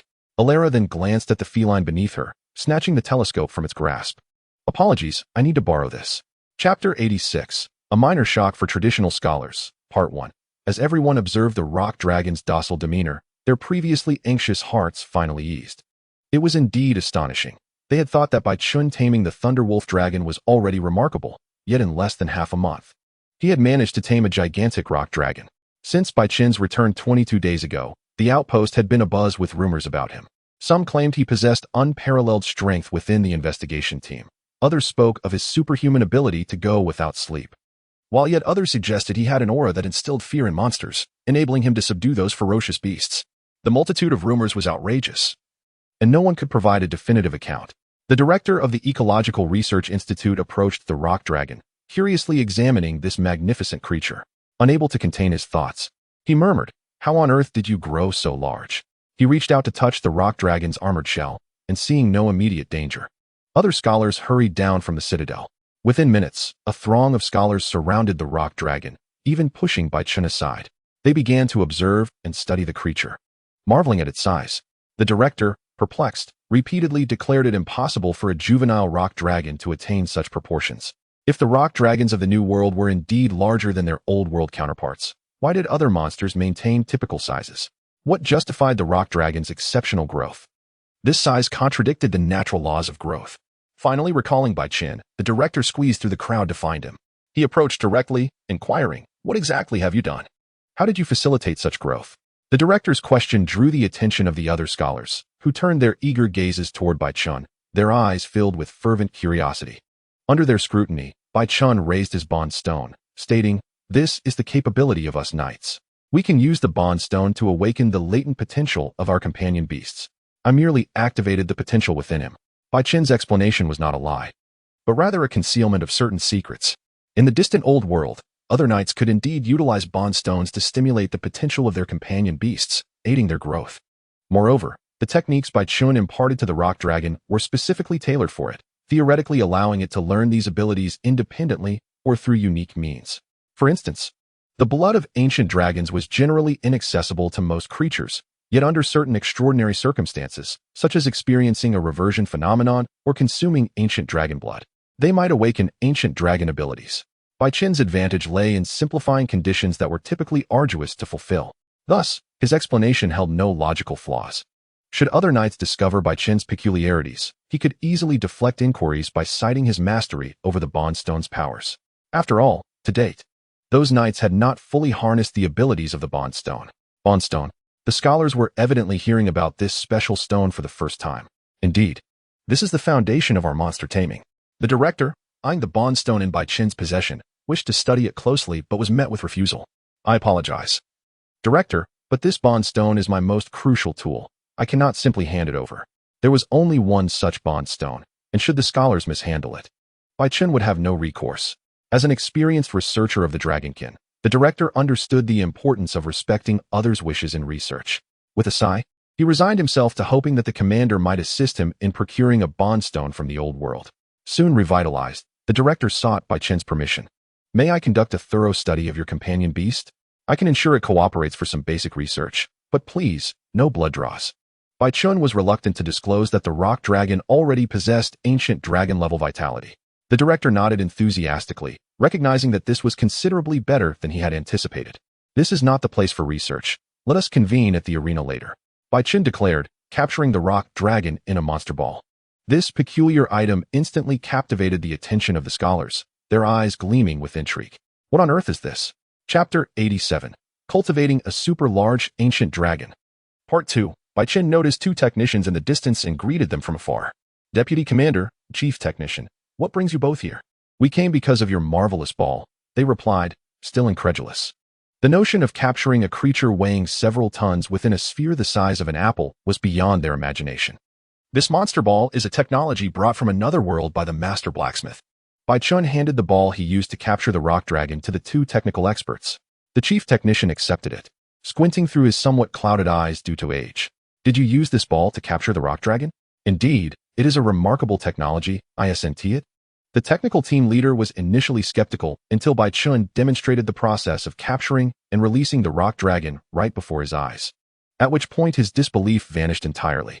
"How does this ball work exactly?" The two technical experts gathered to examine the peculiar monster ball. Baichun explained, "This monster ball is a specially modified version of the original Poké Ball, crafted by a skilled artisan. Given that its materials originate from another world, Replicating this ball would be exceedingly difficult. The two technicians were eager to dismantle the ball for study. The urge was akin to ants crawling on their hearts. A sensation that was utterly maddening, yet they hesitated to damage Bai Chun's possession. What a pity it would be to waste such a wondrous tool. At that moment, Bai Chun unexpectedly offered them a glimmer of hope. However, he continued, the skilled artisan possesses the relevant techniques, and it is possible that she may discover alternative materials in our world in the future. Bai Chun had resolved to return with some acorn seeds to the monster hunting world, hoping to enable the investigation team to cultivate this unique plant. Acorns were the raw materials used by ancient trainers to create Poké Balls. Although modern practices no longer require acorns for ball production, they would be perfectly suitable for the monster hunting world. Bai Chun had numerous reasons for deciding to cultivate acorns here. The first reason was that he wanted to secure a contingency plan. The monster ball was a vital resource for him. And since the technology was entirely in the hands of Lushamina, he feared that she might leverage it against him in the future, thus placing him under her control. It was not that Bai Chun mistrusted Lushamina. Rather, he believed in having a backup plan and not placing complete trust in others. The second reason was rather straightforward. The existence of monster balls could not remain concealed, and he would undoubtedly return with more of them in the future, which would certainly attract attention. After much contemplation, Bai Chun resolved that since the technology could not be hidden, he would find a way to proliferate it throughout the monster hunting world. If everyone began using monster balls, who would care about how many he possessed? Moreover, he could leverage this technology to gain greater resources and status within the monster hunting realm. The two men looked at Bai Chun in astonishment. Is that truly the case? Bai Chun replied, I cannot say for certain, but we are diligently searching for alternative materials. If we find any in the future, I will certainly invite both of you to discuss it. It was settled. Bai Chun engaged in further conversation with the two men. Recognizing that constructing the monster ball would not be feasible in the short term, they had no choice but to take their leave. As he watched the two technical experts depart, Bai Chun silently mused, if I can elevate my status within the Hunter-S Guild to a position of significance, then anyone wishing to challenge me will have to think twice. Upon returning, Bai Chun pondered how to guard against any potential malice from the higher-ups within the guild. After a long period of reflection, he finally arrived at a conclusion. If he feared the power of those at the top, he would find a way to ascend to that level himself, seizing their power into his own hands. The principle of if you cannot defeat them, join them was easily understood. In the future, if Bai Chun's strength allowed him to effortlessly overpower elder dragons, combined with a high status within the Hunter-S Guild, he would finally be able to rest easy. However, such considerations were matters for the future. For now, he needed to focus on the present. Bai Chun redirected his gaze to the rock dragon in the center of the arena. After several days of work, Bai Chun had made some foundational modifications to the rock dragon. Its strength had significantly improved compared to when Bai Chun first captured it. Name, rock dragon species, wyvern, attributes fire. Ground rarity, 5, level, 36, 823. Ability, rock body chapter 88. Farewell, third update, temporarily entrusting the rock dragon and the thunder wolf dragon to the skilled artisan. Bai Chun made his way to the starship. After half a month of hunting, Bai Chun had finally ascended from a 4-star hunter to a 5-star hunter. Only 9 days and 15 hours remained until his next teleportation. He needed to slay the sea dragon within this limited time and prepare a coming-of-age gift for Lily AI. Time was rather pressing. Upon arriving at the starship, Bai Chun was immediately surrounded by hunters, all curious about his monster ball and the rock dragon. After briefly appeasing the throng, Bai Chun sought out Ilya. She was already aware of Bai Chun's intentions and had taken care of the necessary paperwork for him while he dealt with the other hunters. All that was required was Bai Chun's signature for the task to become active. Ilya handed the task sheet to Bai Chun, took a sip of recovery potion, and proudly stated, Lord Bai, you must express your gratitude. I went to great lengths to ensure this task was reserved for you. Bai Chun signed his name on the task sheet. Grateful, thank you. I thought this task had already been claimed. He then produced a thumb-sized pink crystal from his bag and offered it to Ilya. What is this? Ilya inquired, gazing at the gem-like, radiant pink crystal, having never seen such a beautiful stone before. Rock dragon tears. Ilya gasped, fully aware of the rarity of rock dragon tears. They were even more precious than gold, with a thumb-sized crystal fetching no less than 8,000 gold, and potentially much more in cases of limited market supply. She was astonished that Bai Chun would gift her such a valuable gem. Quickly, she attempted to return the rock dragon tears to Bai Chun. Lord Bai, I was just joking. Please, take this back. Bai Chun insisted once more. You violated guild rules to provide me with information about the sea dragon and help me secure this task. Such assistance deserves more than mere gratitude. Please accept it. I now have my own rock dragon, So this rock dragon tears is not particularly rare for me. While acquiring rock dragon tears was a challenge for others, for him, it was a straightforward task. He merely needed to make the rock dragon cry. He could even have the Thunder Wolf Dragon and the Annihilation Dragon assist in its training without needing to lift a finger himself. Ilya recalled the 30-meter-long creature and hesitated. Can you really capture it? Bai Chun feigned anger. If you refuse to accept it, I shall seek another attendant to register my task next time. After a few seconds of silence, Ilya ultimately accepted the rock dragon tears, exclaiming, "This is the most beautiful gem I've ever seen. Thank you so much." Ilya graciously accepted the rock dragon tears and expressed her heartfelt thanks to Bai Chun. He reassured her that it was no trouble, the task had been registered, and he was preparing to leave the starship to return to the arena. Just as he turned, he noticed two individuals waiting for him. The surrounding hunters fell silent, their expressions somewhat complex. Raymond? Rob? Bai Chen recognized them and approached to greet them. I didn't expect to see you two back. When did you return? These two were the hunters Bai Chen had rescued from the jaws of the Savage Jaws dragon over 10 days ago. A smile appeared on Raymond's face. We just returned a couple of days before you. It's good to be back. After all, no camp is as secure as a stronghold. Bai Chen quickly glanced at Raymond's injuries. He was still wrapped in a few bandages, but it seemed he was no longer in serious trouble. As for Rob, he now leaned on a cane, having permanently lost a leg. Bai Chen asked with concern, "How are you feeling? Is your recovery going well?" Rob, with his carefree demeanor, chuckled a couple of times and even joked with Bai Chen, "I'm recovering quite well. Look, I now have 3 legs. When it comes to hunting, I might have an advantage over you all." Bai Chen couldn't help but laugh. Maintaining such a positive attitude in this situation was commendable. However, losing a leg did not render Rob useless. It was not uncommon for hunters to lose limbs in the course of their pursuits. In this world, the technology related to prosthetics is remarkably advanced. If a well-fitted prosthetic could be crafted and he underwent proper training. Chapter 89. Let this ship reach its destination, Part 4. Bai Chun gazed at his hands, roughened and scarred. These scars were the badges of a hunter, etching their past glories. Yet, at this moment, those scars seemed painfully ironic to Raymond. Tentatively, Raymond picked up a knife from the table. Clang. The knife clattered against the surface with a harsh sound. Raymond self-deprecatingly remarked, "Isn't it ridiculous? Ever since that incident, I can hardly lift a knife." Bai Chen silently regarded Raymond. Both he and Rob were members of the 4th team, having arrived in the New World a decade ago. While other members returned to the Old World after completing their missions, they chose to remain. Undoubtedly, they were seasoned hunters. Raymond gazed at his trembling hand, his voice quaking with fear. Now, whenever I pick up a knife, that golden vertical pupil appears before me. Bai Chun understood that Raymond's current predicament, if placed in the realm of cultivation, would be termed a shattered Dao heart. It seemed the vengeful manticore had instilled a profound fear in him. Bai Chun comforted. The best way to conquer fear is to confront it. I believe it would be better for you to stay in the New World.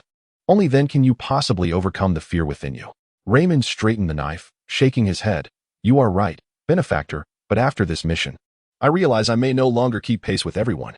The 5th team comprises the elite of the elite, most capable of contending with monsters of the caliber of fire dragons. While I have made little progress over the past 10 years, it is time for me to return. Raymond was not wrong. The hunters of the 5th team were selected through rigorous elimination processes, with an average level around 45. Those in the recommendation group might be slightly higher, such as a newcomer named Aiden, who was a level 56 hunter. Bai Chun intended to persuade Raymond further, but seeing his determination, he swallowed his words. Raymond then retrieved a necklace from his pocket. The necklace bore a claw the length of a finger and a dog tag inscribed with Raymond's name. He gazed at it and said, "In fact, we should have returned to the Old World 2 days ago, but we felt we must bid you farewell in person, which is why we stayed until now." He handed the claw necklace to Bai Chun. "This is the claw of the first blue bear I hunted when I became a hunter, marking the beginning of my journey. Now, I hope you can accept it." Bai Chun looked at the claw of the blue bear. It represented the entirety of Raymond's hunting career. Accepting it would mean a complete farewell to his identity as a hunter. He hesitated to take it. Raymond smiled, saying, "Honestly, that kick you delivered to the manticore was incredibly impressive. I could only dream of such a kick in the past. During my recovery in these days, I have often thought how I wish to be as formidable as you." Bai Chen wanted to be modest, but Raymond interrupted. "However, after that incident, I realized one thing. I may never become a hero like you. In the future, you will undoubtedly lead everyone in unveiling the mysteries of the New World. I long to see the truth of the New World and to journey with everyone to the end of our expedition. But now, I truly cannot continue with you all.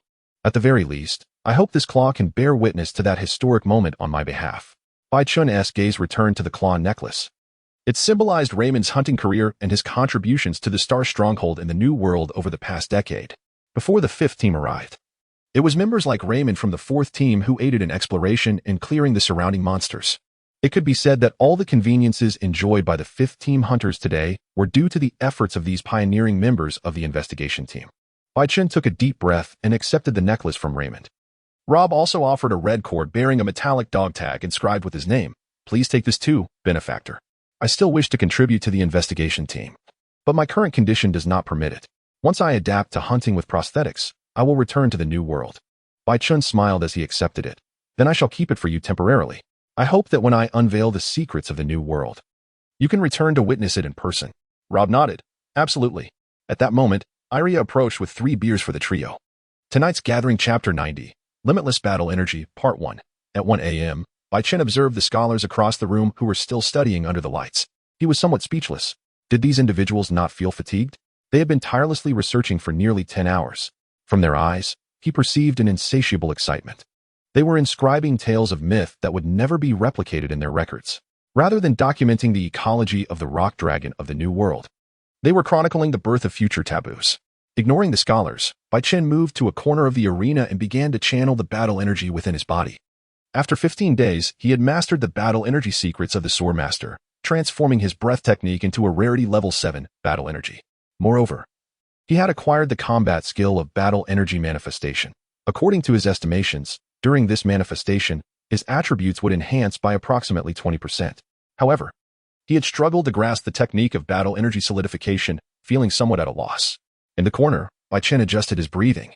Sensing the battle energy coursing through his body like a stream, he initiated the manifestation. It was not a gradual process. Suddenly, black-red flames erupted around him. His tousled hair, standing slightly on end in the energy's gust. Bai Chun rose and attempted to throw a couple of punches into the void.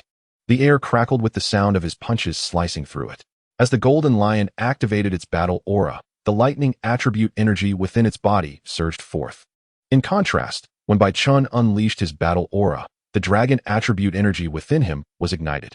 However, he was not yet capable of releasing this energy externally like the golden lion. For now, the only effect of this energy was to enhance Bai Chun's physical form. The rudimentary version of battle aura was relatively manageable, and given that his physical prowess surpassed that of the swordsmanship masters, he could amplify his output even further. Bai Chun increased the output of his battle aura, causing the black and red flames enveloping him to rise abruptly by half a meter. In his eyes, the black and red hues gradually consumed the whites of his eyes, rendering his golden pupils even more menacing against the backdrop of darkness. Subtle crimson patterns emerged on his skin, radiating a scarlet glow. As Bai Chun intensified his output, these colors became increasingly resplendent. He attempted to strike forward once more. Boom! The air erupted with a thunderous roar akin to rolling thunder. His overall attributes received yet another enhancement. Previously, he could elevate them by 20%, but now they surged by 40%. In terms of endurance, Bai Chun reflected carefully. At a 20% increase, he could maintain high-intensity combat for half an hour, while entering a state of extreme battle aura allowed him to sustain such combat for approximately 15 minutes.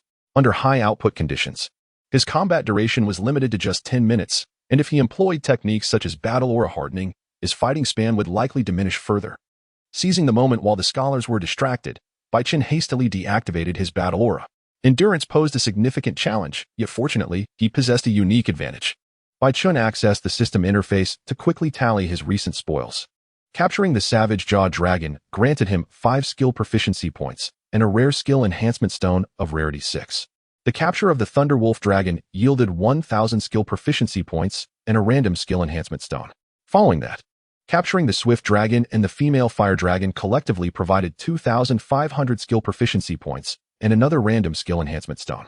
In total, Bai Chun had captured 3 creatures categorized as Danger Level 5, receiving rewards that typically consisted of 1,500 proficiency points or 1,000 proficiency points along with a random skill enhancement stone.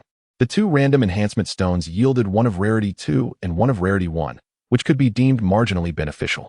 Lastly, regarding skill proficiency points, Bai Chun had previously expended some to elevate his Titan power to the master level as a lesson for the Thunderwolf Dragon, leaving him with a remaining balance of proficiency points.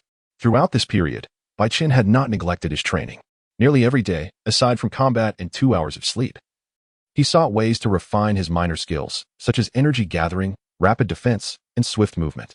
His most prized skills, including the master-level Titan body, now required a considerable amount of proficiency points to reach the Grandmaster level, a feat currently beyond his reach. As the night passed and morning struck at 9 o'clock, the scholars finally felt fatigue and concluded their investigation. Bai Chun, having aided in their research, was not without gains, at least. The scholars were willing to provide or to nourish the rock dragon. Once all the scholars departed, Bai Chun approached the deeply buried rock dragon. He then expended 3,000 skill proficiency points to elevate his skill, Rock Digestion Bacteria, to the master level. This skill was closely tied to his growth and also influenced his ability to synthesize metals. The skilled blacksmith had been eagerly awaiting his metals for forging. In the distance, the blacksmith approached as scheduled, pulling a cart laden with food and a 2-meter-tall great shield. She distributed the food among the Thunder Wolf Dragon and the Annihilation Dragon, then handed Bai Chun the Thunderjaw Dragon Great Shield he had commissioned days prior. Bai Chun accepted it from her hands. Name: Thunderjaw Dragon Great Shield. Rarity: 4 attributes. Lightning attribute: defense 60 points, defense power 100 points. Socket: Thunder Resistance Gem, 1 weight, 23 evaluation, excellent quality. Forged using the fire soul of the explosive flame tortoise, specialized in defense.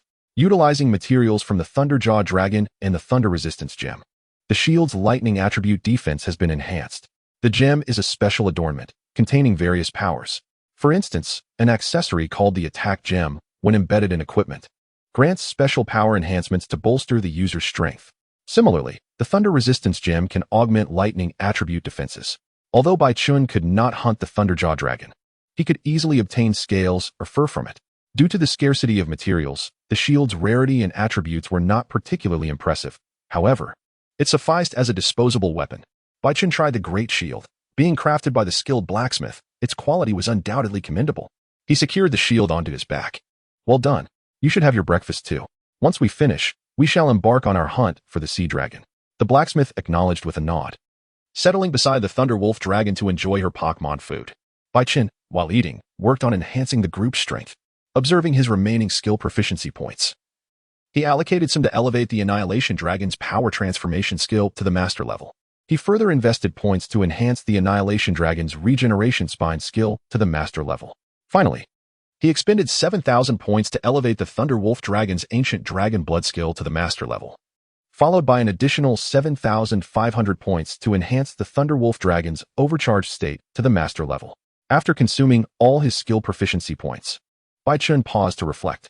Now, the Thunder Wolf Dragon stood as the undisputed strongest member of the team at level 40, wielding 4 master-level skills: Overcharged State, Lightning Incarnation, Ancient Dragon Blood, and Static Pressure. Meanwhile, Bai Chun had reached level 37, mastering 3 master-level skills: Titan Body, Natural Power, and Battle Aura. The Annihilation Dragon, at level 36, possessed 3 master-level skills as well: Power Incarnation, Natural Power, and Regeneration Spines. Notably, the Thunder Wolf Dragon's Static Pressure skill had evolved after Bai Chun defeated the Thunderjaw Dragon, allowing it to harness a skill of rarity 4, the Static Bag. Upon receiving it, the Thunder Wolf Dragon's skill naturally transformed into Static Pressure, enhancing its ability to store electrical energy. Previously, the Thunder Wolf Dragon had to generate electricity through combat, requiring 2 discharges to activate the lightning worms and enter the overcharged state. However, following the enhancement of his skills, his ability to store electricity has significantly improved. He now requires only a single discharge to activate the lightning bug. To illustrate this with combat data may be more straightforward. Previously, the Thunder Wolf Dragon needed at least 5 minutes to enter a supercharged state, but now it can achieve this in just 2 minutes. The speed of charge has been directly halved. Bai Chun invested substantial effort to elevate the combat prowess of the Thunder Wolf Dragon. Chapter 92, Ancient Dragon People, 3rd update. Before him lay the vast ocean, alongside a stretch of muddy shore composed of stones, where a few scattered Goliath beetles basked in the sun. Bai Chun glanced at the map. This was the location where the investigator had first encountered the sea dragon. To save time, Bai Chun had instructed the Oblivion Dragon to carry him directly here in the absence of others. The journey took a total of 4 hours. Dismounting from the back of the Oblivion Dragon, which subsequently shrank in size to perch on his shoulder, Bai Chun activated his superior sensory ability. Everything within a radius of 500 meters appeared in his mind. A month had elapsed since the initial sighting. He quickly scanned the surrounding shore, but found no traces related to the sea dragon. The likelihood of the investigator lying was low. It was more probable that the shore was not a frequent haunt of the sea dragon. Gazing at the ocean, Baichen thought to himself that this was troublesome. The absence of any sightings over a month indicated that this location was likely just a transient stop for the sea dragon, akin to resting at a service station during a long journey. Such situations are the hardest to track, and the mission could very well end in failure. Approaching the shoreline, Baichen carefully sensed everything in the sea. Various underwater creatures were visible, yet he still found no evidence related to the sea dragon. Just as he turned to explore the surroundings, he was startled by someone behind him. Approximately 200 meters away stood a figure less than a meter tall, cloaked in a robe that obscured their entire form, rendering their true appearance nearly imperceptible. How did this individual appear behind me? Despite maintaining his superior sensory ability, Baichen had failed to notice this figure lurking 200 meters away. The stranger seemed exceptionally adept at concealing their presence. Baichen scrutinized the figure. This diminutive individual was one of the ancient dragon people of the New World, a race that had existed here long before outsiders arrived. Upon discerning the stranger's emotions, Baichen detected a sense of surprise. Was it the sight of the Oblivion Dragon that astonished them? He had no intention of confronting this dragon person. The ancient dragon people maintained a tenuous relationship with the investigative team, existing in a state of mutual non-interference. They were generally more inclined towards peace, valuing harmony with nature. As Baichen prepared to depart, the ancient dragon person suddenly spoke. "Are you searching for someone? Perhaps I can assist you." Baichen halted and regarded the ancient dragon person with curiosity. Typically, these aloof beings did not engage with hunters or members of the investigative team. After contemplating for a moment, Baichen directly inquired, "I am tracking a sea dragon. Might you, esteemed dragon person, have seen it?" As the indigenous inhabitants of the New World, the ancient dragon people were intimately familiar with their surroundings. If you are in search of a blue marine overlord, you should head west for approximately 60 kilometers to find its lair. West. Baichen gazed in the direction indicated by the dragon person, which led deeper into the forest where the monsters were likely more formidable. Having finally received a lead, Baichen felt compelled to investigate. The sea dragon's electrical storage and discharge capabilities were crucial keys for the Thunder Wolf dragon. Baichen retrieved a piece of rock dragon tear, about 2 fingers thick, from his pocket and offered it to the ancient dragon person. The individual did not reach for it, but allowed the rock dragon tear to fall to the ground. Although Baichen was unsure of what kind of gift the ancient dragon people preferred, offering the precious rock dragon tear could not be a mistake. He respectfully expressed, "I sincerely appreciate your guidance, esteemed elder. May we meet again." With that, Baichen patted the Oblivion dragon, which then expanded in size, swiftly carrying him in the direction indicated by the ancient dragon person. The ancient dragon person gazed up at Baichen as he took to the skies, seemingly astonished by the sight of someone who could tame the notoriously fierce Oblivion dragon. It was not until Baichen and the Oblivion dragon vanished beyond the horizon that the elder lowered their head to the pink crystal at their feet, squatting to pick up the rock dragon tear before heading back toward their village. Meanwhile, Baichen followed the direction indicated by the ancient dragon person. Chapter 93, An Invitation from the Ancient Dragon People. Fourth update, they descended near the beach. Baichen and the Oblivion dragon simultaneously retracted their dominating presence. Surrounding them was a lush and thriving forest. In contrast to the ancient trees nearby, this area remained entirely undeveloped, with wild grass growing unchecked, already reaching Baichen's waist. Looking further afield, the trees appeared even sturdier and taller than those in the hunting grounds. Turning to the Oblivion dragon perched on his shoulder, Baichen said, "Let us proceed to the beach and assess the situation." Stealthily, Baichen and the Oblivion dragon made their way toward the shore. Since this location was near the sea dragon's lair, Baichen did not encounter any other large monsters within a 5-mile radius. Faint roars echoed from the coastline, prompting Baichen to slow his pace. He climbed a massive tree and soon spotted the sea dragon patrolling the beach about 700 meters away. The arrival of Baichen and the Oblivion dragon seemed to have caused the sea dragon considerable stress. Baichen peered into the distance. Due to the cliff shielding the area, he could only vaguely discern the dragon's head. Yet, this was sufficient. Baichen took out his binoculars and accessed the sea dragon's attributes panel. It displayed a standard map-like attributes panel, level 46, possessing 4 master-level skills, categorizing it as a definite danger level 6 monster. Among the skills, Baichen quickly identified the rare electrical storage ability, which was even more potent than the Thunder Wolf dragon's upgraded version. Retracting his binoculars, Baichen pondered deeply. A level 46 marine overlord would be impossible to confront directly in the water. he would need to devise a strategy to lure it onto land. Although Bai Chun was confident in his abilities, he was not arrogant enough to believe he could contend with this marine overlord in its aquatic domain. He relocated to a small hillock offering a better vantage point, situated approximately a kilometer from the shoreline, allowing him to observe most of the beach. The beach curved in a crescent shape, roughly 200 meters in length, with a cave opening 4 meters high nestled within the cliffs at the lower part of the crescent. This was where the sea dragon typically rested. Bai Chun observed from dawn until dusk, yet he had seen only a single sea dragon. It appears that this is a solitary seahorse, a reclusive creature. Since it is a bachelor, everything should proceed smoothly.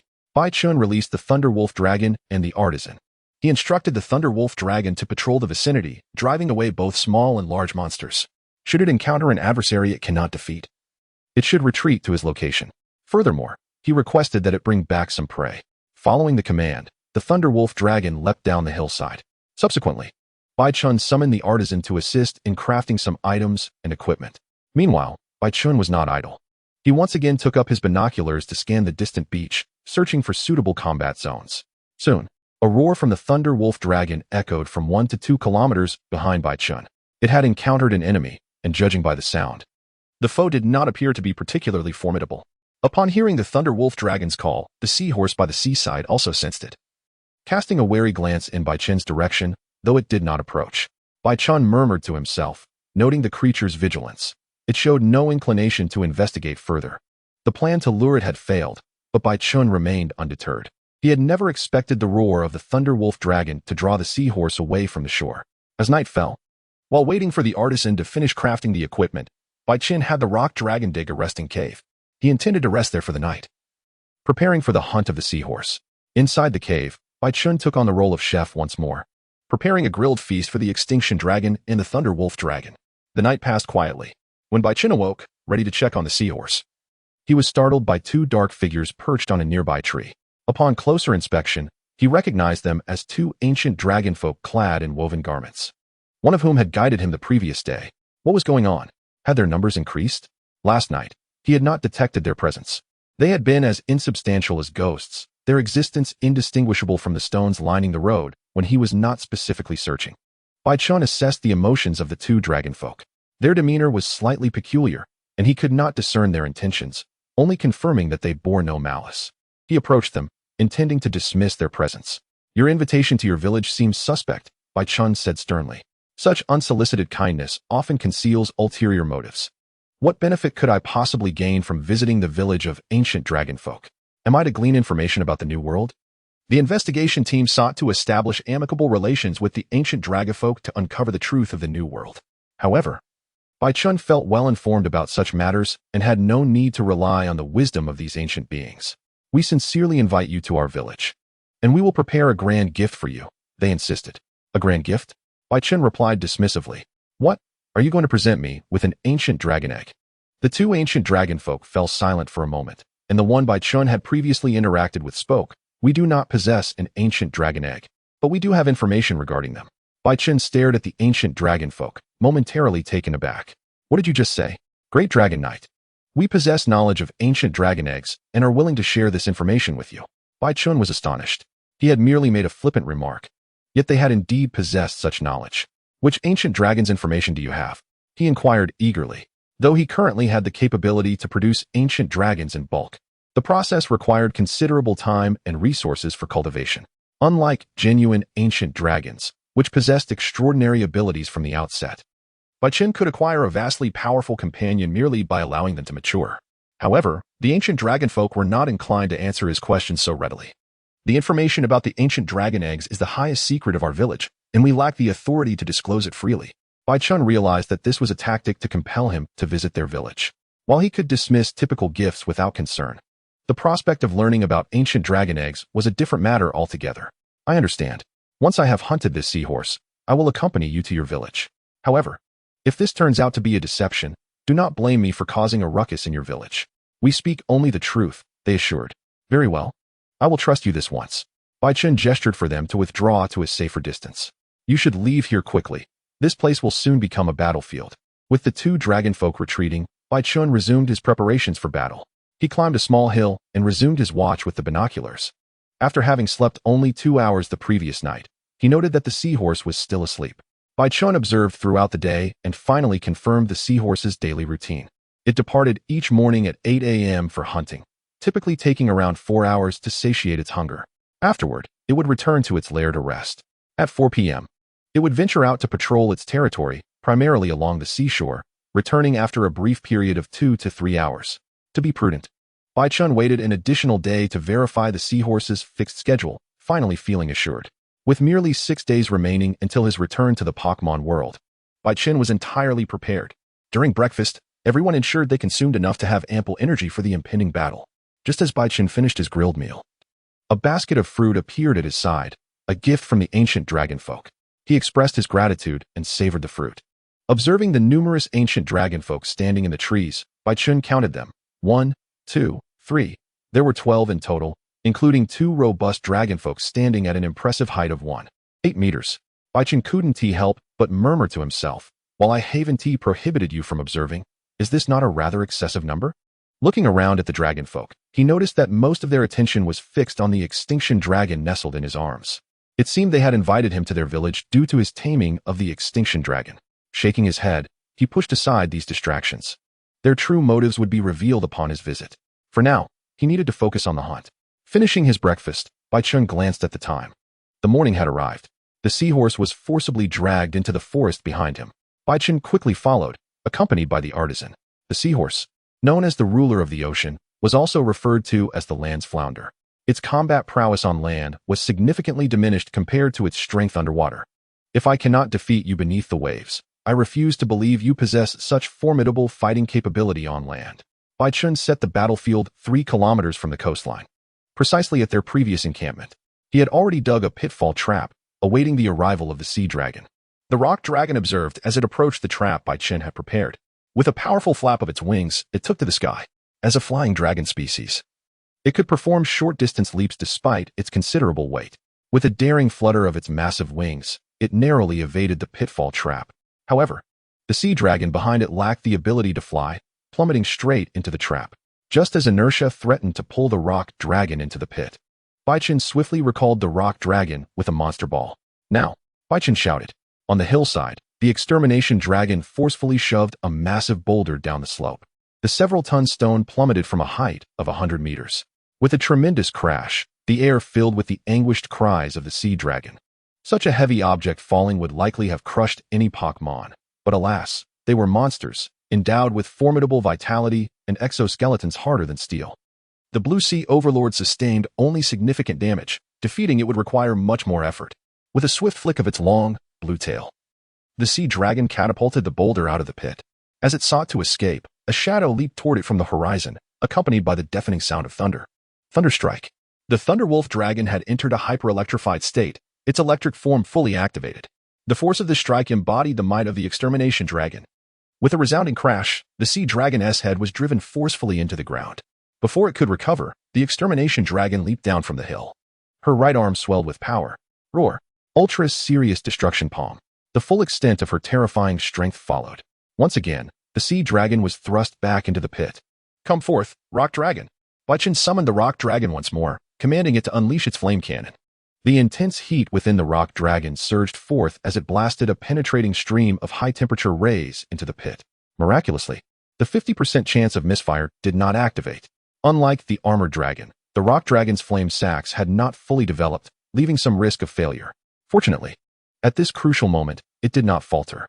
The sea dragon emitted another agonized cry, as the intensely penetrating flames proved nearly impossible for it to withstand.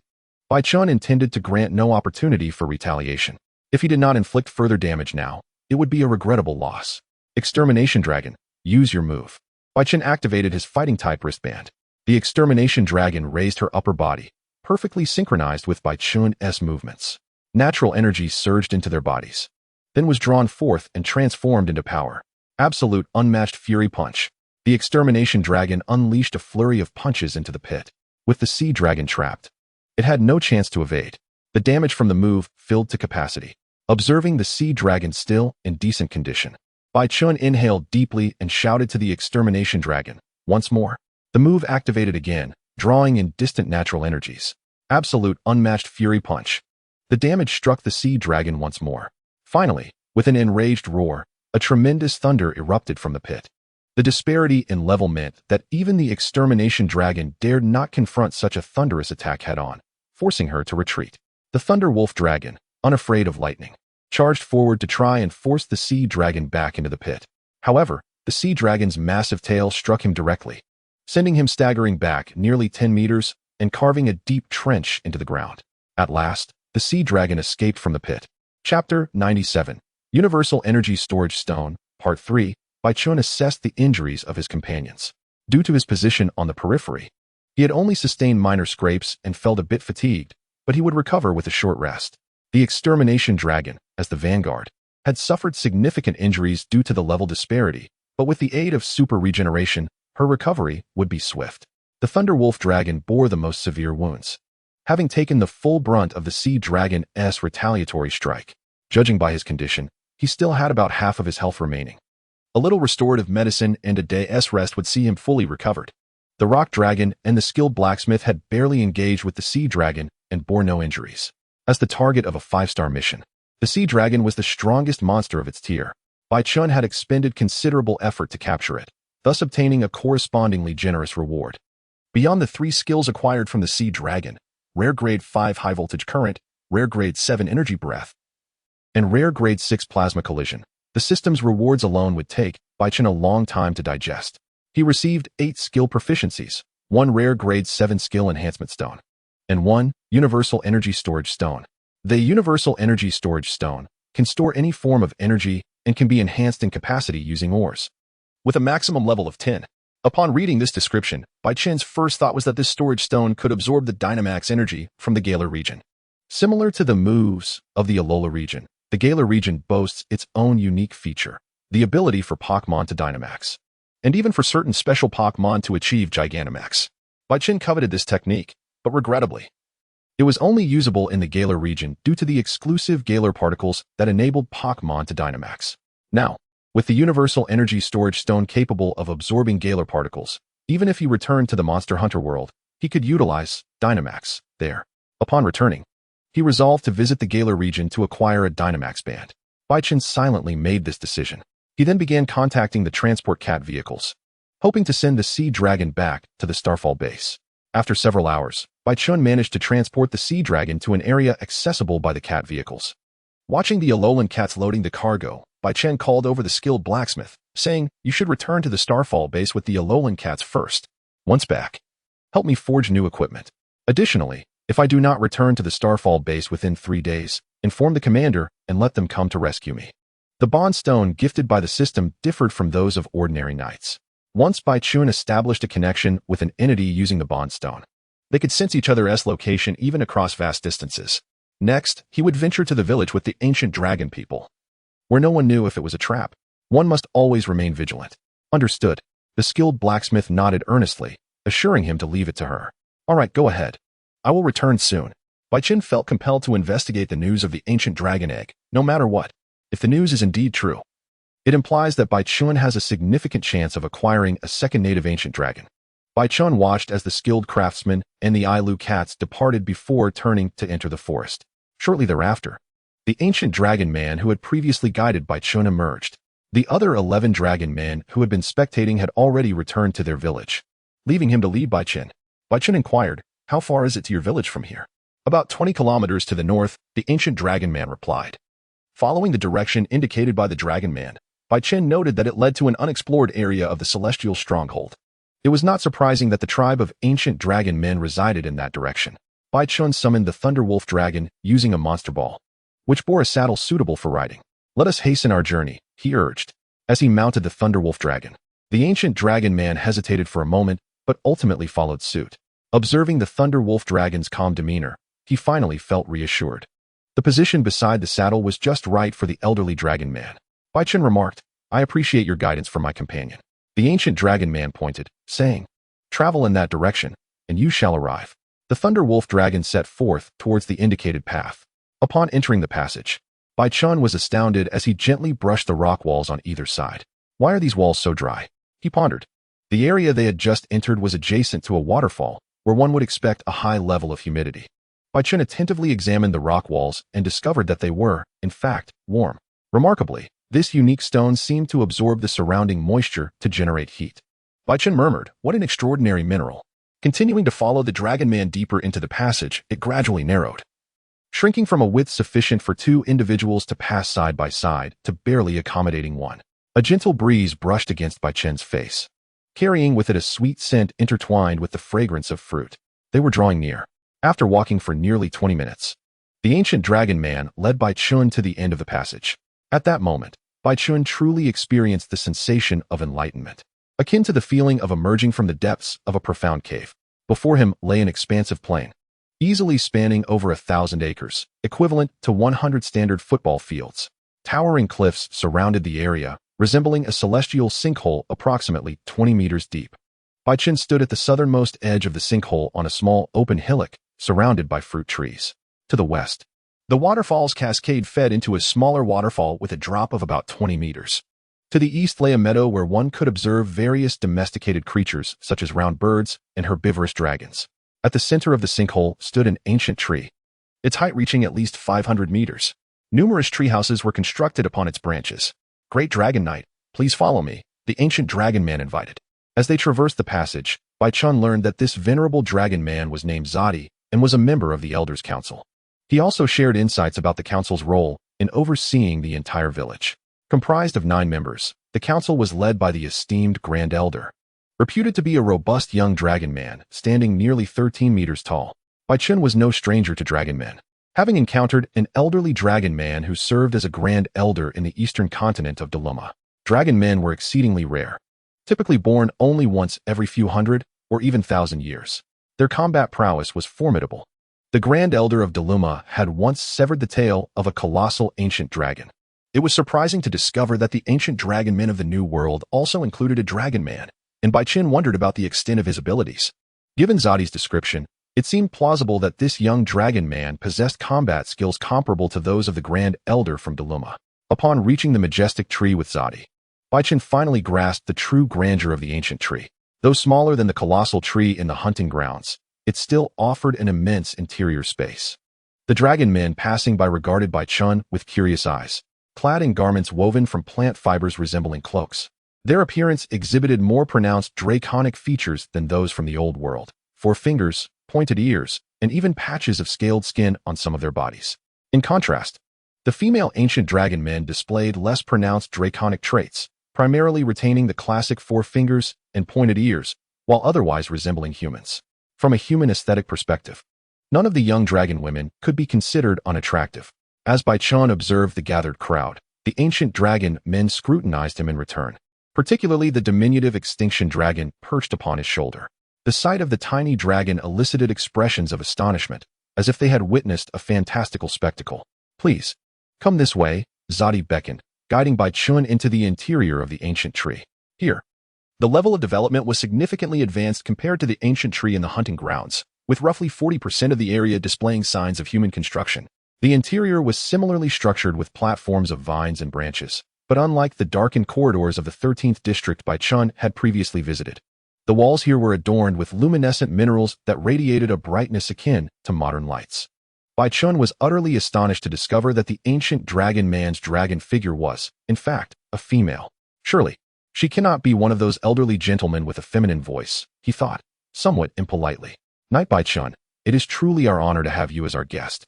She spoke, her voice exuding a maternal warmth. After a brief pause, Elder Yulan addressed an attendant, "Please, remove the..." As the attendants activated the mechanism to gently fold away the enormous, Bai Chen finally beheld the true visage of the Grand Elder. Even seated, she stood nearly 9 meters tall, approaching 5 times Bai Chen's height, with flowing brown hair, emerald green eyes, and pointed, elf-like ears. She wore her hair in a side ponytail reminiscent of a married woman, her face adorned with a gentle, flowing smile. As Bai Chen's gaze descended, he inhaled sharply. Elder Yulan was clad in a long gown of deep green, her form undeniably impressive in every sense. Bai Chen quickly diverted his eyes. At that moment, Elder Yulan's attention was entirely focused on the extinction dragon resting on Bai Chen's shoulder.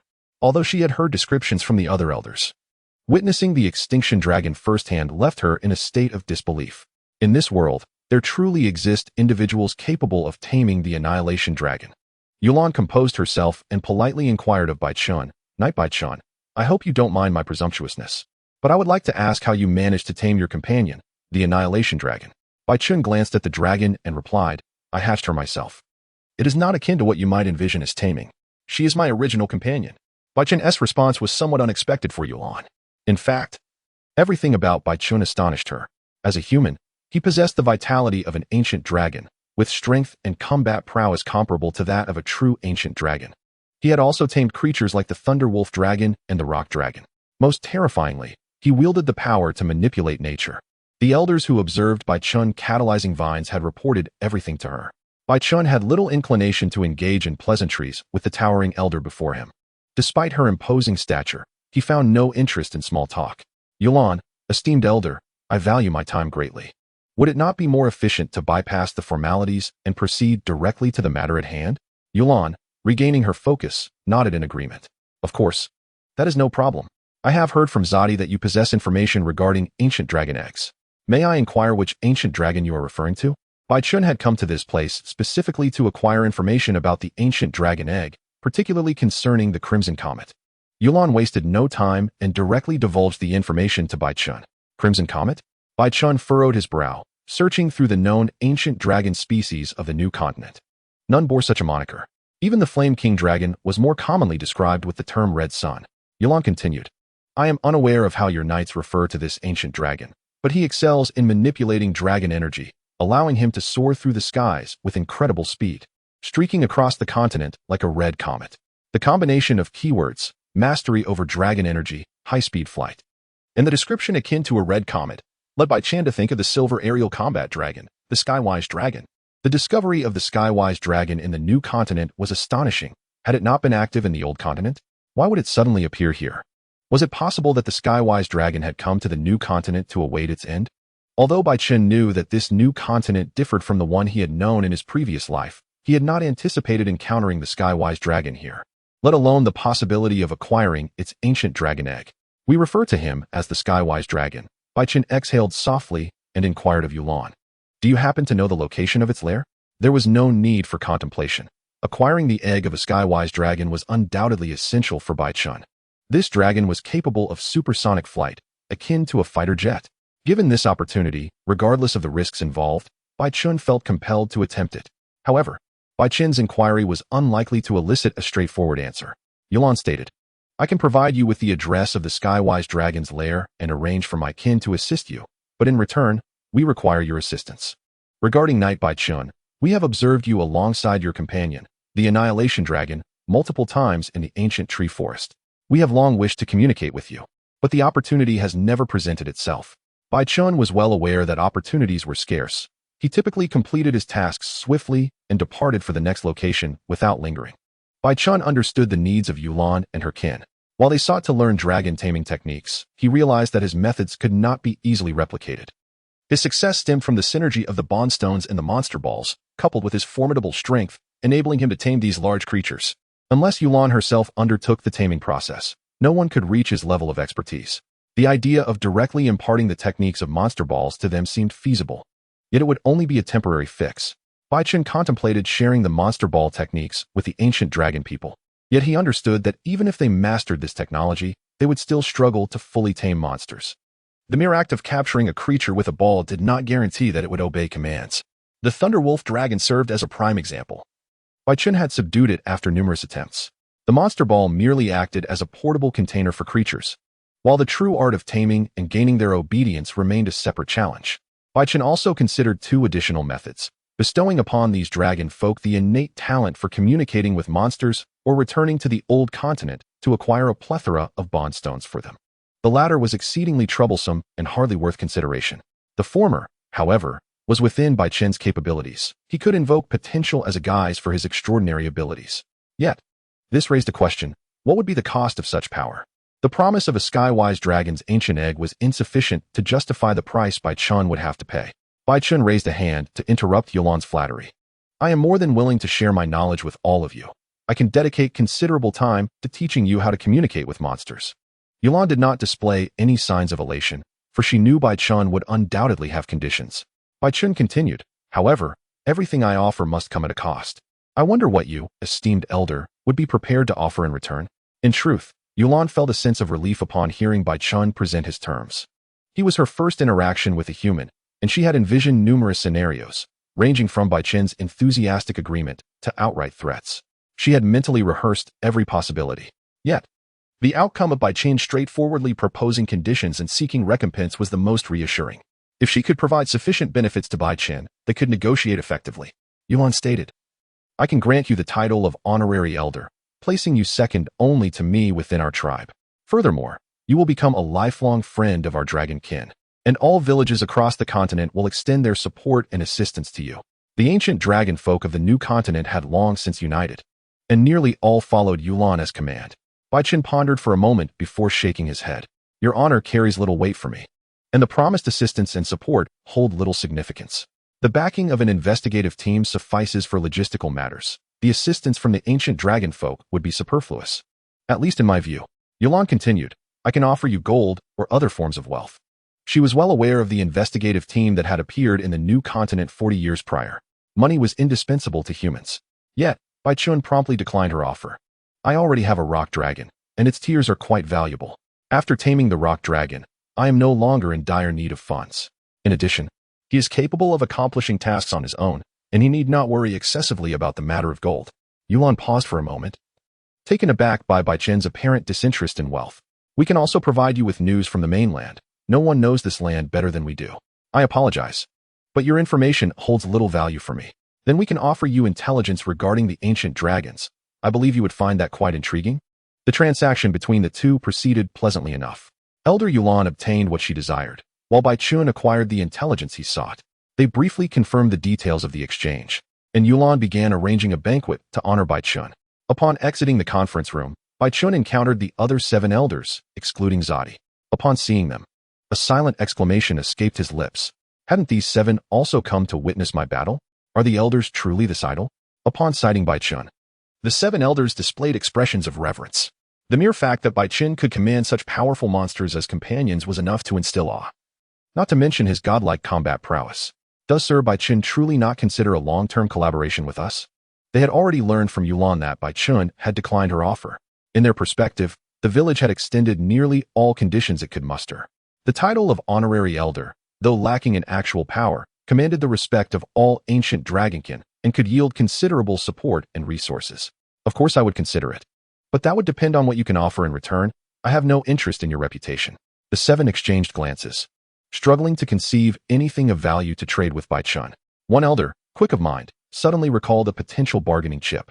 He politely inquired, might I ask, Sir Bai Chun, if you are currently betrothed? No, but I have no interest in such matters. The dragon elder hesitated, cautiously asking, what about a man? As soon as he spoke, an oppressive aura surged forth from Bai Chun. He unleashed his dominion, a kingly presence that instantaneously overwhelmed the 7 dragon elders. Some of the older ones faltered, collapsing to the ground. After nearly a month of hunting, Bai Chun had refined his dominion to a masterful level, sufficient to render these dragonkin breathless with anxiety.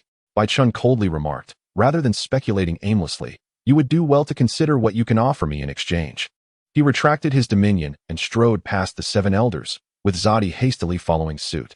He cast a resigned glance at the colleague who had misspoken. Once Bai Chun departed, the dragon elders gradually regained their composure, their backs slick with cold sweat. Inside the conference room, Yulan silently observed everything. The intensity of Bai Chun's sudden outburst was astonishing. What purpose does nature have in birthing such a being? As a dragonkin, Yulan held a deep belief in the choices and selections of nature. She perceived all existence as inherently rational. Yet, she could not fathom the significance of Bai Chun's extraordinary existence. Meanwhile, Bai Chun, guided by Zadi, arrived at the incubation chamber on the mid-level of the tower. Zadi opened the door to the chamber, which lacked any guards, perhaps due to the absence of perceived threats, rendering security nearly non-existent. The walls of the incubation room were adorned with the same type of mineral Bai Chun had seen in the corridor, which heated upon contact with water. The temperature within the room was ideal for the hatching of these monster eggs. Bai Chun scanned the chamber, which housed a total of 30 monster eggs, each of a different variety, signifying the presence of 30 distinct creatures. He utilized his heightened perception to examine the eggs, discovering that the rarest among them was the egg of the bull dragon. This egg was exceptionally large, standing approximately 1.5 meters tall. Bai Chen approached and carefully inspected the little creature within. The bull dragon was on the verge of hatching, likely to emerge within about 10 days. The timing was just right. Turning to Zadi, Bai Chen stated, "According to our agreement, I shall exchange this egg for the price of 2 monster balls." Zadi nodded in agreement. No problem. Bai Chen had already selected the bull dragon as a gift for Lily AI's coming of age. Due to certain events in her childhood, Lily AI had become unable to bond with Pokémon, and even as she approached adulthood, she had yet to find a companion. Upon his return, Bai Chen intended to present her with this unique gift. Meanwhile, as Yulan reveled in the festivities, she too observed the unfolding situation, maintaining a composed demeanor. She continued to partake in the celebration. After about 10 minutes, sensing the opportune moment, she politely excused herself from Bai Chen and made her way into the ancient tree. Bai Chen silently watched her enter, remaining speechless. Hastening towards the treatment room, Yulan was met with anguished cries emanating from within. She pursed her lips and gently pushed open the door to the medical chamber. Inside lay 5 male dragonkin on beds, each adorned with varying degrees of wounds, some grievous enough to expose flesh. "Elder," the physician greeted her immediately. Yulan waved her hand dismissively, instructing him not to mind her, and approached to inquire about the situation. "What is the status?" The captain of the dragonkin, enduring his pain, attempted to rise from the bed, but was gently pressed back down by Yulan. At this moment, formalities are unnecessary. Speak while lying down. The captain expressed his deep remorse. "I apologize, Elder. We failed to complete our hunting mission. During our pursuit, we encountered a rogue monster, and Jimmy has returned to the earth." Upon receiving this heart-rending news, Yulan could only offer consolation to the hunters. "It is sufficient that you have returned safely. Do not dwell on such matters now. Focus on your recovery." After comforting the hunters, Yulan slowly exited the room. Once the door to the treatment chamber was closed, she let out a barely audible sigh. Another hunter had fallen. The ancient dragonkin were known for their long lifespans and low reproductive rates, resulting in a scarcity of hunters. Moreover, their historical dietary habits had never been strictly vegetarian, necessitating hunting. This meant that hunters would invariably confront the monsters, while a handful of hunters could suffice for the tribe's food needs. The unfortunate reality was that this current elder was a female dragonkin. Previously, the leadership of the ancient dragonkin had also rested upon the shoulders of a dragonkin of great stature. The valiant dragon man repeatedly defended his tribe against the relentless assaults of the ancient dragons. Under his steadfast watch, hunting expeditions became remarkably effortless, allowing his kin to live prosperous lives. However, upon the passing of the venerable elder into the earth's embrace, a new generation of dragon men emerged, among them a young woman. In stark contrast to her male predecessors, she lacked prowess in combat, struggling even against a formidable rogue dragon. Yet, she sought to adapt, realizing her own limitations in battle. And acknowledging the similar deficiencies among her kin, she contemplated an alternative path, to cultivate livestock, raising meat dragons while also tending to fruit trees.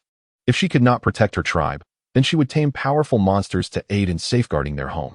However, her aspirations did not unfold as smoothly as she had envisioned. While the nurturing of livestock and the cultivation of fruit trees flourished under the energy of the earth, taming monsters proved to be an arduous endeavor, akin to striking an impenetrable wall. Yulan bolstered her spirit, reminding herself not to despair. Hope had emerged. If she could secure the assistance of the esteemed knight Bai Chen, her plan to domesticate monsters for the defense of her homeland could succeed. As she prepared to return to the celebration, she was taken aback to find Bai Chen standing more than 10 meters away. Momentarily stunned, she managed to smile and greet him. "Sir Bai Chen, what brings you here?" Bai Chen glanced at the medical tent. "With your impressive stature, it's hard not to notice you. How many villages do you have? What is your population count? How many dragonmen hunters are there?" Yulan was surprised by his inquiries. After a brief contemplation, she answered candidly, "Excluding the camps, we have a total of 7 villages on the continent, with over 20,000 tribespeople and around 50 hunters. That's 1 hunter for every 400 individuals, an alarmingly low ratio." Bai Chen sensed a golden opportunity. What did he lack the most? Hunting permits. The Starry Citadel had stringent controls over hunting tasks, making it exceedingly difficult to issue any. With over 500 hunters in the 5th Brigade alone, Bai Chen noticed a significant reduction in available tasks simply by refreshing the list, leaving almost all hunters without assignments. Yulan found Bai Chen's sudden shift in demeanor somewhat surreal. The substantial benefits she had previously promised had failed to sway him, yet upon witnessing the injured dragonman hunters, he readily acquiesced. It felt akin to working tirelessly in pursuit of profit, only to return home to find a bounty of cash awaiting her. Sir Baichun, are you truly willing to impart the skills for taming monsters? Ulan asked, her nerves prompting her to seek confirmation once more. I am willing to teach, but I am quite busy at the moment. Even if I were to instruct you, it would have to wait for a month, Baichun replied. Time was inconsequential to the dragon men. Ulan had no reason to decline. However, the ease with which this opportunity had presented itself left her feeling skeptical. Baichun's next words eased her apprehension. The benefits you promised must remain intact. Otherwise, our collaboration will cease. Of course, Ulan nodded in agreement, having always intended to uphold her commitments. Baichun, with a cool nod, inquired about the nature of the injuries sustained by the hunters. Ulan explained, I had planned to send them to hunt the venomous bird monsters, but they encountered unforeseen monsters, resulting in the failure of the task. Provide me with the location. Also, please arrange a task request bearing the emblem of your ancient dragon man. Ulan looked at Baichun in disbelief, unable to comprehend his willingness. Is there a problem? He asked. Puzzled. Do you have a rule against allowing outsiders to undertake hunting tasks? Of course not. Ulan quickly shook her head. Since there are no such regulations, I would appreciate a task receipt. I will go capture the monsters tonight. Ulan gasped, overwhelmed by his nobility. Not only was he willing to teach them hunting skills, but he also volunteered for the perilous task. Seeing Ulan still in shock, Baichun queried, Do you have any difficulties? I apologize. I will prepare a task request immediately. Ulan turned to arrange for the request to be written. Just as she did so, Baichun stopped her again, asking, apart from the task of hunting the venomous birds, do you have any other assignments? I am open to any tasks below that of the sea dragon's dominance. Yes, how could there not be? Ulan had a plethora of tasks awaiting completion. Her tone grew cautious as she asked, Are you certain? As long as the paperwork is in order, and I have time. It is no issue. Ulan felt as if Baichun radiated an ethereal light. Fearing he might retract his offer, she hurried to submit the task requests. After some time, she returned with 10 assignments similar to the one for hunting the venomous birds, approaching Baichun at the celebration with trepidation. She nervously instructed a maid to present the task list to him, her heart racing. Was this too excessive? To offer someone 10 tasks at once? Watching Baichun accept the requests, she carefully monitored his reaction. When she saw him furrow his brow, a sense of dread washed over her. 10 tasks were indeed excessive. Even if Baichun was kind-hearted and virtuous, he could not possibly handle such a workload all at once. Just as Ulan prepared to suggest he select 3 from the 10, Baichun's next words caused her to swallow her thoughts. How is it that there are only 10 tasks? With 3 to 4,000 villagers, is that truly sufficient to capture just 10 large monsters? Ulan inhaled sharply. Aren't 10 tasks already too few? She thought, refraining from speaking. However, as Baichun's piercing gaze fell upon her, she forced a smile. We certainly have many more tasks, but 10 seemed the most reasonable number at present. Baichun understood. She did not trust his competence. He devoured the last of his roasted meat and said, Provide me with detailed intelligence. Ulan had anticipated this and handed him their Dragon Man map. Baichun examined it and realized that even the most intricate map on the commander's desk paled in comparison to the ancient Dragon Man map. Truly, the ancient dragon men had an intimate knowledge of this land. Baichun, sitting atop the head of a rogue dragon, awaited the arrival of logistics. Even the starry citadel struggled to keep up with the pace at which he was completing tasks. Baichun had anticipated that the logistics for the village of the forest would be overwhelmed. However, after waiting for a full 2 hours without any sign of the logistics team, he found the delay unacceptable. At last, he spotted the approaching detail, pulling a transport cart. They were employed by Ulan, taking on the role of Illumio at the star point. After Baichun and the others successfully loaded the massive dragon onto the cart, he summoned the extinction dragon to accompany him to the next region on the map. In the sky, Baichun couldn't help but express his frustration. The pace of completing tasks was exceedingly slow, with nearly half the time spent awaiting logistical support. He glanced at the monster ball at his waist. The rock dragon, while strong enough to transport multiple large monsters at once, was grounded and thus moved at a sluggish pace, potentially making the transport speed no faster than waiting for the support from the details. Baichun felt a twinge of annoyance. Nevertheless, he reasoned that once they completed their tasks, he could ask Ulan to improve the logistics. At 2 p.m. the next day, Baichun returned to the village of the forest. Ulan had already received word and was waiting beneath the giant tree for Baichun. As he dismounted from the extinction dragon, Ulan excitedly thanked him. Thank you, Elder Baichun, for your hard work. Lunch is ready for you. After Baichun agreed to teach them how to tame monsters the previous night, Ulan promptly bestowed upon him the title of Honorary Elder. While others at the Star Point were racking their brains to establish good relations with the ancient dragon clan, Baichun had already ascended to a high-ranking position among them, second only to the Grand Elder. If he were to share this achievement with the Commander-in-Chief, even that stoic figure would likely be taken aback. Nodding, Baichun said, "Let us skip the pleasantries. Prepare the new tasks. I will set out to complete them after lunch." With that, he bypassed Yulan and headed straight for the dining hall. Yulan stared at his retreating figure, momentarily at a loss for words. This new elder was remarkably diligent, having just completed 10 tasks last night. He was already eager for new assignments. Yulan hurriedly arranged for others to prepare the task commissions. Meanwhile, she entered the dining hall. Observing Baichun and the Extinction Dragon feasting heartily, and immediately instructed the chef to provide them with extra portions. Previously, they might have been frugal due to a lack of fresh meat, but now, having hunted 10 monsters, they possessed enough meat to feed the entire village of the forest for months, eliminating any concerns of food shortages. Yulan joyfully accompanied Baichun through lunch. In the afternoon, Yulan presented Baichun with 20 tasks, all long overdue and requiring someone to complete them. Baichun examined the 20 tasks at the star point. Approximately 17 were rated 3 stars and 3 were rated 4 stars. Satisfied, he nodded in approval. The 4-star tasks would require more time, while the 3-star tasks were relatively straightforward. To save time, Baichun assigned the nearest 3-star task to the Rock Dragon and a 4-star task to the Thunder Wolf Dragon. To compensate for the Rock Dragon and Thunder Wolf Dragon's lack of knowledge of the routes, Baichun requested Yulan to arrange for 2 dragon hunters to guide them. Baichun needed to test whether his summoned beast would receive system rewards upon completing tasks independently. Soon, as Baichun completed 2 3-star tasks, the system delivered timely news of success.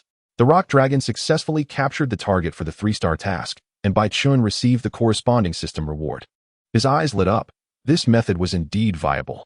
If he were to tame the Heavenly Wisdom Dragon in the future, he could send that creature to complete tasks on his behalf. The notion that summoned beasts could earn their master rewards upon completing tasks was a tremendous boost for Baichun. In the future, he would not need to personally undertake simpler tasks, allowing him to focus on more significant endeavors. After a day of tireless work, Baichun and his companions split into 3 groups and successfully completed the 20 tasks assigned by Yulan. After dinner, Baichun retired to the room Yulan had arranged for him. In her office, Yulan looked at the 30 completed tasks in her hands, her smile broadening even further. She truly hadn't anticipated Baichun's remarkable capability to accomplish so many tasks in such a short span of time. That evening, Baichun prepared to return to the star point. He instructed the Thunder Wolf Dragon and the Rock Dragon to exert themselves a bit more and complete additional tasks. To motivate them, Baichun established their first bank accounts.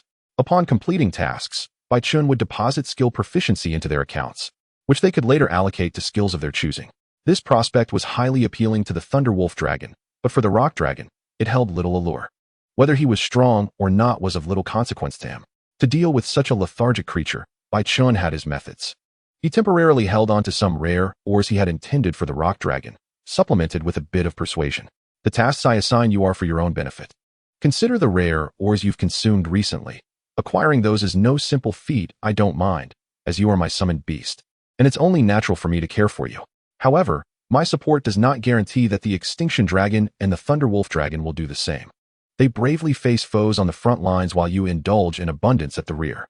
Wouldn't you feel some discontent in their place? Seemingly spurred by fear of the Extinction Dragon and the Thunder Wolf Dragon, the Rock Dragon readily agreed to join the fray, silently wishing to become the strongest monster under Baichun's command, so that neither the Extinction Dragon nor the Thunder Wolf Dragon would bully him. Sensing the Rock Dragon's aspiration, Baichun couldn't help but reflect on the disparity between the creature's ambitions and its size, lamenting its lack of grand aspirations. However, the path to surpassing the Extinction Dragon and the Thunder Wolf Dragon was no simple feat, setting aside the Extinction Dragon, whose abilities Baichun had yet to fully unlock. The Thunder Wolf Dragon had significantly strengthened after acquiring the rare 5th-grade high-voltage current and the 6th-grade plasma impact, enhancing its power considerably. Its original 4th-grade electric charge had evolved into a 5th-grade charge, with the current intensity increasing 3 to 4-fold. It could now achieve a hypercharged state without relying on lightning bugs, albeit for a brief 3 minutes, a far cry from the perpetual hypercharged state of the Golden Thunder Lord. But nonetheless a crucial advancement, which normal Thunder Wolf Dragon could achieve a hypercharged state independently. Furthermore, if the Thunder Wolf Dragon relied on lightning bugs, it could instantly enter a hypercharged state and sustain it for a full 20 minutes with their support. The Thunder Wolf Dragon had made substantial gains, and its hypercharged state was no longer as unstable as before. It could now fully unleash its combat prowess right from the onset of battle, which was more than sufficient for the present moment. Baichin's future considerations would revolve around how to enable it to maintain the hypercharged state indefinitely and how to amplify its current intensity. As for the Rock Dragon, it had also seen improvements in strength following this round of combat. The rare Energy Breath of Rarity Level 7, copied from the Sea Dragon, can currently only be mastered by him alone. Furthermore, this Energy Breath can fuse with his own Inferno Cannon to enhance its power, becoming the second Rarity Level 8 skill in the hands of many. The Super Inferno Cannon, Rarity Level 8, emits an ultra-high temperature, high-energy beam, possessing exceptional heat and penetrative capability. With this exclusive ability, the Rock Dragon has truly ascended to the status of an ancient dragon. This is also the reason for Baichin's frustration. The Thunderwolf Dragon does not possess a unique Rarity Level 8 skill, yet he wishes to remain idle and unproductive. In his indignation, Baichin struck the Rock Dragon's head with force. The Rock Dragon stared at Baichin in bewilderment. "Why are you hitting me? Just explain clearly." Baichin turned to the Thunderwolf Dragon and said, "I will return after a day. This fellow will be under your supervision." Although it was termed supervision, it was essentially oversight. The Thunderwolf Dragon had already developed a tacit understanding with Baichin. He nodded, indicating his comprehension, and cast a fierce glance at the Rock Dragon. The latter, seemingly intimidated by the Thunderwolf Dragon's menacing gaze, shuffled sideways. "I leave it to you." Baichin bid farewell to the two before addressing Elder Yulan briefly, and then departed from Forest Village on his mount, the Obliterating Dragon. Chapter 106, Major Equipment Update. 2 updates. For total, Baichin picked up the various accessories and examined them briefly. There was a wide variety of these beads, with 23 different types gifted to him by 2 individuals. Is this an attack bead? Baichin discovered 2 massive attack beads at the bottom of the box and checked their attributes. He realized they were attack bead 2. The attack beads are categorized by levels, generally divided into attack bead 1 and attack bead 2. Typically, attack bead 1 requires 1 embedding slot, while attack bead 2 necessitates 4. The concept of embedding slots is not simply about creating a hole in the equipment to insert the beads. They are limited by the material constraints of the equipment. It is not the case that embedding all beads into the equipment will yield significant enhancements. Due to material limitations, some equipment can only support 1 or 2 accessory beads. If the equipment can only harness the power of 1 accessory bead, the second bead will have no effect and may even detract from the power of the first bead. The blacksmith's role is to observe the materials from monsters, understanding the limitations of these materials to leave appropriate embedding slots. The principle behind the enhancement from accessory beads is that they channel their power to attach to weapons or armor. Once the equipment is removed or severely damaged, the benefits from the accessory beads will vanish. It is also noteworthy that armor possesses inherent traits and powers. Thus, it is advisable to choose accessory beads that complement the armor's natural abilities for reinforcement. To illustrate with a more relatable analogy, one could perceive a set of equipment as a living monster, with accessory beads serving as potent stimulants that significantly amplify the monster's strength. It is no exaggeration to state that wisely chosen accessory beads can enable armor crafted from monster materials to exhibit even greater power. Furthermore, in the previous world of gaming, there existed a type of equipment known as Guardian Stones, which served a similar purpose as accessory beads, granting hunters unique abilities. Unfortunately, after arriving in the new continent, Baichin had neither seen nor heard of such Guardian Stones. After organizing the accessory beads, Baichin packaged them all and delivered them to the workshop for the skilled blacksmith. Upon receiving these beads, the blacksmith was as excited as a gambler who has found gold. The rating of the equipment and the extent of its power largely depend on the accessory beads. With the blacksmith continuing his work, Baichin returned home, sorting through the materials gifted to him by Rob and Raymond. These were primarily lower-tier materials, with the most valuable likely being the materials from the Brutal Jaw Dragon and the Female Fire Dragon. Once organized, Baichin retrieved his hunter's manual and flipped to the initial objectives he had inscribed. This time, he had accomplished all his goals. The gift for Lilia was prepared. The skilled blacksmith was busy, and his skills had also seen improvement. His new companions were formidable, and he had significantly raised his skill proficiency. Reflecting on his recent gains, Baichin could only describe them as perfect. He had acquired 3 master-level skills, which had once seemed unattainable. Most importantly, he had also learned the techniques of Chi transformation and ultimate Chi transformation. Although he had yet to master the technique of Chi hardening, Baichin felt he was on the cusp of understanding it. With diligent practice, he should be able to master it soon. After tidying up his home, Baichin made his way to the combat arena to begin mastering the technique of Chi hardening. The following morning, Bai Chun met with the skilled blacksmith, and they headed straight for Forest Village. Regarding the ancient dragon people, Bai Chun had no intention of informing the commander this time. If he did, the commander would undoubtedly require him to act as an intermediary to communicate with the ancient dragon people. Such a role would mean he could not be away from the base for long and would have to shuttle between the two regions frequently. Even if he had to share this information, it would be better to wait until his next return to inform the commander. By noon, Bai Chun and the skilled blacksmith finally arrived at Forest Village. The Thunder Wolf Dragon and the Rock Dragon had worked diligently through the night and were now resting. Upon hearing of Bai Chun's return, Yulan immediately summoned him, also preparing the rewards for the tasks completed over the past few days: 2 large golden eggs, a significant quantity of rare ores, and some unique plants. These rewards would prove quite useful. Chapter 107.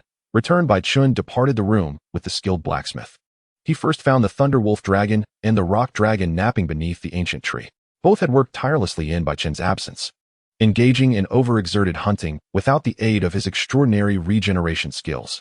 Bai Chun retrieved them into the monster balls, saying, "Thank you for your hard work. Please rest well for a while." After returning them, Bai Chun headed straight to the conference room. "Elder Bai Chun, what brings you here?" Yulan set aside her tasks. Her attitude towards Bai Chun was now marked solely by respect. Bai Chun had completed an impressive 61 tasks for the village over the past few days, a volume nearly equivalent to what their village typically accomplishes in a year. She now perceived Bai Chun as radiating a noble brilliance. His virtuous character was an example for all the villagers to emulate. "I am preparing to depart," Bai Chun stated directly.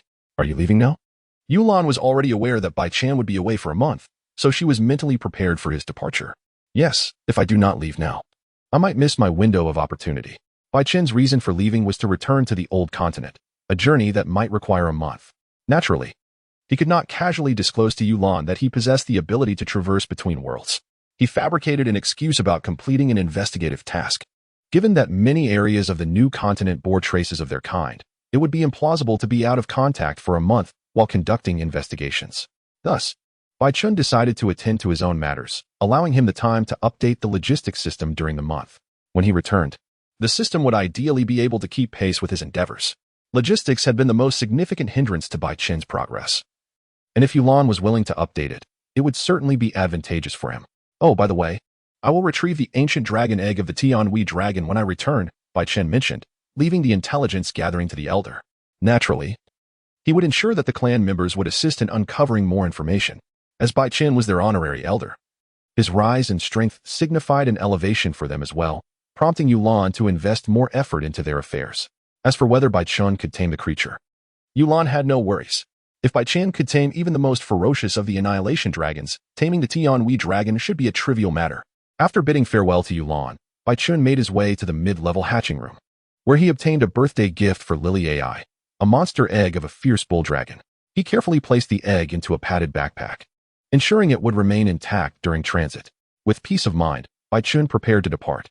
Amidst the reluctant gazes of the dragon villagers, he mounted the Annihilation Dragon. During this time, Bai Chun's active presence had thoroughly won over all the dragon villagers of the forest village. His prowess and his methods of taming monsters were unprecedented in their experience. Waving goodbye to the crowd, the Annihilation Dragon took flight. Once beyond the dragon territory, Bai Chun found a safe hillside to land. Only 10 minutes remained until the teleportation. Bai Chun reviewed the items within his system.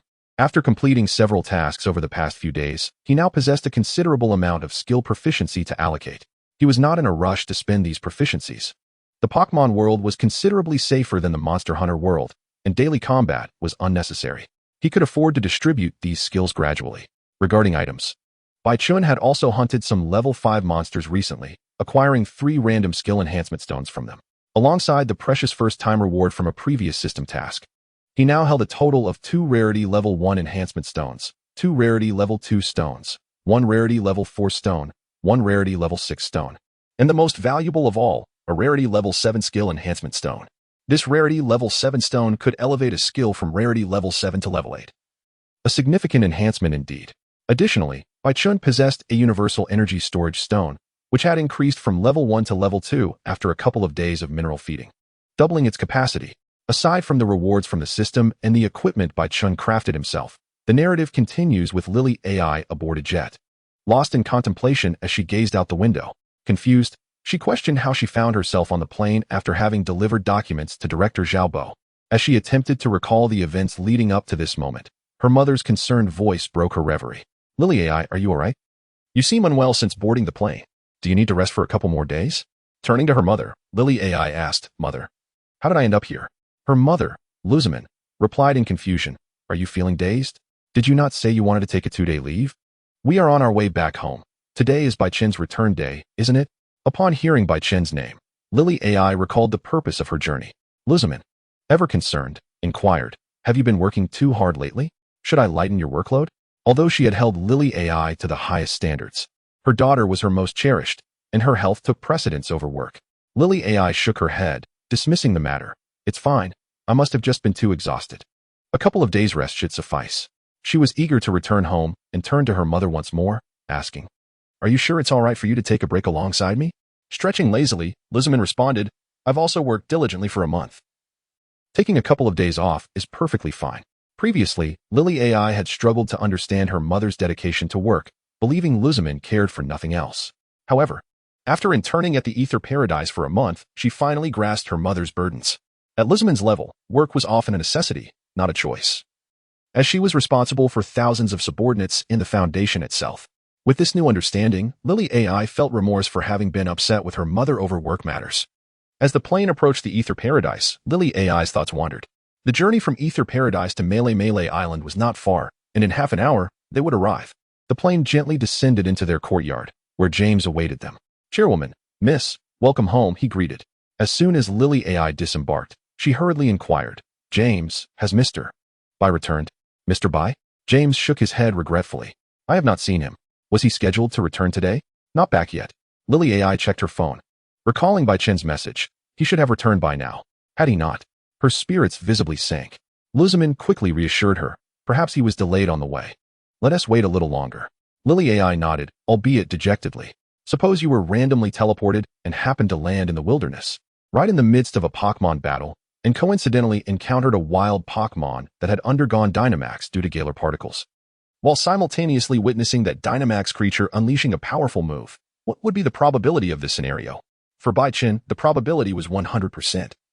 For he had already experienced it. Before him stood a Machamp unfortunate enough to be struck by Galar particles, towering at a staggering 30 meters, while the Great Jagras measured a mere 8 meters in height. The Dynamax Machamp, enveloped in a red aura, faced a silver-haired girl commanding her octillery in battle. She gazed at Bai Chen, who had inexplicably materialized in the center of the battlefield, her previously stern demeanor shifting to one of astonishment.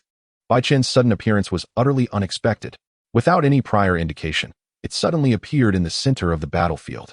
As the colossal Gigantamax Machamp was about to unleash a critical hit on Bai Chen, Kaido had no time to ponder. She hastily commanded her octillery to execute a mega punch. Just as octillery prepared to rush in for the rescue, Bai Chen set down his backpack, and dark red flames surged around him, enveloping him in a crimson aura. A commanding presence radiated ominously in all directions. Subsequently, Bai Chen leaped high into the air, targeting the towering Machamp. Bai Chen glanced around, capturing the opponent. Aside from this Machamp, there were no other Pokémon in sight. He must be aiming to capture this Machamp. Bai Chen stepped aside, creating space for the Machamp, gesturing for it to proceed. However, in the next moment, his heightened senses detected imminent danger. The octillery directly launched a mega punch at him. Evading the attack with a swift sidestep, Bai Chen felt the ground beneath him crack. Engage in close combat, Kaido commanded. The octillery unleashed a fierce barrage of attacks upon Bai Chen. He deftly dodged, skillfully evading the onslaught. Kaido was taken aback by his agility, how effortlessly he evaded her octillery's strikes. Use Water Pulse. The octillery's 8 limbs became ensnared in a torrent of rushing water, transforming into blades that blocked all of Bai Chen's escape routes. Bai Chen stomped his right foot heavily on the ground, channeling his natural power. Pillars of rock erupted from the earth, intercepting the water blades while repelling the octillery. This legendary Pokémon is formidable. Kaido silently resolved to capture it. Little did Bai Chen realize that Kaido had mistaken him for a Pokémon. He removed his helmet, revealing his striking features. I believe you may have misunderstood something. I am not a Pokémon. The octillery executed bind. Kaido disregarded his words, interpreting them as mere deception. How could anyone not be a Pokémon and still utilize Pokémon moves? Do you think I am easily fooled? Following her command, the octillery ensnared Bai Chen's limbs, causing his helmet to fall to the ground. With its muscular physique and immense strength, the Octillery bound him tightly. Now, use Water Pulse. Feeling the surge of energy from the Octillery's limbs, Baichen's expression darkened. I am becoming somewhat irate. Since reason had failed, he was left with no choice but to resort to more forceful measures. Dark red energy erupted from within him, his eyes turning completely black. The activation of his extreme combat aura commenced. His commanding presence spread outward, causing the Octillery to momentarily freeze under the oppressive aura, which diminished the enemy's desire to attack. Every muscle in Baichen's body tensed as he unleashed his might. In a flash, he seized the Octillery and hurled it against a rocky wall 100 meters away. With a resounding crash, the smooth surface of the wall was marred with cracks. The Octillery, overwhelmed by the sheer force of the impact, released its grip on Baichen. Baichen turned back, grasping the Octillery's round blue head and forcefully smashing it into the ground. Pillars of rock surged once more, ensnaring the Octillery within. Kaido internally lamented. She had not anticipated Baichen's extraordinary strength. She quickly commanded her Pokémon to break free. Octillery, use close combat on the rock pillars. Still dazed, the Octillery was oblivious to Kaido's command. By the time it regained its senses, the glowing energy of the attack had already enveloped it.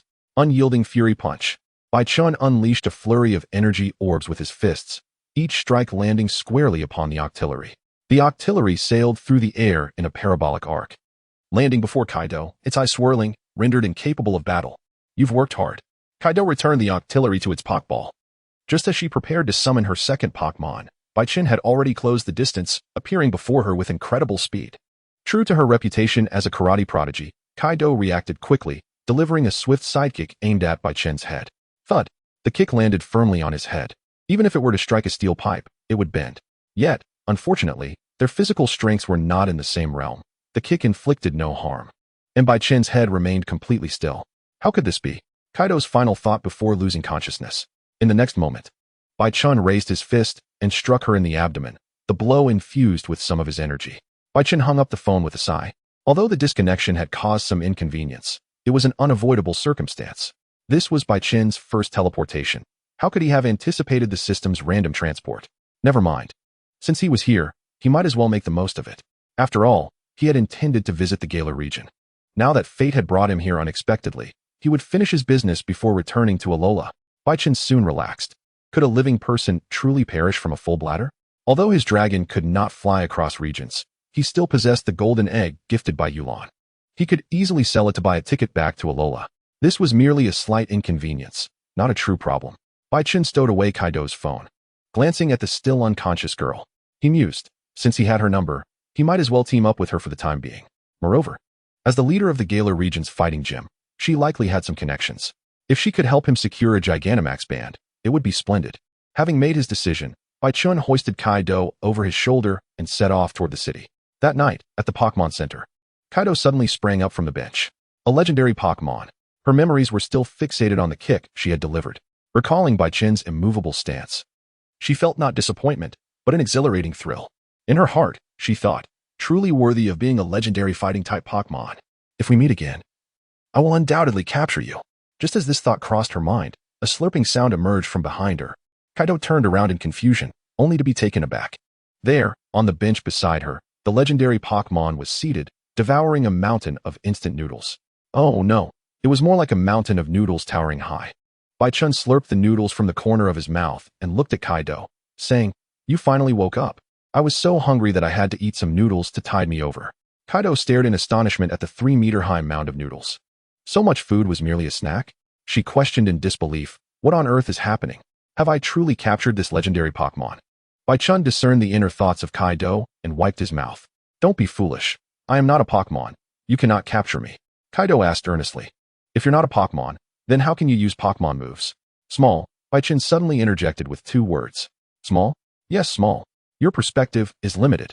There are countless individuals in this world with extraordinary talents. Is it not entirely normal for me to possess a unique ability?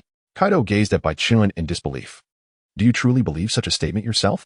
Of course, why would I doubt my own words? Moreover, can you prove that you are indeed yourself? It's utterly impossible. Kaido took a deep breath, scanning around until she found the backpack Baichen had retrieved for her. She rummaged through it and declared, I understand now. Since you claim you're not a Pokémon, I have a method to help you prove it. Prove? How? Kaido retrieved a red and white Pokeball from her backpack. Use this to prove it. A human cannot be captured. Let me throw one, and if you cannot be captured, I will sincerely apologize. Baichen stared at the Pokeball in silence. After a moment, he scoffed. How ridiculous. This method is utterly unscientific. Before Baichen could finish his sentence, the red and white Pokeball suddenly lunged toward him. Baichen swiftly twisted his waist to evade the Pokeball. If you claim to be human, why are you dodging? When others throw a ball at you, you don't evade. I won't. Kaido changed her approach, twisting her wrist to sweep the Pokeball toward Baichen. He hastily retreated to avoid it, stepping back several paces to distance himself from Kaido. Are you out of your mind? Baichen exclaimed with irritation. Kaido stood up from the bench, adopting a fighting stance. Let me have a go. Try? Be careful, or I might hit you. If you truly are human. What are you afraid of? I'm not afraid. Just take a good look at me. Have you ever seen a Pokémon as handsome as I am? Chapter 111. Do you wish to master extraordinary abilities? Part 4. Kaido exited the Pokémon Center, gazing at her deflated wallet. A wave of melancholy washed over her. That was her entire month's living expenses, consumed in just a single dinner. Don't be upset. I will definitely repay you. Baichen followed Kaido out of the Pokémon Center. Kaido sighed softly, tucking her wallet away. She had no expectation that Baichen would repay her. How could a Pokémon possibly return money? He couldn't even earn any. Kaido comforted herself, thinking, in the future, I will surely capture him. Treating him to a meal now is no issue. She set off toward her family's dojo, with Baichen closely trailing behind. After a few steps, Kaido suddenly turned to Baichen and asked, have you decided to be captured by me? Even though it's nighttime, it's better not to dream. Then why are you following me? I already explained. My friend needs to use your phone to contact me, and I still owe you money. Kaido couldn't even comment on the fact that Baichen could use a smartphone. A Pokémon not only ran up a tab, but also surfed the internet and made calls. How bizarre. Suit yourself, Kaido muttered, disregarding Baichen as she continued toward her home. Soon, Kaido arrived at her family's dojo. Baichen surveyed the circular structure before him. This was the Sichuan Arena, Kaido's family dojo. Baichen found himself in the Galar region, specifically in Sichuan Town. There was another ghost-type dojo in Sichuan Town, but that was not Baichen's destination. Kaido strode into the dojo, and Baichen followed closely behind. Once inside, Baichen examined his surroundings. Although called a dojo, it was essentially an arena surrounded by stands. Most importantly, the Sichuan Arena was one of the energy points for Dynamaxing. Here, it might be possible to collect a sufficient amount of Galar particles. Kaido traversed the arena, heading toward the residential area at the back. In stark contrast to the arena's style, Kaido's home was quite ordinary. Pausing at her doorstep, she turned to Baichen and asked, do you truly wish to stay in my home? What other choice do I have? I have no cash on me. Let me stay one night, and once I sell some things tomorrow, I will find my own place. I have no intention of driving you away, Kaido replied, shaking her head. Regardless, Baichen had already helped her from the wilderness to the Pokémon Center today, which warranted her gratitude. Allowing him to stay over was no big deal. However, Kaido quickly regretted this decision. In the dining room, Kaido watched as Baichen devoured his meal, along with 4 unfamiliar Pokémon eagerly feasting. What Pokémon are those?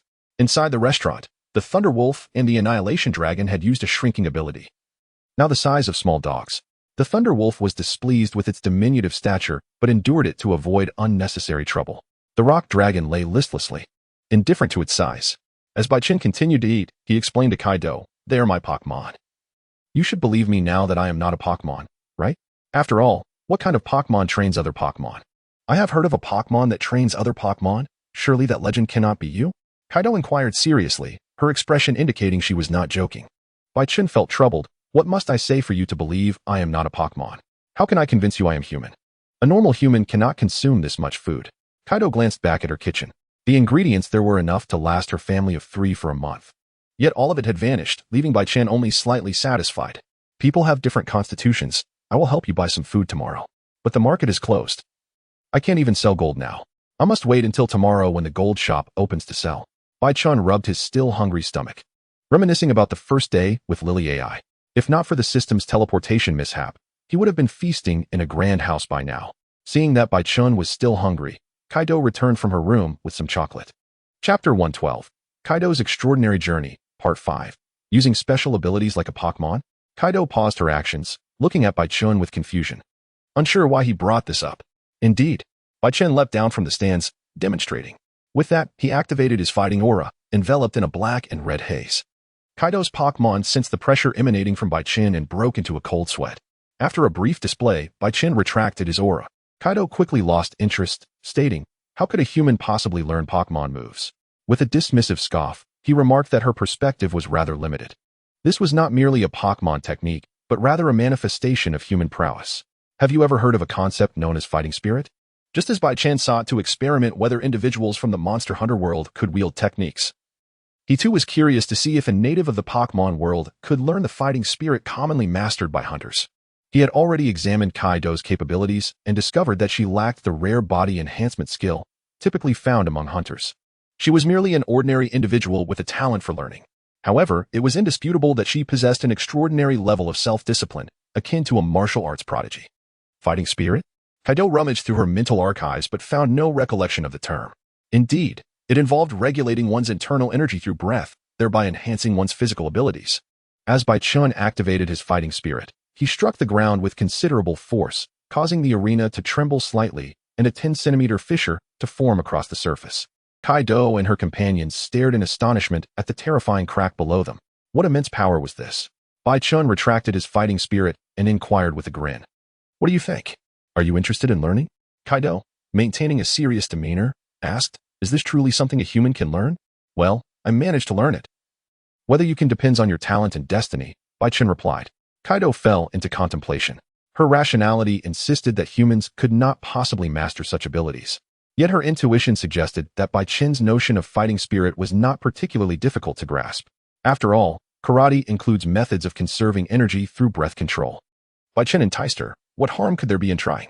I can help guide the flow of your fighting spirit and teach you some tricks. However, once I have taught you, you must lend me your Gigantamax band." Kaido glanced at the Gigantamax band adorning her wrist. After a moment's thought, she nodded. "Lending it to you is fine, but does this fighting spirit truly exist?" "Theoretically, it does," Bai Chen stated as he stepped closer. "Now, sit cross-legged and reflect. You should gain a clearer understanding." Complying, Kaido unceremoniously settled on the earthen ground. Bai Chen approached, removing his right arm guard, and placed 2 fingers gently on her forehead. He explained, "Fighting spirit, at its core, is your own intrinsic energy or stamina. Practicing it can enhance your endurance and allow you to actively harness this energy for extraordinary feats." Kaido felt somewhat bewildered by Bai Chen's abstract explanations. "Firstly, you must believe that you can wield fighting spirit. There are many extraordinary powers in this world, such as the aura or psychic abilities. Compared to those, fighting spirit seems rather ordinary."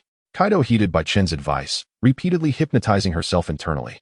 In truth, Bai Chen could have easily imparted his fighting spirit techniques to her using his unique abilities, but that would lack significance.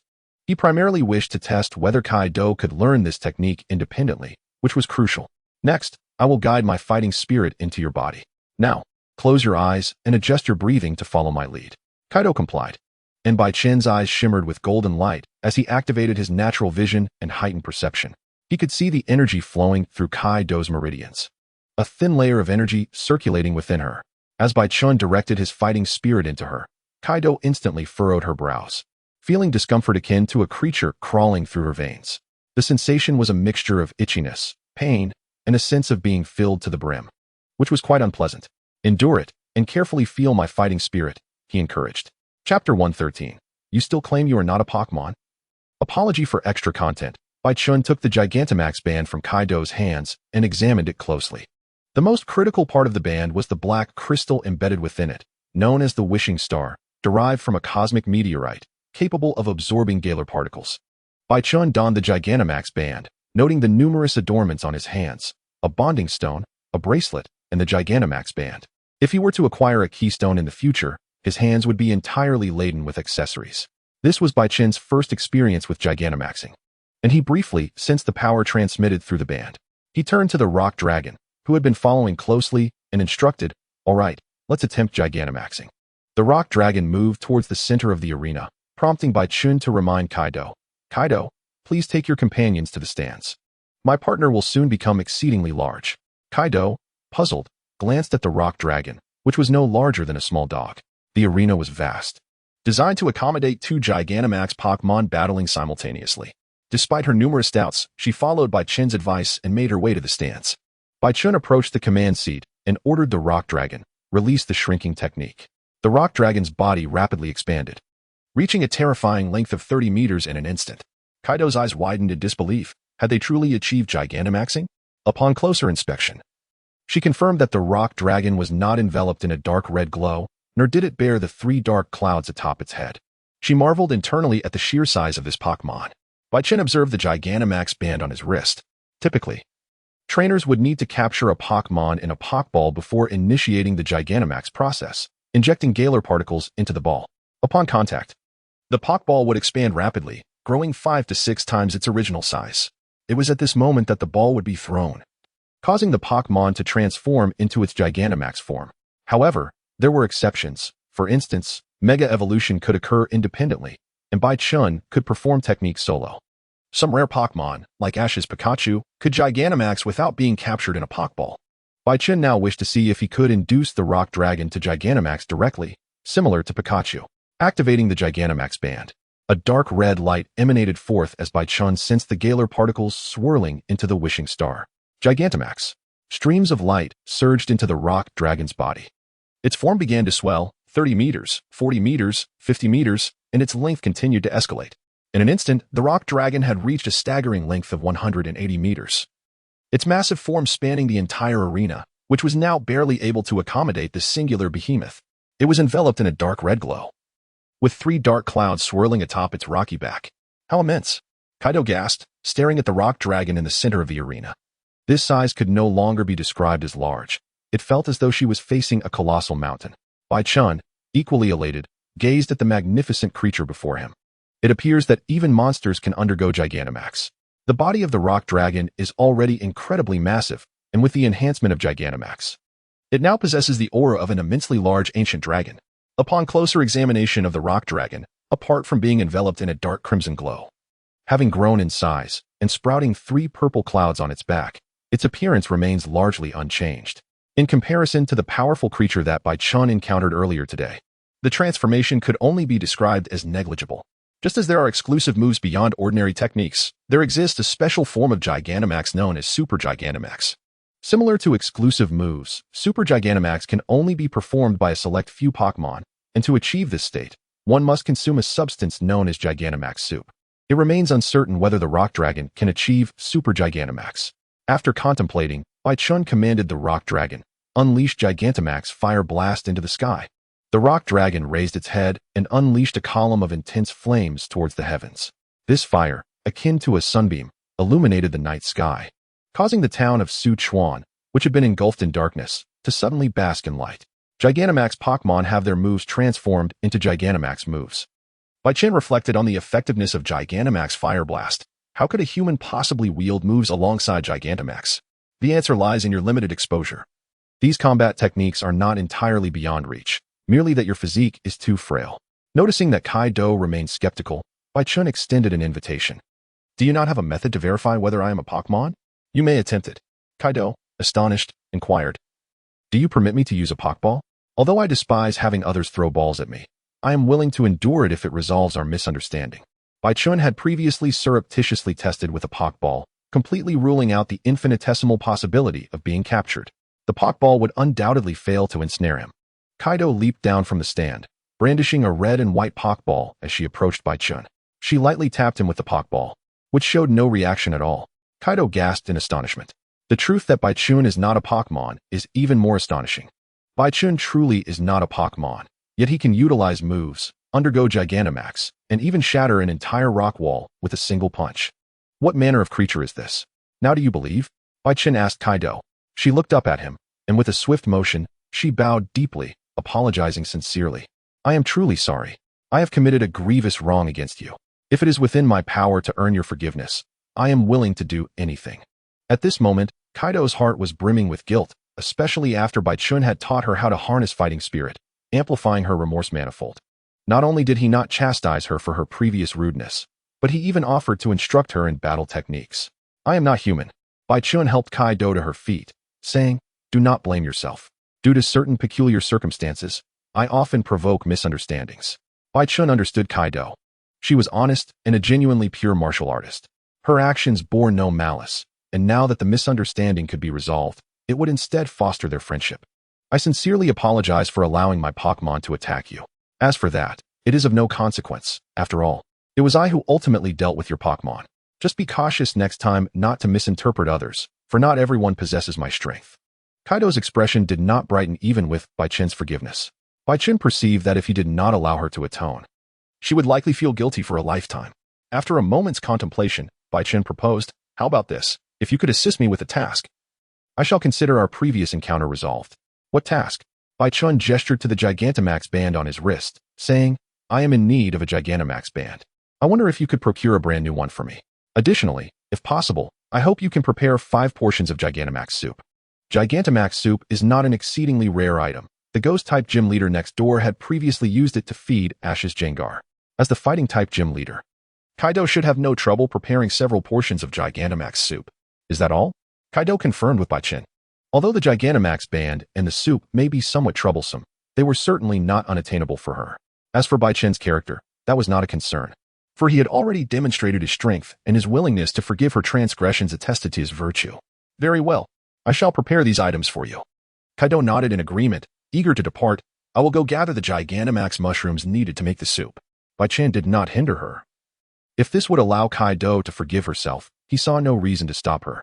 Moreover, the Gigantamax soup was also intended to enhance his own abilities. So he welcomed Kaido's proactive approach. Watching her leave the Sichuan arena, Baichin returned to the center of the arena. As he had previously stated, ordinary Gigantamax was a liability for him and the Rock Dragon. To achieve a beneficial enhancement, at least Super Gigantamax was necessary. That night, Baichin remained industrious. The Gigantamax band still rested on his wrist. He retrieved his Universal Energy Storage Stone and the Gigantamax band. The storage stone, about the size of a quail egg, though small, could store a vast amount of energy. A skilled blacksmith had fashioned the storage stone into a necklace long ago, allowing Baichin to wear it around his neck. The wishing stone on the Gigantamax band could absorb energy. Following the enticing aroma, Baichin arrived at his destination. Observing the remarkably familiar scene before him, he discerned the fragrance in the air. Indeed, it emanated from this small Pokémon center. Could there be a master chef within?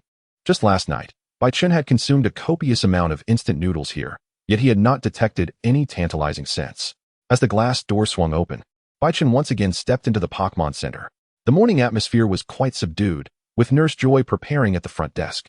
Noticing a guest's arrival, Joy set aside her tasks. "Welcome to the Pokémon Center. How may I assist you in restoring your Pokémon?" "Oh, it is you." Joy recognized Baichin. It was hard for her to forget him. Just yesterday afternoon, he had carried Kaido into the Pokémon Center, consumed numerous bowls of instant noodles, and even caused quite a stir while donning such peculiar armor. Baichin was undoubtedly the most unusual customer she had encountered in the past year. Following the scent of food, Baichin directed his gaze towards the back of the Pokémon Center. Although a curtain blocked his view, he could still distinctly smell the delicious aroma.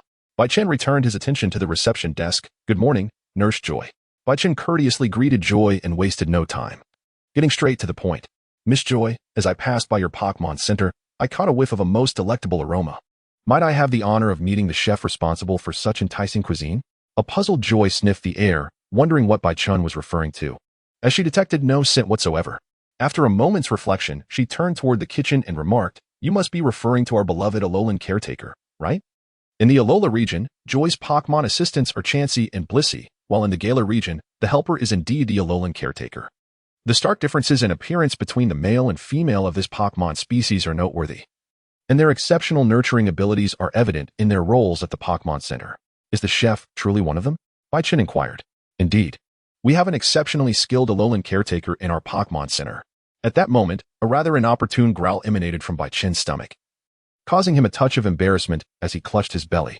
Joy kindly invited him. "Since you haven't had breakfast yet, would you care to join me for a meal? Our chef's culinary skills are quite impressive." Baichin, having followed the enticing aroma, certainly had no intention of feigning politeness. He nodded appreciatively. "Thank you. I shall cover the cost." "Not at all. Follow me," Joy replied as she led Baichin toward the kitchen. Upon entering, Baichin noticed a plethora of Alolan caretakers bustling about, and soon a male and female pair of them passed by. As they reached the kitchen, the sound of numerous clattering utensils filled the air. Peering inside, Baichin spotted a female Alolan caretaker humming a tune, stirring a pot of soup with a ladle. To the left of the stove sat an old mobile phone, playing a movie at an astonishing volume, the source of the ruckus. Joy's face flushed with embarrassment as she cleared her throat. Ahem, this child has a penchant for watching dramas or movies. Alolan caretakers are remarkably intelligent Pokémon, possessing intellect on par with humans, and in some cases, surpassing it. Thus, it is entirely natural for such a highly intelligent creature to enjoy television. Before Joy could continue, anguished cries echoed from the phone, indicating a scene of intense action unfolding in the film. To Bai Chen's astonishment, the Alolan caretaker, upon hearing these sounds, displayed a joyful expression, even putting down the ladle she held. Given Bai Chen's understanding, Alolan caretakers detest conflict. They are Pokémon driven by emotion, gaining energy from the gratitude of those they assist, a trait that defines their benevolent nature. Yet, the Alolan caretaker before him seemed to possess an inkling of difference. Joy chuckled awkwardly, haha, this child is particularly fond of gangster movies. Soon, Joy comprehended why Bai Chen was so eager to find a culinary adept Pokémon. In the dining area, she watched in astonishment as Bai Chen devoured his meal alongside Pokémon she had never seen before. Within less than an hour, the stock of food at the Pokémon Center was completely depleted. Had Bai Chen not made a special trip to procure a substantial amount of ingredients, the center would have been left without provisions. Could I have another serving, please? Bai Chen raised his empty plate, which, in the next moment, levitated into the air. The Alolan caretaker used her psychic abilities to fill his plate with curry rice, delivering it before him. Behind her, various cooking utensils were engaged in preparing additional dishes. It seemed this Alolan caretaker had mastered the art of multitasking, managing 3 stoves simultaneously. Previously, she had single-handedly assumed the role of chef at the Pokémon Center. As Bai Chen ate, he observed the emotions of his companions, Rayquaza, Mega Rayquaza, and the skilled artisan, who all appeared thoroughly satisfied with the Alolan caretaker's culinary prowess.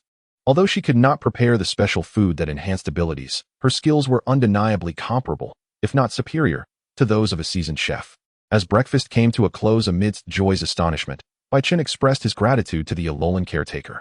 She smiled gently, assuring him there was no need for thanks, as cooking was merely a simple task for her. Afterward, she picked up her phone to take a break. Unlike other Alolan caretakers, she was not adept at healing. Her efforts often resulted in exacerbating injuries due to excessive force, which is why her role had shifted to cooking long ago. Bai Chen hastily called out to her. Wait a moment. Fufu? The Alolan caretaker turned, puzzled, wondering if he was still hungry. Not at all. I'm quite full, Bai Chen replied, extending an invitation. Would you care to join us on our journey? Naturally, the Alolan caretaker was taken aback by this unexpected proposal and shook her head in refusal. She was content with her current role, enjoying a relaxed work schedule with ample time to indulge in movies and television. Bai Chen, anticipating her rejection, had prepared a special strategy. He glanced at the mobile phone in her hand and said, if you truly enjoy watching films, I could arrange for a personal screening room just for you.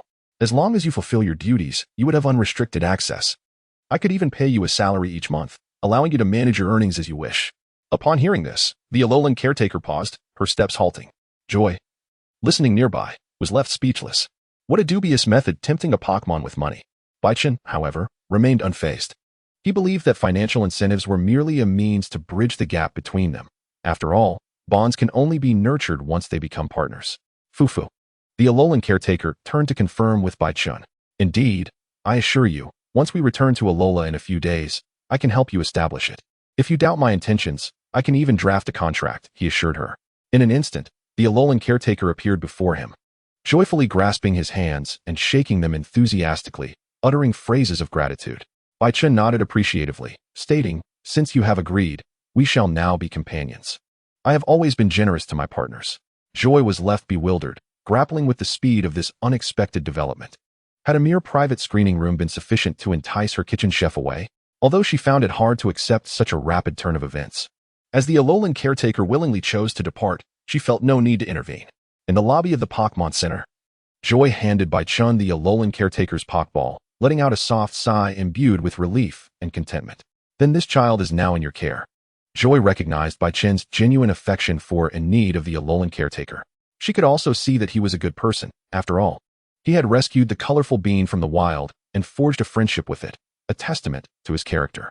In the quaint town of Sichuan, Kaido stands as a prominent figure, a veritable emblem of excellence. Simultaneously, she finds joy in the newfound sense of belonging that her beloved Pokémon, AI Guanxi, has discovered. Due to her unique personality, AI Guanxi often feels out of place among her peers. This is not to say that these kind-hearted Pokémon ostracize her. Rather, she seldom finds common ground with her own kind. At that moment, Lily AI joyfully dashed down the stairs to greet Bai Chen, with Lu Xiaominai following closely behind. Bai Chen, taken aback, inquired how they had arrived in the Galar region so swiftly. Lu Xiaominai explained, You ought to express your gratitude to Lily AI. Last night, we waited for you at home, and as time passed without your arrival, we began to worry that something unfortunate might have befallen you. Bai Chen nodded in acknowledgement, admitting, indeed, an unexpected situation arose. I never anticipated that the time-space portal would open in the Galar region. Lily AI had contemplated whether you might have been transported elsewhere. And considering how you would contact us without your phone, she deduced that you would likely call the Ether Paradise. After some deliberation, she checked the reservation list and, as fate would have it, found your number listed. Bai Chen praised her, saying, I thought it would take you at least 3 or 4 days to locate me. To my surprise, you have been remarkably swift. That's nothing, she replied modestly. I merely considered what I would do in your situation. Just then, the Pokeball at Bai Chen's waist unexpectedly burst open, and Mia Jean Long dashed out, joyfully leaping into Lily AI's arms. She quickly caught the exuberant Pokemon. But the next moment, she seemed paralyzed, her body stiffening as Mia Jean Long affectionately licked her cheek. The Pokemon missed her dearly. During the month they spent in the Monster Hunter world, she had been deprived of her daily Dragon Pearl and was nearly famished. With a hint of exasperation, Bai Chen gently removed Mia Jean Long from Lily AI. Lily AI cannot handle you right now, so please refrain from jumping on her. Mia Jean Long, albeit reluctantly, was carried away, allowing Lily AI's rigid form to relax. Her cheeks flushed, she retorted, in theory, it should be fine. Bai Chen simply smiled, choosing not to elaborate. His intent upon returning was to address Lily AI's concerns regarding her interactions with Pokémon. Mia Jean Long climbed onto Bai Chen's shoulder and greeted Lily AI, who responded with delight. Observing the Pokémon, Lu Xiaominai remarked, it seems Mia Jean Long has grown considerably during this time. Although Mia Jean Long appeared diminutive, the deepening color of her spines indicated her growth and strength, which would surely astonish them. Lu Xiaominai then glanced at the remaining 4 Pokeballs on Bai Chen's waist and inquired, will you not introduce your new companions? It is not convenient here. Let us proceed to the arena, Bai Chen replied. Once inside the arena, he released all the Pokeballs, declaring, come forth. Lily AI and Lu Xiaominai were already acquainted with the skilled craftsmen, but the remaining 3 were unfamiliar to them. Bai Chen began with AI Guanshi, stating, this is AI Guanshi, my newly acquired partner from the Galar region, captured just half an hour ago. AI Guanshi politely greeted Lily AI and Lu Xiaominai, displaying exceptional manners. He then introduced Lei Lang Long and Yin Long, both Pokemon. Like Mia Jean Long, remained in their smaller forms, lessening the visual impact. Lei Lang Long, a member of the Fong Dragon species, is nicknamed the Unsurpassed Hunter. Yin Long, belonging to the Flying Dragon species, is merely a young dragon at this point. Observing the diminutive creatures, Lily AI relaxed her guard and crouched down to greet Lei Lang Long. It is a pleasure to meet you. I am Lily AI. As soon as she spoke, Lei Lang Long deactivated his shrinking ability, his form rapidly expanding. Lily AI took several steps back, astonished by the towering figure before her. Though she had known of the immense size of these creatures, witnessing the 8-meter giant in person left her utterly awestruck. Is Mr. Bai Chen truly battling with such colossal monsters? Lei Lang Long, appearing aloof, attempted to turn away, but Bai Chen swiftly stepped on his tail.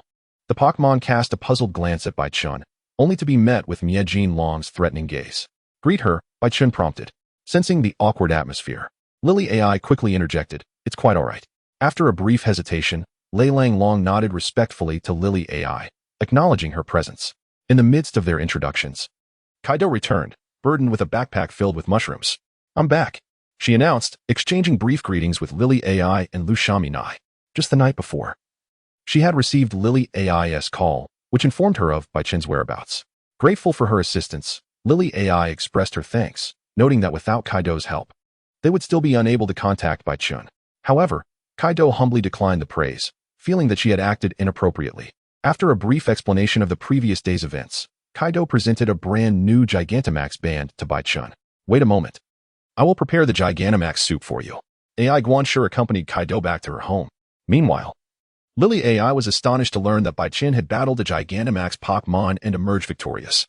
Lu Xiaominai, however, pondered the implications, questioning whether Bai Chen was truly extraordinary enough to wield Gigantamax powers and speculating if he might one day achieve Mega Evolution as well. As the group engaged in casual conversation, they awaited the completion of the Gigantamax soup. With AI Guanshi assisting, the soup was ready in mere minutes. Whether Bai Chen would be able to utilize Gigantamax powers now depended on this concoction. Bai Chen, Mia Jean Long, Lei Lang Long, and Yin Long each drank the soup. After consuming the hot broth, Bai Chun assessed his sensations. Aside from the warmth from the soup, he felt no other effects. He turned to Miejin Long, who likewise exhibited no reaction. The same held true for Lei Lang Long, Ai Guanshi, and Yin Long. Is this a failure? Or does it simply lack any extraordinary sensations? Bai Chun mused, grasping the Gigantamax band. Kaido, may I borrow the space here? With that, Bai Chun led everyone to the duel arena. He was the first to attempt Gigantamaxing. Standing in the center, Bai Chun, just like the previous night, began to expand rapidly, reaching a height of 30 meters. Yet, like the night before, he did not undergo any transformation. Bai Chun subsequently allowed Miejin Long and Lei Lang Long to try, and they too experienced no changes whatsoever. The skilled blacksmith, as a Pokémon of the later generations, is unable to utilize the phenomenon of Dynamax. Perhaps in the future, when it evolves into a Giga Blacksmith, it may acquire a unique Dynamax state. Bai Chun's gaze turned towards the sole hope for the entire village. If the rock dragon also proves incapable of achieving Dynamax, Bai Chun would truly need to contemplate infusing various elemental energies into the storage stone. Kaido retreated to the stands alongside Lily AI and the others. Under Bai Chun's command, the rock dragon reverted from its miniaturized form. Lily AI was secretly astonished. It was indeed larger than the Thunderwolf dragon. Lizaman's expression turned grave. I recall Bai Chun mentioning that it is merely a juvenile dragon. Bai Chun activated the Dynamax band. Galar particles illuminated the rock dragon, causing its form to swell and undergo significant transformation. Compared to the previous night, its size had expanded further, reaching a staggering length of 190 meters. The rocky features on its back were magnified, gradually transforming into a living volcano, with molten lava erupting from its crater. Beneath the volcano, the rock dragon's wings were engulfed in searing flames that cascaded downward like a waterfall, reminiscent of lava, possessing an extraordinarily heavy quality. Is this the Dynamax of the rock dragon? Bai Chun gazed joyfully at his companion, marveling at its remarkable aptitude for growth. He examined the current panel of the rock dragon and discovered its exclusive Dynamax move. Using Dynamax Flame Cannon, the rock dragon raised its head, activating the volcano on its back. In the next moment, flames as scorching as the sun erupted from its mouth.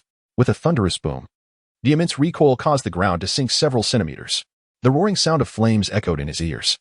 The Dynamax Flame Cannon appeared as a colossal pillar connecting heaven and earth, capturing the attention of all residents of Sichuan Town. Even Bai Chun was mesmerized by this display of power.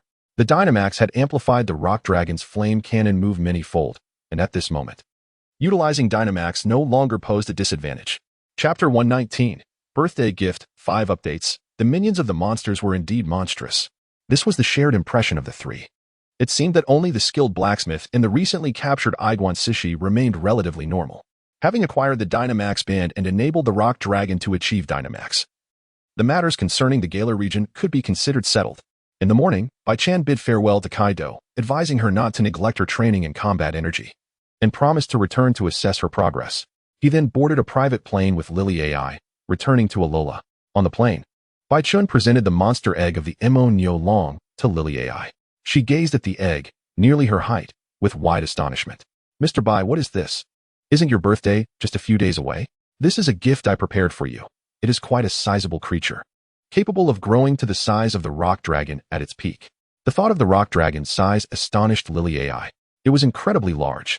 She began to ponder how to care for the looming Mo Nyo Long. Her yard seemed too small. Should she consider purchasing a ranch like Catch's family?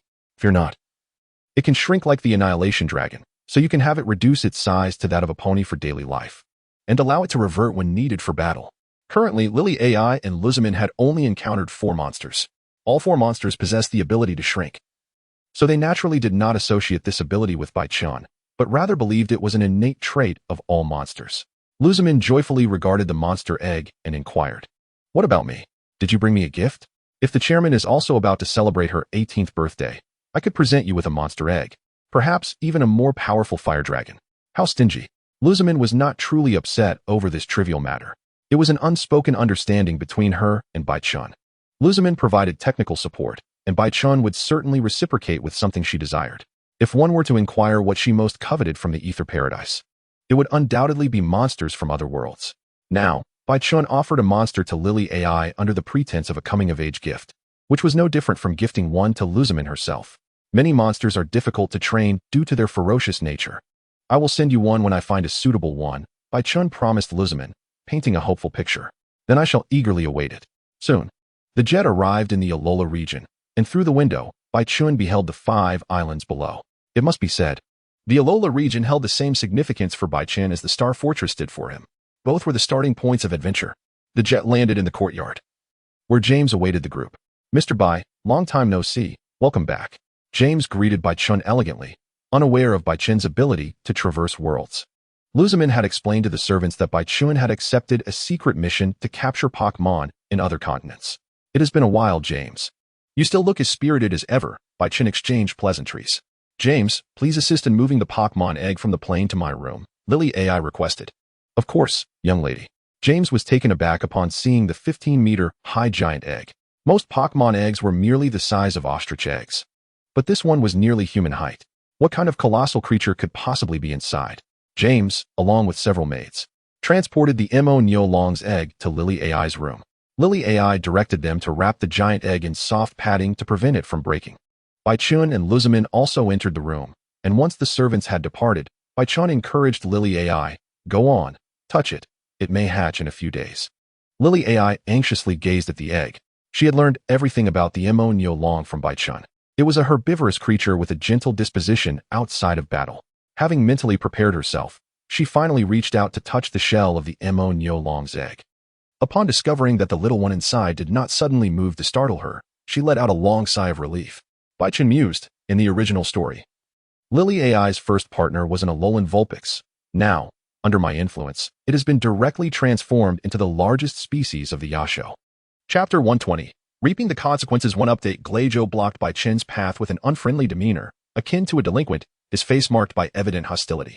"Are you the brother of Lily AI?" Baichun initiated the greeting. "Who are you? How dare you enter our home?" Gladio, having rarely returned home for a long time, was naturally unaware of the hiring of an additional person.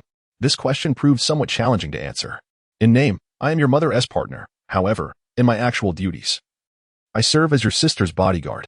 "Bodyguard?" Greyjoe's face was etched with skepticism. "Could an ordinary bodyguard truly warrant my mother to fly all the way to the Gallo region to fetch you? You seem to know quite a bit." Baichun was genuinely taken aback that Greyjoe was aware of these matters. "Do not jest," Greyjoe shouted, producing a pristine white Poké Ball from his waist. "Who are you? Otherwise, I may resort to my own methods to extract the truth." Baichun sighed helplessly. Greyjoe took a deep breath, while an unseen entity stealthily approached Xiaobo from behind, its jellyfish-like tentacles ensnaring his head. Meanwhile, in the subterranean laboratory of the Ether Paradise, Xiaobo was making the final adjustments to the machine. His body began to tremble slightly, fear blossoming within him. Baichun, aware of Greyjoe's disbelief, remarked, "Do you truly think that with my power, if I intended harm upon your sister and mother, they would still be safe at this moment?"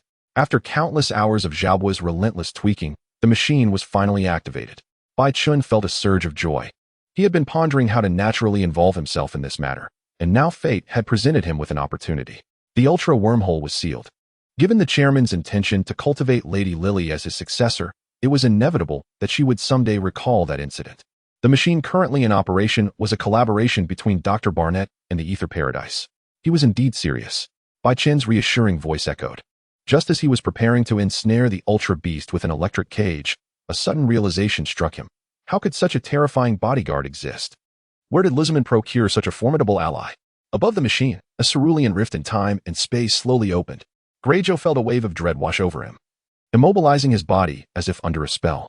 He glanced at Baichun, who stood with a towering crimson silhouette behind him. Xiaobo was utterly incapable of resistance. In a state of panic, he dispatched a Dream Eater to cast hypnosis on Lily, erasing her memory of events from years prior. Before the Ultra Wormhole was sealed, these interdimensional visitors took Xiaobo and Hu back to the Ultra World. "Oh." Baichun's expression morphed into one of intrigue. "What is it?" Among them were even more powerful entities. "Details," Baichun instructed. Greyjoe turned to Baichun, his demeanor grave as he inquired, "What does Lily signify to you?" Greyjoe remained unconvinced. "Are you serious?" "Yet, since you hold Lily in such high regard, there is one matter on which we share a common interest." His question traversed a vast chasm of significance. They seemed as if they had never existed at all. He muttered incessantly. Baichun approached Greyjoe, gently patting his shoulder. "She is merely 17. Regarding an incident from a few years ago, and a scoundrel named Xiaobo. In just a few days, she would turn 18. And according to Alolan tradition, isn't marriage permissible at 16? Bodyguard?" Yesterday, when Lily delivered documents to him, signs of memory recovery had already begun to surface. Xiaobo released his Pokémon, Hudi and the Dream Eater, from their Poké Balls. Damn it! The chairman had allowed Lady Lily to intern at the Ether Paradise. If she recalled past events, it would indeed pose a significant problem. Bai Chun advanced steadily toward Greyjoe, the sound of his armor echoing on the concrete floor. A multitude of 01 suddenly emerged from the other side of the Ultra Wormhole. Greyjoe was rendered speechless. In the living room, Greyjoe was recounting the past incident to Lily and Luzamin. With each word, Luzamin's expression grew more astonished. Wait, she interrupted Greyjoe, asking, are you saying that Xiaobo completed the project on the attribute of emptiness and opened the Ultra Wormhole years ago? And you encountered Ultra Beasts that had escaped from the Ultra World? Bai Chun had previously mentioned he was stepping out to procure some items, yet upon his return, he had brought Greyjoe with him. Greyjoe then informed her that Xiaobo had indeed opened the Ultra Wormhole and nearly allowed an Ultra Beast to abduct Lily. Greyjoe had yet to forgive his mother. In the past, Lily was able to interact with Pokémon, but suddenly one day she could no longer do so. As her mother, did you ever express concern for her? Luzamin thought to assert that she cared, but upon reflecting on Greyjoe's words, she realized that as a mother, she had indeed fallen short of her responsibilities, causing her to swallow her words. Greyjoe coldly retorted, you will not have my forgiveness until you punish Xiaobo. I am sorry. Luzamin could only utter such words devoid of substantial meaning. The others had no objections. The atmosphere was thick with silence, save for a few employees who remained occupied with their tasks. It's all right, she said. Upon first contact, the metallic helmet atop the empty attribute radiated a chilling temperature. Mr. Bai, help, save me. Tears brimmed in Lily's eyes. A Pokémon, the size of a hunting dog, emerged from the ball, its face constrained by a brown metal headpiece. She cautiously approached the empty attribute. Let us go. We must stop Xiaobo, Greyjoe proposed directly. Guided by Lily, they arrived at the time machine capable of opening the Ultra Wormhole. He won't harm me. He saved me before. This was a genuine artificial Pokémon, created by the Ether Foundation itself. How embarrassing it was for Bai Chun to find himself once again immobilized while clutching a Pokémon. He helplessly rescued Lily, saying, my companion possesses hypnosis. I will have her assist in breaking the spell. Luzamin approached, concerned for Lily. Lily, are you all right? Greyjoe took out the pristine white Poké Ball and tossed it into the air, continuously expressing gratitude. Yet in the next moment, Lily's actions surpassed everyone's expectations. Bai Chun believed that as long as he continued to provide the Foundation with data and research materials, they could potentially create specialized Pokémon designed to combat monsters. However, the Ultra Wormhole harbored perilous beasts. If he were indeed attempting to open it again, not just he, but the entire Ether Paradise would face grave danger. Luzamin was beset by countless questions. After being discovered, Xiaobo once more cast hypnosis upon her. In the underground laboratory, she witnessed Xiaobo adjusting the machine to activate the Ultra Wormhole again. How could there be no issue? Has someone been abducted? Could it be an Ultra Beast? Though the three felt that Xiaobo's actions were exceedingly excessive, they had not yet reached the point of loathing him to death. She asked Greyjoe, brother, may I meet that Pokémon? She stood dazed, trying to organize her memories. Greyjoe sought to intervene. Bai Chun had never doubted the Ether Foundation's research capabilities. Greyjoe came to a halt, exhaling a sigh of relief within his heart, contemplating that perhaps everything would be all right. Mother, Xiaobo is currently preparing to open the ultimate abyss. When I visited yesterday, I happened to witness him fine-tuning the machinery. Indeed, since he had previously saved me, I ought not to fear him any longer, should I? She had exerted all her courage to embrace the attribute void, and now she found herself unable to release it.